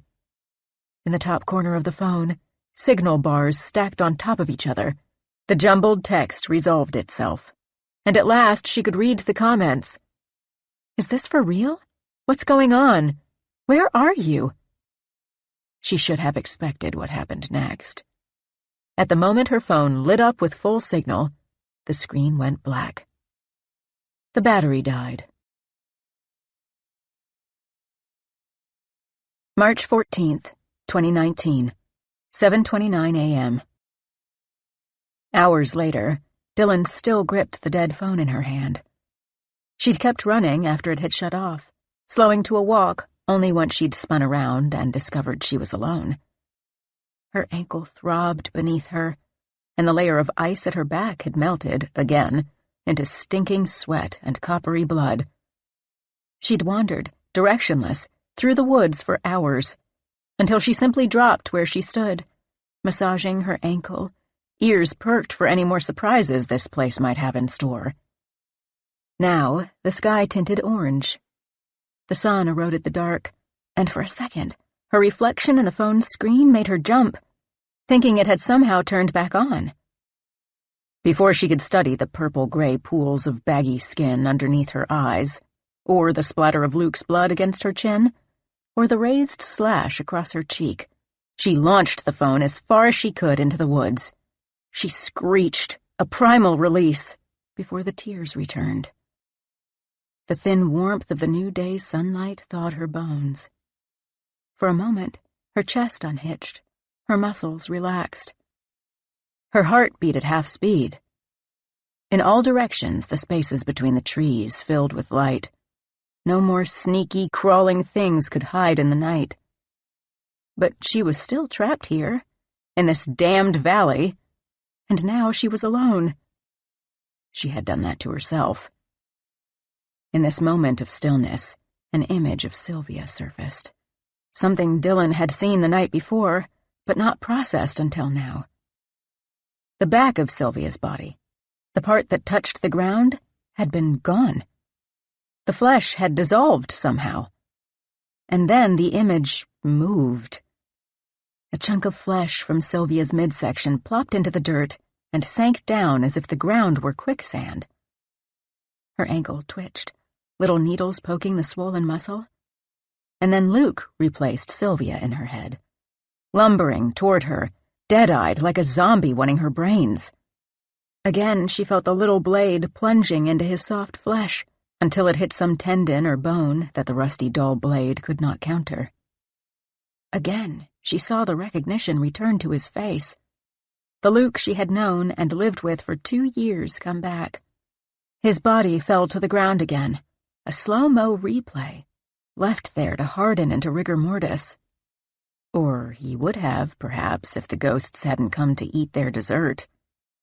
She vomited, spitting up acid that eroded her esophagus. No more foraged food left to expel. Her hands were stained with his blood. Her blood. The blood of countless strangers. She didn't dare look at what lay beyond her waist, what stain remained from that blood pond. She held her hands up to the light, the first time in hours that they were clearly visible.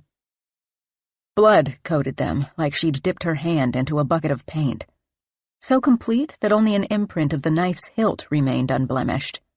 The red cracked along her knuckles, around her destroyed thumb that burst with pain when she rediscovered it.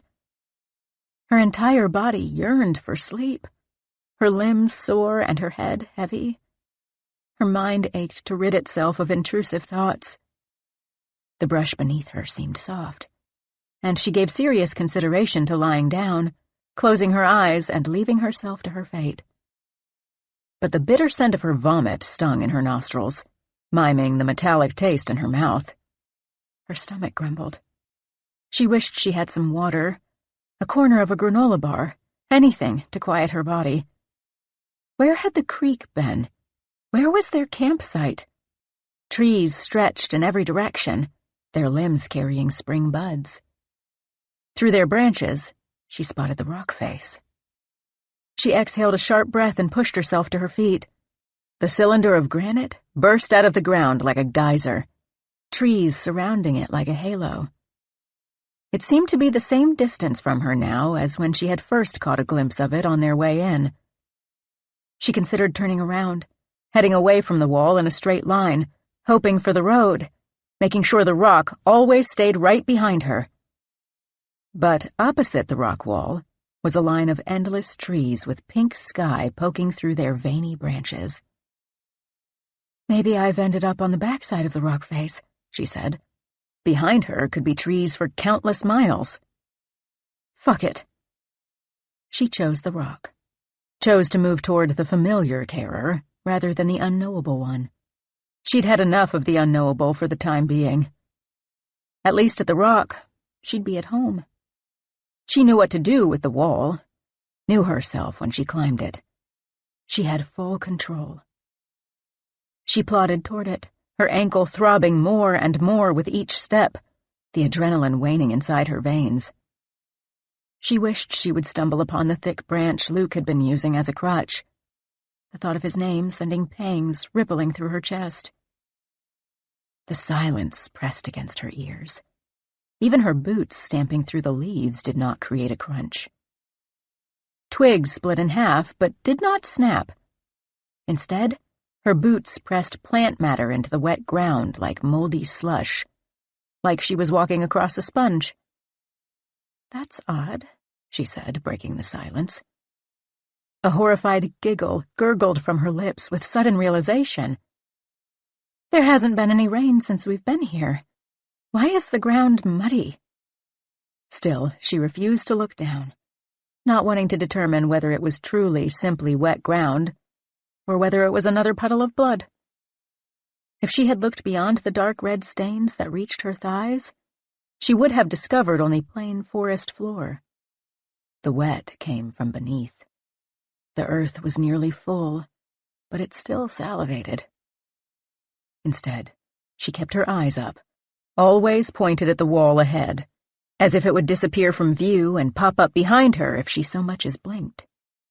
She honed in on every pain, every minuscule twinge in her ankle, the stream of blood still pumping from her thumb, the twitch at the corner of her eye, the burning gash along her face. It meant she was still here, and it erased the images, the corpses, that wormed their way into her head. Each time Sylvia's white ribcage or Luke's chewy eyeball presented itself in her mind's eye, she stamped hard with her swollen ankle, and one type of pain ate away at the other. After what seemed like hours, the sun pushing up into the sky all the while, she reached the wall. The electricity of it hummed in her ears, a high frequency she imagined was just for her. She reached toward it, knowing it would consume her. It would demolish all other thoughts. It would be her body and the wall. But she dropped her hand to her side, her fingernails slicing crescents into her unmarred palm. She knew she would not be able to let go once she touched it. It took all of her willpower to back up, to stay 3 full feet away from it. She followed the wall. Around the curve lay their campsite, where the tents still stood, 3 polyester pyramids in a row, visible once more. Their contents lay scattered, as if the tents had exploded, as if someone had been looking for something, or someone. The cabin was gone, the petrified wood foundation they had discovered days ago, glinting innocuously in the sunlight. She gave no response, felt no wide-eyed alarm. She merely picked through the debris for a new set of clothing that was not stained with blood or soaked in muck or sweat. Something clean and untouched. She peeled each layer from herself like a bandage, the fabric practically fused to her skin. She stripped in plain sight, too afraid to discover what might appear if she entered the liminal concealing space of the tent. But even the fresh pair of clothes could not remove the layer of dried, sticky sweat, or the blood on her hands. Nothing to do about that. Now what? She wondered. The valley lay in deep silence. Nothing moved. No yellow eyes or teeth lingered inside the tree line. No crazed husbands came for their wives. No resurrected teens waited to slice open skin with rusty beer can blades. Black ash spilled out of the fire pit and across the grass. The fire that had seemed to light the whole valley ablaze somehow extinguished. But if she perked her ears, if she closed her eyes and listened, she could hear the passing rush of rubber on asphalt. Or was that in her head? She sat at the fire pit, on top of a stray sweatshirt on one of the unripped camping chairs. It was one of Luke's, emblazoned with a cheesy, grinning cartoon man with flowing blonde hair from Miguel's, the pizza joint at Red River Gorge where they'd met. The same day she'd sent her first 513. The grinning cartoon broke her. Fat tears she couldn't afford to shed spilled from her eyes. Her hands trembled in her lap. She'd probably never see that place again, the place that held so much of her blood and calloused skin and sweat, the place where she had found herself. When her body could not expend another bead of water, the pangs of grief moved to her skeleton, every bone seeming to ache. The sun lifted in the sky, finally breaking past the tree barrier, and the air warmed. The heat loosened her muscles, countering the dull ache inside of her, a waning cocktail of adrenaline and swollen sore joints. The light caught something else, a glimmer against glass, a blinding glitter that wouldn't let her ignore it, like a laser pointed directly at her eye socket. "Fine," she said. "I'll do what you want. I'll go look at this thing. What else am I going to do?" She followed the glaring breadcrumbs to a phone. It must have been Sylvia's or Clay's, she reckoned, since the screen wasn't destroyed. Clicking it on, she scanned the corner. No bars, and it was password protected. For the hell of it, she clicked the emergency call option, but the call didn't connect. She launched the phone with her unhurt hand, sending it slamming into the rock wall. She did exactly what the valley wanted. It dragged her close enough to the wall to ensnare her, to send out its invisible tendrils to rope her in. Static spat out a spark that licked her finger when she reached to touch the rock. The spark jolted her, overriding the nagging thought in her head that said, "Do not climb this wall." But she touched it, and then it was over. She would climb. She started up the wall. Taut exhaustion filled every sinew, every muscle, every tendon, all stretched and ready to break. Her ankle throbbed with every movement, every toe hold, every time she pushed her weight onto it. Her destroyed thumb left the granite sticky. She didn't flinch when her toes pressed into the very tips of her boots. It felt like home. The wall was cool and dry. She worked the problem, ascending. She stuck her fingers into a tiny pocket, catching spider webs. Lucky that the ruined digit was her thumb, not much utilized in climbing. Her feet slipped away from the wall, and she clung with the skin of her fingertips. She would not fall. She would not let herself. She would not let this place win. At least, she would fight it like hell.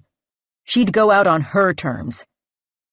The heat from the sun seared her forehead as she neared the top, now within reach. 5 inches from topping out, from her body spilling over the lip of the root, she reached up, hooking onto the ledge. An easy jug, a wide, curved handle. No effort at all.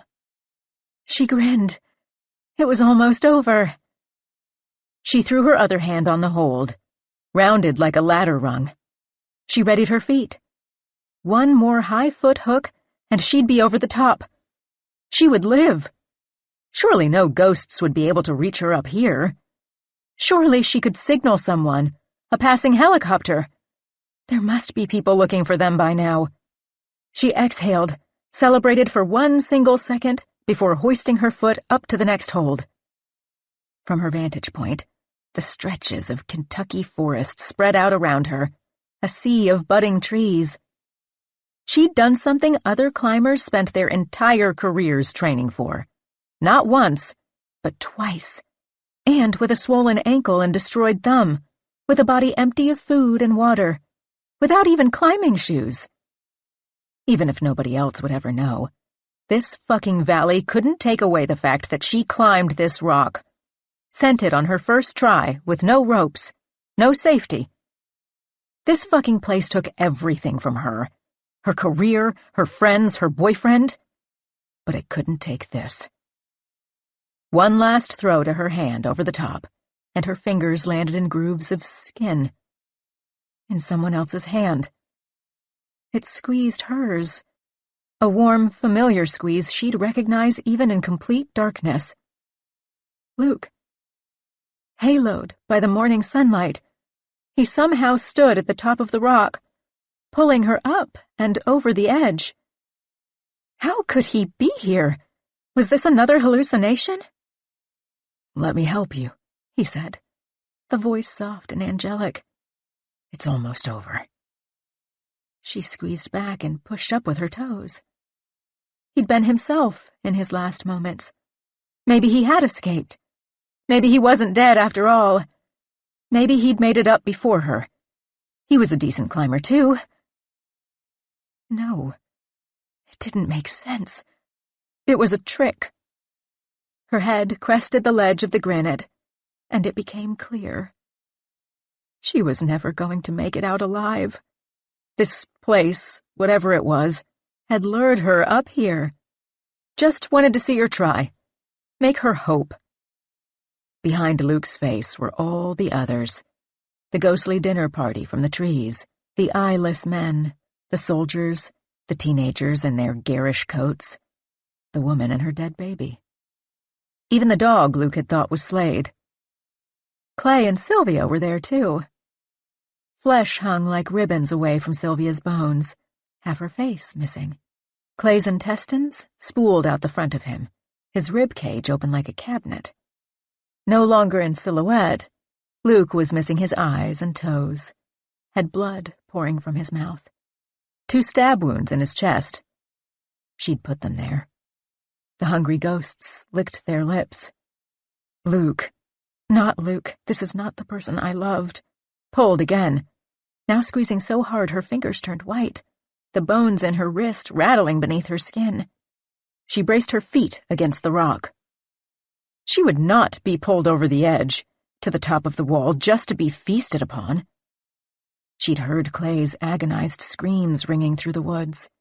The aftermath of Sylvia's day-old rotten flesh was seared into her mind. She'd seen Luke's eyes and toes eaten like candies, like delicacies. Fuck that. When she pushed against the rock with her feet, it cracked. A chunk slid away, broke off the wall entirely, falling with her. Her hand slipped out of Luke's, out of whatever he had become. There was nothing for her to reach out for, no last-minute deus ex machina thing to grab onto. She would fall to her death. At least it would be on her terms. Maybe she'd escape the fate of her fellow campers. Maybe not. But she refused to let this fucking place win.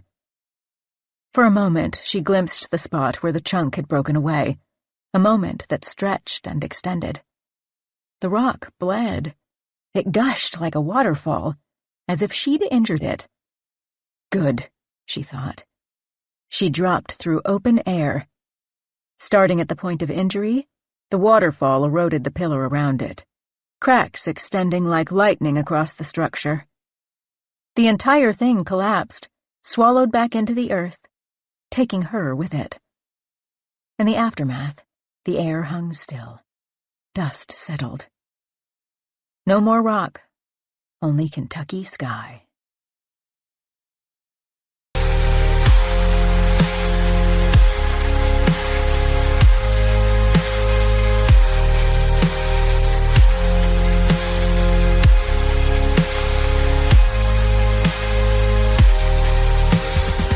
Welcome to the kingdom of the canopy, a city high above,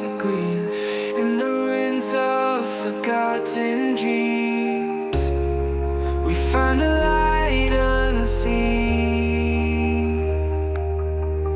From the towers to the treetops, echoes fill the night.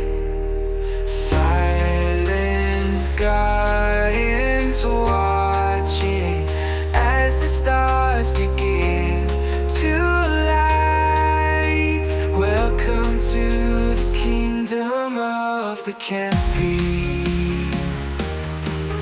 A city high above the green, in the winds of forgotten dreams, we find the light unseen.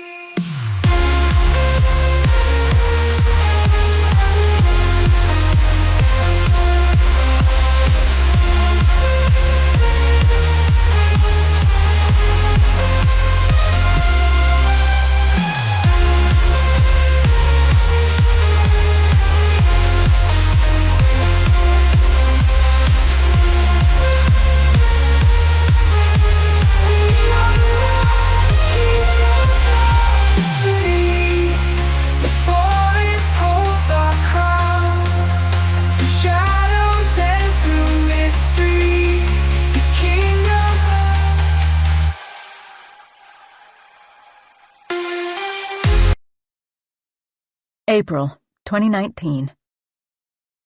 Tabitha hadn't heard an update from Clay since he left.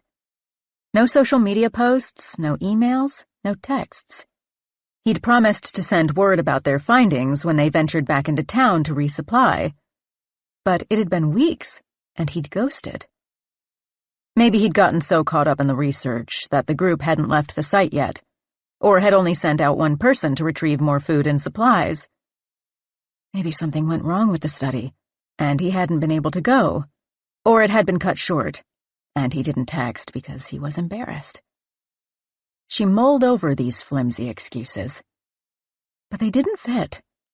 Something nagged at her, like a hand pulling at her pant leg. Had she misremembered the date they were leaving? She tried texting him, but never received a reply. He'd gotten caught up in studies before, but he'd never gone this long without some type of response. She searched in her inbox for clues, uncovering an email from February with the coordinates. Subject line, "We found something." On a clear day, she flew back over the spot. By now, the trees had filled in, green and full, and the plane no longer had the LiDAR machine strapped to its belly to create a map of the scene. Why had she bothered? What could she possibly see from the sky? But still, when she reached the destination, the coordinates forming an imaginary X right below her, her heart paused, and her breath hitched in her chest. Something was different, and it wasn't simply that the foliage had grown in like hair where before there had been only stark, bare branches, or that the sky was blue instead of the cold, dreary gray it had been on the day they'd discovered the wall. She couldn't put her finger on the difference. Still, anxiety filled her chest. She zigged and zagged over the space, twisting the airplane around to pass back over as many times as she could, flying as low as she dared. It was not until hours later, after she had landed, driven home, cooked and eaten her dinner, and stood brushing her teeth, that the epiphany sprouted, that she realized she had missed the obvious. There had been no towering wall of rock in that spot. The valley had vanished. She twisted in her sleep, the question on the edge of her mind. Which had stretched higher on that February afternoon?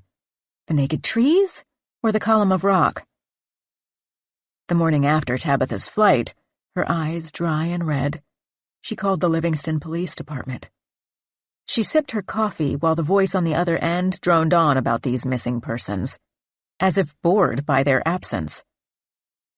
"We've been receiving some calls about a missing group of hikers in the area," the voice said, deadpan and bored. "Users from some app or something. Instacart? Instasnap? I don't know about those things. Let me see here. Hold on a second." The scratchy noise of rustling paper filled the earpiece. Tabitha felt a sinking feeling, like a heavy ball of lead had dropped into her stomach, splashing her coffee, which suddenly tasted bitter, the milk sour. How many missing hikers could there be in the woods near Livingston? "Ma'am, the calls we got were for someone named Dylan Prescott, who the user said was traveling with her boyfriend, Luke, and they think maybe a couple of other people. Do you recognize that name?" "I don't," she replied. She slipped her phone away from her face and opened Instagram while the officer babbled about social media and prank calls. She found Dylan's account, the bio reading, "Red River Gorge, always climbing, Petzl athlete." "We really don't have much to go on," the officer said. "I mean, we get all kinds of weird calls. But we're a small department. We can't go searching the woods every time some teenager wants to make a prank call." "Officer," Tabitha said, swallowing, "I think my friend Clay was with Dylan, the person you've been getting reports about. He went into the woods off Route 490 in mid-March, and I haven't heard from him since." She offered the coordinates to the officer and hung up. She scrolled down Dylan's feed. The top posts on her account were dark squares, off-brand from the rest of the photos gleaming with smiling faces, harnessed bodies, food or dogs. She clicked open the first photo, pinching to zoom in. She pieced together grainy outlines of leaves. In the top corner, 2 white specks stared back at her. When the Livingston department scouted at the edge of 490, they could not find anything but a skin-and-bones dog with a name tag reading Slade. The dog had its teeth clamped around a large bone. They did not discover the rust-colored Jeep nestled into the woods, nor did they stumble upon Luke's eyeless face, or Sylvia's skeleton, or Clay's spilled guts. They couldn't have. Not yet. The place was not finished with them. It was still digesting. It could not yet let the bones of its meal be uncovered. The ground hardened while it grew full on its flesh and blood dinner. The authorities input Tabitha's coordinates into their outdated equipment, which promptly malfunctioned, powered down, or took it upon itself to rearrange the numbers, leading them to a bare patch of woods, unearthing only rotten logs and a proliferation of mushrooms in rings, and trees and trees and trees. A few officers, however, came back with goosebumps and wide eyes, swearing they felt something out there in the woods, some weird presence none of them could really describe. Some swore they saw a woman in the distance, hiding behind trees, but she always disappeared when they tried to approach. After the story of the missing hikers started gaining media attention, bored adventurers said they saw the same woman after venturing into the woods. One managed to catch her on grainy footage that spread like a disease, much to the dismay of the tiny Livingston Police Department, who worried that their entire force would soon be dedicated to rescuing idiot teenagers from a patch of woods that had sat quietly on the side of 490 for decades.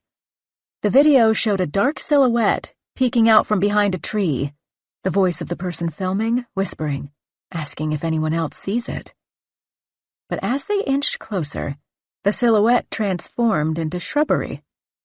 Still, it garnered millions of views and rebuttals, from people debunking it to people claiming the shadowy figure was one of the hikers hiding out in the woods after luring the others there to kill them. Later, the sleep-deprived investigators would replay the footage 1,000 times, trying to sharpen the blurry image. Inside the precinct, the phone rang after each dispatch like clockwork. The officers lifted the phone, knowing the voice on the other end would belong to Tabitha before she spoke. "Did you find anything?" she would ask. "Nothing but trees," they would answer. While the Livingston Police Department sent out officers to hunt for the same goose egg, threatening the assignment to anyone complaining of boredom, wasting money and time with their easily tricked GPS technology, the Earth feasted. 4 months later, Sylvia had almost become her moniker. Nearly every last bit of skin, muscle, sinew, and organ sucked down into the earth. Chunks of flesh slid away from her, flopping onto the mud like a slow-roasted rack of ribs. Any trace bruising along her neck became irrelevant. Clay's handiwork would become impossible to discover. His bony hands had not even squeezed hard enough to crack the delicate bones of her larynx or hyoid. By summer, the humid Kentucky heat worked in tandem with the greedy earth, melting away the last few bits of epidermis left on the top ridges of her body, across the bridge of her nose, on her forehead, letting them slide away like an avalanche. The ghosts tied to that valley had long since had their fill of Clay. His sternum opened like a picnic basket, their first full meal in a long time. Not since they'd sucked the blood from their next newest companions, forever clad in loud 80s jackets. They'd slurped Clay's intestines like never-ending trails of spaghetti noodles, stabbed their teeth into his organs like they were fresh apples. They licked their fingers clean, their ghostly bellies full and satiated, before they found Luke, his body still warm after being murdered by his own girlfriend. Next to him lay a little gleam of steel, the tiny blade sticking out of the dirt. The perfect instrument for their delicate dessert, for all those little morsels sticking out at the edges. While his girlfriend ran into the night, they carved off his toes and fingers, crunching them like carrots. They divvied the exotic offerings, the ones too good to share. The chewy ears, the juicy eyes. The most coveted they fought over before the general returned and claimed it for his own, taking the knife to carefully carve the tongue away, leaving a straight, precise line by Luke's back molars. Full to bursting, they merely sighed when Dylan pushed away from the wall. Let the earth take her. Had she pressed farther into the woods instead of returning to the heart of the valley, to her one true home on the wall, she might have escaped. The site and its residents too engorged to notice one more body at the margins. As the fruitless search wore on, articles about the missing climbers trickled in. A few paragraphs appearing in the local news in Lexington, but spreading once Petzel released a statement about Dylan Prescott, about how saddened they were to hear of her disappearance, how they hoped their brand-new, sparkly client would resurface. Months passed, and the story reached the national stage, with the AP releasing updates, with countless podcasts theorizing where the missing campers could be. Even NPR and the New York Times had published articles about the disappearance, dubbing the area Prescott Pass, after Dylan. But it wasn't until fans somehow got a hold of leaked crime scene photos months later that anyone latched on to the biggest quirk, something the investigators hadn't even noticed, distracted by skeletons and missing organs and missing persons. There was no wall.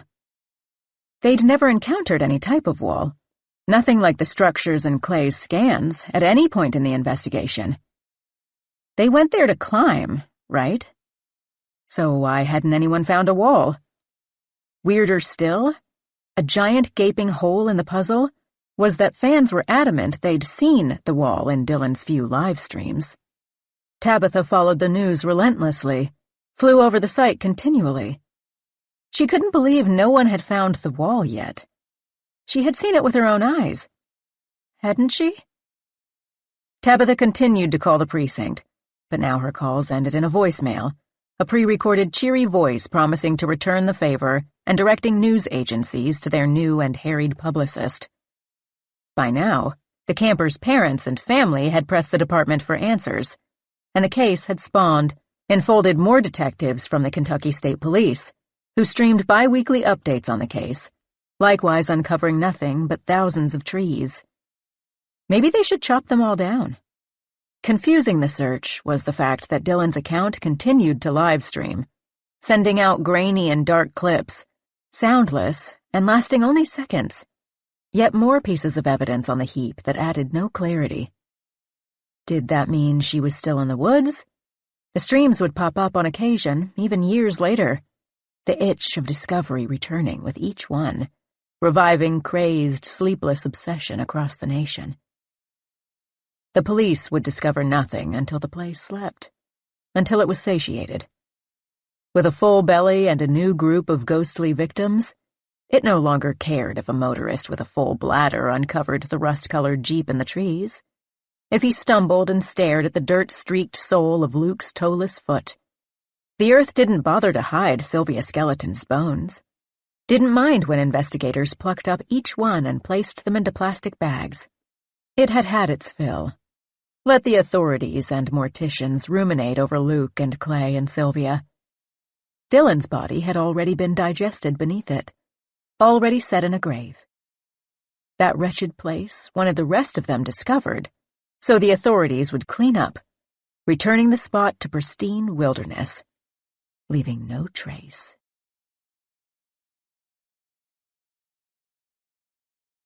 This concludes the reading of This Wretched Valley by Jenny Kiefer. Copyright 2024 by Jenny Kiefer. This book was read by Megan Tusing. This unabridged recording was published by arrangement with Quirk Books and was produced in 2024 by Blackstone Publishing, which holds the copyright. Neither this recording nor any portion of it may be reproduced or used for any purpose without prior written authorization from Blackstone Publishing. For a complete list of our titles, visit our website at www.downpour.com. Thank you.